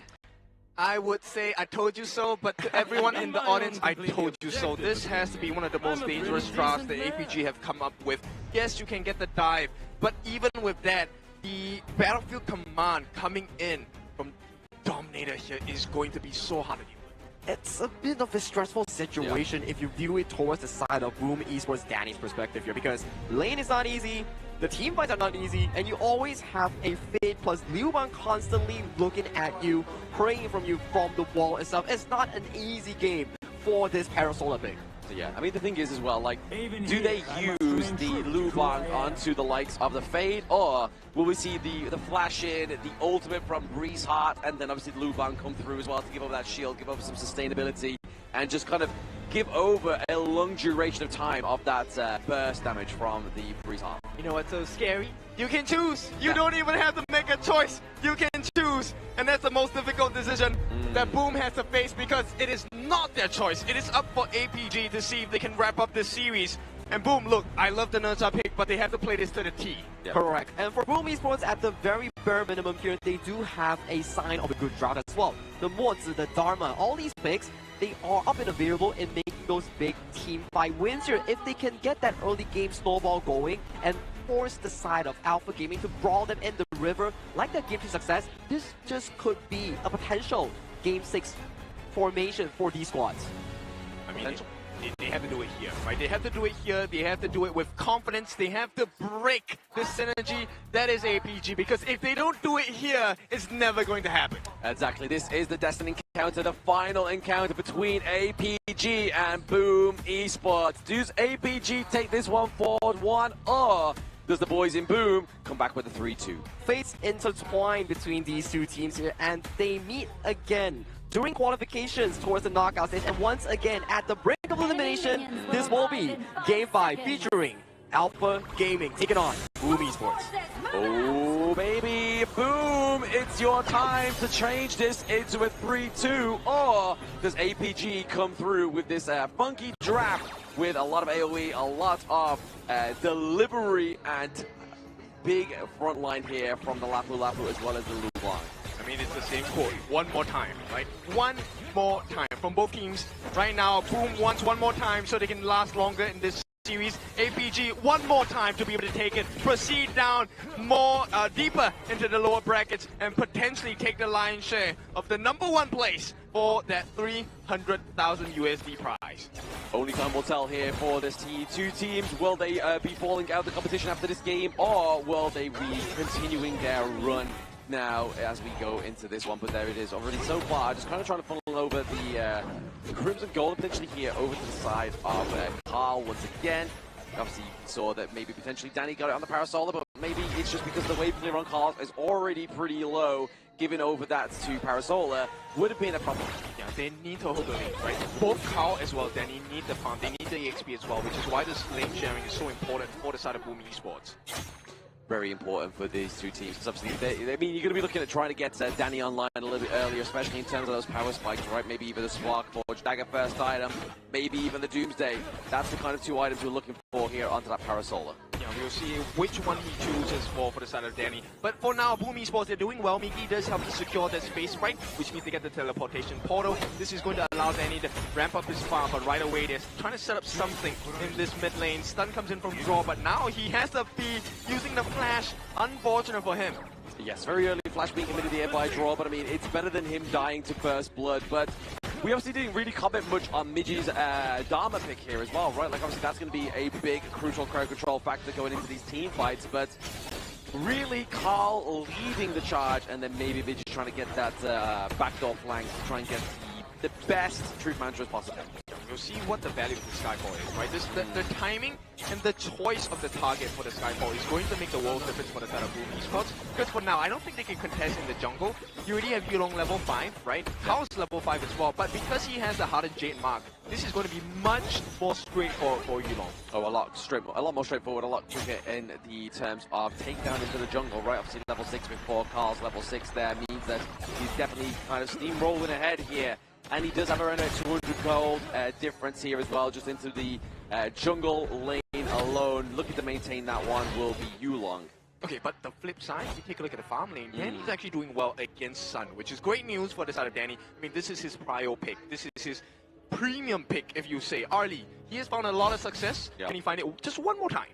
That's it. It's his bread and butter, right? Like, he needs to try and perform on this pick if he wants to try and take this one to a 3-2 score line between APG and Boom. But I feel like APG is like, do we let them get this far? Probably not. Using the Hardened Jade steal here just to steal away those boards is exactly what we thought was going to happen here with Yulong on the base. You see the difference maker here, right? It may seem like a little small advantage in terms of EXP for the side of Yulong, but it's going to get a lot more explosive from the side of Carl because he's going to consistently keep stealing the camps. Exactly what he's doing now, and they're bidding fight Sabers, looking for the perfect knockup. Oh, nice check.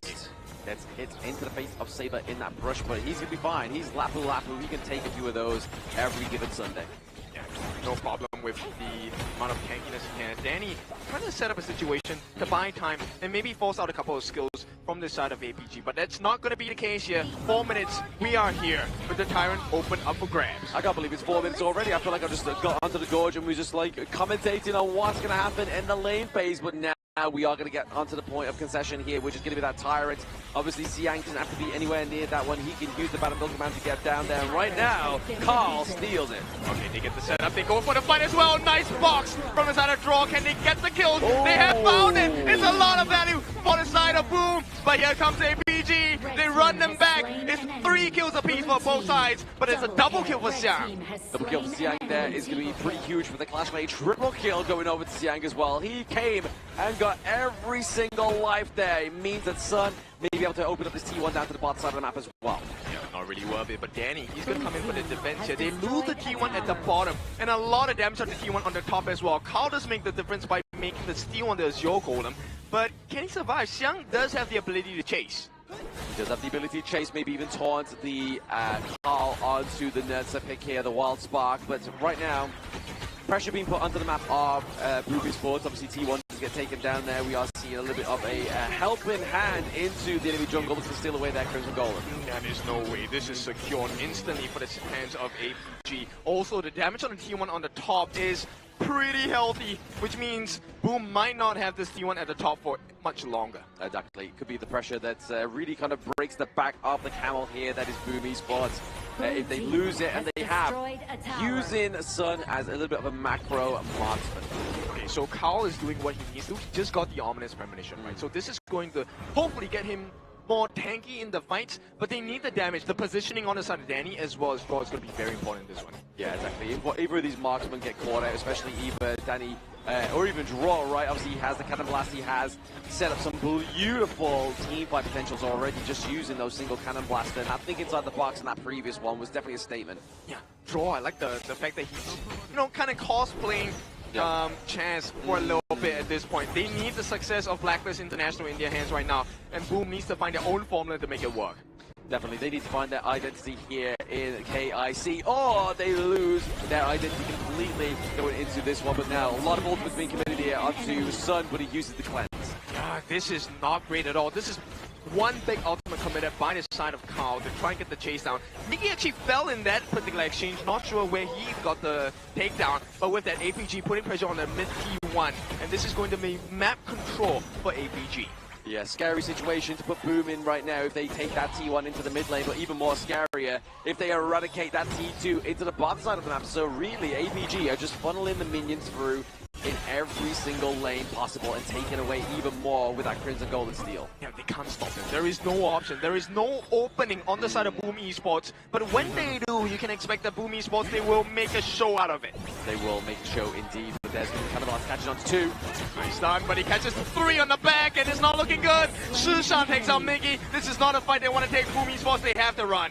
They do have to run, and they have to make sure they're going up top side of the map as well. As you can see there, Yulong looking for the split push here onto that T2 as well. Gets the takedown, looks for a little bit more here, but the minion wave down bot side has naturally paused. I mean, look at the dive coming in. Even Xiang pushing them away so that they have space to take away the Azure Golem. And right now, Yulong is just all over the place. You can get the stuns, but where is the value in that?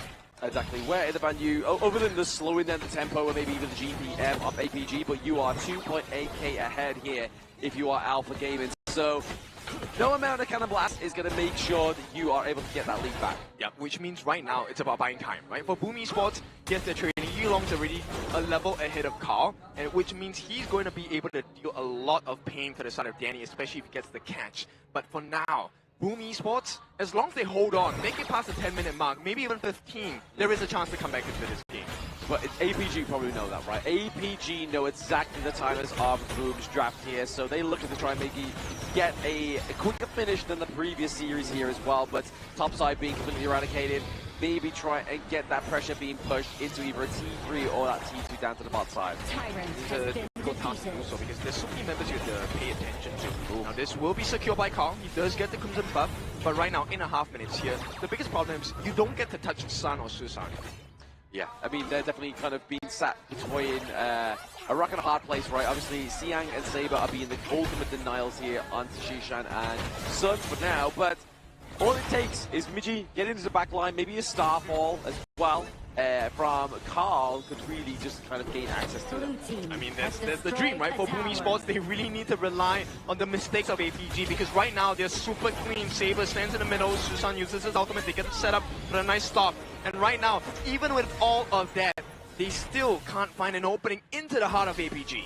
I mean, Boom was able to get the Azure Golem though, right? They was able to kind of maintain it for themselves, so definitely a bit of a good takeaway here from them. Big catch! Can they finish the job? Saber's low! He will be taken down. That's a huge tank taken away from the side of APG, but the map is still not in their favor.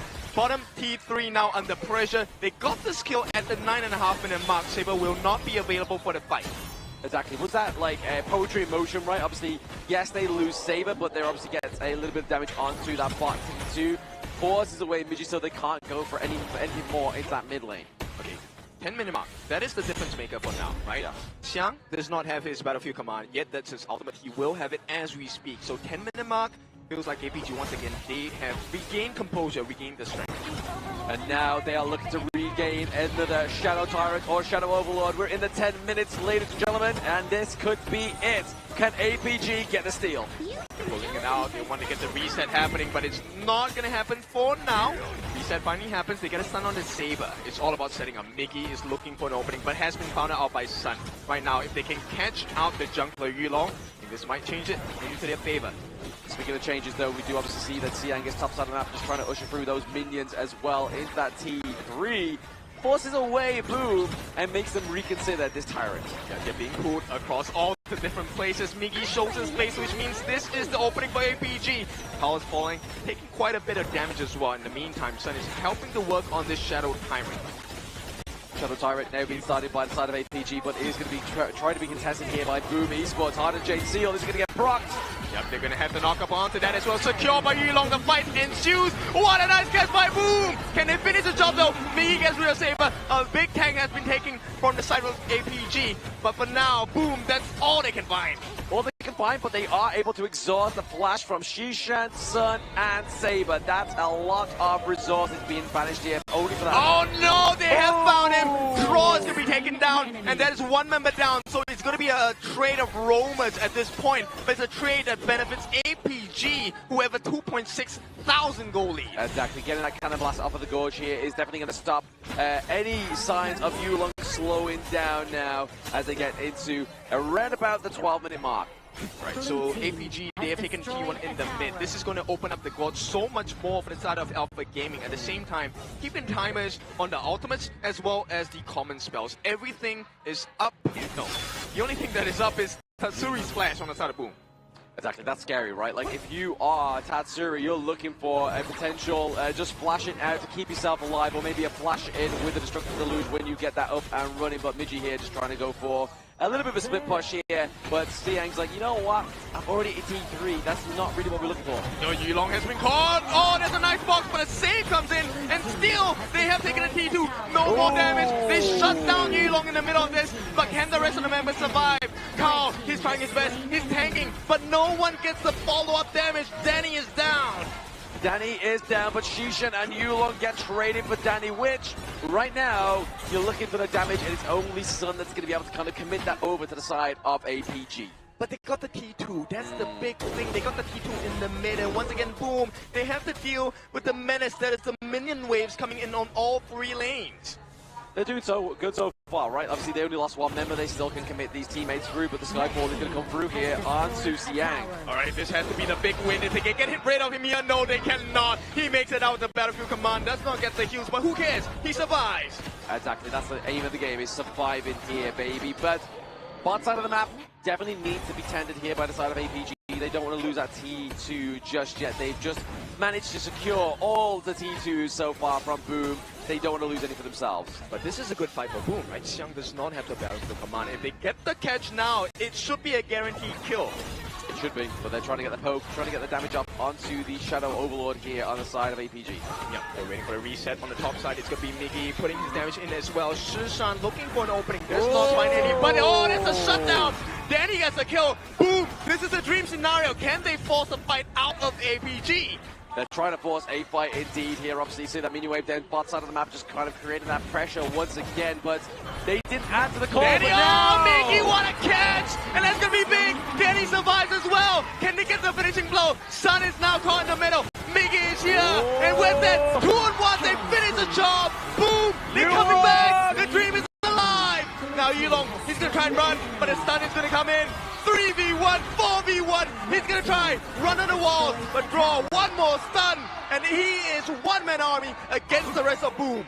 Boom is back, baby! They take the T2 top side of the map here, and only Yulong and Siang alive. They have to wait until Shishan and Sun come back here, maybe to even try and contest this Shadow Overlord, but this could be spelling the end of what looked like a potential win here for APG.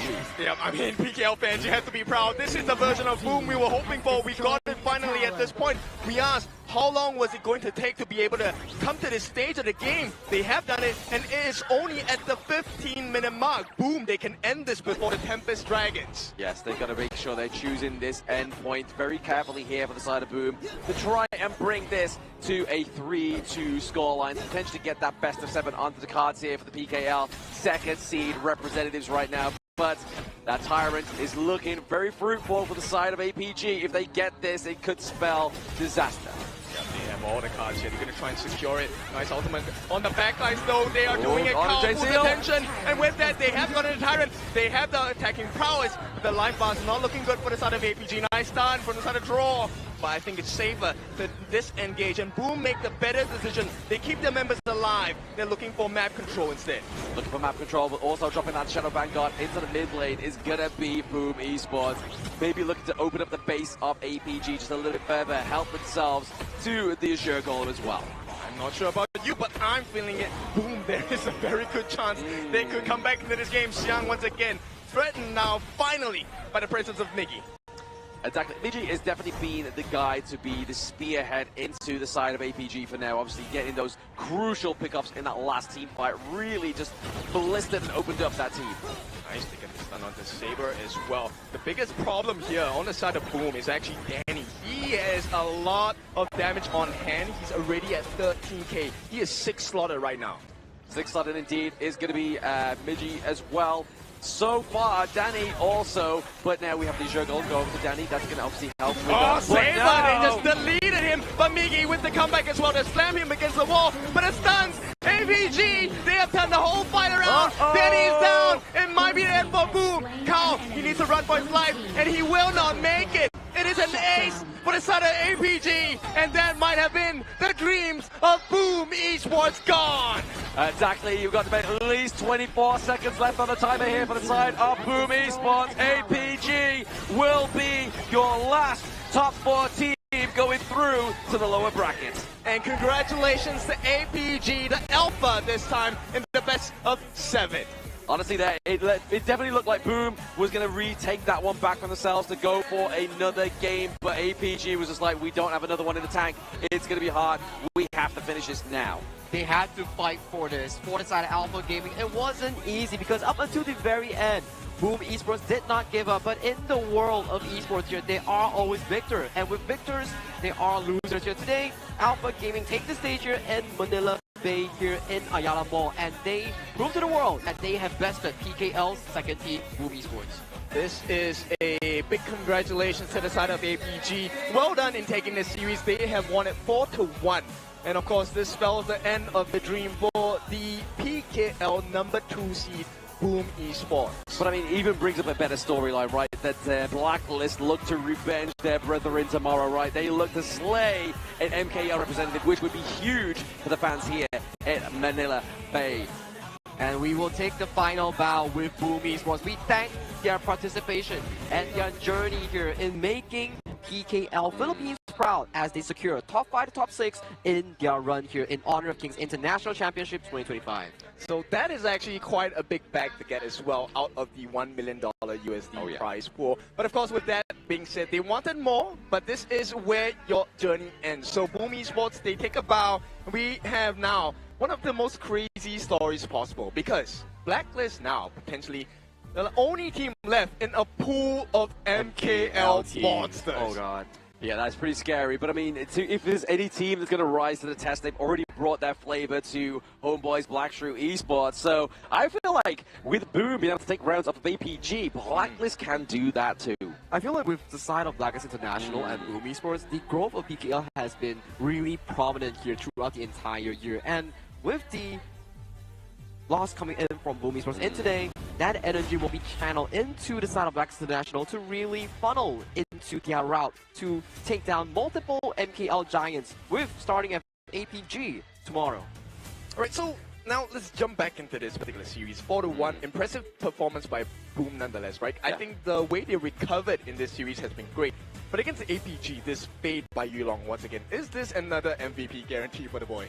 It feels like it. It definitely feels like it. But I mean, at the same time, I feel like Siang may be given this one as well because he was the saving grace. His Battlefield commands has been very consistent thus far, and even in the final approach where we saw Alpha Gaming's Yulong jumping on towards Tatsuri's Lady Zen, he was immediately used on the Battlefield command to save out his brother-in, which is the jungle player here known as Yulong. And this is the damage chart here coming in for both of these squads here, with a lot of consistent DPS being funneled by both Son and also Dani on the respective marksman picks. And you have to take a look at the damage that they soak as well, right? Saber with this Lapu Lapu, with the Reef Hadato, really doing so well. Great. I mean, over 6 digits of tank.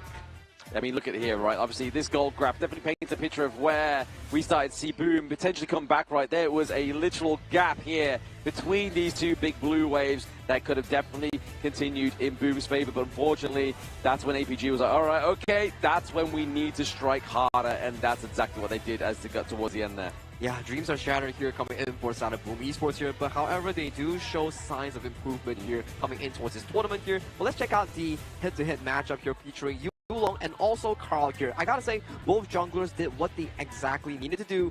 Carl's job was to really disrupt the backline here, make sure that Dani on that early had sufficient room to do that DPS. On the flip side, Yulong was always on the consistent front end, looking for the pounces, the assassinations on towards Boom Esports members. Yeah, the save potential by APG is really what gave Yulong that advantage. But of course, we talk about advantage. There is one player that gave it all for the side of APG. We'll take a look at the MVP, and it is Saber this time, tanking over 100,000 worth of damage.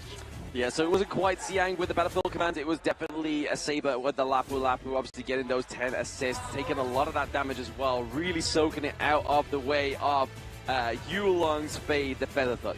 He was very flexible with the repop Datu Lapu-Lapu here. And one of the plays later that we can see if it was highlighted, the mid lane, the way that he counter-engaged and disengaged for his teammates, that was beautiful stuff with the ultimate coming in from Lapu-Lapu. Yeah, I really love this. I mean, soaking damage is one thing, but to open up with after soaking damage for the team, I think that's one of the biggest difference makers for the side of APG, because this allowed room for Yilong to come in for the finish onto the members. The save by Xiang as well. Look, Boom threw everything they had. They had Migi's ultimate, they had Draw's ultimate, and they even bought space for Danny as well, but still they couldn't win the fight. And these are the few moments in towards the game itself that you really see the side of Boom Esports finding the signs of hope in these team fights here. They got Xiang, they got Shisan here, and Danny was playing beautifully, hiding away with the Parasol. Yeah, he actually baited them in, right? And then, you know, once Yilong found himself in a very awkward position, they thought this was the fight. Wow. But this one draw, he got stopped, because I believe it was the ultimate by Saber, or the knockup by Shisan actually. Oh, absolutely. The knock by Shushan is going to be the pinnacle of just stopping draw, having such a fantastic crowd control in these team fights. And if it wasn't Shushan, it was Saber with that ultimate knockup. And Saber played really well in that fight. The reason why Tatsuri even got caught out is because the side of the Lapu-Lapu used the spell to charge into the flash to extend the range, getting the ladies at the tip of the spell knockup here, which gave the side of Alpha Gaming the team winning fight here, making it a 5v4 at the start of the fight. Yeah. So now we have seen what is required for teams to make it into the next part of the competition for the grand final stage. And right now we only have one team left from the PKL, which is the #1 seed, deserving of the title of #1 for PKL. But now, the final 4 teams are left alive in KIC 2025. We finally have our top 4, and we finally have a Philippine representative in that top 4, so history has been made. Unfortunately, Boom won't be one of those PKL teams going through to it, but it will be your #1 seed, the boys in Blacklist that always break the code. At the very least, with Blacklist International in towards the top 4 here, all the energy channeled by Boom Esports fan will be funneled in towards Blacklist International to represent not only PKL, but Philippines as a nation as a whole. Because where are we right now? We're in Manila Bay. We are at Ayala Mall, right in the heart of Manila, Makati here. Yeah, so this is going to be very important because, I mean, the challenge is set. You have 3 of the strongest teams coming up from MKL. PKL has never reached this stage of the competition in any international stage. For the first time, they're going to be able to do it, and we'll take a look at it. Well, that was a heck of a game so far coming in towards this tournament. And this was the entirety of the 2 back-and-back series here. We do want to hear the winners and losers interview here, so let's pass it over to Mara. Mara, do take it away. Congratulations to our winning team, APG. Congratulations, Saber. You've made it to the top 4. You guys are so strong in every single match that you've been in. In the entire tournament of KIC 2025, what would you say was the most difficult moment and how did you overcome that? Because it seems like you're breezing through this tournament.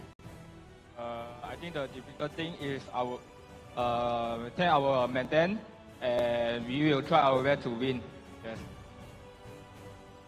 And your rise to the grand finals is going to be a long one. From potentially the hometown favorites of the Philippines and the possible 2 strongest teams in the world from your region. Now, my question is, what kind of preparation, what kind of mental preparation did you guys do for this certain stage of the tournament? I think we cannot look down our enemy and try our best to win every game.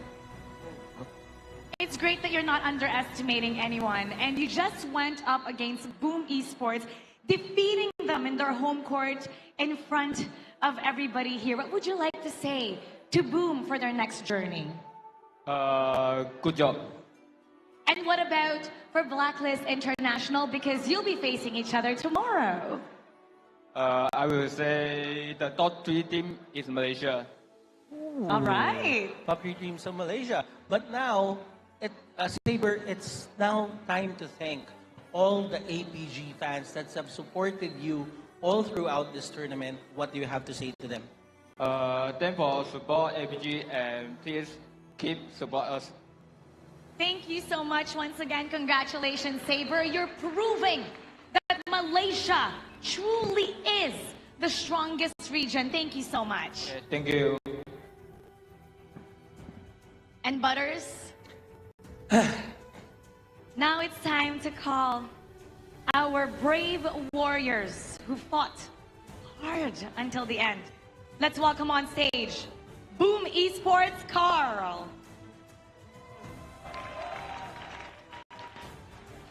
In every tournament, there are winners and there are fallen brothers whom we have to say goodbye to.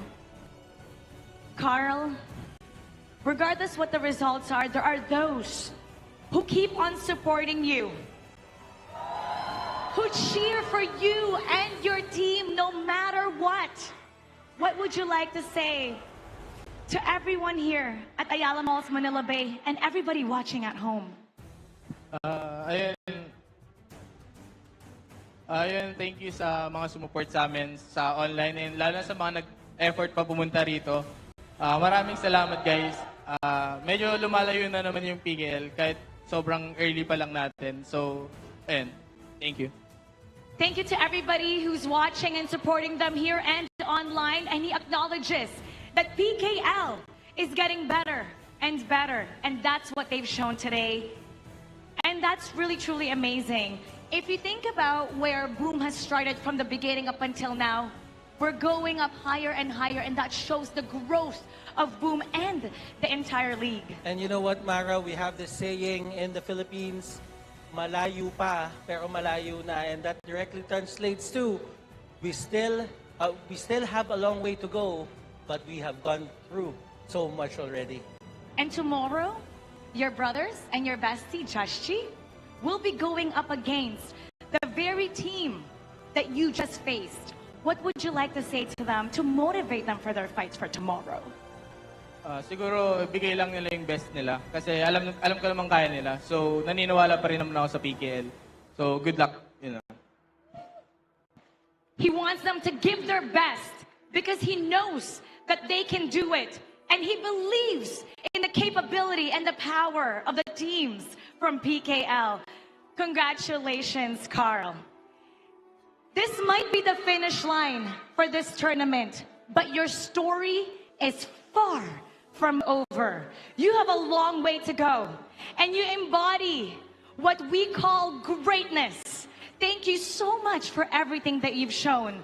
Everybody, let's give them the honor that they deserve, and let's give them a big round of applause. When I say boom, you say esports. Boom! Boom! One more time. Boom! And that is the cheer that everybody wants to give you. We are supporting you all throughout, regardless what happens. Thank you so much, Carl. Thank you.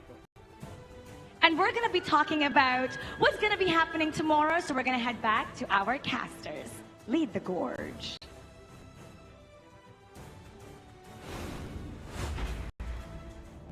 Thank you, Mara, and also Butters for the interview with Carl coming in from Boom Esports and also Saber coming in from Alpha Gaming here. Definitely a heart-wrenching experience here for both us casters and also the side of Boom Esports players here, but we do have to bid them goodbye in the harsh environment of the tournament line here.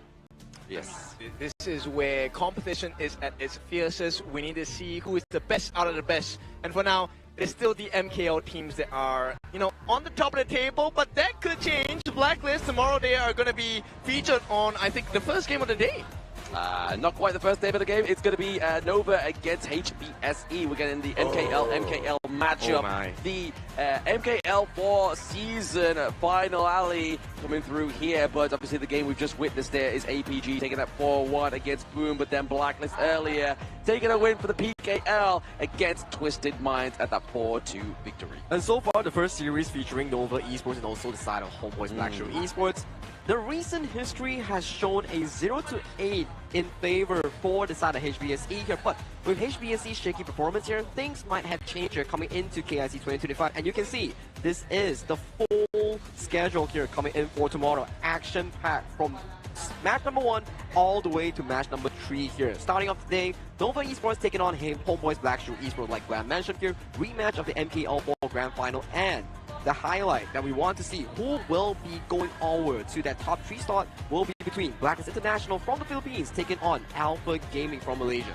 Yeah, we'll show you the premier standards of Nova against HBSC. Revenge needs to be had between these two teams, but it's also about the Blacklist journey, the last remaining burning flame of the side of PKL. Can they hold their own against Alpha Gaming? The scary thing is the fact that 2 of these teams may potentially play 14 games tomorrow, because one's going to win, one's going to lose, potentially at a best of 7. So there's a lot of games for these 2 teams that fall to that lower bracket matchup. That is definitely a long journey for both of these teams. So for that to happen, it's a very difficult stance for both of these teams here. But it has been a fantastic day so far here at the Ayala Malls Manila Bay here. My name is Sagi Choke. Alongside of me is none other than Kim Dofu and also Blam Mobile. We bid you good night, and we will see you tomorrow.